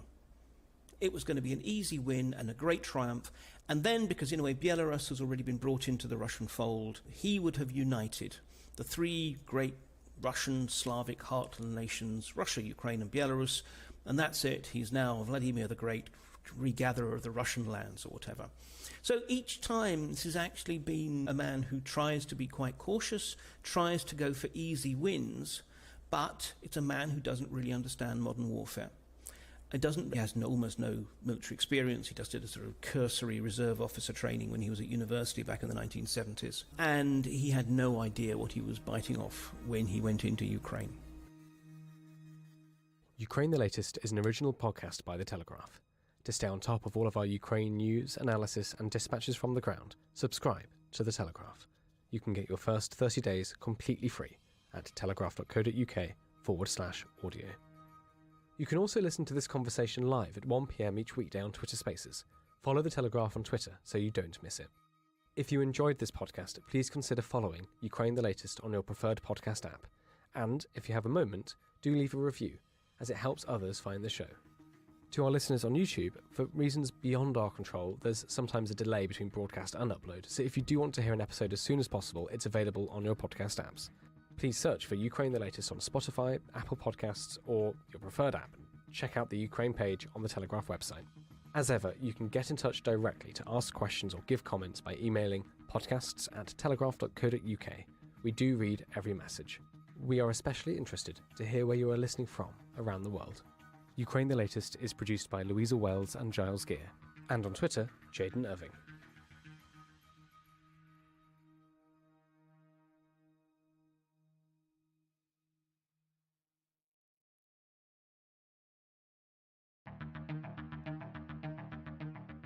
I'm David Knowles, and this is Ukraine, the latest. Today, amid freezing cold conditions, we have the latest updates on the power outages across Ukraine after massive Russian strikes. We discuss the latest US military aid package, and we look in detail at a grumpy CSTO meeting in Yerevan, Armenia, in the context of Russia's fast declining influence in Central Asia. This hideous and barbaric venture of Vladimir Putin must end in failure. Putin's war in Ukraine has destabilized energy markets the world over. Nobody's going to break us. We're strong. We're Ukrainians.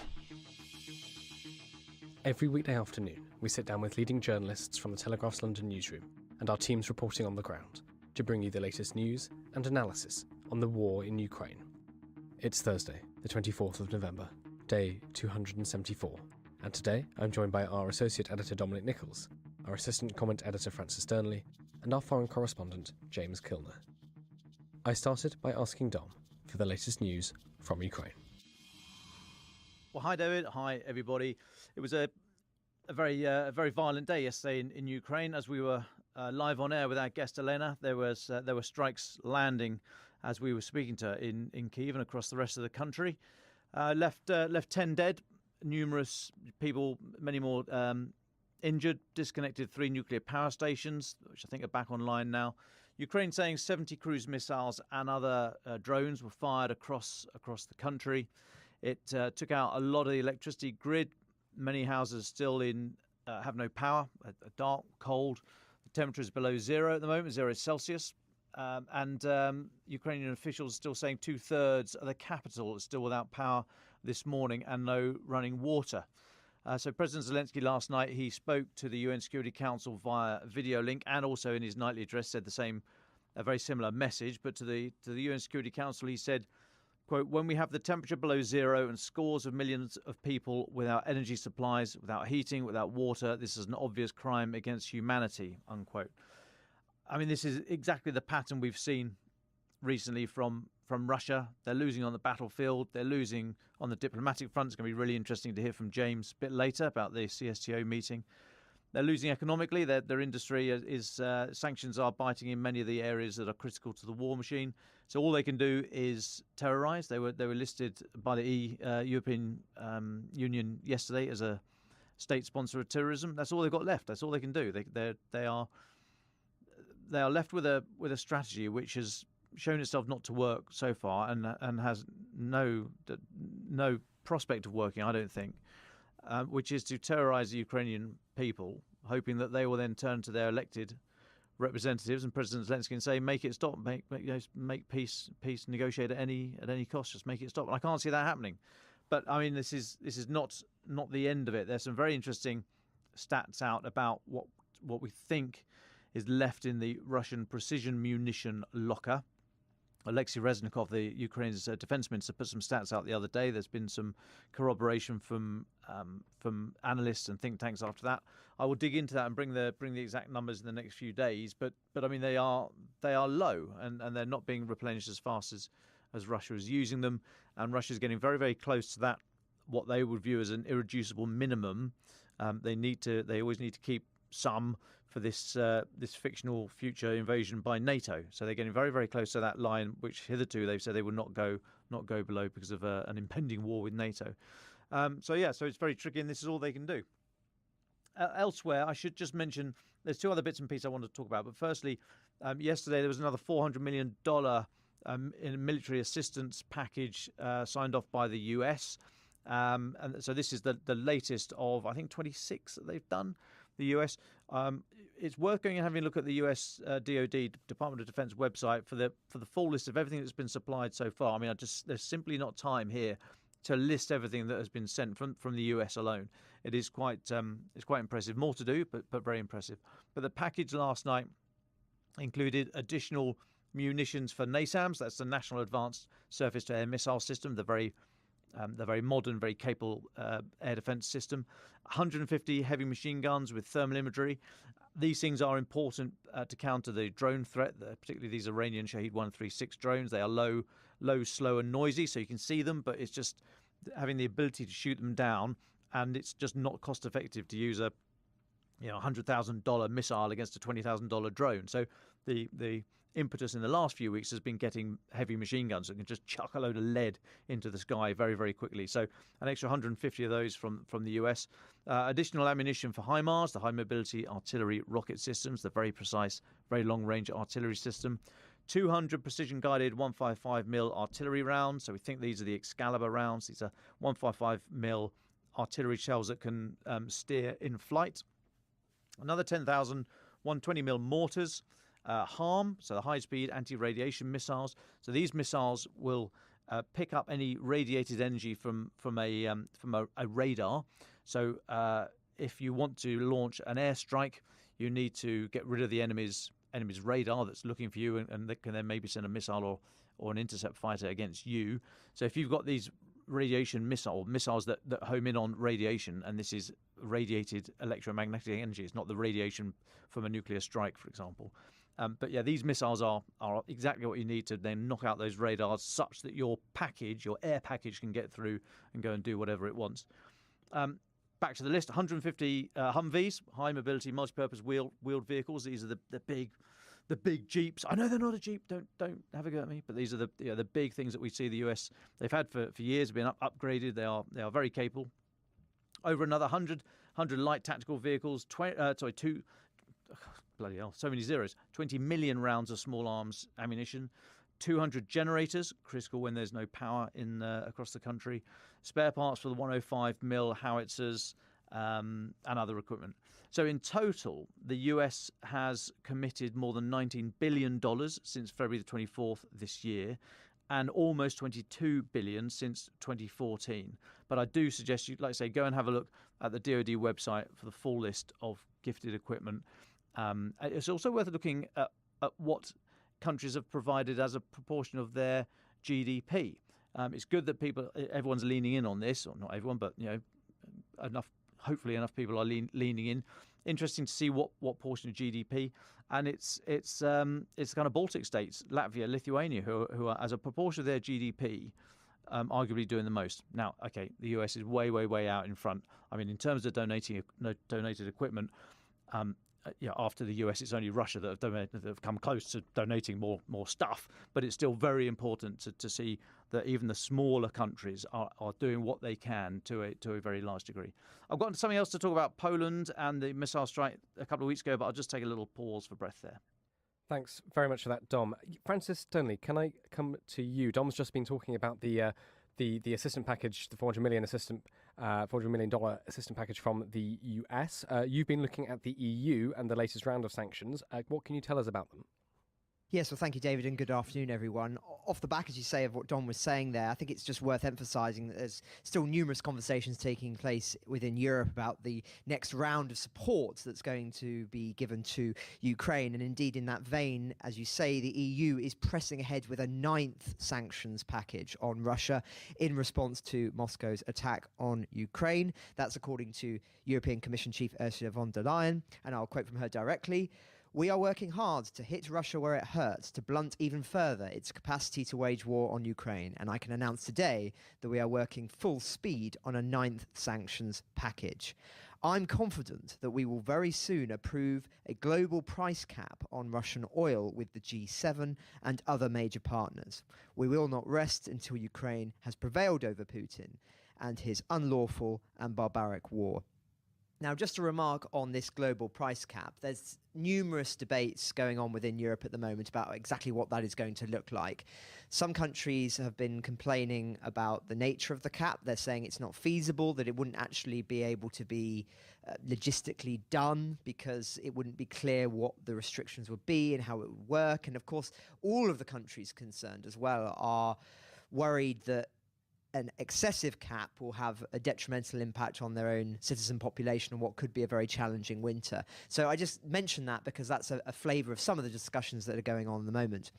Whilst we're just talking about the European Union, I want to also speak about Hungary. So it's been a very interesting intervention today. Hungary have said that it will provide 187 million euros, that's about 161 million pounds, in financial aid to Ukraine as its contribution to a planned EU support package, which of course, as we've spoken about in the past, is worth up to 18 billion euros in 2023. Now, why is this significant, the contribution of Hungary?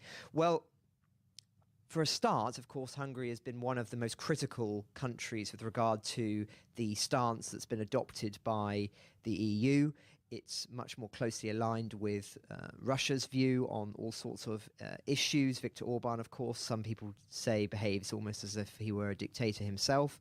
And there's all sorts of criticisms that have been made on the Hungary's stance on the EU. So much so that on this question of energy and everything else, there were concerns that that Hungary would not actually be willing to support some of the further sanctions that are being introduced and some that have already formally been introduced by the EU, because of course Hungary, as being a member of the European Union, is expected to contribute to these packages. The fact they have done so, I think, is important for the first hand, just acknowledging the fact that they clearly are feeling that they have no choice but to support this, that enough pressure has been put on them within the context of the EU.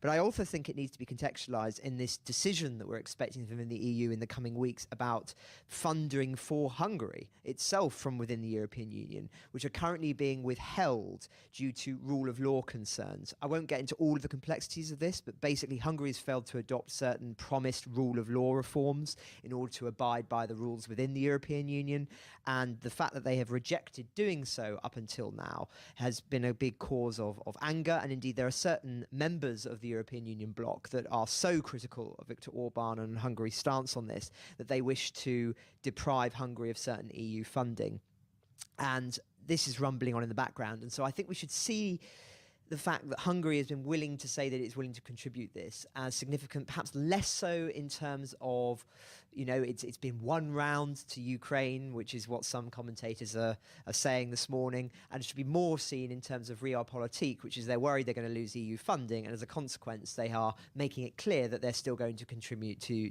the EU on the Ukraine issue, perhaps to try and win some favour. So just a little bit of complicated diplomatic stuff going back and forth, but I think still important to mention at this moment of the war. Thanks, Francis. Just staying with you very quickly, I know you wanted to talk briefly about Zaporizhzhia. Well, yes, because I've been talking about it a lot this week, I thought it was only right to mention it very briefly again. And I know there'll be another update later. I'd like to talk a little bit more about war crimes after we've spoken to James. But yes, so the Russian Deputy Foreign Minister has said, following the meeting that I mentioned yesterday with the UN nuclear watchdog and Russian ministers about concerns around Zaporizhzhia, he has said that these conversations were constructive, that's his words, and showed some promise.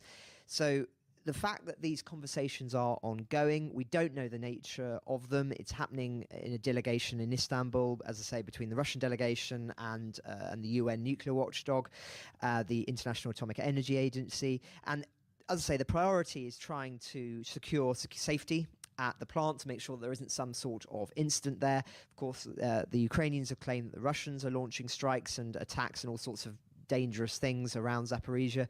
The Russians are claiming that it's the Ukrainians that are attacking the site, but I think the fact that they are having this discussion with the Russians means that they are more concerned, the UN, about what Russia might do around Zaporizhzhia for all of the reasons that I've talked about at length in recent weeks, and that Hamish de Bretton-Gordon has spoken about on this podcast, that it may be something where, if worst comes to the worst in this war, that Russia, if they control that plant, can trigger some kind of dirty bomb, or perhaps not, if not that quite severe, can conjure some sort of incident that would mean that there would need to be a pause in hostilities, and that would perhaps put international pressure on Ukraine to agree to some sort of ceasefire whilst the radiation was suppressed. So, as I say, a very small story, one could argue, but an important development, I think, on an issue that we're right to be monitoring. Thank you very much, Francis. Dom, can I just come back to you for one more thing before we bring in James? And thank you so much, James, for listening so patiently. Dom, you've had one of your chats with a quote-unquote Western official about Poland and Germany and Patriot missile launches. Can you tell us what conversation you had? Yeah, sure. So this was Francis just left us in Hungary, so let's leap out of there, head a little bit north, and let's look at Poland. So discussion this morning with a Western official about implications for the war in Poland, which actually is timely. Remember last week, so November the 15th, Tuesday last week, Monday last week, whenever it was, November the 15th, there was the missile strike, the blast in Poland, just over the border from Ukraine, which we're still not entirely sure what it was. It's looking as if it was a Ukrainian air defense missile that landed, that was launched in response to the heaviest day of bombardment since February the 24th. So that was the context. Now, after that, Germany offered to send Patriot missile launchers to Poland to help along the border. And last night, Mariusz Błaszczak, the Polish defence minister, has said is urged Germany not to send the Patriots to Poland, but to keep shoving them east, send them to Ukraine. So the Polish defence minister has come out with that statement last night, and he said, after further missile attacks by Russia, I asked the German side to pass the Patriot batteries that it had offered to Poland to Ukraine instead and deploy them on their western border. I said that on Twitter. So that was last night, and then this morning had a chat with a Western official, and Poland sort of featured heavily. So there's some. I'll give you some sort of general stuff about what's happening, what the view is of the Western official about Poland, but specifically about this missile. The official said there's a huge risk of an incident like this happening again, so that there is great concern, and said that it was always recognised, this risk, of a missile strike in Poland spilling out from Ukraine. It was always going to be low likelihood but high impact, and that very, very quickly after that blast last week, Polish authorities pulled the US straight into the investigation, and by early the next morning, they had already, so within 12 hours, had got Ukraine in, told Ukraine that they needed to be invited in. I don't know about the political, diplomatic niceties of it, but this suggestion, there was some chat in the first few hours after that Poland was trying to keep Ukraine out of it. I mean, it doesn't seem to be the case at all. There was obviously great concern at the time. And it took a little while for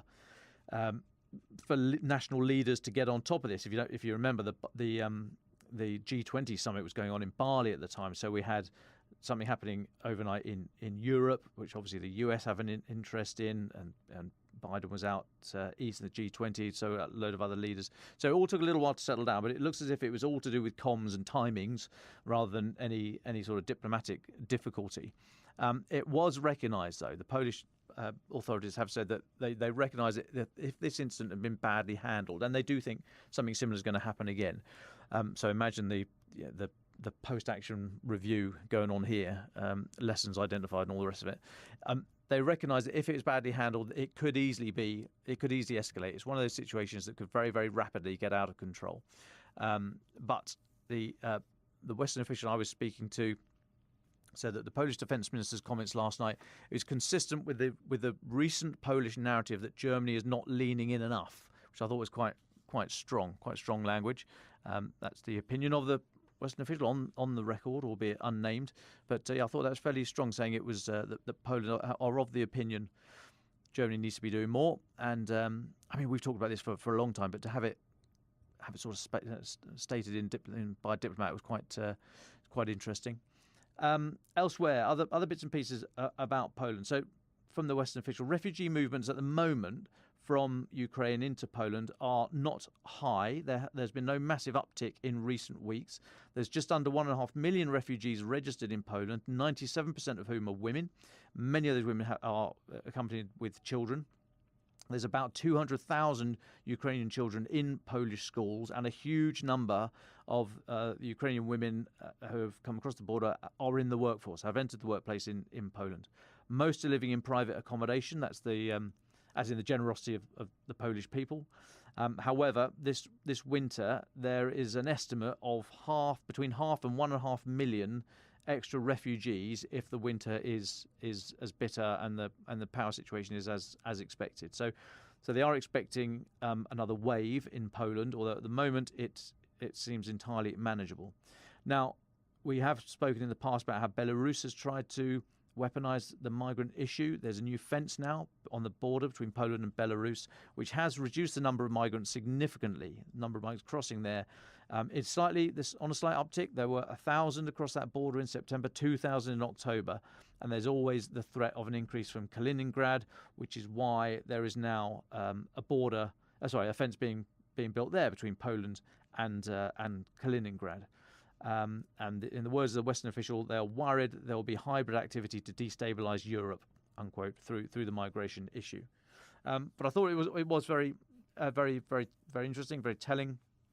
Other quotes from the Western official: Poland is carrying security for the whole of NATO at the moment, and Poland, if you include the support to Ukraine, is reaching over the 3% of GDP on defence at the moment. So I just thought, I mean, we spoke about Poland earlier on this week. There was that really interesting article in Politico about how Poland is increasing in importance in the European security architecture. So I just thought it was quite interesting to have a bit of a dive in there. But on the back of the news that Poland has asked Germany to send the Patriot missile batteries direct to Ukraine and Poland's in NATO, right? So there is already an air defence umbrella along there. So great that Germany could offer these things, but let's just keep them going east, lads. Push them over the border. And that will be very interesting to see how Germany react to that. Thanks. Thank you very much for that, Dom. James Kilner, our foreign correspondent, can we come to you? I know you wanted to add a few thoughts on this morning's news from Ukraine, and then we'd love to hear some of your thoughts on the recent CSTO meeting and also the Kazakhstan election. Sure. Okay. It's been a busy morning already, as it normally is on the Moscow desk. On this, on one of the main stories of the week and the last few weeks, this energy crisis in Ukraine, triggered by these missile attacks from Russia, deliberate policy to freeze Ukrainians as they go into their winter. There was news from Kyiv this morning from Ukrainian officials saying that 70% of the city was without power, which is a huge amount, big city like that. And that follows a message from the World Health Organization a few days ago, which said that millions of people are at risk in Ukraine because they didn't have power this coming winter. So the sort of the enormity of that problem is really coming through. I think Zelensky said a few days ago that Ukraine was setting up these so-called invincibility points around cities, and these are sort of places where people can charge a mobile phone, get a hot food, warm up a bit, etc., etc. But these are tiny. There's sort of maybe a few dozen of these places in the bigger cities. So the prospects in Ukraine are looking really unfortunate, and it's going to be a terribly long winter. It's a really sad sort of outlook there. On other news, we've had Don Frant's been talking about the European Parliament describing Russia as sponsored terrorist state yesterday.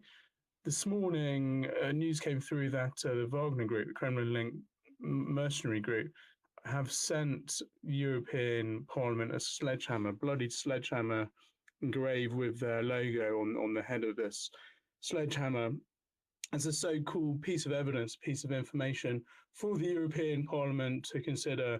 They've also said that they are thinking about branding Wagner Group a terrorist group, and so here's Wagner poking fun at the European Parliament in a very sort of frankly disgusting way. The sledgehammer has become an unofficial logo for Wagner. They've used sledgehammers to kill people in Middle East, and they videoed themselves killing a deserter with a sledgehammer last week, I think it was. So the distastefulness of Wagner Group continues to shock, and its financier and boss, Prigozhin, who we talk about a fair amount on this channel, was commenting on it.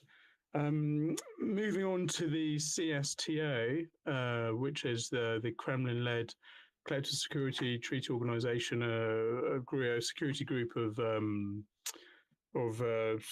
ex-Soviet states formed roughly 20 years ago, and is led by the Kremlin. They had a meeting in Yerevan yesterday, which Putin flew down for. It was his first time out of Moscow for about a month. He was in Central Asia a month ago, where he got harangued very memorably by the Tajik president.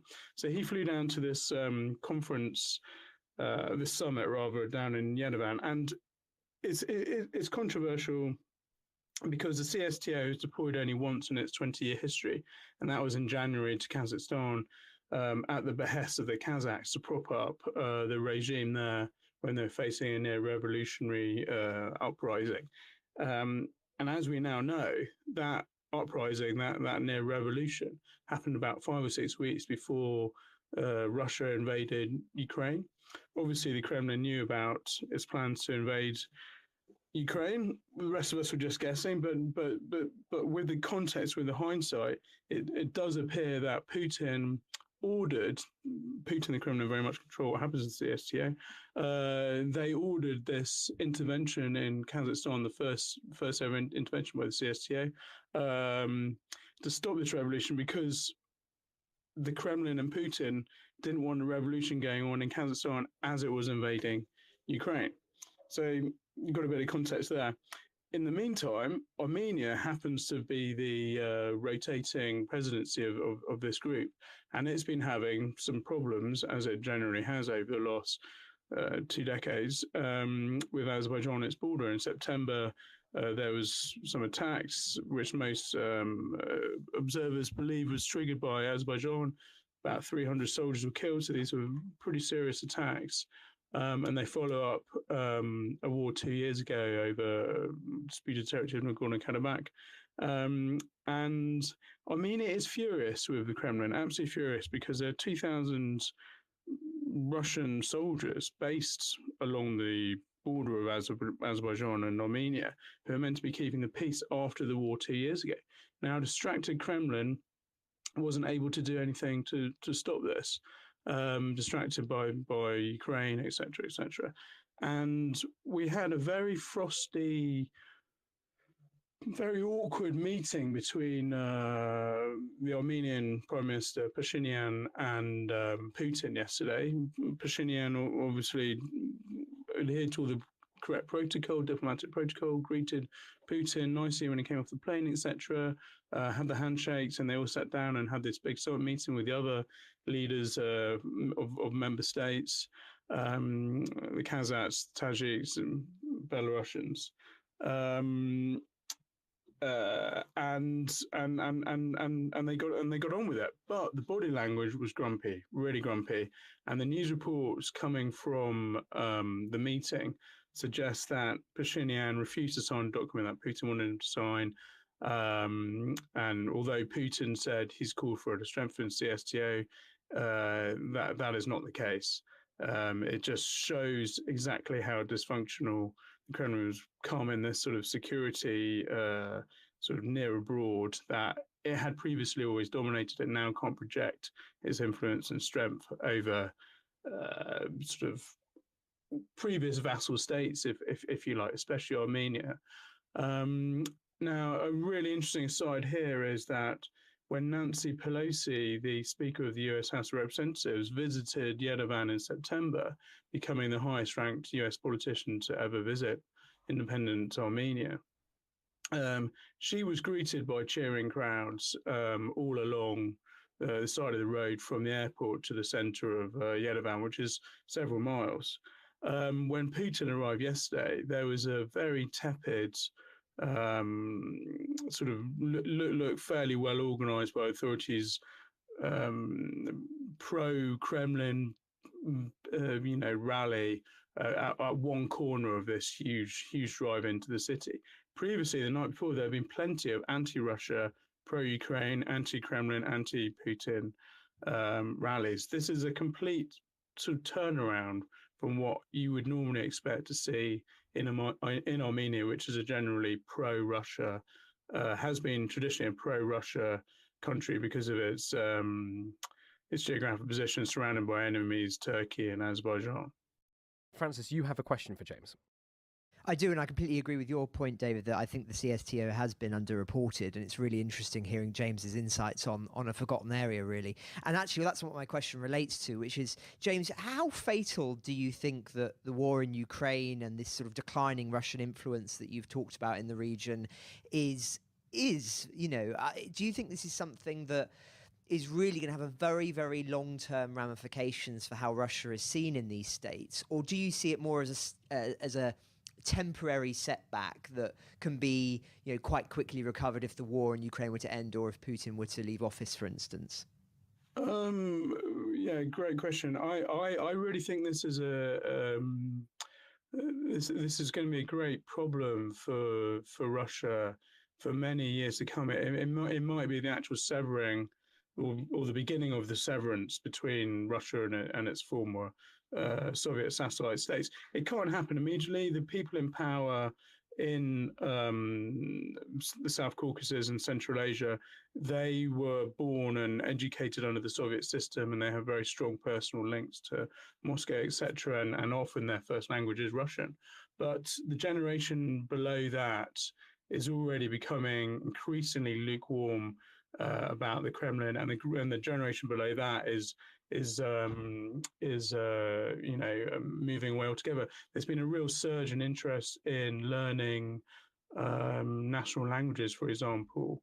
Kazakh in Kazakhstan was really a secondary language until a few years ago, when it became more on trend for middle-class Kazakhs who would normally have spoken Russian, especially in somewhere like Central Almaty, to start learning Kazakh.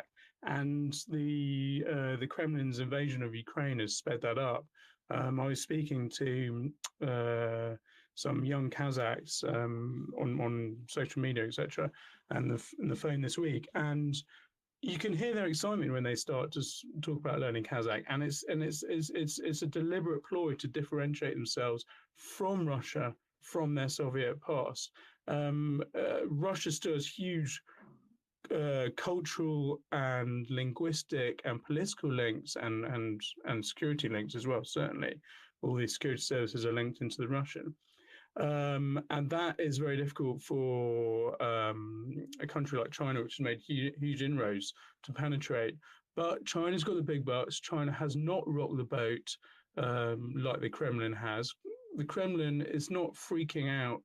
China is not freaking out Central Asians in the way that the Kremlin is.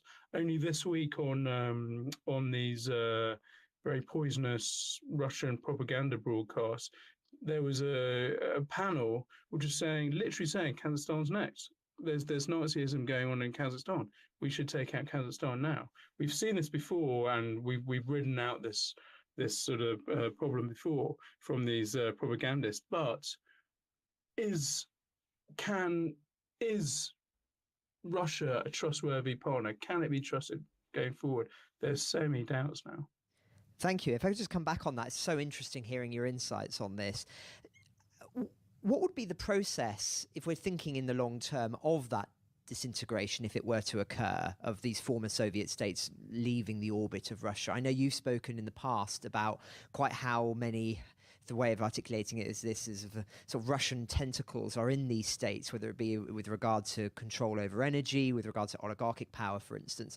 What do you think that process would be? Would it be coming through democratic channels? Would this be something where there would be sort of referenda? Or is this something where it would have to be done through violent means, do you think? That's my first question. I have a follow-up, but I'll let you answer that one first. I don't see any recourse to a violent shift away from Russian hard power or business power over these countries. These so-called color revolutions, most famously successful in Georgia and to some extent Ukraine. They have been unsuccessful in Central Asia. That's just the security services, the Russian influence with the security services and their patronage, etc., is just too hard. That is not going to happen. But I think the business links are already damaged because of this war in Ukraine.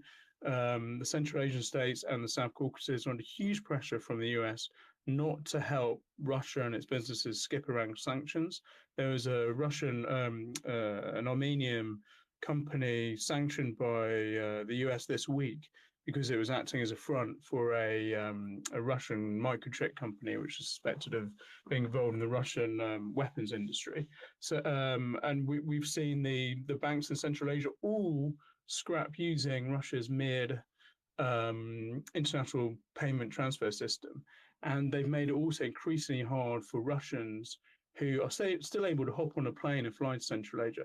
They made it increasingly hard for them to set up bank accounts, etc. So I think those business links are already beginning to be diminished.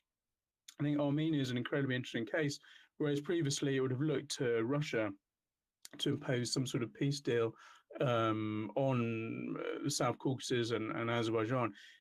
Russia just doesn't seem able to do this. The Kremlin doesn't seem interested or care enough to do it, and instead it is looking to the US and to Europe to negotiate, and this is happening. The foreign ministers of Azerbaijan and Armenia were in Washington last week talking about this with Blinken, and it's an incredible sight to see the US really taking the lead on this, and the Kremlin being sidelined. So I think these high-level bilateral shifts will happen slowly. The business ties will weaken, partly because of the sanctions that Russia's brought on itself, and linguistically and culturally, it is deeply unfashionable to have anything to do with Russia at the moment. One really small anecdote: there's a great chocolate company in Kazakhstan, and this week they released a video which pokes fun at Russia, which is a remarkable thing. It's this video of this poor Russian guy who's clearly dodging mobilization in Russia, and he's trekked over the mountains. He's got his wheelie bag with him. He looks exhausted. He's clearly Russian, and he's all ruffled. And he's in the middle of nowhere. And then this Kazakh horseman comes over, rides over to him, and hands him a chocolate bar. And the chocolate bar's got the picture of the Kazakh flag on. And the Russian goes, "What's this?"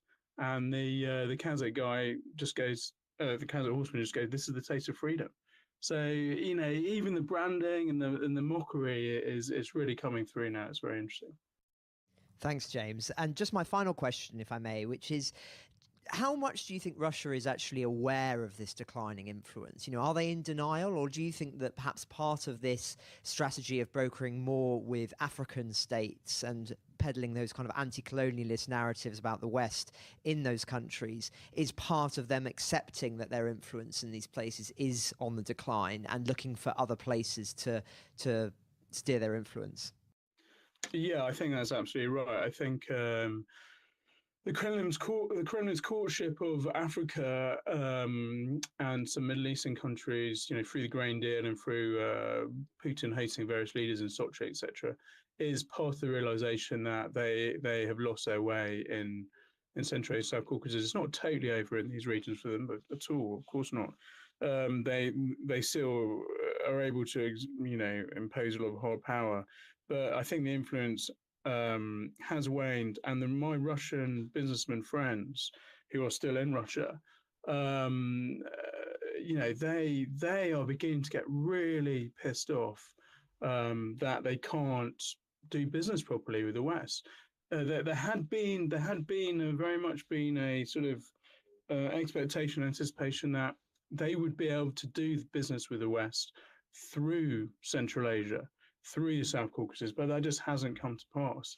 And I think that is a shift which we've seen in the last few months, and I think that is very important to keep in mind. So yeah, the shift is happening, and it's happening through businesses and through people not being able to get what they want done, and through this mobilization, which has forced hundreds of thousands of young Russians into somewhere like Kazakhstan and the South Caucasus. Well, this is absolutely fascinating. Thank you so much, James, and thanks, Francis, for your question. I would just say very quickly, James, what you were saying about young Kazakhs learning the Kazakh language, which previously sort of was the second language, and now there's a cultural vibe for it being popular, and brands are sort of using it.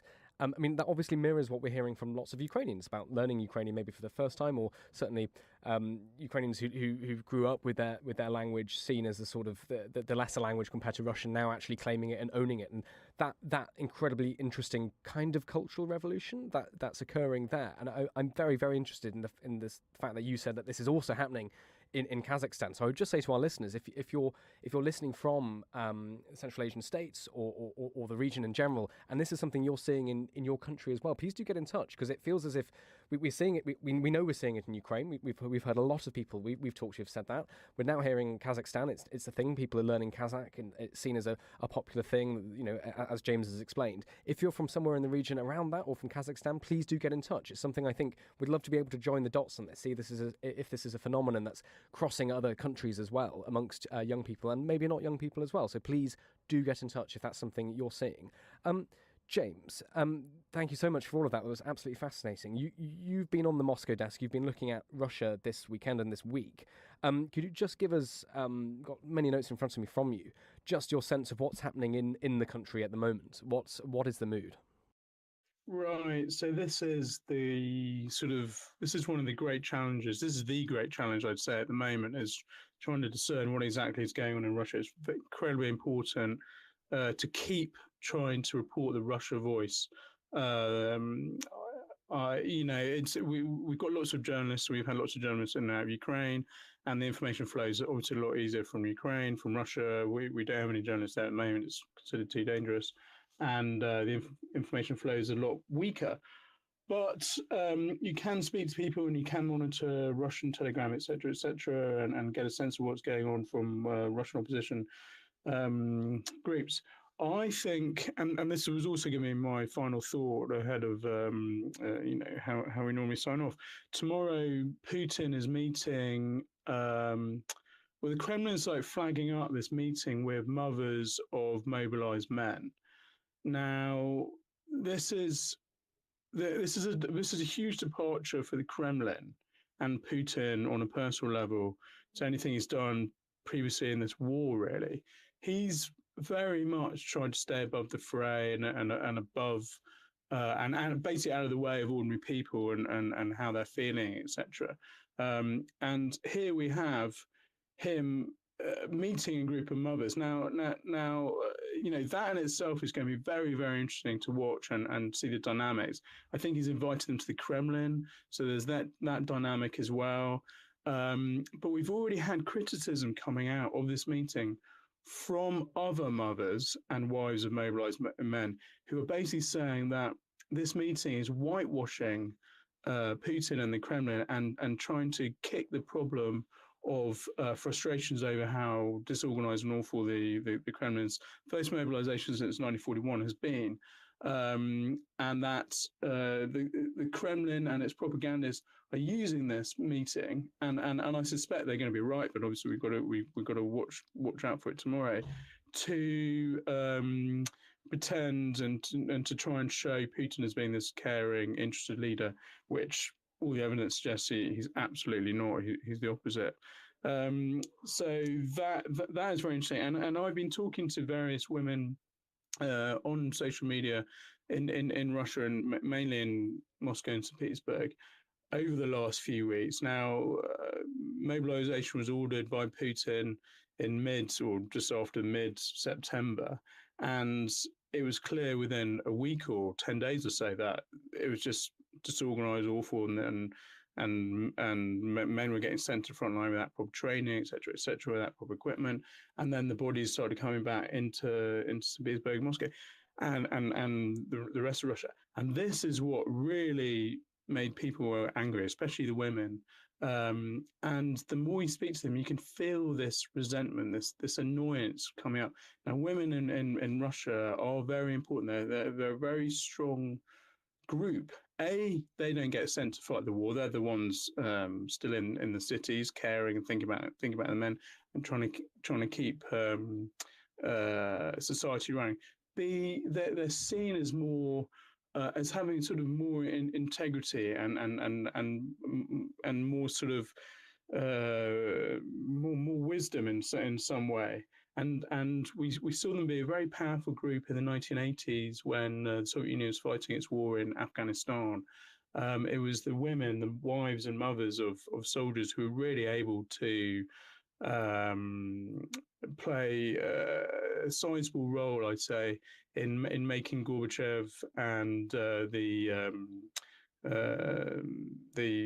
Kremlin then withdraw from Afghanistan, and historians will debate the impact of that withdrawal in 1989, but some will say that really triggered the end of the Soviet Union 2 years later. So the emergence of women. I don't want to overstate it at the moment, but I think that this is really important. It's been building for some weeks, and I've been talking to them, and you can just sense a shift in mood with mobilization from these women.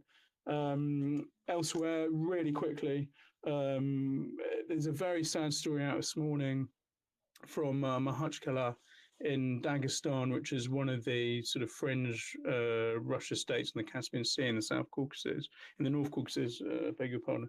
And it's a big populous place, and they've sent a lot of people down to. The Russian army is heavily mobilized from there, and has angered a lot of mothers. But this story is really about LGBT rights and laws in Russia.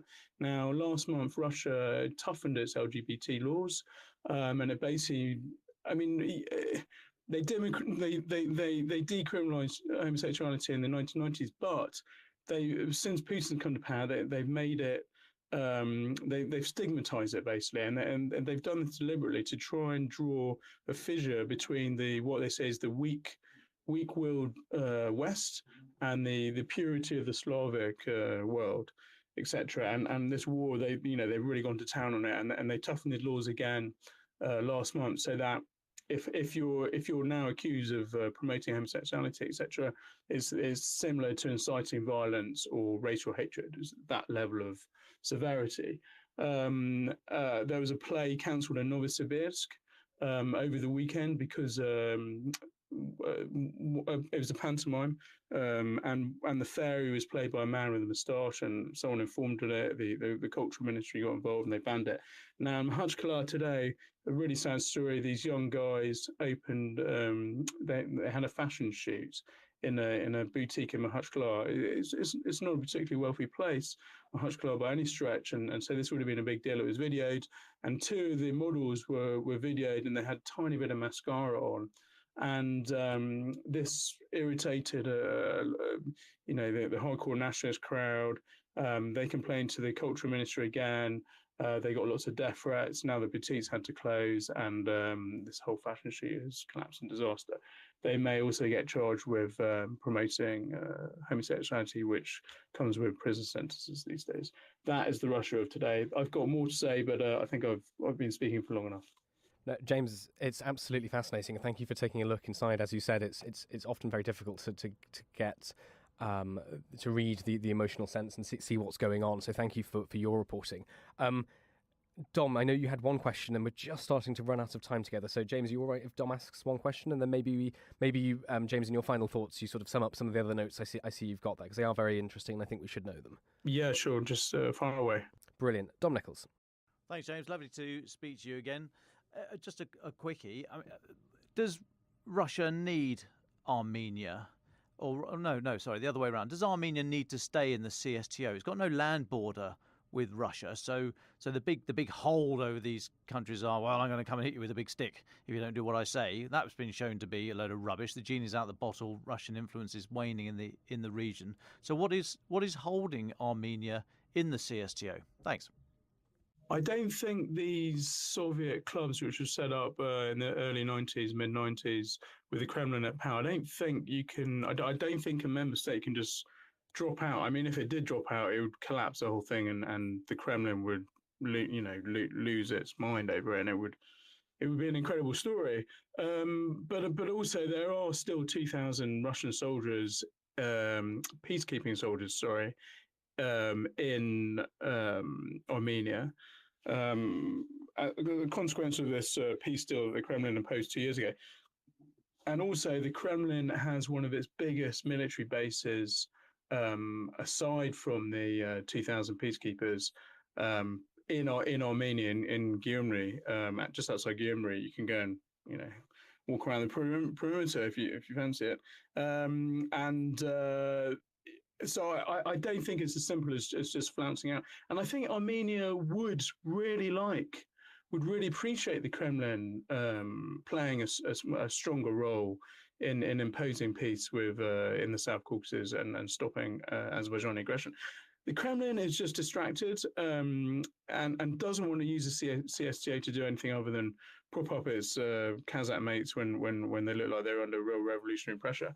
And Turkey, as we know, has really become a power player in the South Caucasus over the last few years, and especially since the war in Ukraine, and it is backing Azerbaijan 100%. And the Kremlin is very wary of that. So I don't think Armenia has any intention of leaving the CST. I don't think it's really possible. I think it genuinely would like more Kremlin interest and intervention in the region, but just hasn't been able to get it. And I think that frustration was on show yesterday with Pashinyan refusing to sign this document. And yeah, we'll have to wait and see. But the CSTO has shown itself to be, other than this rather odd and peculiar intervention in January in Kazakhstan, a toothless tiger. So yeah, let's see what happens there. Very quickly, final thoughts. Tomorrow's meeting with the Putin and mothers, I think, is definitely something to watch out for. I'm on the desk again, and I'm going to be making sure I'm all as much as possible all over that one. There's a couple of other bits of news which really paint a sort of grim picture of what's going on in Russia. They're saying that car thefts are up by about a third, luxury cars. This is driven by a huge demand for spare parts in luxury cars, and luxury cars themselves, they just, they can't get the imports anymore. Just adding to the picture of what's going on in Russia. Doctors have said that, psychologists said that people with pain and depression has risen by 50% since mobilization. Another sort of indicator of what's going on. And a little smaller thing, retailers said that sales of DVD drives and videos and discs have nearly doubled this year in Russia, and that's a consequence of Hollywood films not being shown, streaming services not being available, etc. So I think there is an issue of life getting in Russia not only becoming more authoritarian and more dangerous with centralization, but also really quite boring. Well, thank you very much, James, for giving us that account of the Central Asian states and also some of your reporting looking at Russia specifically. Dom and Francis, can I come to your final thoughts? Dom Nichols, why don't you go first? Yeah, thanks, David. So final thought, I would just want to bring to your attention Dmitry Peskov, the Kremlin spokesman. I don't often like being just amplifying these ridiculous comments, but they are so ridiculous that I think this one does need amplifying. He was talking about how the Ukrainian leadership can end the suffering and stop all these strikes on the electrical and water stations around Ukraine. And he's told reporters this morning, quotes, "There have been no strikes on social targets, and there are none. Special attention is paid to this. As for targets that are directly or indirectly related to military potential, they are accordingly subjected to strikes." Yeah, fine. And then he finished off with, "The leadership of Ukraine has every opportunity to bring the situation back to normal, has every opportunity to resolve the situation in such a way as to fulfill the requirements of the Russian side and accordingly end all possible suffering amongst the population." I mean, it's just idiocy. They try to give this appearance of calm and measured respectability, that they're in no way irrational, that all Ukraine has to do is just give in and do what we want, and then the pain will stop. I mean, this is the language of a bully and an abuser. It's the classic, look what you're making me do to you. It's horrific. And this is why I mentioned it. I hate echoing this guy's comments, but we need to just reiterate the abuse and terrorism that's going on here, and that statement says it all, and I couldn't let that go unremarked. Francis Sterling, what are your final thoughts? Well, yes. Today is the 9-month anniversary, of course, of Putin's invasion back in February. We've been covering it almost every day since then, and over that time we've seen the confluences of this conflict go back and forth, of course. And then this winter, as we've signalled for many weeks now, will be an immensely challenging period, perhaps the most difficult for Ukraine since those early days of the war. And with that in mind, I just wanted to draw attention to a single story as part of my final thoughts. we've seen some footage today of where doctors are forced to use batteries and power generators holding torches over the body of a child after a power cut in an operating room. It's pretty harrowing footage, and it's just one example of what it means for a state to attack civilian infrastructure and why it's deemed constituting a war crime. And so this is just a taste of what we can expect, I fear, over the weeks ahead, particularly if these attacks continue on civilian infrastructure and the winter gets increasingly worse. I saw a report today that this is from Children of War, which is a website monitoring child casualties, that they now think that more than 400 children have been killed and 323 are still missing since Russia invaded in Ukraine. That's before you even count the potentially hundreds of thousands of children that have been forced to leave the country, many of them deported by the Russians themselves to Russia, which, as I say, is a story we're going to look at again. So this is really, really hideous stuff. And I just wanted to end by reflecting on a piece that I'd recommend listeners to look at on our website, which is by Con Coughlin, who's our defense columnist. And he just wanted to look at what are the legal avenues for trying Putin and generals who are involved in these acts. And it's quite a complicated piece, but I'll just try and break down the essence of his argument, so bear with me. So, of course, Putin is calculating that he will never be held accountable because he holds one of the 5 permanent seats on the UN Security Council, and as a consequence will be able to veto any move by the West to establish a war crimes tribunal along the lines of the one that we saw, of course, after the wars in Yugoslavia. China too, I think we can expect, would object because they would really resist the establishment of any body that could investigate its own treatment of the Uyghurs people. So that's his expectation. But apparently some very interesting work that's being done at the moment as an attempt by lawyers to look into the crimes that were committed during the Syrian civil war and to effectively establish a UN-sponsored tribunal that will be able to act independently of the UN Security Council, that will still try and bring these people to account. That is a process that is currently ongoing in the case of Syria, but if it is established, then it would set a precedent that could be applicable in the case of Ukraine as well. And it's clear that that is the conversations that are taking place at the moment. And just as a final thing on that, a Dutch court earlier this month convicted 3 Russian security officials of shooting down Malaysia Airlines Flight 17 over Ukraine in July 2014, which of course killed 298 people on board. An absolutely hideous act, and one that no doubt will be reflected on in much more detail in the years ahead as a consequence of what's happened in Ukraine since, because I think you can see it as a warning signal of what was to come. So that has shown that even without UN backing, there are still ways in which Putin and his henchmen could ultimately stand trial for these war crimes, but it will have to be done in a way that has never been done before. So there will be immense challenges, but there are legal avenues. And so, as I say, I recommend that listeners read that piece by Con because it offers a very interesting insights into what is inevitably a very complex legal problem. Ukraine the Latest is an original podcast by The Telegraph. To stay on top of all of our Ukraine news, analysis and dispatches from the ground, subscribe to The Telegraph. You can get your first 30 days completely free at telegraph.co.uk/audio. You can also listen to this conversation live at 1 p.m. each weekday on Twitter Spaces. Follow The Telegraph on Twitter so you don't miss it. If you enjoyed this podcast, please consider following Ukraine the Latest on your preferred podcast app. And if you have a moment, do leave a review, as it helps others find the show. To our listeners on YouTube, for reasons beyond our control, there's sometimes a delay between broadcast and upload, so if you do want to hear an episode as soon as possible, it's available on your podcast apps. Please search for Ukraine the Latest on Spotify, Apple Podcasts, or your preferred app. Check out the Ukraine page on the Telegraph website. As ever, you can get in touch directly to ask questions or give comments by emailing podcasts@telegraph.co.uk. We do read every message. We are especially interested to hear where you are listening from around the world. Ukraine the Latest is produced by Louisa Wells and Giles Gear, and on Twitter, Jaden Irving.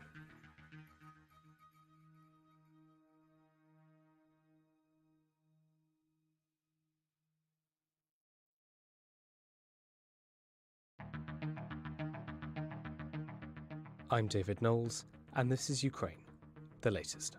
Today, as the Ukrainian winter bites, we discuss the most recent Russian strikes across the country that have killed civilians and left whole regions without power. We also analyse Putin's turn to the Arctic, new revelations from former PM Boris Johnson, and the detail of the most recent British military aid offering to Ukraine. Just a note to our listeners, as we were recording, Russian strikes on the entire country were ongoing, so you'll hear updates through the programme as we get them. And our guest, Alina, is calling live from Kyiv. This hideous and barbaric venture of Vladimir Putin must end in failure. Putin's war in Ukraine has destabilized energy markets the world over. Nobody's going to break us. We're strong. We're Ukrainians. Every weekday afternoon, we sit down with leading journalists from the Telegraph's London newsroom and our teams reporting on the ground to bring you the latest news and analysis on the war in Ukraine. It's Wednesday, the 23rd of November, day 273. And today I'm joined by Associate Editor Dominic Nichols, Assistant Foreign Editor Venetia Rainey, Assistant Comment Editor Francis Durnley, and our guest today is the Managing Editor of Ukrainska Pravda, Alina Polyakova, who called us live from Kyiv as the Russian strikes on her city continued. I started by asking Venetia for the latest news from Ukraine. I think the biggest story that we've been leading with this morning is the strike on a maternity hospital. That happened this morning. Several people have been pulled out, a mother and a doctor, but the mother was there with her two-day-old baby son, and he didn't make it out alive. We've had attacks on maternity hospitals before, most notably in Mariupol, and they don't get any nicer to report on. This is part of sort of ongoing Russian bombardment across the country. We're seeing, freezing temperatures. Russia's trying to eliminate energy facilities. Volodymyr Zelensky came out with his usual sort of, very punchy language. The enemy has once again decided to achieve with terror and murder what it wasn't able to achieve for 9 months and won't be able to achieve. It's just a miserable story, and we've been seeing lots of footage of people being pulled out from the rubble in this town of Kupiansk. Thanks, Venetia. Dom, do you want to come in on this? Yes, I will. Thanks, David. I would just want to jump on the back of that because of I just want to make mention of today's UK Defence Intelligence report. It's talking mainly about drones. It's saying since September, Russia has likely launched hundreds of Iranian-manufactured drones. We know these Shahed 136 drones that we've seen being fired against Ukraine. MED say these have been a mixture of what they call one-way attack drones, which is, as our friend and colleague Roland points out, is a really clunky form of language. One-way attack. Many people call them kamikaze drones. Other people dislike that phraseology, but it feels that if you call them one-way attack drones, you then have to explain what you're talking about. But anyway, DI Defence Intelligence talking about these drones that Iran is supplying to Russia and saying they've been mainly targeted against the electricity grid to make up for the severe shortage of Russia's cruise missiles. Although it does note that none of these drones have been launched since the 17th of November. However, they then make this really interesting comment, and I'll quote it directly. It says, quote, however, recently Russian commanders likely also wanted Iranian-sourced UAVs, sorry, that's unmanned aerial vehicles, Iranian-sourced UAVs to prioritize medical facilities as targets of opportunity and strike them with guided munitions if identified, unquote. Now, I raise this because of the news this morning about the attack on the hospital that killed the newborn child, and continuing attacks across the country, attacks that are ongoing literally as we speak. And I thought that was incredible language there from UK Defence Intelligence, saying Russian commanders are likely have also wanted Iranian drones to prioritise medical facilities. It is a very inflammatory statement. They wouldn't have just said it off the back of if there was nothing to support that. They don't make such analysis just on a whim. And I thought it was just worth mentioning what the language means, because we talk about this kind of stuff a lot. We do use defence intelligence a lot, and as we said many times before, please do also go and search your own avenues of for information. Don't take our word for anything. Don't take defence intelligence word for anything. You've got to be an intelligent consumer of information here, guys. But I do think it's worth just specifically talking about the language. When they say likely or highly likely, or there's a remote chance, or all this kind of language from an official British government source, it does mean something. And I just want to take just a quick 30 seconds or so to explain what this is. Now, all this comes from the British government, what they call the probability yardstick. So they split the in terms so as to make it clear when they think something is going to happen or is not going to happen, and to explain the context and narrative around these issues and episodes. When they think there is a remote chance of something happening, they mean there's less than 5% chance. Now, of course, all this is subjective. It all takes it takes a degree of analysis, and there's going to be room for error. Of course, there is. But what they mean, remote chance, less than 5% of an event happening. Highly unlikely. If they use that language, it means between 10 and 20%. Unlikely is 25 to 30%. A realistic possibility means 40 or up to 50%.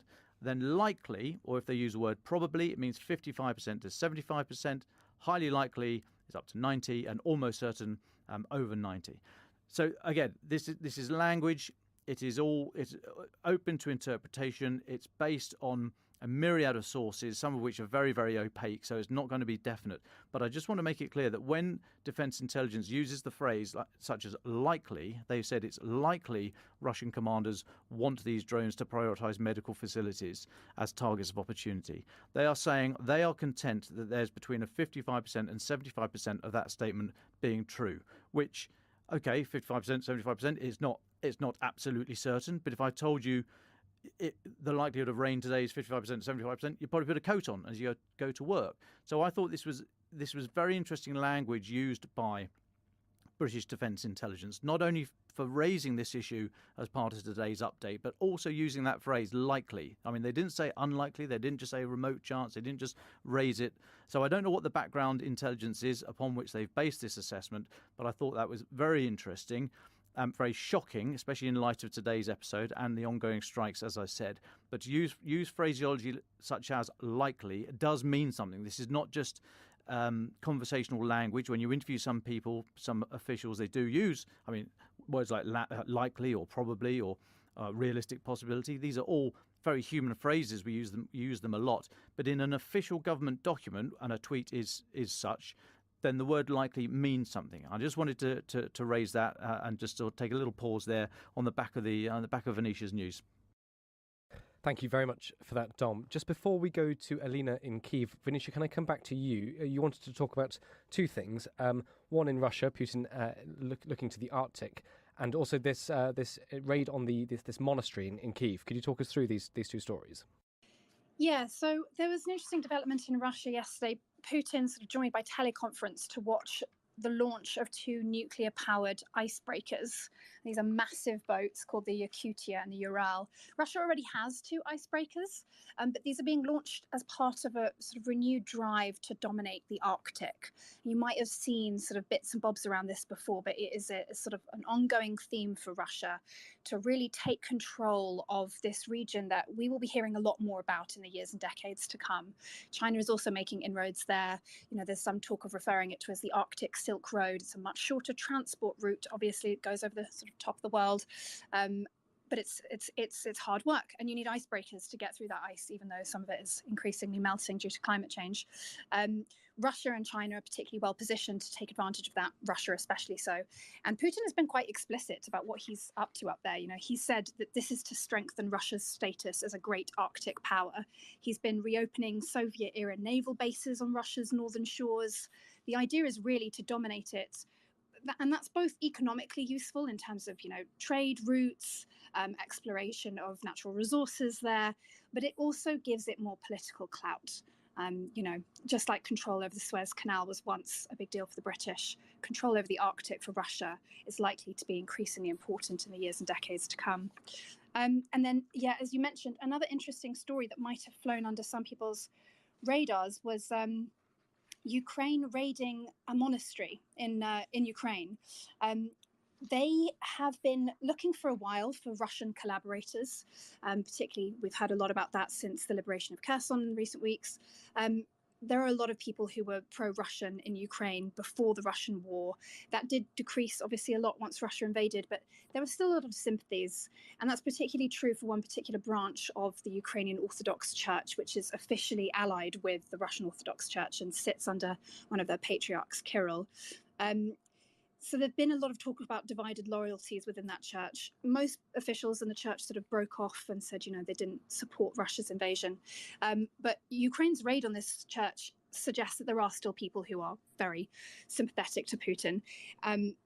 The SBU, Ukraine's secret service, said that they'd arrested a bunch of people for subversive activities by Russian special services. And Russia was quick to hit back, obviously, decried the raid as godless, wild, immoral.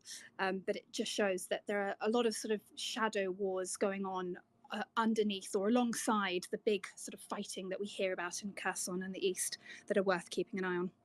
Well, thank you very much for that, Venetia. It's really good to have you back on. Alina Polyakova, thank you so much for joining us.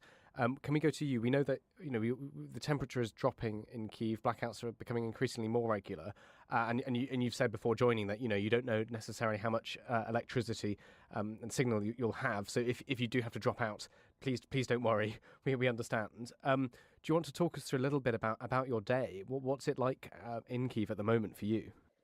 Well, now, hello everybody. Now we have an ongoing massive missile strike, numerous explosions, and half of Kyiv is already without electricity and without water, and other cities are also without electricity.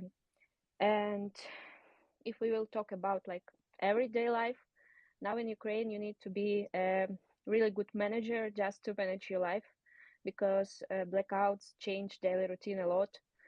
Before them, we needed to do all the necessary stuff like buying groceries or collected parcels from the post office only between the air raid sirens. And for now, we also have the schedule of electricity cuts, and we still have a daily job and trying to rest somehow. And you need to manage all these on daily basis, and it's quite hard. You mentioned the schedules for the electricity blackouts. How reliable are they? How in your life are you able to sort of set your watch to them, or often do these happen without warning? What's it been like for you? Well, there are some schedules. However, they do not always work, because in case of missile attack or even more extensive use of electricity than expected, there can be emergency blackouts, and you can't predict them. And that's why people, for example, are scared to use elevators, because there is a high possibility to stuck there. And also people who rented flats with a view on a high floor started to move away, because it's hard to live without an elevator on the 20-something floor.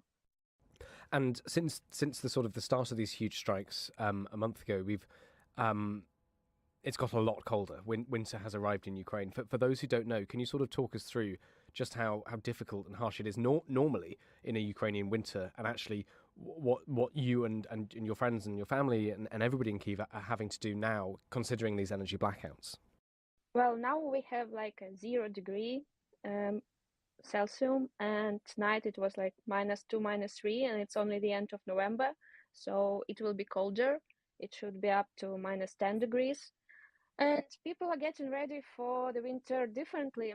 Some people buy tourist equipment like sleeping bags and tents for using them in their apartments in case of electricity and heat cuts. Also, people buy sublimated food, thermoses and thermal underwear. And of course, the most popular items on the shopping list now are power banks, portable power station, solar generators, and so on. And for those popular items, the power banks, the solar generators, are there lots of them? Can you get one if you want one, or are they running out? What's the supply side of this like? Well, now it's very hard to find power banks and solar generators in Ukraine, so we need to order them in the European Union or in the USA, and we are waiting for them to come to Kyiv like 4 months or even more. Oh, wow. Obviously, this is a moment in time where mutual support will be incredibly important, be that between friends or neighbours or family. Can you tell us a little bit about that? What are apartment blocks or groups of friends doing to help each other? What have you seen? Well, there is very much support between people now. For example, if you have friends nearby and you have different schedules of cuts, you can visit each other's homes during the day to have electricity and the opportunity to work. And if you have no friends, you can just go to a cafe. In the cafe, you will have a plug-in and Wi-Fi, and different stores make charging station for devices. And I really love how small businesses are preparing for blackouts because they give people opportunity to work, to continue live their life, to have electricity and internet. And I feel the atmosphere of mutual help in the air now.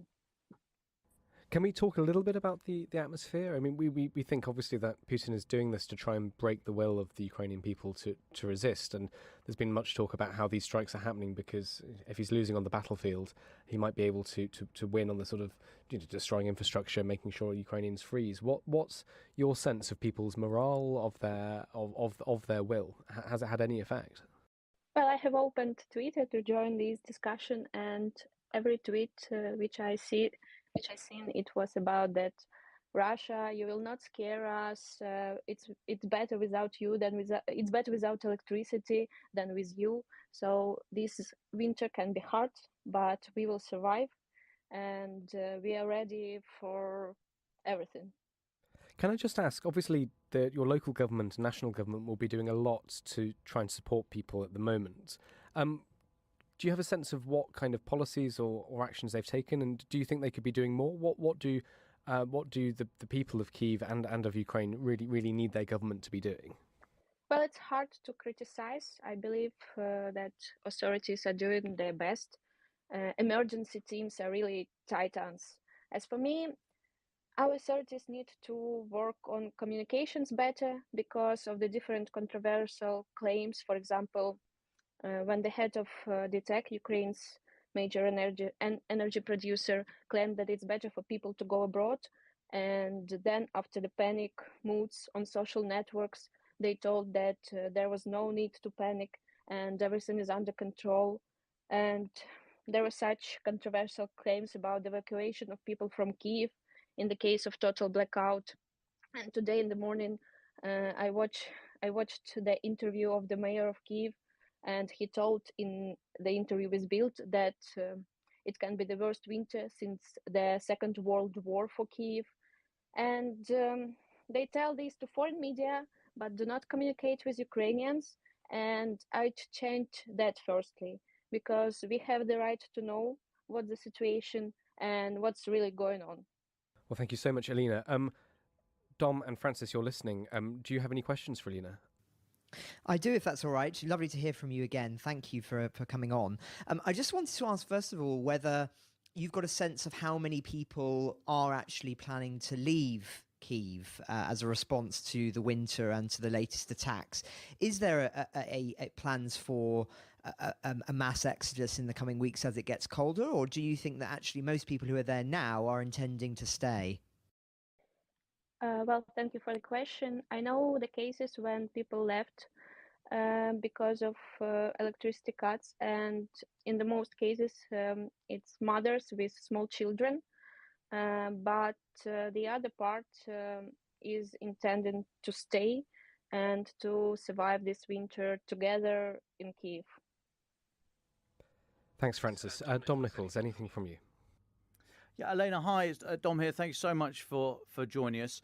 I mean, a very troubling day today. I hope you and your loved ones are somewhere safe. I just wonder if you can give us a feeling for the for these new pieces of infrastructure that we've seen approaching, or in Kyiv and elsewhere in Dnipro. We've seen some of these precast concrete blocks that people are able to get into, the shelters. Have they been emerging recently? Do you think people are going to use them? There have been reports of people sort of looking at them with bewilderment, and when the air raid alarm's going off, just carrying on their daily life. So I just wonder how you thought they would gel with Ukrainian society at the moment.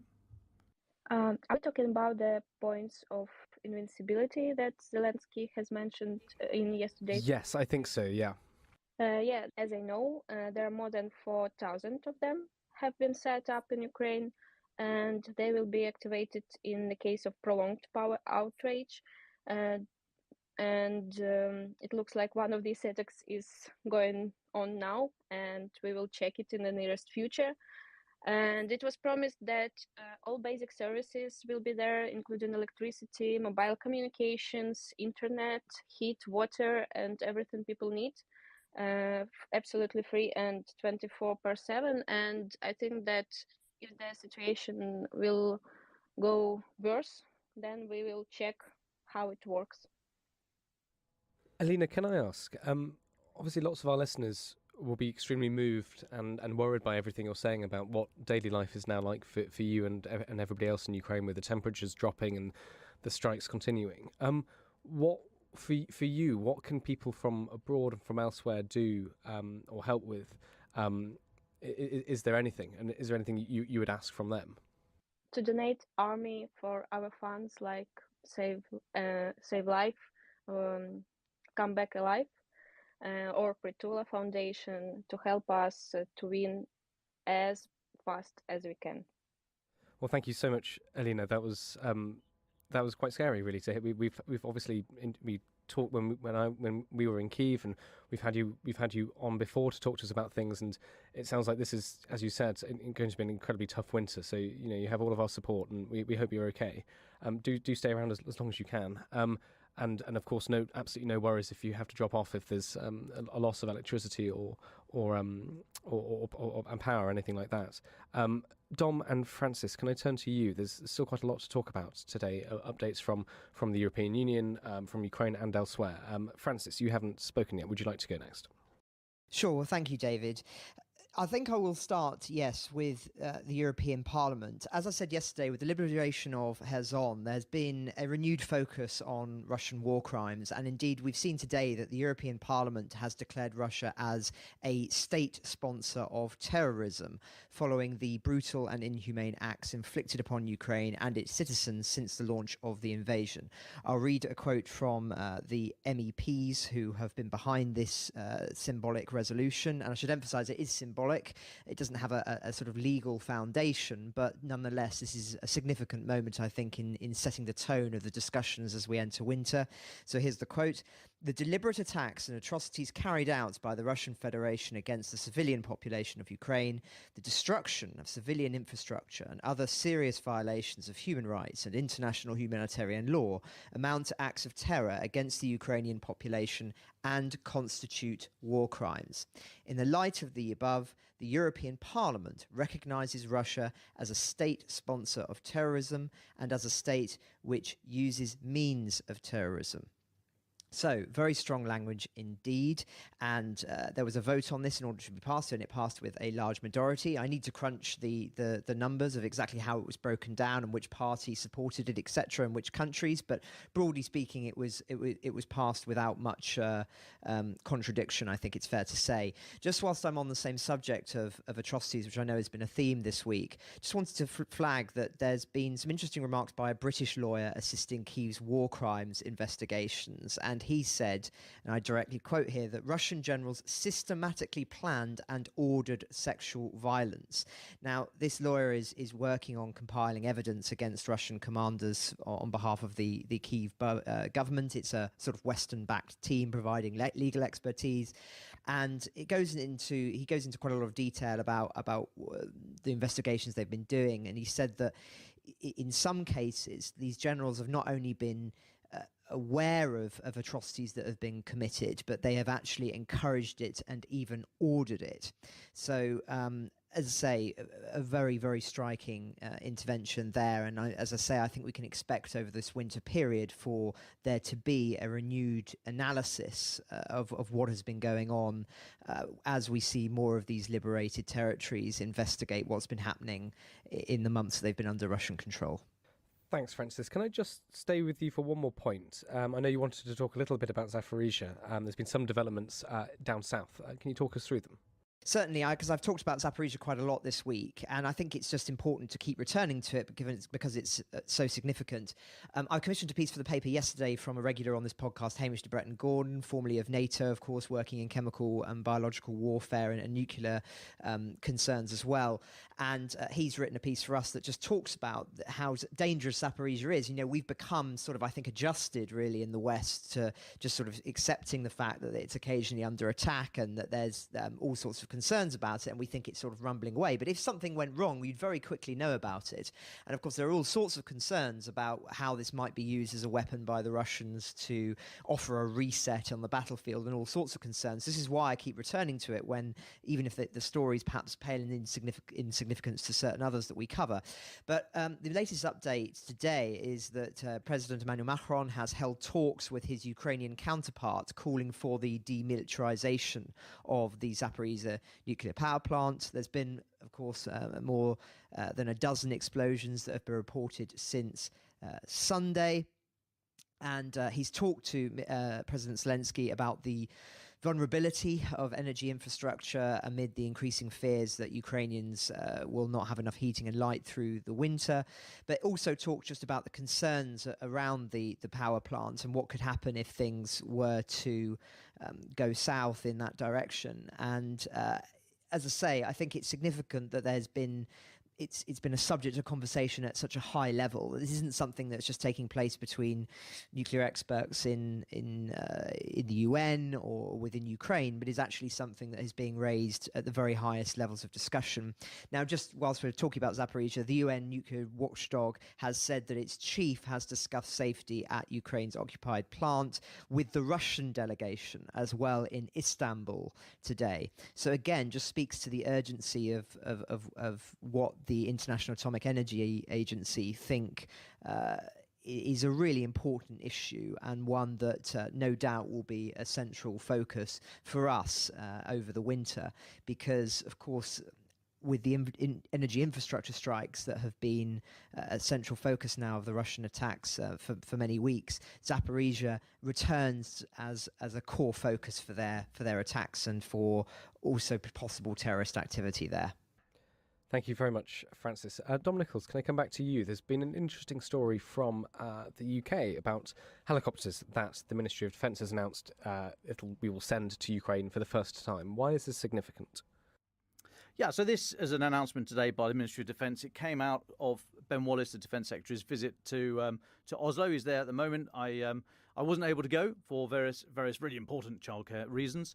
So I sort of suggested earlier in the week that this latest military aid conference was going to be happening, and the big thing that's come out of it is that Britain is going to supply 3 Sea King helicopters to Ukraine. So Sea Kings, based on the old Sikorsky, I forget the model number, but the same model that Marine One, the same model as Marine One, the US President's helicopter you see picking up from the White House lawn. So those type of helicopters, they have been in use in various different guises in British military service for many, many years. They were painted yellow and used as search and rescue. In fact, also sort of grey and red and used as maritime search and rescue for the Navy for a bit, I think. They were used by the Royal Marines as in a combat capacity and in a very striking sort of black and white camouflage tiger stripe type paint scheme for Norway, but used for many, many years. Very capable aircraft, a whole load of different roles. Went out of service in 2018, and we're told today that the Royal Navy has been providing a 6-week programme of training in the UK for 10 crews, pilots and engineers from the armed forces of Ukraine. So Ben Wallace is in Oslo. He went yesterday. He's coming back today. And he's hosting this northern group. So this is not the US Defense Secretary Lloyd Austin's Ramstein initiative, which is those big. They probably happen every month or every 6 weeks when there's 40 or 50 nations around the table all pledging military aid. The northern group was was Ben Wallace's idea actually, and it's that smaller group. It's a sort of European grouping. The northern group is basically it's UK, Denmark, Estonia, Finland, Germany, Iceland, Latvia, Lithuania, Netherlands, Norway, Poland, Sweden. So effectively it's JEF, the Joint Expeditionary Force members. It's all the JEF plus Germany and Poland. Interesting. So interesting that Germany and Poland are there. Interesting that France is not, I think, but one for another day. So Benoit's today hosting the Northern Group. There's also UK pledged an additional 10,000 artillery rounds. Good, but that'll last a couple of days. I haven't seen any news out of there yet from other nations about what they are going to pledge. But it came from that. Now it's a big deal, obviously offering airframes. Other countries have done similar. So the US have provided, or they bought a number of Mi-17s off the open market, the big sort of latest hip variant, and they've sent them out. Other countries have pledged likewise. So aircraft is a controversial area because of the amount of time it takes to train people to operate them, and more importantly to look after them. I reckon it's a 6-week program of training for these crews. That will take them up to a good standard. I mean, obviously these are pilots to start off with, so converting to the airframe should be fairly straightforward. It's a very forgiving airframe. I've never flown it. I've been in the back of many. In fact, I've dangled out of one on an abseil rope in Bosnia some years ago. But again, another story. But so a very forgiving aircraft to learn to fly. To learn to maintain it, that's something else entirely. And I reckon with only 6 weeks, they'll be able to do daily servicing, monthly servicing, probably the 25, 50, maybe 100-hour servicing. The big annual service, and once you start getting up to your 500-hour and your 1,000-hour servicing, they're pretty in depth. I wouldn't have thought that the time available to these engineers, only 6 weeks in the UK, I wouldn't have thought they'd been able to go into that depth. So this is either a bet that the war is going to last less than a year, or there'll be some arrangement that in a year's time the airframes will come back to the UK for an in-depth service. But I mean, that's a long way down the line. I think this is pretty good news. Any capability is good. Helicopters, given the distances involved in Ukraine and the paucity of good landing sites now for fixed-wing aviation, I think this is a move in the right direction. Hopefully others will follow suit, and we'll keep track on that. But if this is the first of many, like I say, we had many seekings in British military service across all three services. Sorry, no, it wasn't not with the army. It wasn't in service with the army. But we have many of those in storage still. So hopefully there'll be more to come. But I'll keep tabs on that. Thanks, Dom. And just for our listeners, don't worry, we are keeping tabs on Dom's stories for another day. And at some point, maybe post all of this, we will be trying to find out exactly why he was dangling out of the back of an aircraft on a zip wire. But thank you very much, Dom. Francis, can I come to you? Boris Johnson has given a very interesting interview. Excuse me. He has thrown some light on the early stages of the full-scale invasion. Could you talk us through that? What have we learned from his perspective? Well, yes, definitely one for future historians to really find incredibly invaluable. Boris Johnson has essentially offered an in-depth look for CNN into the initial reactions from European countries to the invasion. Now, I've talked in the past about some of the Washington Post revelations about just quite how different countries were treating the intelligence about the possibility of a Russian invasion of Ukraine. If you'll recall, Britain and the Baltic states were the only two countries in the European continent that really believed that an invasion was imminent. France was particularly dubious, as was Germany, and yet, of course, we all know what happened back in February. So he's offered a little bit more insights on this, and has basically, in a condensed form, has accused Germany of wanting Ukraine to quickly fold to Russia to avoid a protracted conflict. He's also accused Emmanuel Macron of failing to anticipate the invasion, and has also been similarly critical of Rome's early stance on Russia, before talking in much more glowing terms about the response as it currently stands. But I'll just read out a few interesting quotes that he offers. So first of all, when he's talking about the reaction to the invasion: "This thing was a huge shock. We could see the Russian battalion tactical groups amassing, but different countries had very different perspectives. The German view was at one stage that if it were going to happen, which would be a disaster, then it would be better for the whole thing to be over quickly and for Ukraine to fold. I thought that was a disastrous way of looking at it, but I can understand why they thought as they did." He goes on: Be in no doubt that the French were in denial right up to the last moment. And then he goes into more detail about some of the conversations that he had with Macron. Then he turns to Italy, as I say, talking about Mario Draghi, Italy's former premier. At one stage, they simply were saying that they would be unable to support the position that we were taking. And he alludes to the fact that that may have been as a response to energy concerns. Of course, Italy being one of the countries that was much more reliant on Russian energy than others. Then he concludes by saying, what happened was everybody, Germans, French, Italians, everybody, Joe Biden, saw that there was simply no option because you couldn't negotiate with this guy. Of course, he's referring to Putin there. However, the EU now has done brilliantly. After all my anxieties, I pay tribute to the way the EU has acted. They have been united. The sanctions were tough. Now, just to offer a little bit more insights on how people are reacting to this, I'll just point to some comments by Edward Hunter Christie, who is a former NATO official and now works for a policy think tank.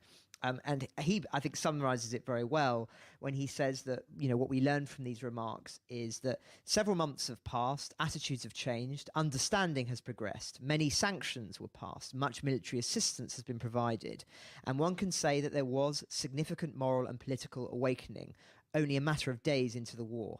But it was also eminently clear that the change was shock-driven and peer pressure-driven.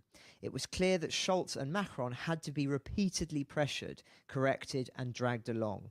They made progress over time, but partly thanks to others. And I think that is the lead takeaway here from Boris Johnson's interpretation of events. And I should say that, of course, there would be very different interpretations, no doubt, in other European capitals. That this is an example of where it really was critical, the stances that were put forward by the Baltic states, by Ukraine, of course, and by Britain, that laid down the marker that others could eventually follow when they saw the seriousness that had the invasion really was. That were it not for that, it would appear that there would have been a much quite a quick crumbling of the resistance in the international community. I'm not saying in Ukraine, but I'm saying amongst the international community. So I think, as I say, this is something that historians will be really fascinated by, this question in many years, decades, perhaps even centuries to come, about this question of just how integral was the united support that was offered later. What would have happened if certain leaders had taken different stances earlier? Could the war have been prevented? All sorts of very significant questions. And of course, we'll get much more remarks of this nature once we have more leaders who were the premiers at the time of the invasion are no longer in office. Of course, that's the case for Boris Johnson, but at some point that will be the case for Olaf Scholz and for Macron. I'm sure they will also have insights that will offer perhaps a slightly different take on the events that led to the tragic invasion. Thank you very much for that, Francis. Dom, can I come to you? You wanted to talk a little bit about this. It's a small story, but it's maybe one to mark and move on. We're calling it, in our notes, we're calling it the false flag attack in Russia, and it's only based on the Institute for the Study of War, but it's potentially worth talking about. Can you talk us through what you're thinking? Certainly. So the Institute for the Study of War, US-based think tank that over the months have shown themselves to be fairly sensible and accurate. So they are saying today that they are suggesting the Kremlin is setting the information conditions, their phraseology, information conditions for false flag attack in Belgorod. That's one of the southern regions, southern oblast, sort of abutting Ukraine around the Kyiv area, so the northeast of Ukraine. And the Institute for the Study of War is saying that they are talking up this possible attack by Ukraine into Russia, in an effort to regain public support for the war. And they are hypothesizing that Ukrainian forces are going to invade near Belgorod, or Belgorod the city and Belgorod the region. And other sources are helpfully, not that this was coordinated at all, I'm sure, other sources, military bloggers in Russia are suggesting that Kharkiv should be attacked again to minimize the threat of a Ukrainian attack. So military bloggers, they've been intensifying their calls for Russia to do something in recent weeks, we saw the mass retreat from Kyiv, and then the events recently in Kherson. So the military blogger community are not happy, and they're saying that only preemptive measures are going to stop Ukrainians from carrying out assault operations inside Russia. And Belgorod Oblast governor, Mr. Gladkov, he's published footage showcasing the building of fortifications. So, I mean, they're really ramping up this idea that the Ukrainians are coming. Ukraine have never made any claim, any desire to move into the territory of Russia. Now, there have been some mysterious explosions in oil facilities and other military targets around Belgorod, which we've all sort of said, well, that's probably a Ukrainian either a heli assault raid or drones or special forces or something. Ukraine have never offered an opinion on that, neither confirm nor deny. But I mean, they have been clear that they have no intention whatsoever. They've got no need to go into Russian territory. So it's interesting that these reports are out there, and the military blogger community is starting to get very energized on this front. And the ISW are suggesting that maybe this is a way of distracting from the recent reversals on the battlefield and possibly setting up the conditions for, like I say, a false flag attack in Belgorod. So I'd keep an eye on that over the next few days. Thanks, Tom. Just important to mention, obviously, we know that the strikes today are ongoing, and just seen some news that there's no heat and no water in Zhytomyr and Khmelnytskyi after Russian strikes. We know that several people have been killed in Kyiv, so this is all a situation which is unfolding. Francis, can I just come to you? I think there's one final story we should talk on before we start to wrap up and come back to Alina. Francis, you've been looking at an interesting statement from the CIA. Can you talk us through it? Sure. Well, the CIA have said officially that they are scouting for disaffected Russians. That's according to its espionage chief in what are, of course, very rare public remarks. He was talking at George Mason University's Hayden Center and I should say that this has been reported in the Washington Post, who obviously had some reporters there at the time. And he has said, and I quote, and this is in his first in-person public appearance, "Putin was at his best moments the day before he invaded. He squandered every single bit of that. We are looking around the world for Russians who are as disgusted with that as we are, because we're open for business." So, let's say, you could say in many ways, well, what do you expect? This is pretty predictable that the CIA will be looking for disaffected Russians. But to talk about this publicly, I think, is quite significant because it's a clear signal to disaffected Russians within Russia, within America, within Europe, that that they are looking for people who are willing to work with the West in a way that will ultimately contribute to hopefully some change in Russia that can lead to the end of the war and hopefully the end of Putin's regime itself. I mean, this is a central question now, is whether it would be possible for Putin to ever be allowed back into the international fold. My own view, of course, is that there's no way that he should be, that sounds a very, very dangerous signal indeed. But of course, other countries have different views on that. Indeed, there are concerns that a successor to Putin might be even worse, even more strongly nationalist, less of a rational actor, if indeed that's the way of articulating it.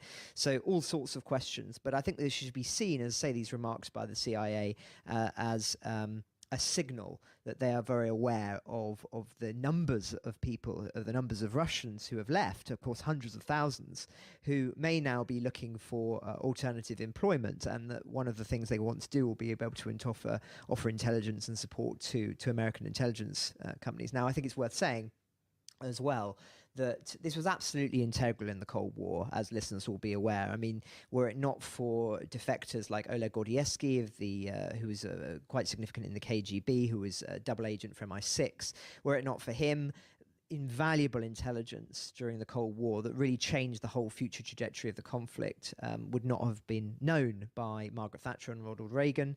I'm pointing particularly to his insights around Gorbachev and how significant that he might be as a future premier. And of course, Margaret Thatcher famously said that Gorbachev was the man of which we know we can do business. And part of the reason for that was the intelligence that was offered by Gordievsky. But not only that, of course, Gordievsky as well was integral in offering intelligence about what the Russian mentality was in the 1980s. And there was a huge disconnect, it turned out, because of his revelations, between what the West was thinking, which was thinking that, you know, Russia was sort of ramping down in some of its rhetoric, that it was looking for a sort of a way of reforming and adapting, when actually in the early 1980s, it was far more paranoia in the Soviet Union than many expected and thought at the time. And indeed, when there was the potential incidents in 1983 where it was believed possible that America, within Russia, within the intelligence services, that America might launch a preliminary strike before some attack on the land, just shows how much the gulf was widened in the 1980s compared to how it was in the 1990s. So absolutely valuable intelligence was offered by defectors like this. And so whilst, you know, there's a lot of glamour around the Cold War, and some people have questioned the actual importance of much of the intelligence offered at the time. Anyone who reads John le Carré novels will always get the sense that actually what was it all for? But actually, the historian in me would say, no, this stuff was absolutely vital. And so I think we should see the CIA's comments in that regard as equally significant. Thank you very much, Francis. Dom and Francis, can I just have your final thoughts for today? Dom, why didn't you go first? Yeah, I'll just put a placeholder, if I may. Hopefully our colleague James is going to pick this up tomorrow, but there's a CSTO meeting happening now, the Collective Security Treaty Organization, what Russia would like to think is their equivalent of NATO, happening in Armenia. However, there are a number of protests. There's images online. Protesters, some with Ukrainian flags, are calling for Armenia to get out of the CSTO. Putin obviously wants CSTO to be seen as a viable force, to be seen as having legitimacy. He needs as many friends as he can get. Hasn't got many around the world, so the CSTO is a plank in there. It would be a massive diplomatic blow were Armenia to leave. Also, Kazakhstan, that is a member of the CSTO, coming under fire. Again, a lot of the military community, the social media community, and the TV stations actually are now turning their fire onto Kazakhstan. Apparently, Kazakhstan's been overrun with Nazis. I mean, these Nazis are breeding like rabbits, as far as I can tell. They've overrun Ukraine. They're now in Kazakhstan. But anyway, so there's a lot of talk about trouble in the CSTO, and it'll be fascinating to hear, hopefully from James tomorrow, what's actually coming out of the meetings. But I'll just put the placeholder there. Thank you. Francis Stanley. Thanks, David. Obviously, listeners will be aware of what happened last Tuesday when we, of course, heard about the incident in Poland when 2 people were killed by a stray missile.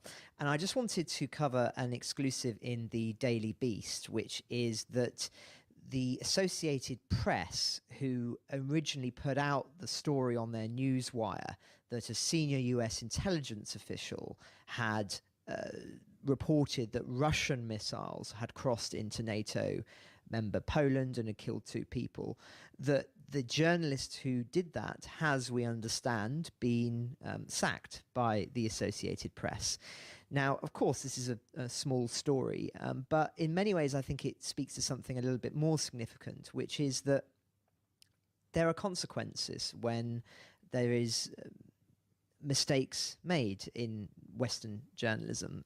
And obviously there's been a misunderstanding here, a miscommunication in terms of what was reported. And looking into the details, they're saying that there was usually the rule is with the Associated Press that they have to have 2 major sources to verify any significant information, or 1 irrefutable source. But in this instance, clearly, if they have sacked this individual, then there was not the proper diligence done before it was put out on the newswires, and then newspapers around the world reported the story. But as I say, we talk a lot about misinformation on this podcast, particularly in the form of Russian propaganda.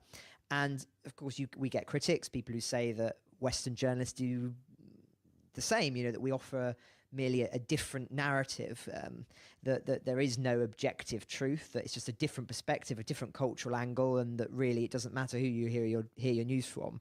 And I would just say that, at the very least in Western journalism, and of course we don't get everything right, far from it, but there are certain principles, certain rules that have to be followed and abided by. There are all sorts of bodies, etc., and there are consequences. And when we compare that with what we see with Russia's propaganda, then there are no consequences. The kind of misinformation that's constantly put out on social media, that's been put out in these sort of vicious propaganda news stories that, of course, we've reported on, and the regular show daily television programs.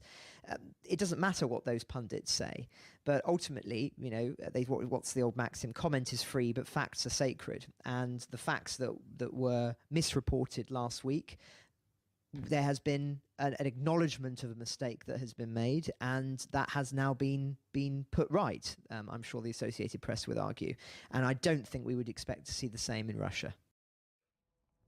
Thanks, Francis. Just before we come to Alina for the final thought, I think it's worth just emphasising how fast everything is moving today. At 1:16, we have an update on our website that there have been blackouts in Moldova. Russian strikes on Ukrainian infrastructure have resulted in massive blackouts in Moldova, its deputy prime minister has said, and it's working. The state-owned electricity firm is working to reconnect more than 50% of the country to the electricity. We're seeing at 1:25 there's an update. The Kyiv energy operator confirms emergency shutdowns. There's the energy operator DTEK said that emergency power shutdowns have been imposed in Kyiv following these strikes. They're doing everything they can to stabilise the situation as soon as possible. At 1:22, entire Kyiv region without electricity, the capital without water supply. So all of this is happening. These strikes are happening right now. Thank you so much, Alina, for joining us through this. It's we're hugely grateful for you, and I'm sure our listeners will be grateful to hear you as well. As our guest, would you like the very final thoughts for today? Well, thank you. The European Parliament recognized Russia as a state sponsor of terrorism today, and Russia have proved that it's actually a terrorist state, and they hope that it will be a proper answer and we get more weapons. And thank you guys for covering Russia-Ukraine war so nice, because it's very important in fight with Russian propaganda machine. Ukraine the Latest is an original podcast by The Telegraph. To stay on top of all of our Ukraine news, analysis and dispatches from the ground, subscribe to The Telegraph. You can get your first 30 days completely free at telegraph.co.uk/audio. You can also listen to this conversation live at 1 p.m. each weekday on Twitter Spaces. Follow The Telegraph on Twitter so you don't miss it. If you enjoyed this podcast, please consider following Ukraine the Latest on your preferred podcast app. And if you have a moment, do leave a review, as it helps others find the show. To our listeners on YouTube, for reasons beyond our control, there's sometimes a delay between broadcast and upload, so if you do want to hear an episode as soon as possible, it's available on your podcast apps. Please search for Ukraine the Latest on Spotify, Apple Podcasts, or your preferred app. Check out the Ukraine page on the Telegraph website. As ever, you can get in touch directly to ask questions or give comments by emailing podcasts@telegraph.co.uk. We do read every message. We are especially interested to hear where you are listening from around the world. Ukraine the Latest is produced by Louisa Wells and Giles Gear, and on Twitter, Jaden Irving.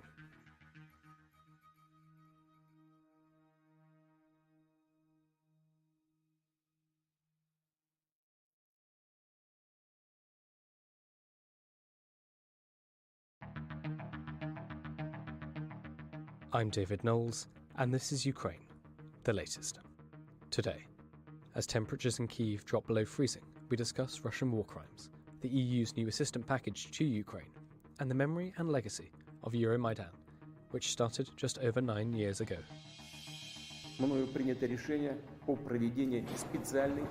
This hideous and barbaric venture of Vladimir Putin must end in failure. Putin's war in Ukraine has destabilized energy markets the world over. Nobody's going to break us. We're strong. We're Ukrainians. Every weekday afternoon, we sit down with leading journalists from the Telegraph's London newsroom and our teams reporting on the ground to bring you the latest news and analysis on the war in Ukraine. It's Tuesday, the 22nd of November, day 272. And today, I'm joined by Associate Editor Dominic Nichols, Assistant Comment Editor Francis Durnley, and Ukrainian writer and, since 2022, war crimes researcher Victoria Amelina. I started by asking Dom, for the major developments over the past 24 hours. Well, hi, David, and good afternoon, everybody. The effect of the recent Russian campaign against national infrastructure in Ukraine is showing some evidence here. So President Zelensky, in his nightly address last night, said that the airstrikes have destroyed half of Ukraine's energy capacity. And, we know today that the average temperature this morning, I think, in Kyiv was -4. So President Zelensky said, quote, "The systematic damage to our energy system from strikes by the Russian terrorists is so considerable that all our people and businesses should be mindful and redistribute their consumption throughout the day. Try to limit your personal consumption of energy," end of quote. So this is millions of Ukrainians now likely to be living with blackouts until the end of March, they're suggesting. So the Sergei Kovalenko, who's the head of Yasno, provides energy for Kyiv, said he's advising people to stock up on warm clothes, blankets, and think about what they're going to do in long periods of outage. He said it's better to do it now than to be miserable.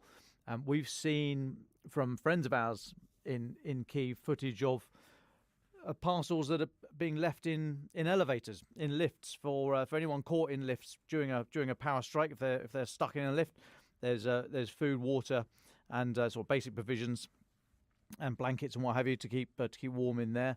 So it is starting to bite. Volodymyr Kudrytsky, who's the head of Ukraine's national power grid operator, said that they'd suffered colossal damage. His words, colossal. There had been colossal damage to Ukraine's power generating facilities, but he said calls to evacuate the country is inappropriate. He said, quote unquote, inappropriate. President Zelensky has not called for that. Some others have, or some others have suggested. That's not.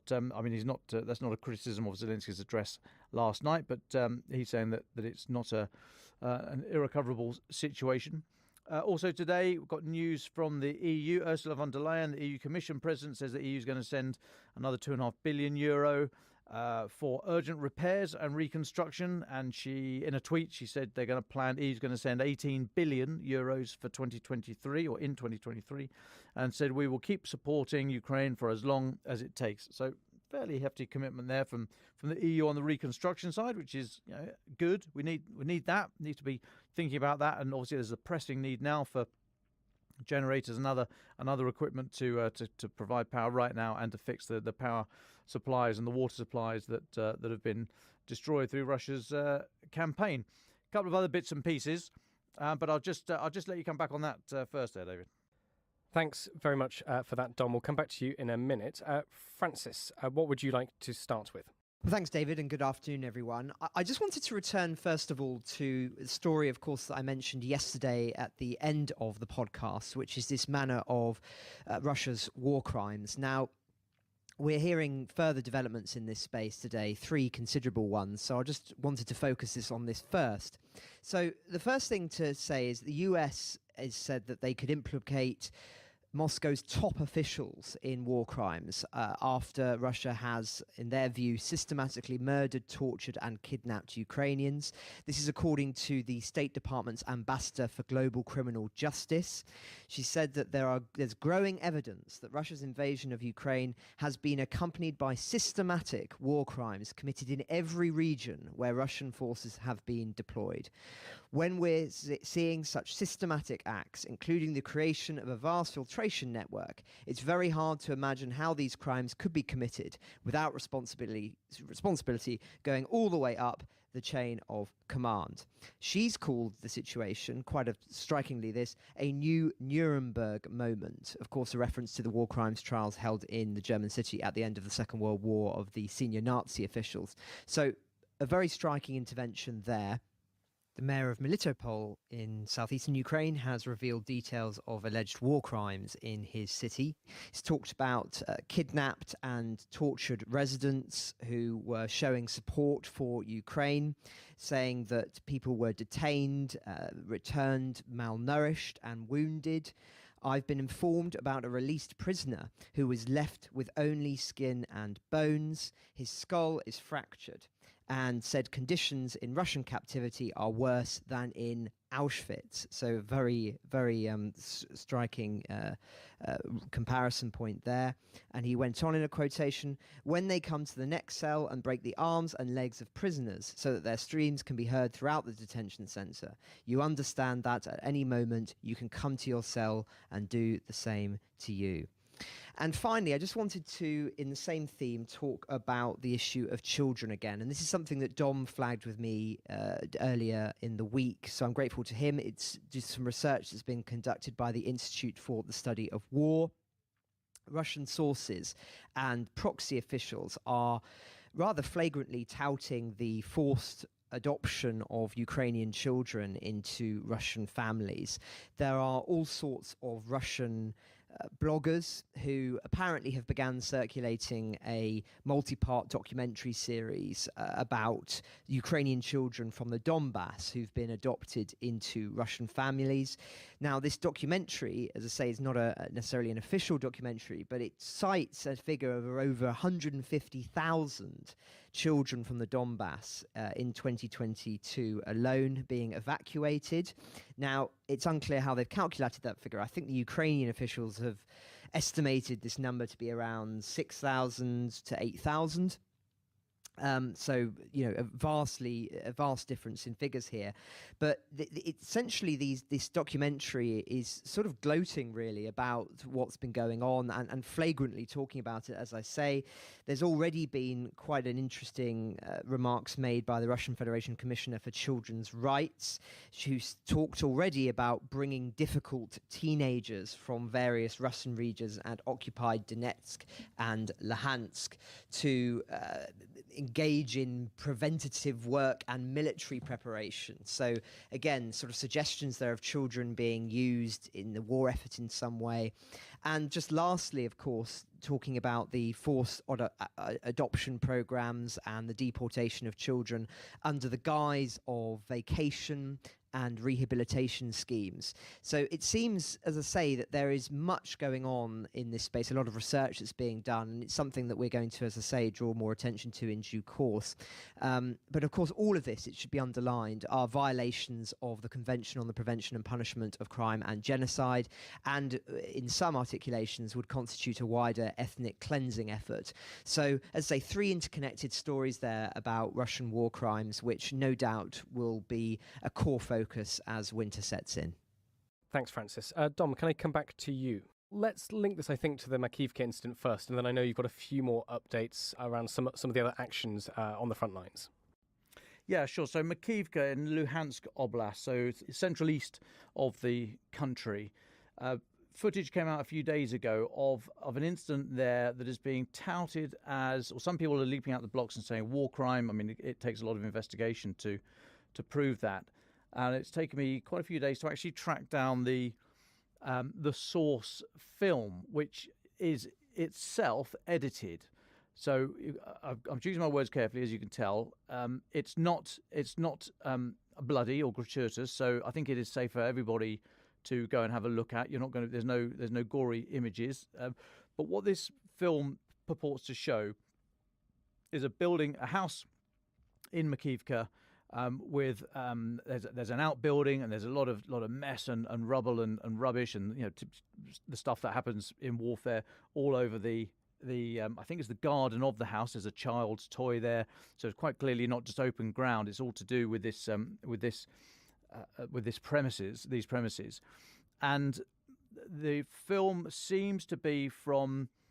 I don't think the angle is from a head-mounted camera because of the aspect you see of other soldiers there. So it might be chest mounted. It might even be someone holding a mobile phone, although I think that's very unlikely because the situation here is a group of Ukrainian soldiers who are receiving Russian people who wish no longer to take part in hostilities. Right, again, you can tell I'm being very careful with my language because I'm not saying prisoners or people surrendering or anything like this. However, we do see the film starts. You see a Ukrainian soldier lying in the prone position, so lying down on the ground, which I'll come back to later, about what he may or may not have been able to see and the angle that he could fire at. And he's manning a belt-fed heavy machine gun, bipod mounted, and he is about the camera pans around. He's around 20 feet away from a small outbuilding, out of which we think, because the film starts sort of some way into this incident, a number of Russian people have come out, hands above them, no sign of weapons, clearly seemingly wishing to either surrender or take no further part in hostilities, and they are brought out, they are called out sort of one at a time, and they're made to lie down in a group. And we see about 9 servicemen, and the film, like I say, it shows the last one of these men come out and lie down. The camera sort of pans around a bit because whoever's holding it is moving about. There's at least one other serviceman in this courtyard, although he seems quite relaxed. He's not got his weapon in the shoulder. He's not aiming it at the individuals. He's got it in a fairly relaxed position. He's sort of pointing it at the ground almost. He's holding it correctly, but it's not in a firing position, which is a bit surprising to me. But if we see, as I say, about 9 people on the ground, and that we watch the last one come out and lie down, then this process might have gone on for a couple of minutes. So this is clearly not in the heat of battle. We can't hear any other sounds of battle. There's no other sights. Nothing happening. No other weapons, grenades going off, anything like that.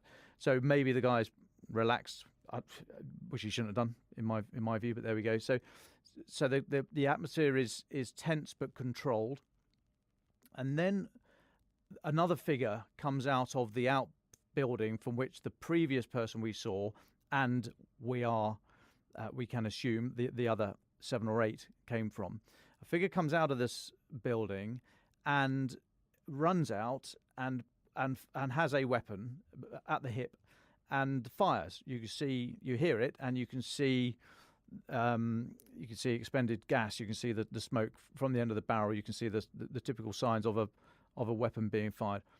The camera then goes haywire because whoever's got it is either leaping for the ground or raising his own weapon or doing something. So we don't see what happens next. We can hear a lot of firing, and that's it.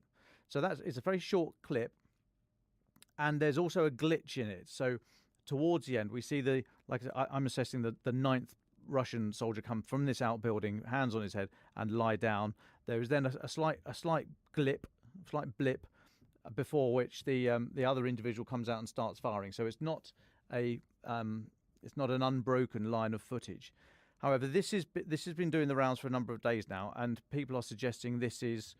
I've seen all sorts. I've seen people alleging it's a war crime by the Ukrainian soldiers because they're firing upon people who have surrendered. I've seen other people saying no, it's nothing of the sort.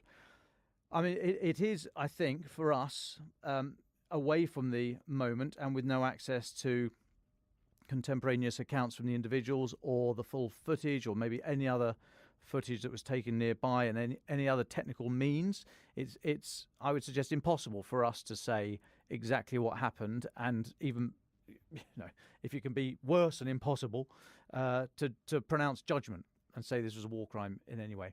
What I would say, though, as a former soldier, is that this period of military activity, when one side or an individual or group wishes no longer to take part in hostilities and make that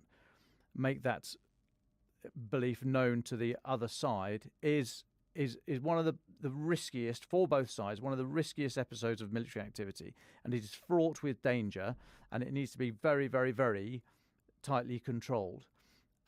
Now, if you are hors de combat, if you're no longer a part of hostilities, if you've made it clear that you are not a threat and you do not intend to be a threat, then you are covered by the Geneva Convention and you are afforded all the rights and the protections therein. However, at what point that starts is the bit that will be debated. So this individual that came out of the outbuilding and then fired upon the Ukrainian soldiers, the Ukrainian soldiers there are perfectly within their rights to fire back well, not only in self-defense but in war. You could argue that the action is still going on. Whatever this attack was, it is still going on if both sides are willing to trade rounds. So if as what is being suggested, that the Ukrainian soldiers opened fire and a lot of the Russian soldiers on the ground were killed, that does not in and of itself suggest that they were hors de combat. I mean, they have not been searched at this point. We don't know if they have any weapons. We don't know what their status is. We just know that at that point, Clearly, they are not offering an immediate threat because they are lying down, they've got their hands behind their heads. However, who knows if they've got any concealed weapons? We do not know that. All we know that there is one individual who fires upon the Ukrainian soldiers. Now, I think, and again, I'm not pronouncing judgment here, but for a soldier, and I'm presuming it's the guy on the ground with the heavy machine gun, if he fires back, then these are not sniper rifles. The rounds are going to go in what's called a beaten zone, as in a grouping, an area, usually hundreds of meters away. But they don't. What I'm saying is they don't all come out of the barrel like a laser dot, and each round follows the other one. They are, to a very small degree, sprayed around a little bit. That's what they're designed to do. It's not quite an area weapon. That's more, that terminology is used more with artillery, but it's certainly not like I say, it's not a sniper rifle. And in the close proximity, as I say, the guy lying in the prone position, lying down, is probably 10, 12 feet away from the individuals lying down, the closest of the individuals lying down, and the man that comes running out of the outbuilding firing. It's probably about a dozen feet away. So, a heavy machine gun, albeit stabilized with a bipod, it's not the most stable platform, and these rounds are going to go all over the place. And so if that has caused injuries and fatalities, the suggestion is that is what has caused the injuries and fatalities. I think it would be very difficult to say that this was murder. This was a deliberate killing and murder. I mean, clearly there's a threat because there's an individual firing at the Ukrainian soldiers. The status of all the individuals is not known. We don't think they've been searched. It's not evident that they have been searched and processed at that point. Their hands have not been bound, so they've not been detained properly, and therefore I think it would be very, very difficult to suggest that this was a deliberate act of murder. I'm not investigating it. I've not seen anything other than what I've seen on social media, and that is open to everybody. You can make your own interpretation of it. But if you do so, I would look into what it means to be a threat, and what it means to be once you've relinquished your position as a fighting soldier. Okay, because it's very important to know what status you are, and in those first few moments after capture, it is fraught with difficulty. I mean, maybe we don't know if this guy was part of the unit. He probably was if he came from the same building.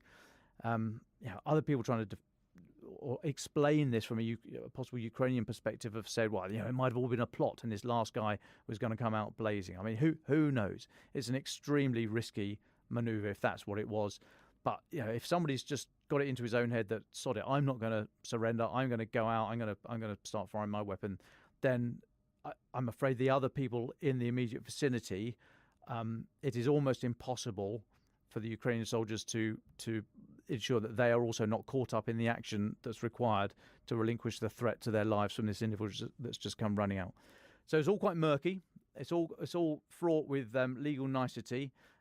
You and I are not going to come to the bottom of this just by looking at the social media film. However, as I said, it doesn't show gratuitous violence. It infers it clearly because we think we know what happens next, but it doesn't show it. So, if you don't want to believe what I'm saying, then go and have a look for yourself. You can find it all on social media. But this is not the last we've heard of it.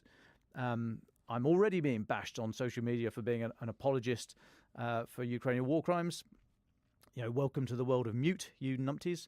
But yeah, go and make your own minds up. But this is an extremely difficult part of military activity, and this will happen. It's happened in every war so far. It will happen again in this one, and it will happen in the future. Well, thanks, Dom, for talking us through that carefully. And I'm sure, as you said, we might have to return to this in the future. And Dom, just very quickly, as I would like to bring in Victoria as soon as possible, you've got two more interesting updates for us. A possible maritime drone strike on the Black Sea Fleet in Russia. And there's been some noises about the Kyiv Peninsula again. And would you just talk to those two, and then we'll go to Victoria? Yeah, okay. So very quickly, today's UK Defence Intelligence report is saying that there was an attack last night on an oil terminal in Novosibirsk, which is a port on Russia's Black Sea coast. It is we think it's the new base, or it's certainly a major base of Russia's Black Sea Fleet. They moved there. They certainly, we assess, moved their Kilo-class submarines there after the October 29th maritime drone attack on Sevastopol. There's an oil terminal very close by. Novosibirsk is about 100 k's southeast of the Kerch Bridge, so it's on the Russian Black Sea coast. This story was reported in local Russian media, but now some of those are being taken down. so this is UK Defence Intelligence saying, well, this is they sort of mark this attack and saying Russian commanders are going to be concerned about threats to all the amphibious landing ships based there and other sort of logistics ships because they are extremely vulnerable without escorts, and they are assessing, so British Defence Intelligence assessing that these ships and the port has had a much more important role in supplying Russian forces in Ukraine and Crimea since the Kerch Bridge was damaged. So that's one thing. Link it to, so H. Sutton, he's the guy behind the Covert Shores website, website and Twitter feed. Have a look on Twitter. He says, as of last night, did a bit of OSINT, open source intelligence. He says that in Novosibirsk at the moment, there are 3 Rapusha-class landing ships, 1 Ivan Gren-class landing ship, a Grisha 3 class frigate, 2 patrol ships slightly smaller than a frigate, we think sort of corvette size, a massive logistics ship, and at least 1 Kilo class sub. And the Kilo class subs are those that are able to fire the caliber cruise missiles into Ukraine. He also said, H. Sutton said that for a few weeks now, basically since the maritime drone attack on Sevastopol, Russian ships and submarines have had to be escorted by fast boats for their own protection. He's got some satellite imagery from November the 20th that shows this. Now, this is really interesting. Okay, so Novosibirsk is nearly 700 k's from Odessa. It's much further from Ukraine-held territory than Sevastopol. Up to now, it's been regarded as well out of range of Ukrainian attacks. So what? Right. So if this is Ukraine either using these maritime drones, you may remember we put an image up of basically H. Sutton was the first one to break this news about canoe-sized weapons with a camera and GPS, and we think they've got some sort of large warhead in the front. If this is a new threat to the Russian Black Sea Fleet in their new base, then this is really pushing the sea denial aspect of the war in Russia's face, and it is pushing out sea denial through innovation and with minimal risk to Ukraine if they're using drones. So it reduces the threat to Odessa and the whole of the south coast of Ukraine. It reduces the risk to the Black Sea coasts of Kherson Oblast and Crimea. And if Ukraine are able to really nullify the threat from the Black Sea Fleet, that is a major win. If they also put in the minds of the Black Sea Fleet that you're vulnerable anywhere you go because these things can reach you, that is another win. And if they're able to start knocking out oil facilities and fuel in what is now the Black Sea Fleet's home, then that's starting to hit their infrastructure as well. I think it's a fascinating area of this war and one to watch closely. The other point that you mentioned there, David, about the Kinburn Peninsula, which is the spit of land in Kherson Oblast that sort of leads up into the almost south of Mykolaiv. There are reports that Ukraine have got forces on there and are trying to sort of push in from the west, push into Kherson Oblast from the west, which is a way of getting over the Dnipro River rather than trying to go over the river from Kherson city in some form of kind of opposed river crossing, which would just be horrific and likely not work. They've either got the option of going around the east, around the Zaporizhia area, and that's a long drive down to try and reclaim the rest of Kherson Oblast, or come through this Kinburn spit. I mean, it's tiny. It's sort of boggy land, sandy land. It wouldn't really work for large volumes of heavy armor, even if you could get them across the water. But it might work for electronic warfare teams, special forces teams, drone operators, etc., because there's a number of buildings, dwellings along the top of the coast there, so there is accommodation there. There's relative safety. There's overhead protection, so you're covered from view and fire, so on and so forth. It could work as some sort of base for that type of activity. I'm very skeptical, partly because it is just a spit. It's a lump of sand, and it's a long way from anywhere. And I'm especially skeptical because Ukraine are pointing us towards it. However, the reporting is out that you will see it. It's not the last time by any stretch that we will talk about the Kinburn Peninsula. So do go and have a look at that, or Kinburn Spit in some areas it's called that. But do go and have a look and have to zoom in closely and have a look at the type of ground it is, because anyone that says that there could be a major armoured thrust coming from the west, I think are a little bit outlandish in their views. But okay, I'll take a pause there. Yesterday, in his nightly address, Ukrainian President Volodymyr Zelensky remembered the anniversary of the Revolution of Dignity. Monday, the 21st of November, marked 9 years since the start of the Maidan uprising, when Ukrainians marched and protested in Kyiv following the then pro-Russian government's decision not to sign an agreement that would ultimately make the country more aligned with the European Union. The 2013 demonstrations and deadly clashes resulted in the deaths of at least 108 people, including by police sniper attacks on the crowd gathering in Kyiv's Independence Square, and forced the resignation of the then president, Viktor Yanukovych. In March 2014, Russia invaded and annexed Crimea and areas of the Donetsk and Luhansk oblasts in Ukraine. This started years of warfare over the territories that came to a head with the start of what we call the full-scale invasion of Ukraine in February 2022. Mr. Zelensky said, "The freedom and dignity of Ukrainian people is more than 1,000 years old. There are many threats to the freedom of our people and the very existence of Ukrainians. Now we have a historic opportunity to defend Ukrainian freedom once and for all." He added, "I believe that it will be so." Looking back on Maidan and the role it played in the development of Ukrainian politics and society, we spoke to novelist and participant of Maidan, Victoria Amelina. Here's our conversation. Hi everyone, and thanks for having me. And you don't have to apologize, since clearly the news on the weapons supplies and news from the front line in Ukraine are the most important thing right now for us. Before the full-scale invasion, I used to be a novelist, an essayist, so a Ukrainian writer. I also used to organize a literary festival in the Donetsk region. The festival was called New York Literature Festival, as there is a small town called New York in the Donetsk region. And it's still controlled by Ukraine, and I think will be. Though it, of course, all changed on February 24th, 2022. And I no longer write fiction because the reality is so intense and symbolic that fiction seems senseless to all of us here. So right now I work as a war crimes researcher and also write nonfiction about people who together with me document war crimes in Ukraine. Well, thanks, Victoria. Just before we talk about Maidan, could you just tell us a little bit about your life in the past few weeks? We know that the temperature has dropped across Ukraine, and we mentioned the strikes on infrastructure at the beginning of this podcast. How has it affected you, and how are you dealing with it? Well, I live in Kyiv. I was planning a beautiful life in a tall building in the downtown Kyiv. It has more than 25 floors.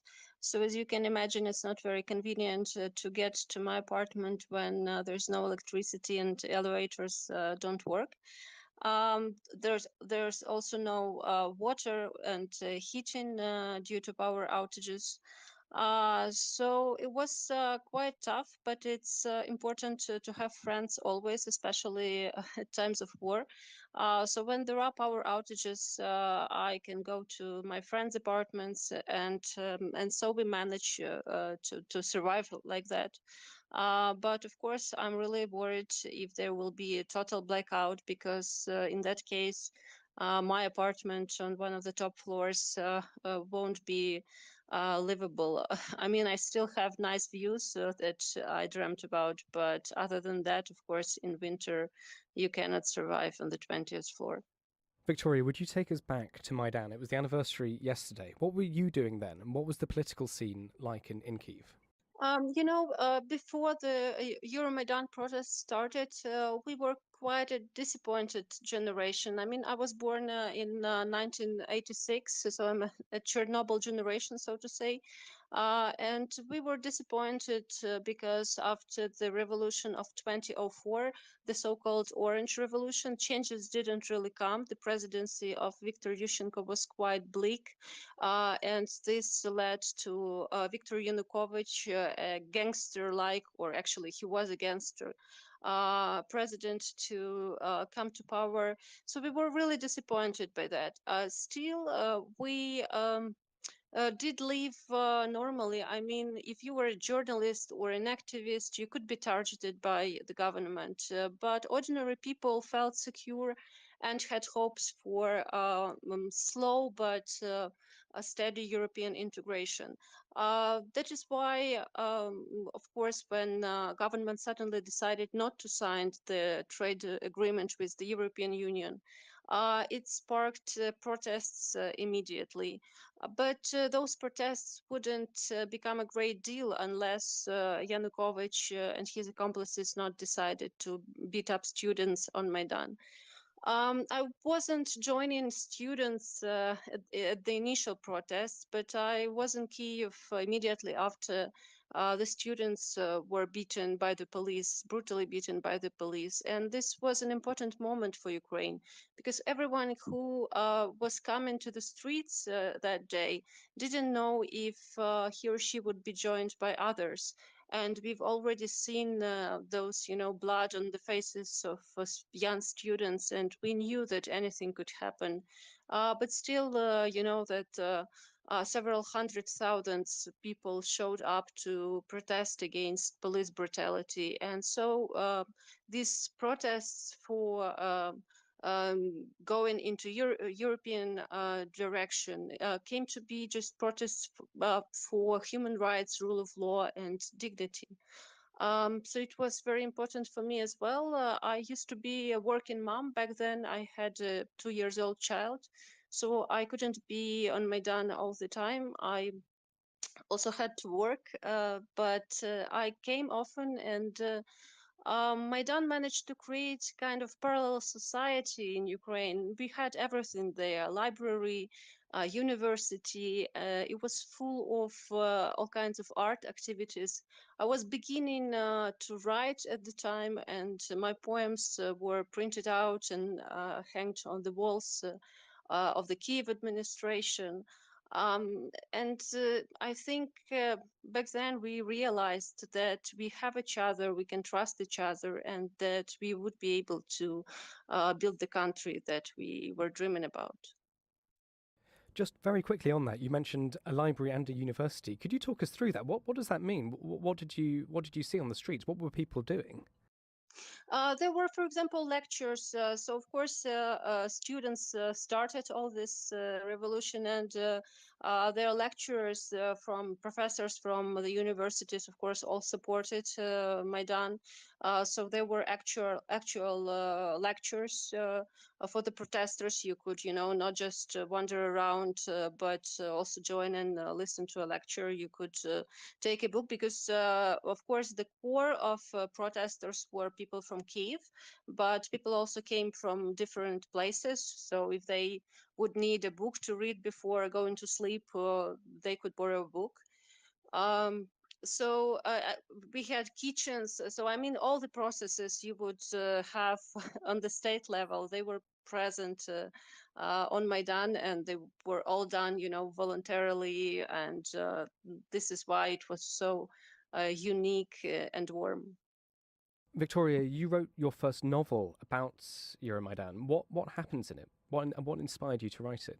Basically, my novel isn't so uplifting as I'm now talking about Maidan, because I wrote it after seeing how people reacted to a movie about the Arab Spring shown on Maidan. Somehow, maybe because I'm a writer, even when there were those happy days when we mostly, concentrated on creativity parts of protest, I realized that this doesn't work, and government won't pick up, and we won't pick up, so this might end up with violence. But when the city about Arab Spring was shown, some Ukrainians told that, we wouldn't end up with such violence because we are Europeans, we are different. They are good guys there, but they are somehow so emotional. So not everyone understood that basically we are all human, and Arab Spring could have been just like us, but they had different situations. And at that time, I realized that I have to write about a person who first lives through the Arab Spring and knows how it is from the inside, and then is really skeptical about joining the protests in his country, in Ukraine, but eventually does join. So I was kind of connecting both those moments. And of course, my novel, which is called Fall Syndrome, is also about growing up. The protagonist learns to understand others, both people who are really far away, like the protesters of the Arab Spring, and people next to him. He learns how to trust his fellow Ukrainians. I've got two big questions for you, Victoria. How do you think Euromaidan changed Ukrainian society? And also, how did it change you? Well, it changed me, and I will talk about that because I think this was quite similar for all of us. It gave me a chance to reflect on my own family history and my identity. I grew up in the western part of Ukraine, in Lviv, but I grew up speaking Russian, surrounded by all things Russian, and thinking that somehow, well, being Ukrainian is nice, but this is something, not important, and Ukrainians were always depicted as someone funny in Russian movies, Russian literature. So we didn't think about ourselves as of people capable of achieving something, of being strong and powerful. And suddenly we were successful at Maidan. Suddenly we saw each other and we were proud of each other, and we took responsibility for our country. So it was a moment when I realized that, for example, my grandfathers were speaking Ukrainian, but somehow I speak Russian, and I decided to switch to speaking Ukrainian. But although it wasn't about ethnicity, of course, I mean, one of my grandmothers is Russian, but it was about realizing that we are Ukraine and who we are, and that we have each other, and thus can build a country together. Just sort of connected to that, I've just got two more questions before. I know Dom and Francis are also listening and might have a few as well. But looking forward from Maidan, what would you want our listeners to understand from your perspective about Ukraine's political journey, from Maidan to 2022? How has it changed? I think we are going back home. I mean, the first slogan of Maidan was very simple: Ukraine is Europe, and we didn't mean, the level of life or something. We meant values.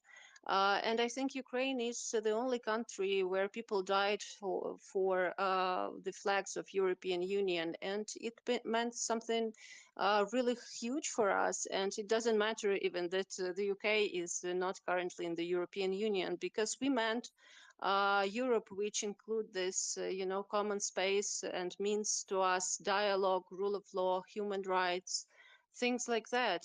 And Ukraine is all about that right now. Perhaps we were quite naive before. In the 90s, when the Soviet Union collapsed, we expected that instantly our life would be like in the Western movies. Like we would have a better way of life. But of course, this didn't happen, and we didn't realize why. But finally, we got to this level where we realized that values are important, and if our values are right, if we are for rule of law, human rights, dignity, then this will change our lives. And these things are really important. I also like how a Yale professor, Marcy Shore, says that before Maidan, there was no dignity because you could buy anything. There was this corruption, of course, which we all hated. And Kant says that dignity is when you cannot buy something, then this thing has dignity. And we couldn't be, paid off to go away from Maidan, and we couldn't be paid off to now give up our territories and our people to Russia, because we have dignity. Well, thank you, Victoria. Yes, I mean, I'm just remembering when Dom and I were in Kyiv in July, we did go to Maidan. It's an incredibly moving place. Final question from me, if that's all right. You mentioned that you now work as a war crimes researcher. Could you just give us an idea of what that involves? What do you do day to day? So it's not like I'm on a mission every day, but I'm a war crimes researcher and working on the ground. So, for example, I can go on a mission to Izum. That there would be a team of 6 other war crimes researchers like me, which have a plan to, for example, explore the forcible abductions in the Izum region. And this is unfortunately very easy to do, because if you just get out of a car and ask a random person if he or she knows about people who were abducted during the Russian occupation, you will necessarily meet such a person, and this person will lead you to many eyewitnesses and survivors. This way, and I'm talking actually about a real case, this way in Balaklia, our team discovered 3 torture chambers during a week, which is of course striking because this is just a team of 6 people. We reported those findings to the General Prosecutor's Office of Ukraine and Ukraine's Security Service, and they were able, of course, to send a laboratory there and add materials that we've gathered to their cases. So we are working basically as an adjunct team to Ukrainian judicial system, and we are also ready to pass the testimonies to the international organizations like International Criminal Court and others, and also archives and sometimes media if the witness agrees to that, of course. Well, thanks for all of that, Victoria. Dom and Francis, do you have any questions? I'll go first, if that's all right. Thank you very much, Victoria, for talking to us. Really interesting hearing your perspective on obviously a very significant event in Ukrainian history. My question is just one about, I suppose, the memory of Maidan, really. I'm interested in the symbolic resonance of it and whether it was always this national event celebrated by the majority of Ukrainians, or whether it began life as something only celebrated by a sort of liberal minority first, and then its significance became wider as time went on. You know, my feeling is that it was always significant. I mean, we all understand that immediately after Maidan, Russia annexed Crimea and started its hybrid aggression in the Donetsk and Luhansk regions. So the memory of Maidan was always in the shadow of war, because war was the most important thing for us since 2014. So we couldn't really concentrate on preserving memory. But this was, important for everyone I know to go to Institutska Street in Kyiv, to visit Maidan, to see where it all happened, because of course not everyone was present there in February, like I wasn't. It was very important for everyone still to, honor the memory of the people killed there. We call those heroes Heavenly 100. And 100, this naming of the unit goes back to Cossack times, so that this is why it's Heavenly 100, not because it's exactly 100 people. Unfortunately, there's more. Obviously, there were people who had other views, who were anti-Maidan, and they would not, of course, honor the memory. But I don't know. This is okay. This is a society that is free, and everyone can have their views. Unfortunately, of course, this memory became very important also because there is a war, and we need unity to win. But I would say that majority of Ukrainians honor the memory of Maidan heroes. Well, that was going to be my next question, actually, is how has the war changed perceptions of Maidan? How has Maidan been seen in the context of the invasion back in February, or perhaps, even earlier than that with the annexation of Crimea? You see, we just realized that Russia used this moment when Ukraine was weak and behaved like, a looter who tries to steal something while the master of the house is wounded. But unfortunately, what was lost definitely is the part I was talking about.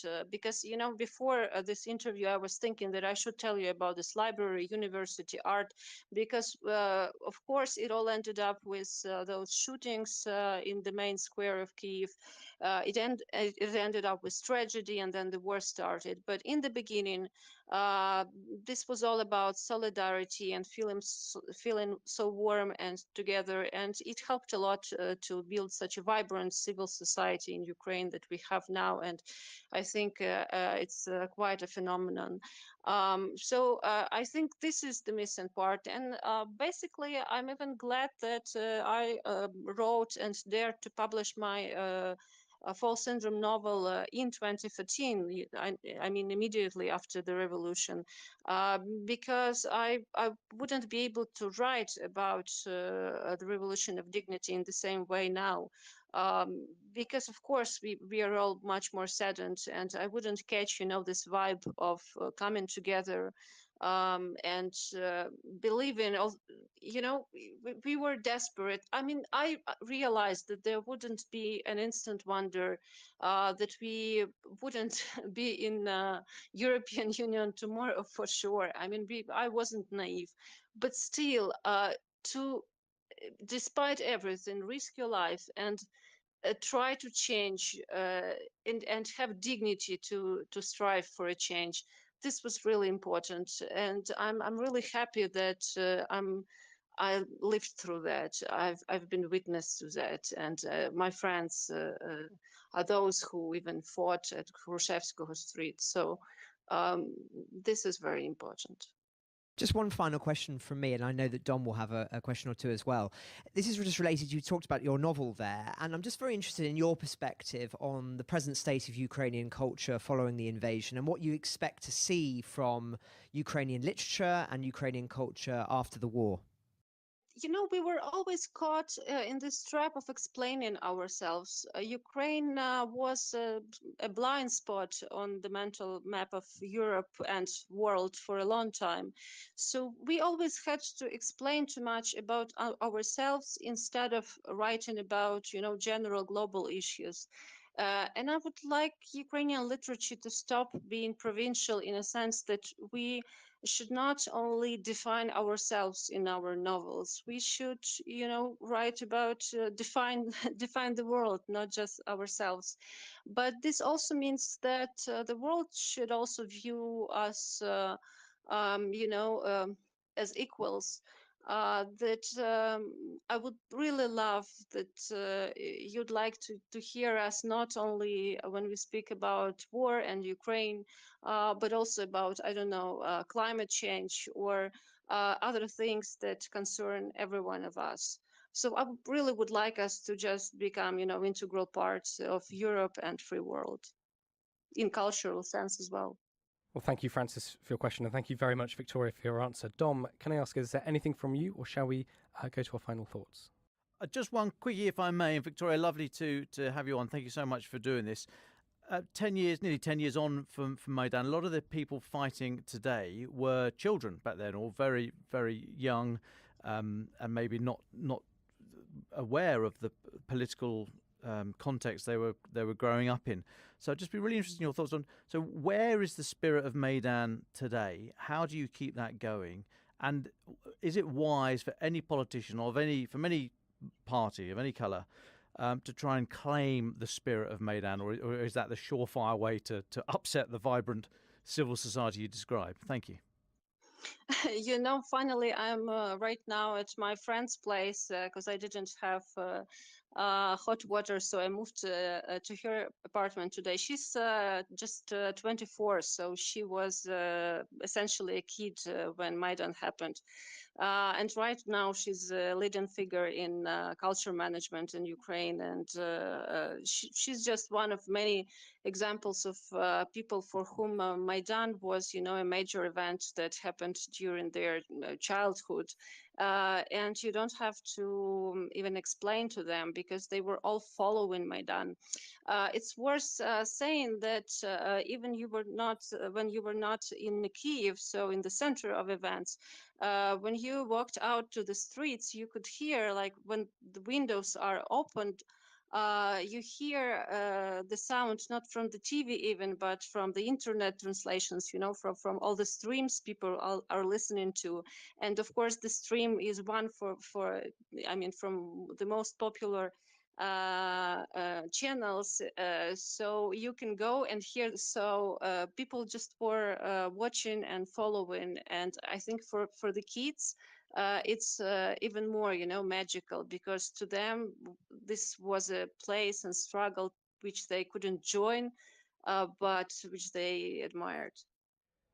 Well, thank you, Dom. Thank you, Francis, for your questions. And thank you, Victoria, so much for your answers. We're coming to the end of our time together today, unfortunately. So can I just ask all of you for your final thoughts? Victoria will ask you to go, as our guest, please go. Please, you can have the very final one. So Dom and Francis, would you like to go first?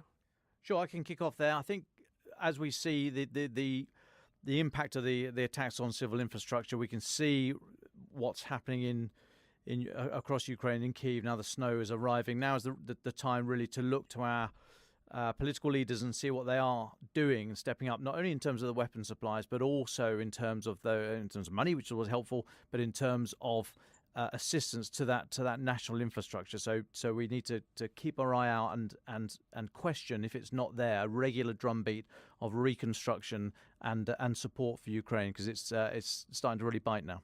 Francis Denley.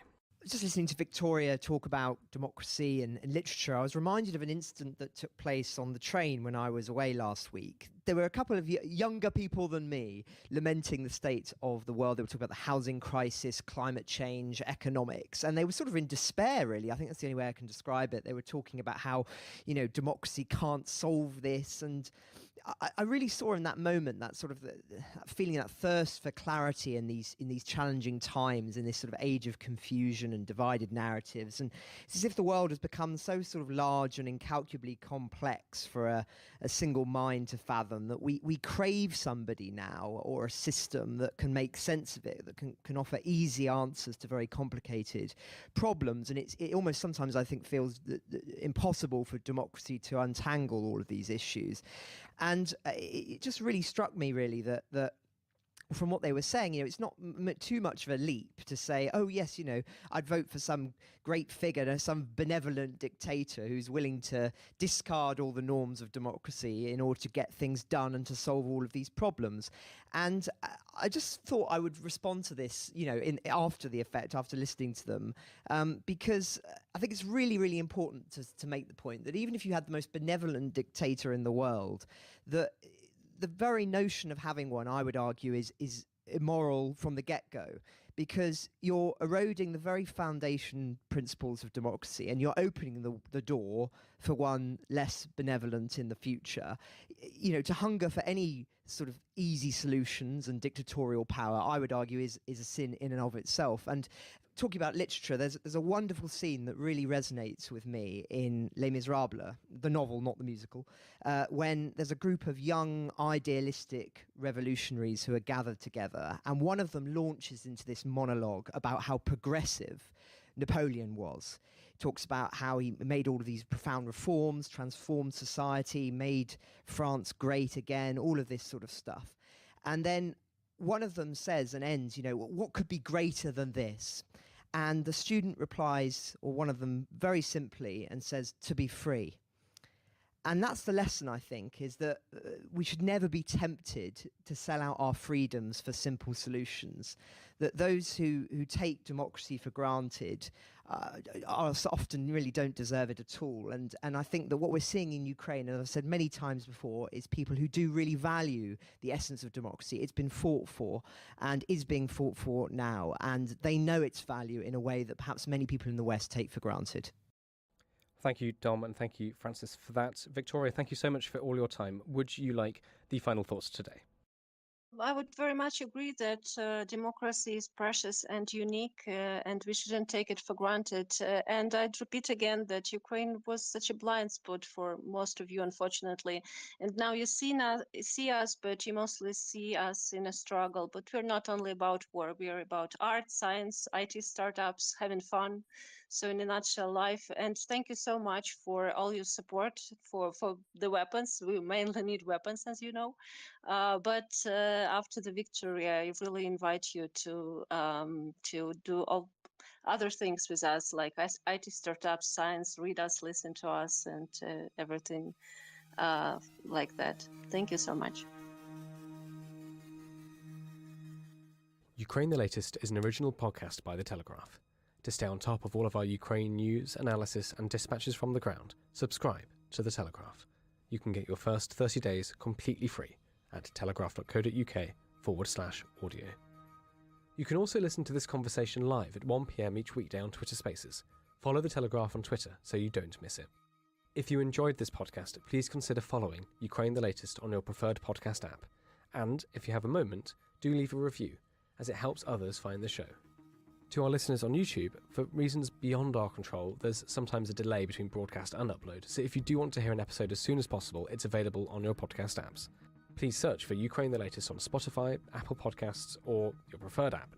Check out the Ukraine page on the Telegraph website. As ever, you can get in touch directly to ask questions or give comments by emailing podcasts@telegraph.co.uk. We do read every message. We are especially interested to hear where you are listening from around the world. Ukraine the Latest is produced by Louisa Wells and Giles Gear, and on Twitter, Jaden Irving.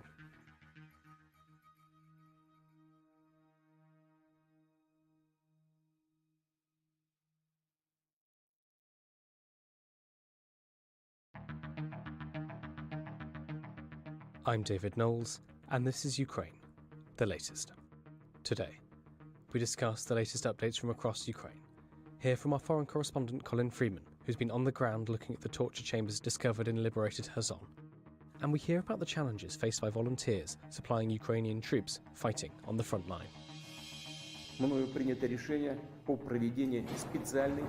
This hideous and barbaric venture of Vladimir Putin must end in failure.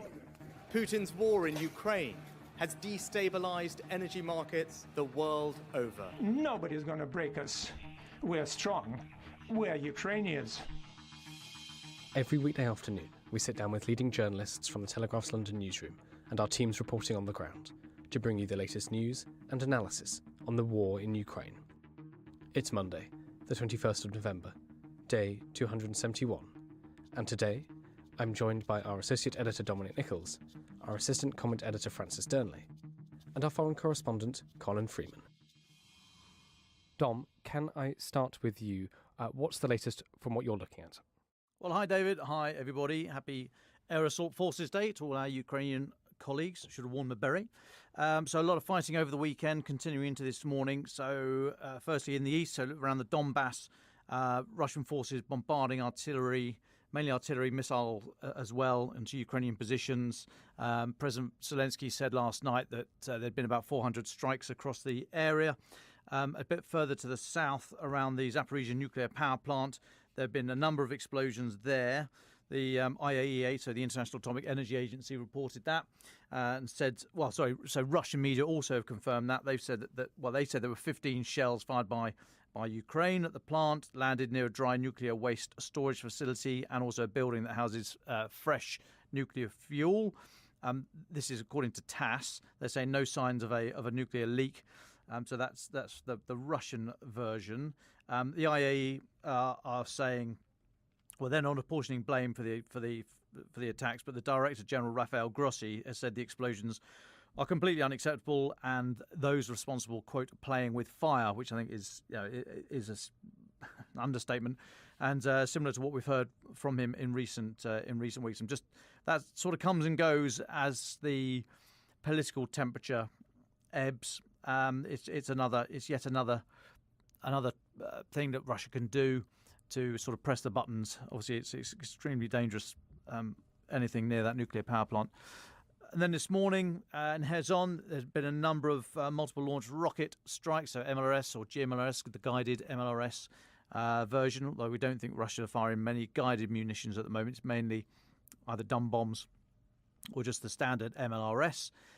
There are reports that the Ukrainian government are looking to evacuate civilians out of the city now. I mean, they've held it for a number of days. However, it's only the river, which is a very formidable obstacle, obviously, but it's only the river, so not great distance, that separates Ukrainian forces and Ukrainian civilians in the city from Russian troops, and hence they are still extremely vulnerable to this indirect fire. So it's likely that Ukraine will look to get their citizens out. Separately this morning, Ukraine's Office of the General Prosecutor said that they had identified 4 torture sites, what they're calling sites that have been used for torture in Kherson, and connected, although slightly separate. The Spanish Prime Minister this morning has told NATO Parliamentary Committee meeting in Madrid that Spanish police are going to be deploying to Ukraine to help investigate these alleged war crimes. I've got a little note just to talk about weapon promises and the visit of Rishi Sunak, Britain's Prime Minister, to Kyiv over the weekend, but I'll just take a little pause there. Thanks very much, Dom. Well, Francis, why don't you start off by talking a little bit about Sunak's visit, and then Dom can add his thoughts at the end of that. Good afternoon, everyone. So Rishi Sunak, of course, made a surprise visit to Ukraine on Saturday to meet with Volodymyr Zelensky. He arrived in a rather snowy Kyiv, saying that he was humbled to be in the country for his first face-to-face meeting with the Ukrainian president. A video was released by Downing Street that showed the two leaders sharing a warm embrace outside the presidential palace before heading inside to meet senior Ukrainian officials and to have a one-on-one.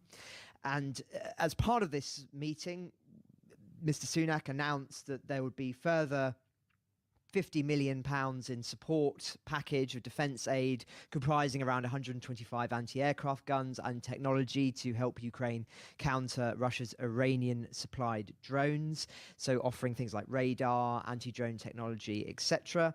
And there was also lots of warm words about the importance of democracy and what Ukraine is fighting for. He said, and I'll quote directly, it was deeply humbling to be in the country and that he was proud of how the UK had backed Ukraine since the beginning of the war. I'm here today to say the UK and our allies will continue to stand with Ukraine as it fights to end this barbarous war and to deliver a just peace. While Ukraine's armed forces succeed in pushing back Russian forces on the ground, civilians are being brutally bombarded from the air. We are today providing new air defence, including anti-aircraft guns, radar and anti-drone equipment, and stepping up humanitarian support for the cold, hard winter ahead. And then President Zelensky tweeted his thanks to Mr. Sunak, saying, with friends like you by our sides, we are confident in our victory. Both of our nations know what it means to stand up for freedom. So just one more final word on this before turning to Dom's thoughts. I think just important to contextualise this for listeners perhaps who haven't tuned into the podcast in recent weeks. There was some concern over the Prime Minister Rishi Sunak's stance on Ukraine. Some felt that his remarks outside Downing Street when he took power only a few weeks ago now were a little more vague on the matter of Ukraine than his predecessor Liz Truss. But this clearly is a statement of intent that with him as Prime Minister that he will be as robust on Ukraine as his immediate predecessors Liz Truss and Boris Johnson, and at least publicly. But I think another important thing to this is this isn't necessarily out of character for Rishi Sunak. As I've spoken about in the podcast previously, he had written a very forceful letter to Ukraine when he was Chancellor of the Exchequer, which was really repeating the kind of strong stance that we'd seen from Boris Johnson. So I think some of the commentary that was expecting Rishi Sunak to be, much more ambiguous on the matter of Ukraine have been silenced by what we've seen over the weekend. Thanks, Francis. Dom, what would you like to add to that before turning to your other updates? And then we'll go to Colin. I would echo Francis's comments there. I was starting to wonder about Rishi Sunak and his views on Ukraine. So I was very pleased to see that he went out there. And that the speech that Francis just paraphrased there, I thought it was interesting that Rishi Sunak said he was going to defend the principles of sovereignty. Saying that Kyiv are defending the principles of sovereignty and democracy. So, I mean, those are big deals, right? I mean, this is what it's all about. So he wasn't tying himself to any specific sort of tactical or even operational victory, as in something inside the war. I mean, he's talking big big hand stuff here, sovereignty and democracy. So it doesn't really give him any room to wriggle out of it. I'm not suggesting for one moment that he planned to or that he wished to or anything like that. But and it's not the first time a politician might go and do something that he or she previously said they wouldn't do. But I thought he's properly nailed his colours to the mast there, which we will continue to remind him of if he ever wavers from it. But this this deal, £50 million, 125 anti-aircraft guns, technology for drones, and so on and so forth. I mean, I was racking my brains about this, trying to work out what it would be, what's in the British military equipment locker that could meet this. I kind of came up with a bit of a blank. It's been a while, and we haven't had sort of anti-aircraft guns as such. I'm thinking the kind of things that we would use in the air defence role. I mean, you wouldn't really describe them as guns. So reached out to some trusted sources, and a Whitehall source, we'll go no further, said that these would be old school, almost flak guns. My source's words. Flak gun being fairly old, thinking Second World War vintage. I mean, it's not that, I'm fairly certain, as in it's not Second World War vintage, but I was told old school type of flak gun, surprisingly effective against Shahed 136 in decent numbers and with plentiful ammo. Now, the thing about the Shahed 136, the Iranian-supplied drone, is they are low, slow, and quite noisy. So yeah, they've got we think about a 50k warhead, so they are effective against the small transformer and electrical power substations that we've seen them used against, and they can obviously cause a great deal of damage if they hit apartment blocks and other civilian areas. But they're not massive. They're not sort of ballistic missiles or anything huge, and therefore they're quite old. They're quite vulnerable, and they're particularly vulnerable. But they are very, very cheap. So Iran has supplied, we think, about 2,500 of them. There is a report in the Washington Post over the weekend that said Russia has reached an agreement with Iran to begin manufacturing these drones inside Russia. So they basically bought the rights, if you like, the designs and what have you. So they'll be able to knock some more of these out. So they're very, very cheap. And at the moment, Ukraine have had to rely on fairly expensive air defense systems to defeat them, which is, I mean, it's not just that ain't great. The bang for your buck, no pun intended. But you need those very precious air defense missiles to go after the really big things, the fighter jets and the ballistic missiles and the cruise missiles that are coming your way. So there has been a requirement now for a couple of months, very vocally expressed, that what Ukraine need they just need to put lead in the air. So the German Gepard, for example, is particularly good here. Very old bit of kit. Tracked vehicle, twin 35mm cannon that just shove a huge amount of metal into the air and can knock these things out, or knock out low, slow-moving aircraft. So they were good against. They were designed against sort of helicopters and that kind of thing. But they're also very, very good against these drones. So something of that ilk is what's been required here. And if these, like I say, I still don't know exactly the nature of the equipment, but if they are fairly old school, but they are just very good at chucking rounds into the air, and they are being supplied in decent numbers with plentiful ammo, as my source suggests, then that's kind of in the right direction. So I think this is a good move. They'll need more because they are point defence, as in you put them next to something that's very that's critical to you. Their range, if they can't go very far, they're just imagine just firing a rifle into the air. It's not going to travel a huge distance, and it's somewhat similar here. They'll probably be going a bit further because the muzzle velocity will be higher than a rifle. But even so, you're not covering a huge area. So you need to defend a particular headquarters or a particular radar site or a particular have some number of these things dotted around an airfield. So they're used for point defence rather than area defence. And therefore, they will get soaked up very, very quickly in a country the size of Ukraine. So this is good. More are needed from Britain and elsewhere, but this is exactly the kind of thing that Ukraine have been crying out for in the last few weeks to counter specifically the Shahed 136 drone, and especially so if Russia are now saying that they're going to be designing and building these things themselves in Russia. Thanks, Dom. Anything more from Dom or Francis before we go to Colin Freeman? If I could just jump in on just since we're talking about the issue of aid, I think there's been a couple of interesting stories that have come out of Europe this week on the matter of aid. I'll just draw attention to one before turning to Colin, which is on Italy. So Italy's government has asked its parliament to pass a new law on military and civilian supplies to Ukraine throughout 2023. It plans to send aid to Ukraine without seeking parliamentary authorization each time on the basis of a decree that expires at the end of the year. So essentially, it's an attempt to renew things in a manner that means that they can continue to provide support without continually going back and forth to Parliament. Now, why is this significant? Well, of course, Italy has been one of the question marks with regard to Ukraine. There's been concern, indeed, that since the election of its new prime minister, that this was a government that was more sceptical and more around the issue of Ukraine, but also slightly more Russian-leaning. But that has not proven to be the case. Giorgia Meloni, the new prime minister, has actually been far more robust on Ukraine than many predicted, despite the fact that one of her immediate predecessors, of course, Berlusconi, is in her government, or is due to be in her government, and has been much more closely aligned with Putin. Indeed, he talked recently, as listeners will recall, about how he felt that Ukraine had been sort of, the aggressor in the conflict, and all these sort of leaks, which were no doubt very embarrassing for the Italian government. So as I say, I just draw attention to that in the context of what's going on with Britain and the issues that Don was just talking about there, that clearly for all of the issues that have been rumbling on, the concerns about resolve weakening over winter, some of these countries that were perhaps a little bit more of a question mark, particularly Italy, are proving still solid on the issue. Thanks, Francis. Let's go to Colin Freeman. Colin, you're out in Ukraine. Where have you been, and who have you been speaking to? I am no longer there. I was there until Friday, but my mistake. Sorry. Welcome back. I was mainly I was all over the place. Actually, I was out somewhere west of Kherson before the Russians pulled out. Then I was up in Kyiv for a bit, and then I was down in Kherson itself about 2 days after the Russians withdrew. And we've heard from Joe Barnes, who was also down in Kherson. What did you see when you were there in the liberated city?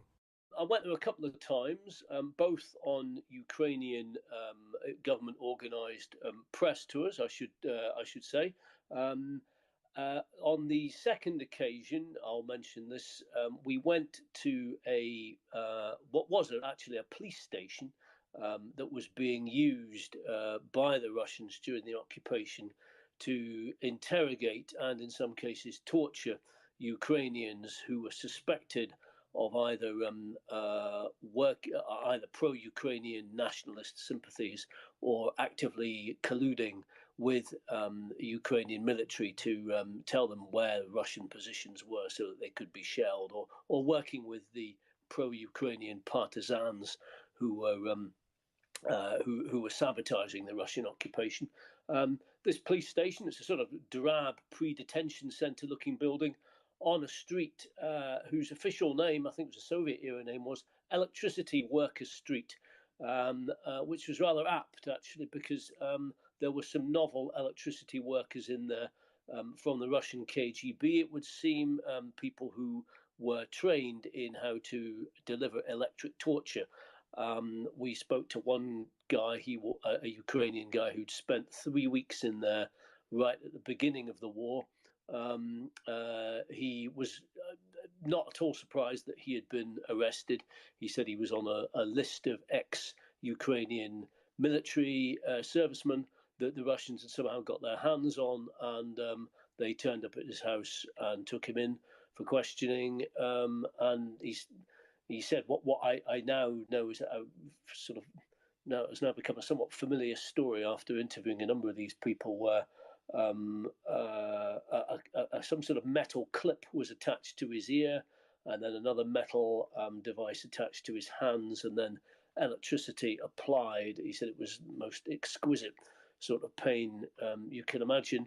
There seems to be one thing these torture sessions have in common is that they seem to feature some sort of wind-up black box that doesn't require a mains electricity supply, which is used as some sort of generator to power the electric current that is used in these torture sessions.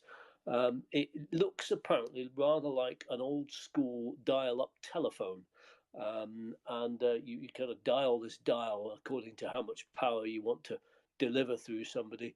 And I've read here and there, I don't know this for certain, that it's in sort of KGB circles, it's known as making a telephone call to Putin. So anyway, that was his story. He was there for about 3 weeks and eventually released. Other people were apparently not so lucky. Neighbours in the area apparently said that they saw several people being taken out in white shrouds, who they presumed had been tortured to death while in there. And I believe I'm right in saying that there's at least 4 of these detention centres have been found around Kherson already, and it's expected that there are many others will probably emerge as time goes on, as Ukrainian prosecutors, who are already crawling all over the area, continue their investigations. It's a rerun, really, in many ways, of what we've seen in places like Bucha and Irpin, with mass graves being discovered and all the usual sort of atrocities and mistreatments that we've come, unfortunately, to expect from Ukraine, from areas under Russian occupation. Thanks, Colin. So you write in your piece that it's now being treated as one large crime scene by Ukrainian prosecutors. Could you give our listeners just a sense of what that means in practice? What did you see? What was the kind of activity you saw going on? When we were there, we were able to access a number of the cells on the lower floor of the building. They were covered. They looked like they'd had people living in them full time. They were covered in litter and sort of mouldy-looking blankets and various other detritus. Looked like they'd been squatted or something. My sense, and I'm not sure, was that was possibly not the cells where people were actually detained, because my guess, having had the misfortune for this to happen to me once myself, is that if you had an area where you were using as living quarters, you would probably keep it relatively tidy if it was you staying there. I think they were the cells where the Russians were being billeted themselves, because they look like some of the areas of the trenches and other foxholes and other places that we've seen where Russian soldiers have been living, really just sort of casting out all their kind of detritus around them. We were not allowed to go upstairs to the upstairs area of the building. I suspect that's possibly where some of the torture was actually carried out. We did not see any manacles, any other bits and pieces of torture gear lying around, although I'm told that other people who accessed Kherson at other times have done. So what we've been told is that all these areas are under investigation, and this will all go towards expanding the already fairly fat dossier of documented war crimes allegations against the Russian forces. And just outside of this building, what else did you see in Kherson and in Kyiv? What was the atmosphere like in the streets? Who did you speak to? In Kyiv, I was there for a few days, not long after there was the latest big round of drone bombings and other aerial bombings. I have to say, Kyiv did not feel a great deal different from any other time I've been there, and I've been there several times this year. Life seemed to be ticking on very much as normal. There were air raid sirens every now and again. Nobody paid much attention. And the streets of Kyiv in the evenings, I was out on a Friday night, were packed with people, busier than I've ever seen it. All going out, not doing emergency shopping or anything like that, but going out and boozing, eating in restaurants and so on and so forth. So life there seems to be very much as normal. There are power cuts here and there, but in the city centre where I was staying, I did not notice any of them. I think if you've got a large building with a generator, etc., then you're relatively insulated from that kind of thing at the moment. Colin, one last thing before opening the floor to Dom and Francis. You've done a bit of reviewing. There's a new collection of speeches by Volodymyr Zelensky that's been released, or being released, I should say. You've read it. What stood out to you? Yes, well, this is what I suspect is probably the first of a rash of books being published, either ahead of Christmas or otherwise, largely to sort of cash in on Ukraine mania, I suppose you could say, amongst the reading public, people wanting to catch up on on the conflict, all the things that they've missed, and also a bit of Zelensky mania. So this is a book published by Penguin, I think it was, 16 of his best speeches. They include an address to Parliament, an address to Congress, various other places. Although in the foreword, which is perhaps one of the most interesting bits of the book, they make the point that perhaps his most memorable speech lasted just 30 seconds, and this was on the Friday night. The invasion was on Thursday morning. This was on the Friday night when it was widely rumoured that he had already fled Ukraine, and Zelensky and about 3 of his close advisors appeared on a street corner somewhere in the dark, and he spoke into his iPhone, recorded a brief selfie saying, "I am still here. My government is still here. Civil society is still here. We are going to stay and defend Ukraine. This is going to be how it is from now on." I remember that video myself quite well because I was about to try and head into Kyiv from Western Ukraine at that point. And it was a sign that perhaps things which seemed to be going very badly at that point were perhaps not going quite that badly. They had withstood the first 36 hours of the storm. And as the prologue of this book makes clear, that was perhaps the most important speech of his life. It convinced other Ukrainians that he was not leaving, and that therefore they shouldn't either, and that they should stay and fight. But there are some other interesting speeches in the book as well. It's very notable how he adjusts his tone according to who he's speaking to, and he appeals to milestone events in different countries according to the audience. He's done something like about 81 foreign addresses since the start of the war. He's clearly now the world's most in-demand speaker, way beyond Barack Obama, even, I would guess. For example, to the Israeli Knesset, he evokes memories of the Holocaust. He says, well, never again was supposed to be a full stop, not a question mark. To the Americans, he discusses 9/11. He says, that was the day that evil rained down upon you from above. That's what's happening here in Ukraine now every day, and we can't stop it. We need your help. And then, interestingly, to the Germans, he says, who've been criticised quite a bit for their reluctance, certainly early on in the conflict, to arm Ukraine and for their dependence on Russian gas. He says it's as if a new Berlin Wall had gone up in Europe, a wall between freedom and slavery.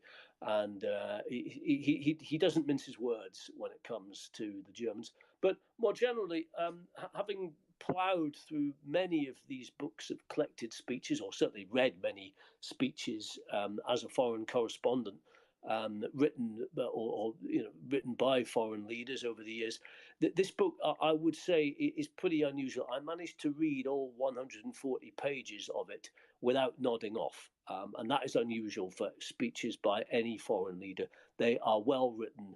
They come from the heart. They are empathetic, and they are,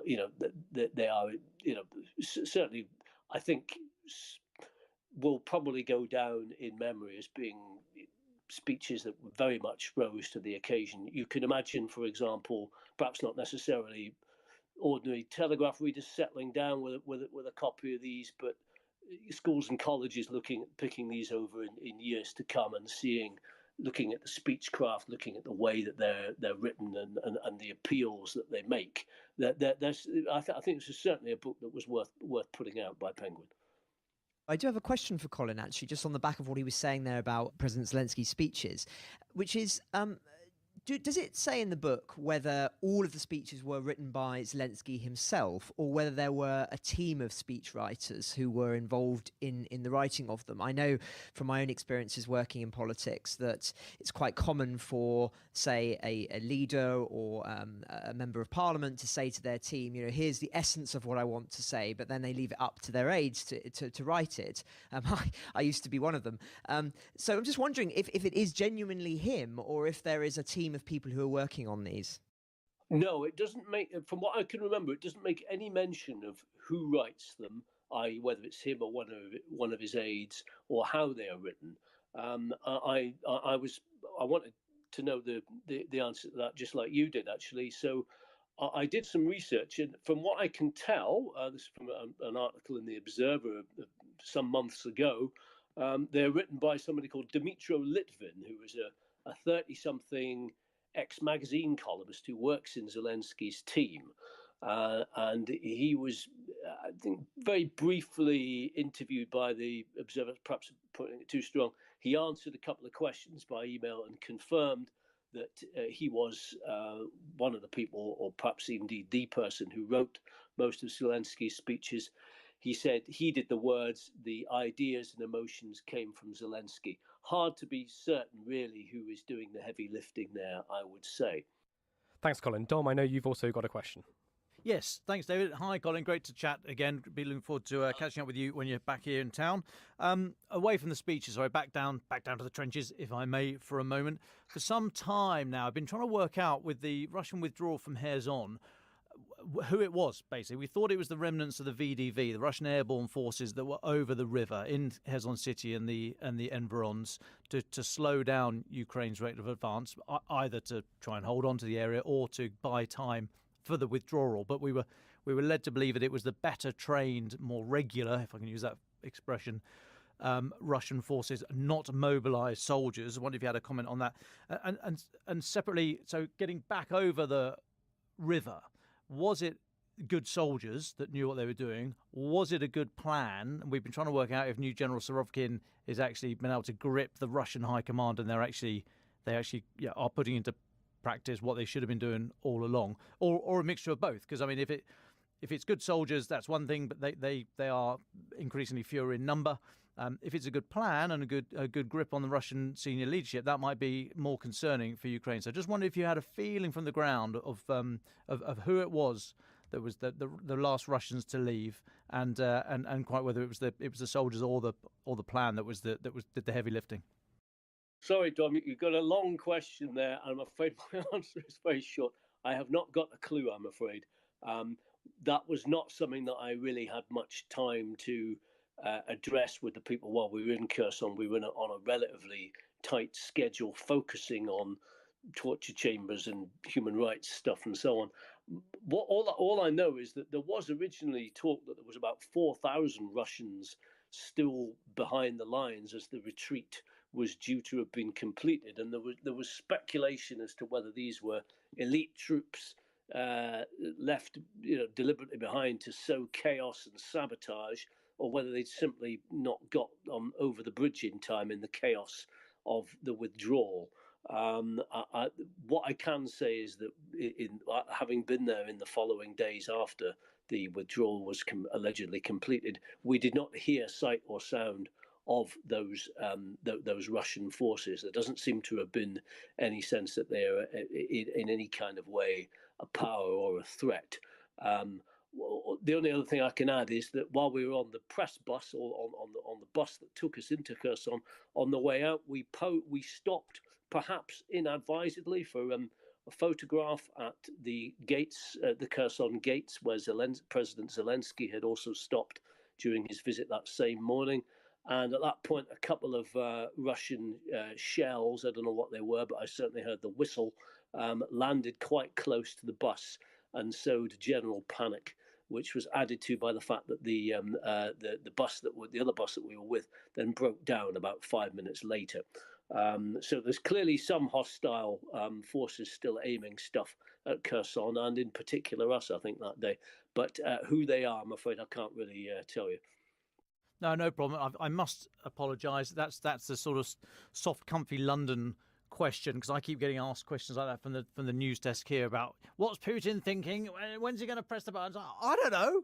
I have no idea. So I do apologise. That was it was a bit of a hospital pass of a question, but it will be interesting to see now, given the pressure up in the Donbass and Russia's almost, well, I wouldn't say desire, necessity for a battlefield victory. They will use what troops they've got out of Kherson somehow, somewhere, I think, to try and get something, maybe around Bakhmut in the centre. So if it was VDV, the airborne forces that were in there, we might see them cropping up in the centre in the next couple of weeks. But no, again, I apologise. It's one I will watch, and I'll try and be better with my questioning in the future. Cheers, Colin. Thanks, Dom. Thank you, Colin. Francis, can I come to you? I know you've got a couple of notes on some more interesting stories, one regarding Poland's army and another out of Russia itself. Yes, well, thanks, David. I think I just wanted to draw attention to this story, which is a long read in Politico, because I think they make some very interesting points in it, and discussion points at least, and also have some quite interesting sources on offer. So it's a piece that's talking about the role of Poland in the war. Now, of course, last week, a stray missile landed and killed 2 people in one of the Polish border towns. And the piece talks about how there's actually been some concern amongst Western allies about what the Polish reaction would be. Indeed, on that evening, there were fears that there might be a rather rash response from Poland. And so there was sort of a lot of diplomatic scrambling around to ensure that that wasn't the case. Then it goes on and talks about just how important the role of Poland has become in the defence space since the war began, and indeed even before the war. And it just lots of details and lots of fleshing out from sources in talking about it as a sort of military superpower in Eastern Europe now. And it quotes a senior US Army official in Europe who says, "Poland has become our most important partner in continental Europe."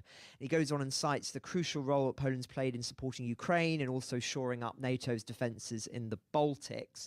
Now, it comes off the back as well. The source talks about how traditionally Germany would have been America's key ally in the region, and whilst it remains a key logistical hub, actually Berlin's sort of back and forth on the issue of Ukraine has hampered its effectiveness as a partner. That's according to the official. Whereas Poland has already ordered more tanks and howitzers. It's on course to have a much larger army than Germany's. So it has a target of around 300,000 troops by 2035 compared to Germany's current 170,000.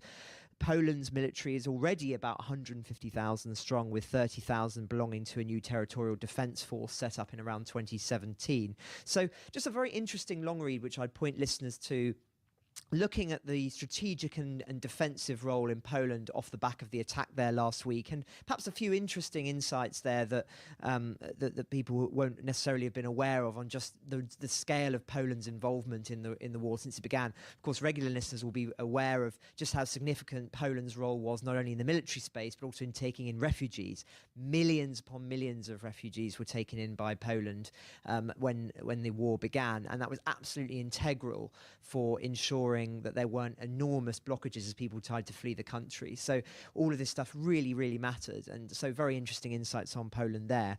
Just the other story is also another piece in another piece of foreign press, which is Newsweek, which is about some leaked emails from a whistleblower at the FSB, of course, the Russian intelligence services, the sort of successor is often described as of the KGB. And this whistleblower has sort of revealed the state of things within Russia, but also within the FSB itself. Now, of course, all whistleblowers should be seen with a degree of caution, and particularly any sources coming out from within Russia's intelligence services. But nonetheless, I thought it offered a little bit of colour and insight as to what may be going on in Russia at the moment. Now, this agent is dubbed Wind of Change. That's his sort of code name, and has been offering regular dispatches to a Russian dissident exile, and he reveals the sort of anger and discontent within the FSB, as I say, and he talks about how there's inner turmoil and predicting an inevitable civil war, and that Russia will soon descend, and I quote, into an abyss of terror as the public grow increasingly tired of the war. He then goes into detail talking about how Putin's allies, founder of the Wagner Group, of course, who we've talked about at length, and the Chechnyan leader, and how they've continued to criticize Putin's war, how it's being handled, and that this is really behind closed doors even more vehement. And ultimately says that we, the FSB, screwed up the country not only on February 24th when the whole affair began, but much earlier when February 24th became possible in principle. Chaos, civil war, collapse. Yes, it's all ahead of us. It is inevitable. Too many in Russia have crossed the point of no return. They plan to see little czars in the areas they managed to capture. At least that's the way they are thinking. Now, as I say, this should be treated with a degree of caution. It has been independently verified by people who are familiar with the workings of the FSB.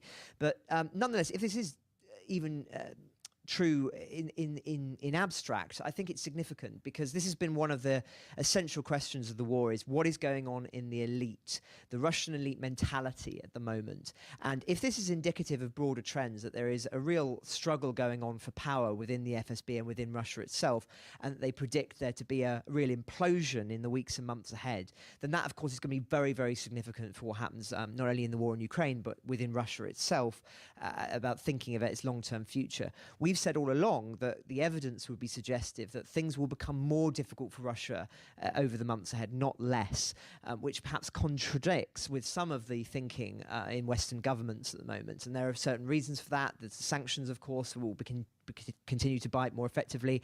The energy war that Putin was hoping to wage over winter is expected not to be quite as severe as expected. So all of these factors are coming into play. And of course, if there is this implosion, then it will be one that could not only derail Putin's plans in Ukraine, but could have huge geopolitical significance around the world. Thanks, Francis. Dom, I know you want to come in quickly on the Polish military. Yeah, just very quickly, if I may, it's a fascinating article in Politico talking about Poland's position and how it's getting weapons now from South Korea. And it just reminds me, we've mentioned before, but it reminds me again of Donald Rumsfeld's comments, love him or loathe him, but that's irrelevant here. But remember, he was talking about after criticism from French and German politicians after the 2003 invasion of Iraq. Donald Rumsfeld was pushed back on the criticism, saying, "Oh no, that's the old Europe. That's old Europe," and he was appealing to new Europe and talking about security dynamics in that regard. Caught everyone a bit by surprise. No one really knew what the hell he was talking about. But actually, it is now interesting to see that perhaps what he was describing, the new Europe, new defence identity in Europe, coming to the fore, with Poland much more muscular. Look at the Baltic states. Look at the Scandinavian states, especially now Finland and Sweden have applied to join NATO. And okay, a few little hiccups with Hungary, but I'm sure they'll be smoothed over. They're going to join, I think, which is going to turn the Baltic Sea into a NATO lake. So very interesting things that are happening here.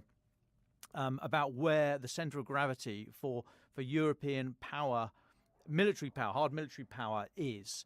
And I think Poland are at the forefront of that. Britain has a very close relationship with Poland. We're in all sorts of different defence relationships, including a bilateral relationship. In fact, a trilateral with, name forgives me, excuse me, but a trilateral relationship, as well as JEF, the Joint Expeditionary Force, and NATO, of course.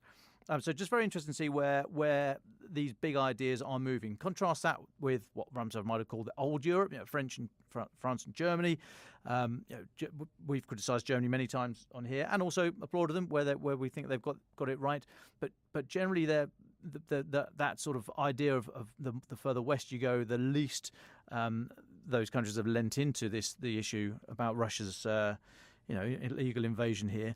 And we know that President Macron is very keen to build up this idea, if not of an EU army, but certainly of a much more muscular pan-European defence identity, possibly because of the French defence contractors. We get a load of that cash. So really interesting to see that actually Poland have gone completely left field, gone out to Korea for some very, very decent equipment, sort of the less high spec, but much more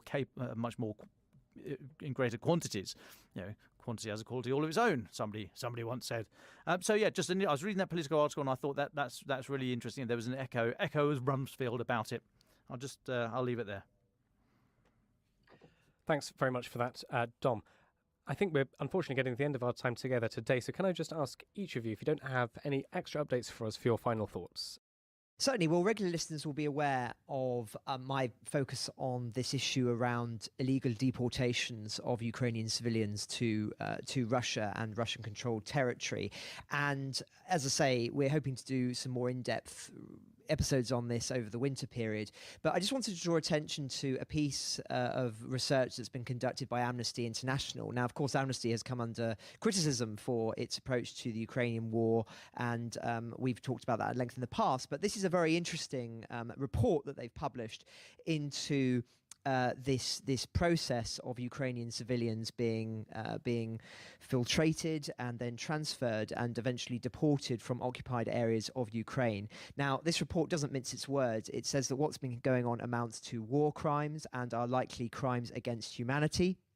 The report is called Like a Prison Convoy, Russia's Unlawful Transfer of Civilians in Ukraine and Abuses During Filtration. It details how Russian-controlled forces have transferred these civilians from the occupied territories, including children who have been separated from their families during the protest, which of course is in direct violation with international humanitarian law. Talks about the abusive screening processes, which, as I say, are known as filtration, which is sometimes results in arbitrary detention, torture, and other ill treatment. This is their central sources are interviewing 88 people from Ukraine, most of them civilians from Mariupol, but also from Kyiv, Luhansk, Kherson, Zaporizhia as well. And they go on and describe in really harrowing and vivid detail the kind of coercive conditions that they were forced to experience as a consequence of this. It talks about how some of them, once they were in Russia, were pressured into applying for Russian citizenship and said that their movements were restricted. There have been instances where children have been sort of forced to go through a process of applying for citizenship, particularly those who are either orphans or without parental care. Some people with disabilities have also been forced to go through a similar process. And as you can imagine, the report details all this and then calls on governments to further condemn Russia and to speak out about these instances. And I do think it's quite remarkable, actually, that this isn't being more addressed and more of an issue that's being drawn attention to at the moment. And I think it just comes off the back of what Colin was talking about earlier and that Dom alluded to, that the Spanish police are currently deploying deploying people in Ukraine over the coming weeks to help investigate these alleged war crimes. And I think that, as I say, that the international community is sensitive to it, but perhaps should be talking about it a little bit more loudly, because you read this report and it's deeply concerning stuff. Thank you, Francis. Colin, can I come to you? Yes, just finally, listeners will be aware that our new Prime Minister, Rishi Sunak, was in Kyiv just recently, and you may be wondering what it's like for world leaders as they take that train from the Polish border all the way to Kyiv. It's 10 hours on a very much a bog standard Ukrainian commuter train. Not much fun if you're a world leader used to flying around in private jets and traveling everywhere in a limousine, but very necessary if you're traveling through Ukraine. There is no airspace is closed. And if you're a world leader, it's not really considered safe to be traveling around in a big armored convoy with sirens blaring and everything. A very obvious target for the Russians. So what they do is they travel into Kyiv by the train, 10 hours, usually overnight on the cover of darkness. Not much fun at the best of times, but there is a consolation, which is that one of Ukraine's top chefs, a chap called Yevgeny, or Eugene rather, Yevgeny is a sort of alternative way of pronouncing that name in Ukrainian, Yevgeny Klotopenko, who is kind of Ukraine's answer to Jamie Oliver. He realized early on that foreign leaders were coming in on this train, and he decided to make their journey a bit more comfortable by providing them with very, very top-class Ukrainian cuisine. This is partly just so that they don't want having to make do with sandwiches or the Ukraine's answer to a British rail pork pie or something, but also just as a way of exercising some soft power and charming them, hopefully into providing more support, more military support, more finance for Kyiv than they might otherwise get. And so he's been preparing all sorts of fancy Ukrainian meals, river trout, various Ukrainian cheeses from the Carpathian Mountains, pancakes, dumplings, and everything else. His first guest, apparently, was Boris Johnson. He wasn't even told in advance that it was going to be Boris Johnson. He was just going to be told it was a very special guest and a very special friend of Ukraine. And so he's been giving them this food ever since. So the journey is not quite that bad, it would seem. And judging by the amount of support Ukraine has been getting in terms of military support. It certainly seems to have worked. As you could say, the way to a world's leader may be through his heart, but it is also through his stomach. Anyway, we've interviewed this aforementioned chef for the paper a few days ago. So if you want to hear more about what he said, just look the paper up online. He is also traveling around the UK as we speak, doing some fundraising dinners. So you might, if you're in the right part of the world, part of the country, even be able to try some of his food. Well, thanks for that, Colin. Just two things on that. One, that does sound absolutely delicious, and two, I don't know. I think Dom and I we had quite a, I'd say, very restful and enjoyable evening and morning on the sleeper train out of Kyiv towards the Polish border. Dom Nichols. Oh no, Dom, you've got the final thoughts on that. So I don't know if you want to come back on that at all. Yes, I will come back on that comment about our trip out of Kyiv on the overnight train, David. But I'll take it offline with you later. All I'll leave. The final thought here is I can't disclose when, where, who, or I think we know the why. But keep your eyes out this week. I fully anticipate more news on the international military aid effort to come. Like I say, I won't go into details, but I'm expecting some other news from a number of countries pledging money, training, and equipment to come out in the very near future, which I will obviously keep you posted on. Thanks. Last week, I spoke to a contact who spends their time ferrying supplies to Ukrainian soldiers on the front lines. Their story is fascinating and tells of the challenges faced by Ukraine's armed forces and the bravery of those who give their time and money to send them what they need. We have disguised their voice to protect their identity. Here's our conversation. Why does this war matter to you? I think on a sort of personal level, obviously on the morning of the invasion, I messaged several friends in Kyiv. One particular old friend, I messaged her and she said, "My mother is already hiding in my bathtub with her service revolver from her days in the police, waiting to shoot the first Russian who comes through the door." Her mother's house had already been hit by a rocket, and she was on the point of going out to get her grandmother to bring her to her house as well. She was sending me photographs of other mutual friends, one of whom is a sort of slightly bespectacled IT expert, the photograph was him standing in his socks with his Jack Russell Terrier holding his newly acquired Kalashnikov. I realised that if even people like this were deciding to hold up and fight to the end, this was serious. And my friend repeatedly left the house to run various errands, so to get medicines for people in that block of flats, or take cigarettes to the territorial defence units or defending the outskirts of the city and that sort of thing. She was collecting petrol so her grandmother could make Molotov cocktails in the kitchen, presumably with expertise she had from the Soviet days. And despite, it doesn't matter how many times I tried to talk her out of this, I'll never forget how she said to me, "Я не могу сидеть и смотреть, как погибает мой народ." So, I cannot just sit and watch while my people are slain. And I realized that she's someone who grew up and went to Russian-speaking schools. Russian is her first language. She is an ethnic Russian. And here she is, all her family, 3 generations, refusing to leave and fight to the death. It was a realization of how hard this was going to be. And I said to her, "Is there anything I can do?" And she said, "It's very kind, but there's literally nothing you can do." I found that sort of intensely frustrating. And so on the second day of the war, on the morning of the 26th, I sort of set up a small WhatsApp group with about 8 friends, all of whom had some connection to Ukraine. And I said, "Look, can we raise a little bit of money just to help her with her errands, essentially?" And then over the course of the day, there was a series of quite extraordinary events. So I remember the Russian military got halfway down one of the metro lines to Beresteysko station, so into the suburbs of the western part of the city, and there was pitched battles in the metro station and along the main road. There were 2 Kadyrovtsi death squads just wiped out while they tried to assassinate President Zelensky. And in the morning, there was that very famous clip where Zelensky said, "President тут." The president is here, the foreign minister is here, the defense minister is here, we are not leaving. So I sort of went to bed that night with, sort of 2 realizations. I suppose one was that the Ukrainians were not going to bend. They were not going to leave. They were not going to run. They were going to fight very, very hard. And that the Russians didn't have the manpower to achieve what they wanted.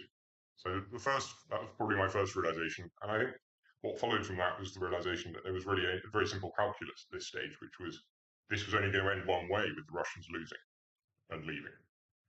And the only real question now was how much destruction and how many lives had to be lost before they accepted this fact.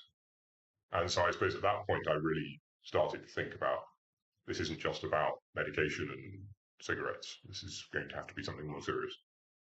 And I woke up the next morning to be astounded by the fact that overnight my 8 friends had talked to their friends, who talked to their friends, who talked to their friends, and I already had £15,000 sat in my bank account. And then, part of that, for example, was donated by a businessman in his 80s who I had never met before, who was a friend of a friend of a friend, who called me up gleefully that morning to say that the bank had stopped his transaction, and he'd called them up and said why, and they said, well, we're worried you're sending it to a strange account, and he said, yes, it's Molotov cocktails in Kyiv, and the bank manager said, excellent, sir, we'll make it an extra speedy payment. So there's that sense of like the huge sort of outpouring of sympathy, essentially, and goodwill in the UK.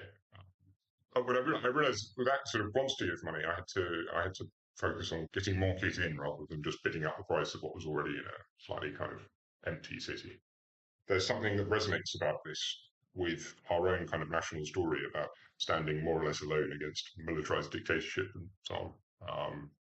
The Dunkirk element has been something that I've seen in Ukraine since 2014. I mean, civil society has been one of the main suppliers of the military in Ukraine since the start of what they see as the war. But also the obvious kind of global implications of this, that you can't allow might is right sort of behaviour. Potential for that spreading is very serious. So you mentioned your experience in Kyiv. How did you end up there? I had a friend who was supposed to be taking the equipment, so we bought a load of kits, drones, sleeping bags, the sort of stuff that they were very short of in Kyiv at that time. I had a friend who was supposed to take it, and unfortunately, from my point of view, he managed to find a unit to join 3 days before he was supposed to pick up the equipment. So I ended up having to take it out myself, and a Ukrainian friend of mine in London shared the driving down to the Polish border, and I remember we arrived at the Polish border, and there was a large Polish soldier who came over to the car in this huge queue of cars trying to get across the border, and he said, what are you doing with all this stuff? And my Ukrainian friend leant out the window and he said, to kill Russians. The Polish soldier said, excellent, you'll need the green corridor, nothing to declare down there. And so off we went. And I got to Lviv, took the train from Lviv, and there were still a couple of trains a day operating in through the south of Kyiv, because that was the only area where the Russian encirclement hadn't reached. I remember, the hour or two before we arrived into Kyiv, they turned all the power off on the train, so all the lights were turned off, because the day before they'd been shelled by the Russians, so they were trying to keep light discipline. And when I arrived, there was a Secret Service escort that took me to my flat because it was curfew. The next day, just a huge stream of different soldiers from different units arrived to collect equipment. And they were all coming only half an hour from the front. I mean, they would call me up and they'd say, we'll be there in 25 minutes. And they'd be coming from Gostomel or whatever to pick up their one drone for their unit. There was a real shortage at that time. It was a very strange time to be in Kyiv, which is normally a sort of gastronomic delight. But on this occasion, there was only 2 restaurants open in a city of 4 million people. My local supermarket was very strange. It had about 3 items available in quite large quantities, but only 3. There was a sort of Ryvita bread, and there was some White Farm cheddar cheese from England, which I still to this day can't explain. And somehow, by some miraculous process, each morning there would be fresh oysters in a tank by the door. And so I had this sort of slightly rich diet for some days. And obviously some of the soldiers I've been working with, they would be sending me things from the front. And one of the Special Forces units I'd supplied were the first to go into Bucha at the end of March. So there was a lot of footage I got before it became sort of world news. Made me realise something really, really horrific had happened. But I've been in Ukraine and mostly Kyiv for the last 8 months, and it's been a great joy to watch the city slowly sort of return to life. You've talked a few times about the supplies you've been giving to the soldiers. What kind of supplies, in general terms, do you give them? we particularly focus on things that are advantageous to get from the UK. So all of our cargo, for example, is driven down from the UK to the front directly, always in Mitsubishi L200s, which are incredibly popular in this war. They are the pickup of choice for Ukrainian soldiers. And we always buy them sort of second-hand for a few £1,000s, mostly from farmers in sort of rural counties of England, the north and, Devon and Cornwall and so on. And they're incredibly popular in Ukraine because not only they're very cheap, but they're also right-hand drive, which inexplicably is extremely popular. The reason they're so keen on this is because the Russians, whenever they ambush them, always first shoot at the driver. And obviously, that means that they shoot an empty passenger seat. The driver can get out of the ambush as quickly as possible. And so far, touch wood, we've had this a couple of times where the passenger seat, part of the windscreen, has been completely destroyed. But no one's actually been hurt. So we have one car we delivered in April, which has been shot up now twice. It's been repaired, and it's been operating since August with a multiple rocket launch system on the back of the loading bay in Kherson province. I think we also take a lot of army surplus kit. So we get very good value for Xiaomi kit. So Arctic Warfare sleeping bags we're getting for about £20. I think we get probably better value equipment than certainly any other organisation I've seen operating in Ukraine. And we have a very sort of agile system in the sense that 5 days before the delivery is expected in your trench, we can still change what goes into the vehicle. So soldiers can order things, and it's more or less like a slightly slow Amazon service. We often literally ask them to send Amazon links so that we can get the stuff for them. And, to give you a sense of the agility you get, we delivered an L200 at lunchtime into Kyiv Oblast in September, which by the evening was being photographed in the encirclement of Liman. So it's the first Russian city to fall, I think, since 1942, depending on your categorization.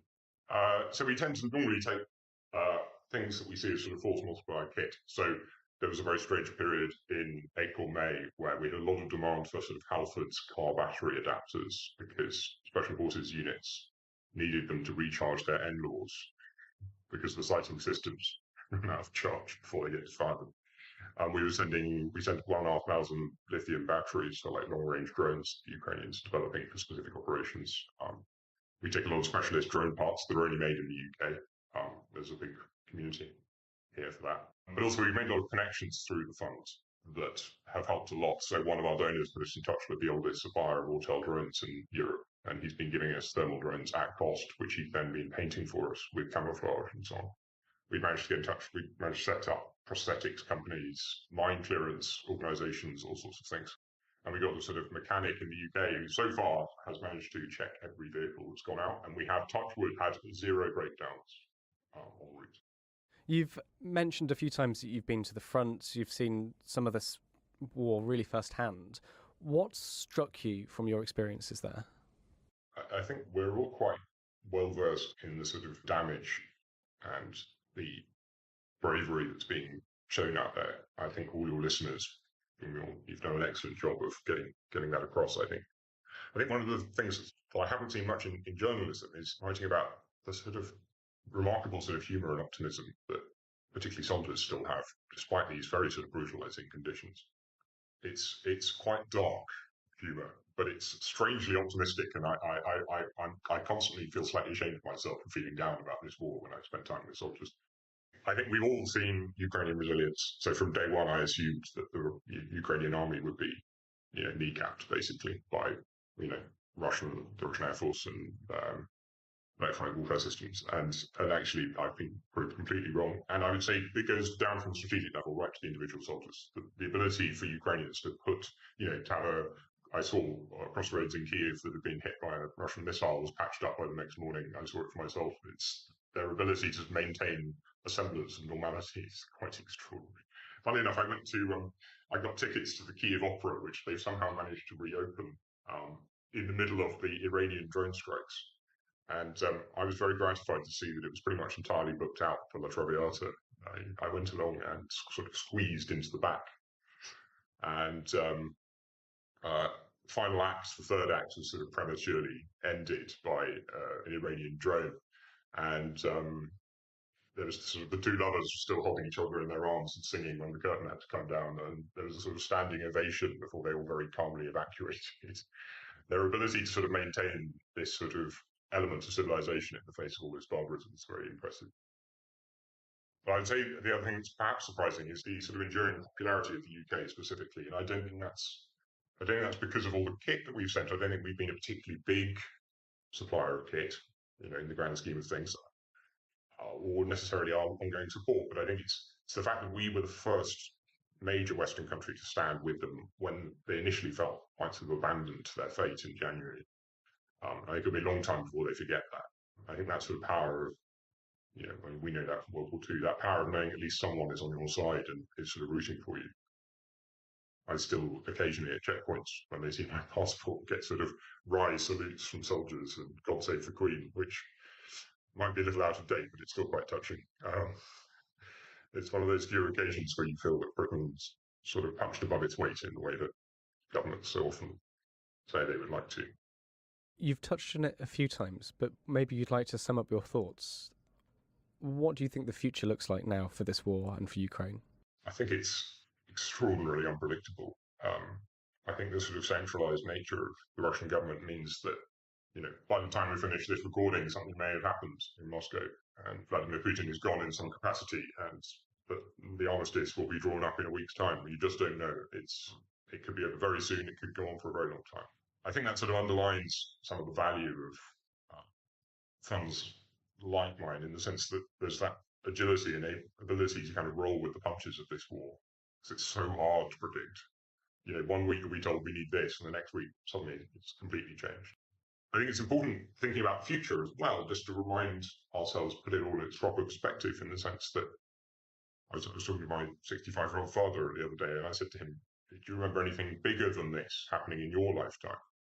And he sort of thought for a bit, and he thought, "No, I can't think of anything more kind of portentous, that more hangs on than this." And I think we're looking, winter really is coming now, and I've seen winters in Ukraine before, and it is a serious business. It is extremely cold, and we've got a delivery going out in a week's time, which is pretty much entirely medical and cold weather. But at the moment, we're sort of looking forward, fundraising for a big convoy in January, because I think by the new year, we'll have a much better idea of what the Ukrainians have realized they needed that they might not think about now. And I think we can fill in the gaps that the kind of big organizations might have missed, which happens a lot.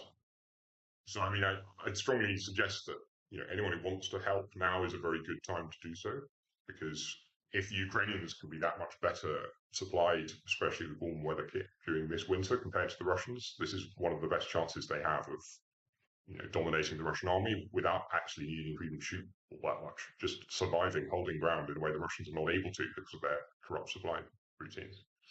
So, I mean, I'd suggest, if you want to donate, I think there's some amazing Ukrainian funds. I think they're, Sergei Bratula Foundation or Cover the Issue, even like Come Back Alive, they're very good. But I'd also urge people, that want to help with our work, whether it's with money or equipment or contacts, or even those who want to give their time, even some people who might want to drive vehicles to the front, I'd urge you to get in touch by email. And the email address is ukraine.equipment@gmail.com. Well, thank you so much for your time. That was absolutely fascinating. Ukraine the Latest is an original podcast by The Telegraph. To stay on top of all of our Ukraine news, analysis and dispatches from the ground, subscribe to The Telegraph.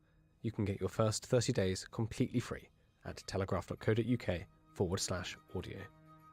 You can also listen to this conversation live at 1 p.m. each weekday on Twitter Spaces.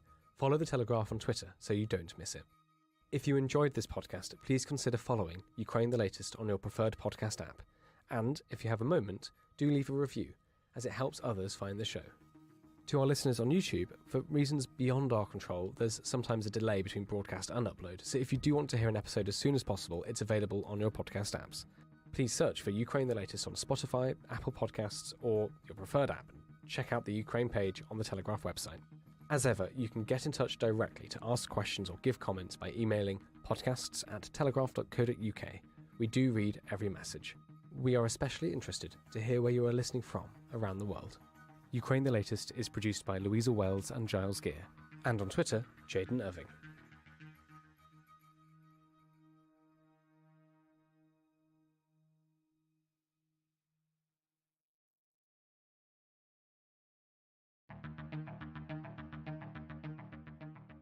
I'm David Knowles, and this is Ukraine, the latest. Today, we discuss the Russian defences in Kherson as the Russian army digs trenches far back from the front lines. All of this while more than 10 million Ukrainians were without electricity last night after Russia again pounded the country's energy infrastructure. And we hear how Russian state television has evolved to take into account Ukraine's success on the battlefield. This hideous and barbaric venture of Vladimir Putin must end in failure. Putin's war in Ukraine has destabilized energy markets the world over. Nobody's going to break us. We're strong. We're Ukrainians. Every weekday afternoon, we sit down with leading journalists from the Telegraph's London newsroom and our teams reporting on the ground to bring you the latest news and analysis on the war in Ukraine. It's Friday, the 18th of November, day 268. And today, I'm joined by our Associate Editor Dominic Nichols, our Russia correspondent Natalia Vasilyeva, and former British Army Colonel and expert on chemical, biological, radiological and nuclear weapons, Hamish de Bretton-Gordon. I started by asking Dom for updates from Ukraine over the last 24 hours. Well, hi, David, and hi, everybody. Another busy day in Ukraine. A lot of airstrikes. The Ukraine General Staff said there were 5 airstrikes and 25 cruise missile attacks split broadly over the centre and the east of the country, around Dnipro, Odessa, Kyiv, Zaporizhia and Mykolaiv oblasts. The Ukrainian Air Force said that their air defence systems has destroyed 4 cruise missiles and 5 the Iranian-supplied drones, the Shahed 136 drones, and 2 Kh-59, which are television-guided missiles. So it's another, yet more attacks on the infrastructure, as we've seen, and as has been reported widely by the Ukrainian authorities. We know this is the tactic. This is all that Russia's got left in the locker, really, right now, just trying to hammer the infrastructure to terrorize, basically, terrorize the Ukrainian population into pressuring their political leaders to try and seek some form of negotiations. In concert with this, and you'll see from the title of today's Twitter space, according to today's British Defence Intelligence estimate or report on Twitter, Russia is digging lines of trenches, which we know they've done across the piece, but they have been putting a lot of effort into this. But these lines, these fortifications are well behind the line of contact at the moment in many areas, certainly in the south and in the Donbass. I mean, some 40 Ks at places behind the line of contact. And I think this is their effort to try and establish facts on the ground ahead of any kind of, I forget ahead of negotiations, but just trying to establish something on the ground in the hope that their indiscriminate use of air power would then somehow change Ukrainian thinking, change their society, and as I say, pressure on the politicians. I don't think that's going to work, but it'll be interesting to see how these fortifications work, because this does chime with what we said the other day. I had a brief, you may remember, a couple of days ago, I had a brief from a Western official, and that individual was saying that they think about half the Russian troops that came across the river from Kherson, across the Dnipro River, about half those Russian troops are being diverted up into the Donbass.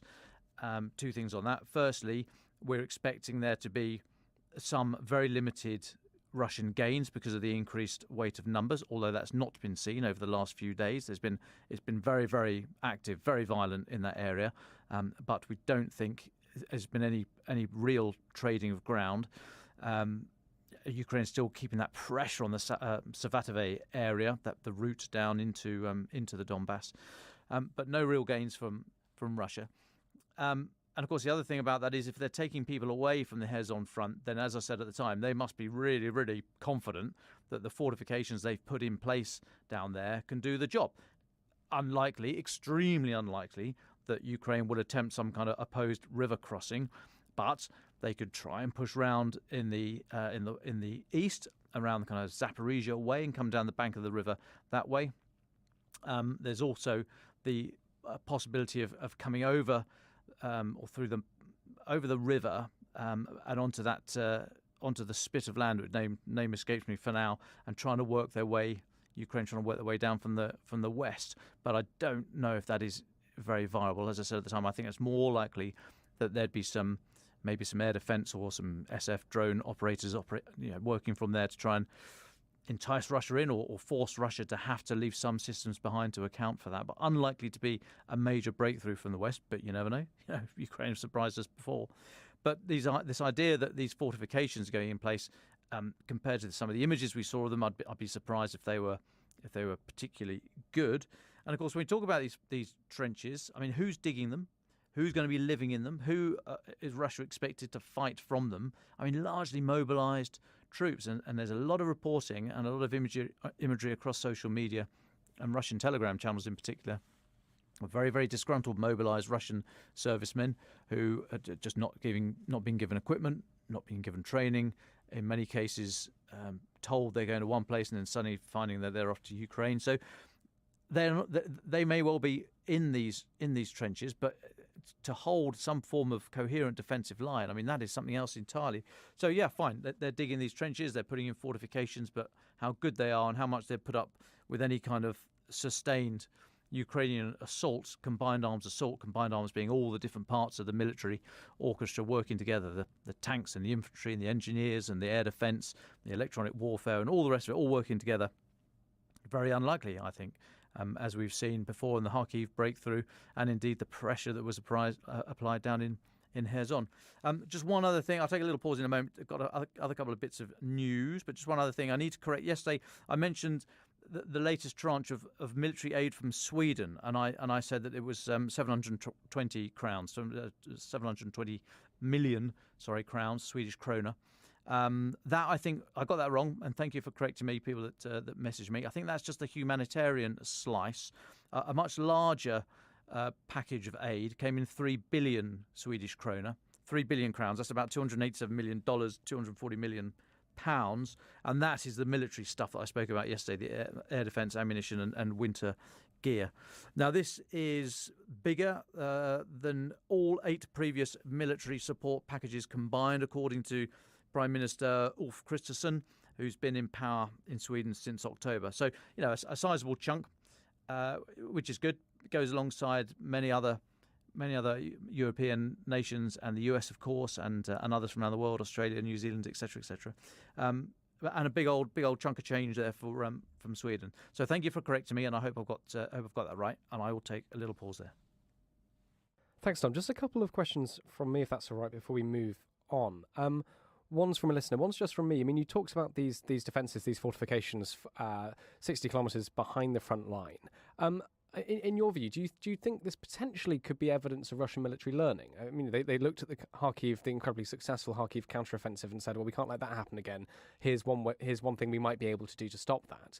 But I mean, and if that's true, to what extent might it make a difference?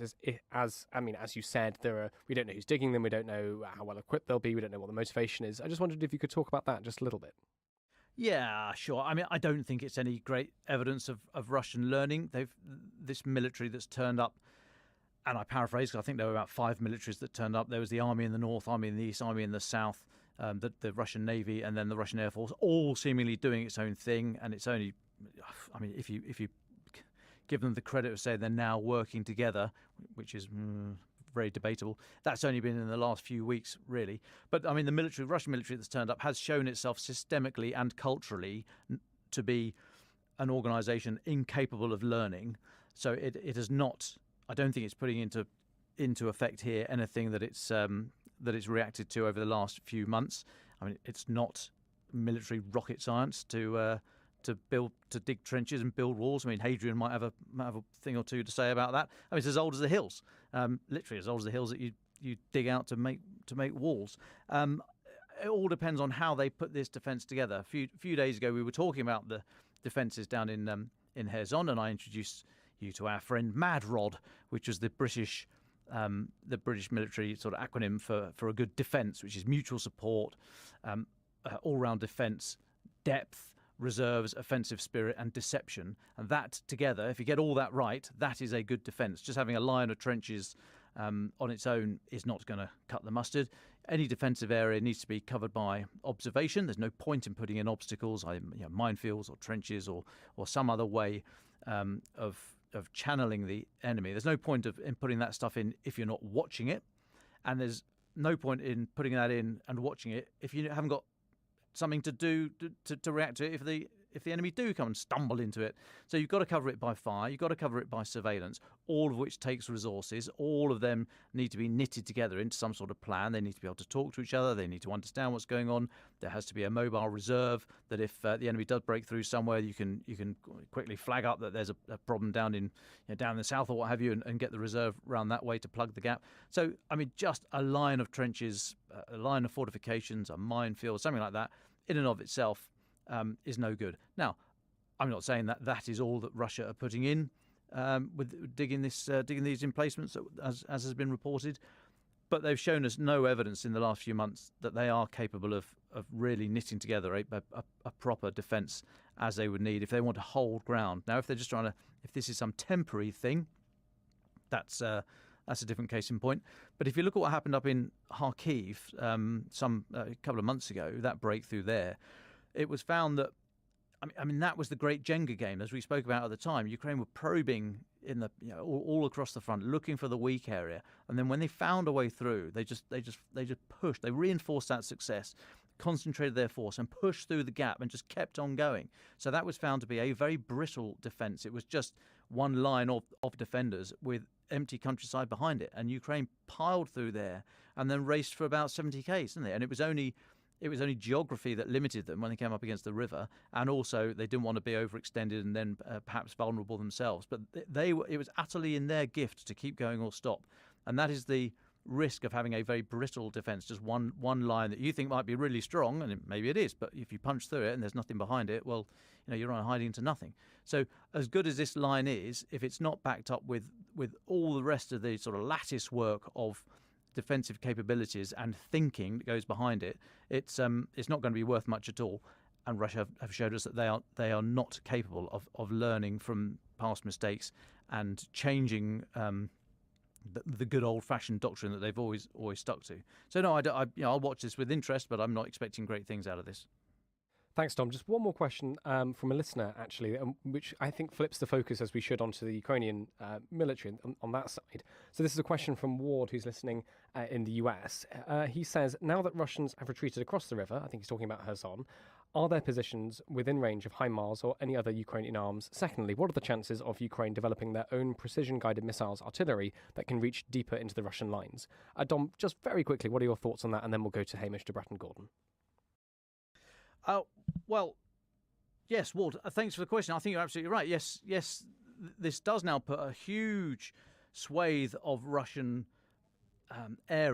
Russian-held area into HIMARS range and other indirect fire range from Ukraine. And I think we've already seen, I can't remember the name of the airfield, because it was Cherbuka. I can't remember. Just north of the Crimean Peninsula itself, but it was being used as a Russian helicopter base, and they got out of there as soon as they withdrew from Kherson. They also pulled out of that base, knowing that it was just going to be inviting indirect fire from Ukraine. So yes, just the ability to threaten these areas is going to force Russia to react. As I said the other day, there's basically two things that you have a military for. Number one is to kill people and blow stuff up, and the second thing is to threaten to kill people and blow stuff up. And it's that threat that Russia are having to respond to now that Ukrainian forces can push right up against the edge of the Dnipro River. As for Ukraine developing their own missiles, well, we think they are. I mean, we know they have had programs running in the past. When the Moskva, the Russian flagship of the Black Sea Fleet, was sunk many months ago, we're all scratching our heads saying, well, we didn't think that Ukraine had anything that was a kind of anti-ship missile that could get from that range, or that was sea skimming and able to get through any Russian defences. So we're still not entirely sure what that was. We think it was Neptune missiles, but we don't really know. So they have shown their ability to modify stuff. They also, to a lesser degree, Russia are doing this more, but it is possible to use missiles, use munitions in their auxiliary modes. So, for example, you might have a surface-to-surface missile, which you can repurpose to go against ships. Now, they don't work exactly correctly because the radar section you get moving across ground is different to when you're moving across water, and so on and so forth. So they're generally not as accurate if they're used in their secondary modes, but still go bang at the end of it. And so what they might see is that Ukraine are not misemploying, but using certain munitions either in different modes or with some innovation that they've put in over the last few months, some additional capability in there that in effect creates a new weapon. Not entirely sure on that one because they've been very, very cagey about any of their developments. They just like to sort of show results, i.e., what happened to the Kerch Bridge, what hit the Moskva, what's been landing on the Saki airfield in Crimea, etc., etc. So yeah, I wouldn't be surprised at all if Ukraine have developed new weapons throughout this war. In that great sort of innovate, find the problem, or the problem finds you. You manage to defend yourself, and then you think your way through it, and you innovate, and you get through the problem, and develop something new on the way through. So I wouldn't be surprised at all if that's what they're doing. But thanks for the question, Ward. Thank you very much for that, Dom. Hamish, thank you so much for your time today. Yesterday, you gave a rather special lecture with BBC journalist John Simpson. Can you tell us a little bit about what you and him were talking about, and what were your main takeaways? Yes, absolutely. Good afternoon, everybody, and thanks for the opportunity to discuss this. And John sends his apologies that he can't be live on the pod as well.